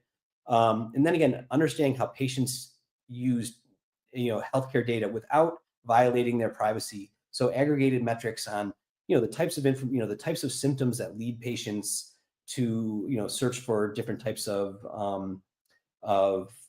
physicians. This is all data. This is all insights that we can glean from data that's captured in Matomo, especially when combined with other data that we capture from other tools. And so some sort of things that we've been able to do is using Matomo data to define patient journey stages. And we're able to see, for example, and in this case is a patient visiting a website for a pharmaceutical product. You know, we can understand, we can look at all the goals and the actions in Matomo, and then we can sort of bucket them into different sections of the patient journey, kind of taking what's already available in Matomo and kind of sort of modifying it to create our own journeys. And then from there, we can bucket patients into these different areas. And for patients, we look at, you know, awareness, you know, patients coming to websites or to digital information centers to understand. And we can sort of bucket the actions and the KPIs and move them into this consideration area where they're actually evaluating to see if this, you know, sort of type of treatment would be, you know, would be useful for them or, you know, fits their needs, and then moving them into an activation phase. So we're able to score and set actions. So it makes it really powerful so we can understand the types of content, the types of marketing campaigns that sort of drive people through these different stages of the funnel and kind of get them from, I would say, that awareness funnel, that awareness stage to the activation phase. And a lot of this data is really just kind of pulling events and actions and sort of putting them into different buckets through some modeling. And we use a lot of these visualizations to show how, you know, which one of these consideration actions is driving the most engagement, and, you know, sort of which step, you know, which sort of different actions within the funnel do they take that leads them to an activation funnel faster. So this is really great data for not just, you know, evaluating and understanding this user information, but helping you to sort of almost real time optimize your content, and in more cases start to personalize these websites or these, you know, these portals or whatnot to get people down the funnel. One other area that we're able to do, and this, I apologize, this is a little hard to find, is to, you know, look at, is to sort of set up markers for key accounts. So in the, you know, if there are, we can look at specific organizations visiting that have logged into different portals, and based on that, we can, you know, really understand what those specific organizations are doing. This is very important in sort of the, you know, the healthcare insurance area. So we can, not only can we see that these organizations are visiting, but through our data warehouse, we can connect these organizations to the Matomo data. So not only can we see that they're visiting, but we can also reveal what sort of actions that these specific organizations took on the website, what kind of KPIs they followed, and then based on that, we can feed this data out to the broader field team, who can, you know, use this insight to follow up and customize and cultivate conversations with people at these organizations. Again, it's hard to, you know, a lot of this data kind of combines data from, like, say, Salesforce or Viva, and, you know, through unique ID identifiers, we can join it with Matomo data. So not only can we see that these organizations are visiting, but we can also sort of see specific actions they're taking. So it's a great sort of ability to track a lot of this, you know, kind of cross-platform engagement. And then finally, a lot of this Matomo data has been really helpful for us for doing more geo-targeted engagement. Certainly with different types of conditions, there are considerations based on geography and demographics. So in some cases, we can use some of that modeled, whether it's geographic information, device level information to help us model a lot of this work. And these key, you can sort of see in the screenshot, the key audience types that we're highlighting here are actually Matomo segments that we built in that thing, and then sort of pulled into our other data sources. So yeah, so in the world of healthcare, I think it's the real win for us in the Matomo has been taking the Matomo data and joining it up with other sorts of data sources to kind of create a really brilliant, smart view of all these sort of insights that we can take to help sort of improve marketing, communication materials, and even sort of help tailor the communications between these companies and their patients. Yeah, that's it. So I would say like the healthcare is really untapped, is a fast growing, high potential market. And I think Matomo is if you're working with clients in the healthcare area, Matomo is a really great solution. And I think a little bit, there's also in general, and this is more US based. I saw last year in 2024 was the first year where I felt a lot of companies that I work with really started to understand requirements and around compliance and data privacy. As you know, in the U.S., the importance in the we don't have as many watchdog agencies in the as you do have in the EU. So there's been, but just in the last year or so, it's become a lot more prominent, and it just with some of the issues around Google Analytics or Adobe Analytics as well. I think there's a lot of opportunity to to leverage Matomo as a solution.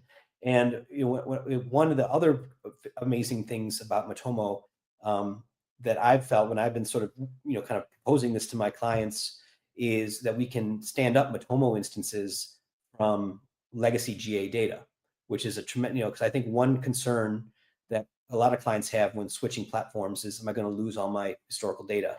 And so being able to kind of work through the APIs to start your setup off is a tremendous starting point. But again, I think the US especially with sort of the growing privacy concerns, and I think we hear these concerns not only from these companies, but more actual patients are more concerned about how their data is shared. But I think there's a lot of opportunity here, and I think it makes a lot of sense as a unified data strategy. And I for one hope to continue to work with this. And if you have any questions, you can contact me on LinkedIn or through here. But I think that's kind of it. And I feel like if there's any questions, just let me know. So. Actually, there is no questions, but even from InnoCraft, just thanks you for mentioning data retention time in Matomo. When you delete all data, you can sleep well at night, confident that it's truly deleted. Yes. But there is no other question at the time. Okay, good. So we will see if in a few seconds somebody asks something. But in the meantime, I will thank you for the talk. You are our last speaker for the day, quite a long day, but we are now at the end. So thank you so much for that. I think that you could stay in a few more minutes for the final talk of greetings, all cheers, all speakers, all attendees. We had today with Ronan Chardonnot in room 1. But thank you so much. And as I told you at the beginning, the replay will be available in a few days or weeks, or maybe a month. It depends on the energy we had. But when you get to it. Okay, I'll stay for another minute. So, but I appreciate the opportunity. Thank you for arranging this. So, thank you so much.